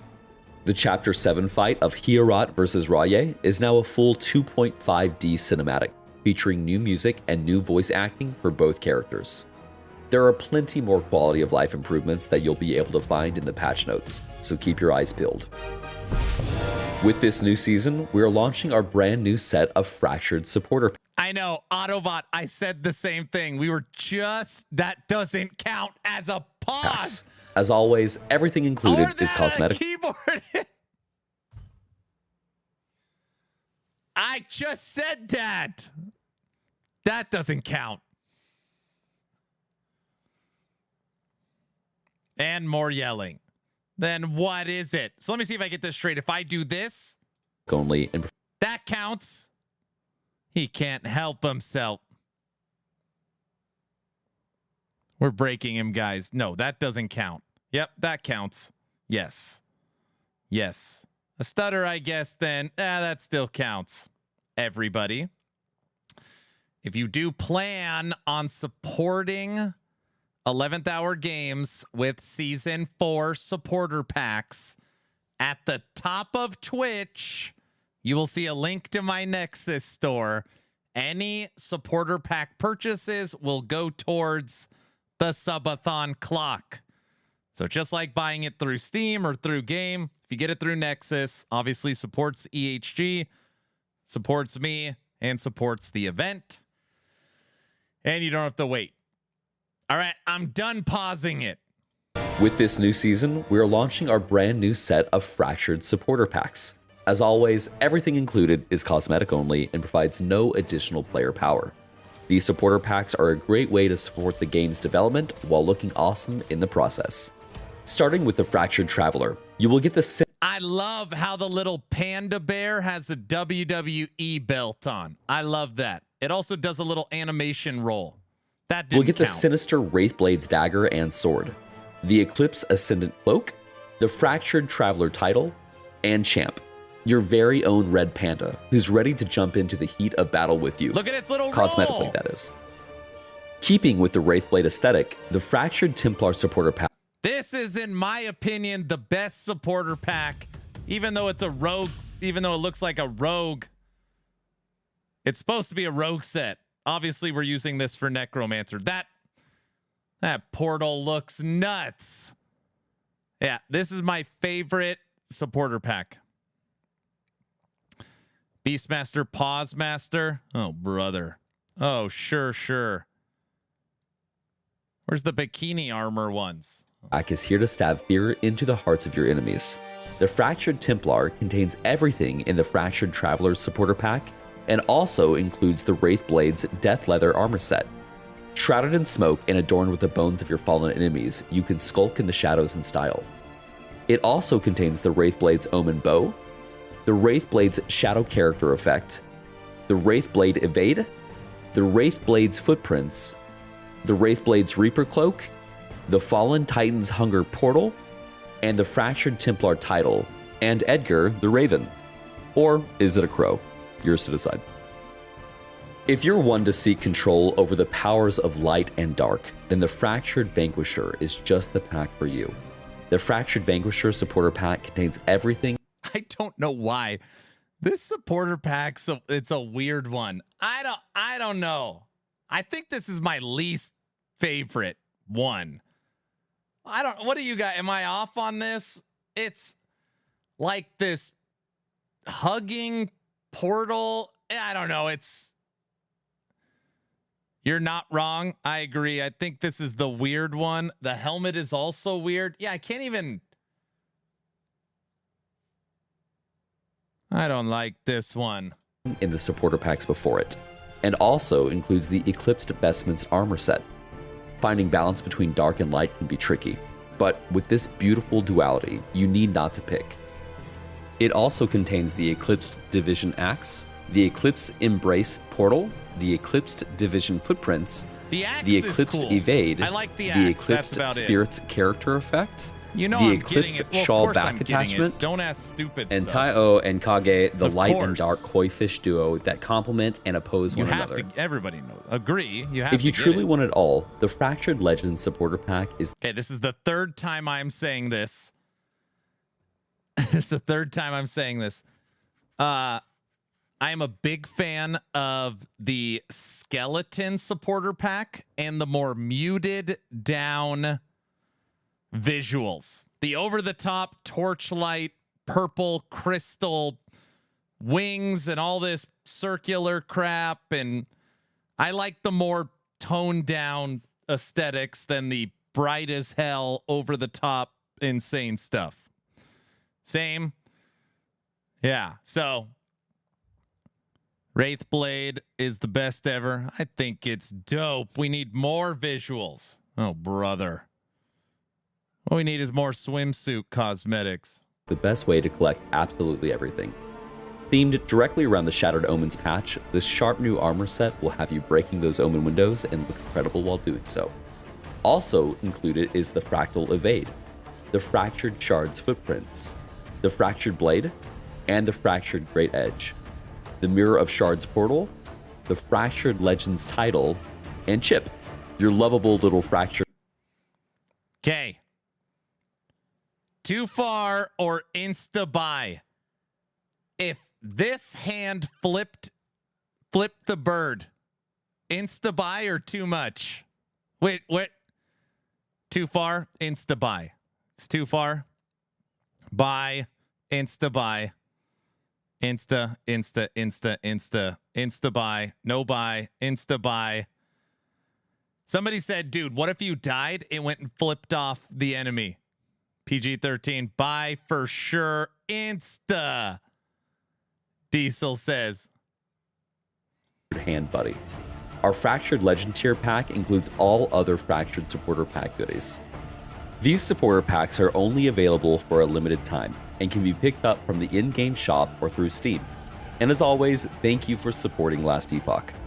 Season 4 represents a significant step forward for Last Epoch, from the addition of echo chains to the very way you slot your idols. We can't wait to see how you harness the power of corruption when the update launches. On behalf of everyone at 11th Hour Games, thank you for your continued support. Also, if you love Last Epoch and the top-down action RPG genre, please check out our hiring page as we're continuing to grow our team with talented and enthusiastic people, often from our own community. Link in the description below. We'll see you in Atera for Season 4, Shattered Omens, on March 26th.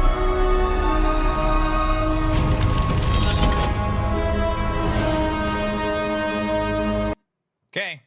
How many concurrent players?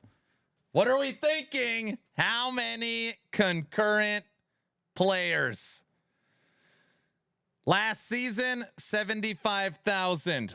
I want to hear some guesstimates.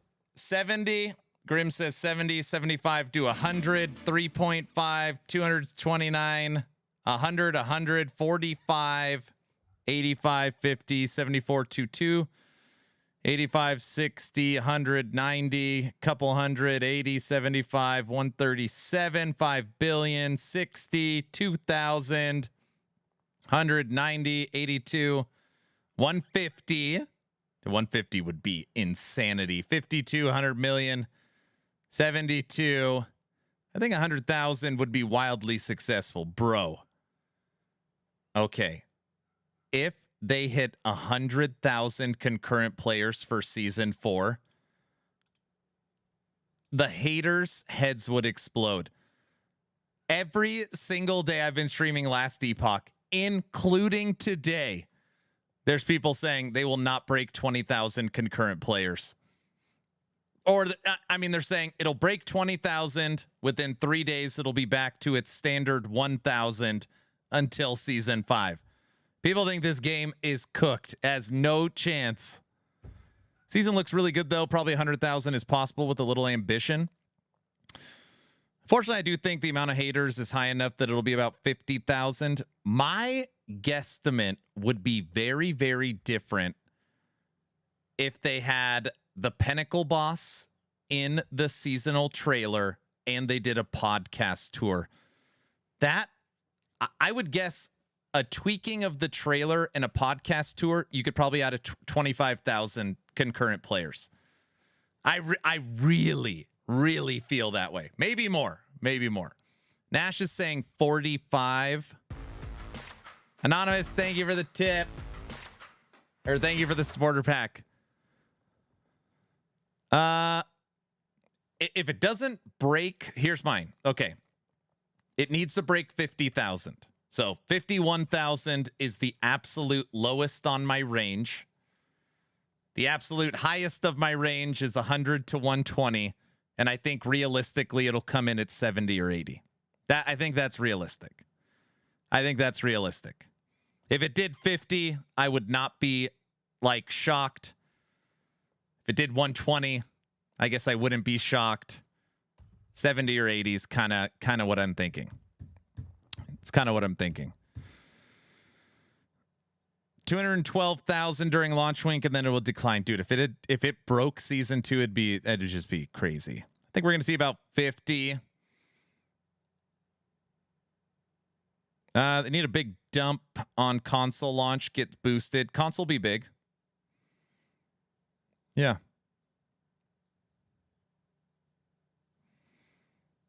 Agreed, 70 to 80 is probably about right.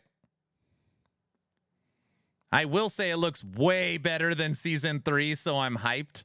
Dude, do you know what's in this? You know what's really interesting? In this is a ton of polish. A ton of polish. The Monolith rework, loot filter, sounds, UI. Like, there's a lot of polish to the game. Not to mention echo chains and quest rewards. Like, oh, it's very true. There's a lot. Yeah, graphically it looks better. They made the campaign harder. Yeah, but I mean, I don't think that's the campaign. You can make the campaign harder, but is it longer? And I'm not going to die in the campaign. I ain't walking to the damn fence. So that's not happening. I can't wait to see what they do for LEO. They've juiced things for sure. Dude. The average gamer doesn't care about that stuff. I know. I actually agree with that. The average gamer doesn't care, but I care. Campaign has to be better than Dragonkins. See, they surprised us. Under promise and over deliver. Yes, but the problem is more about the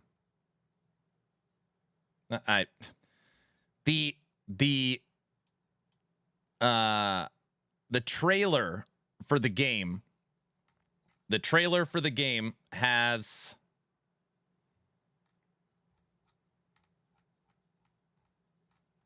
2.1 million views.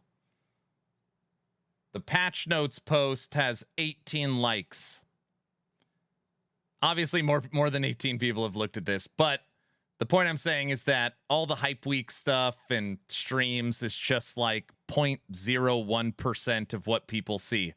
People see the trailer, and then hopefully the trailer will bring them back. Okay, I bought the supporter pack through your Nexus site. Thank you so much. Yeah, but 2.9 million of those views are yours. No.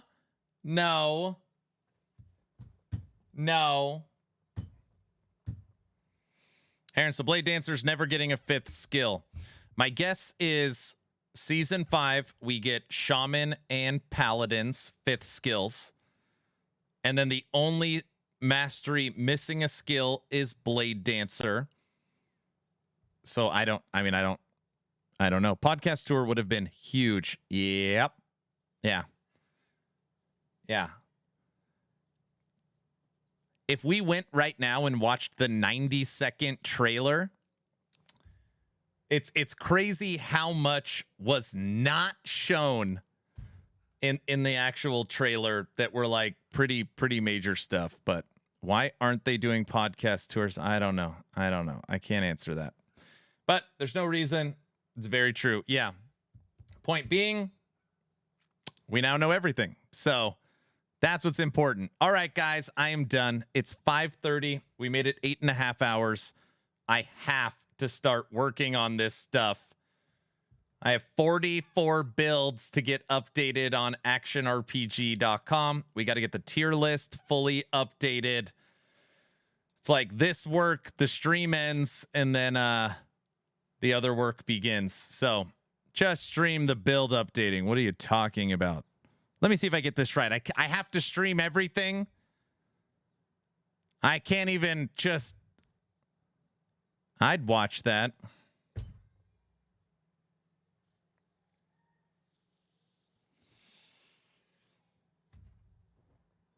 Yeah, so you got a 24-hour screen. You got to stream everything. Just start the subathon now. What?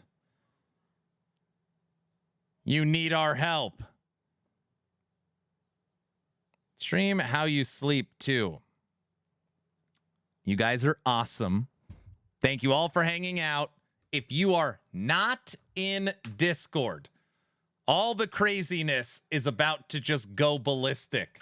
Here is the link. It's also how you're going to join the giveaways, how you'll interact with the subathon, how you'll interact with movie night, and how you will get into the new treasure hunt. So join the damn Discord.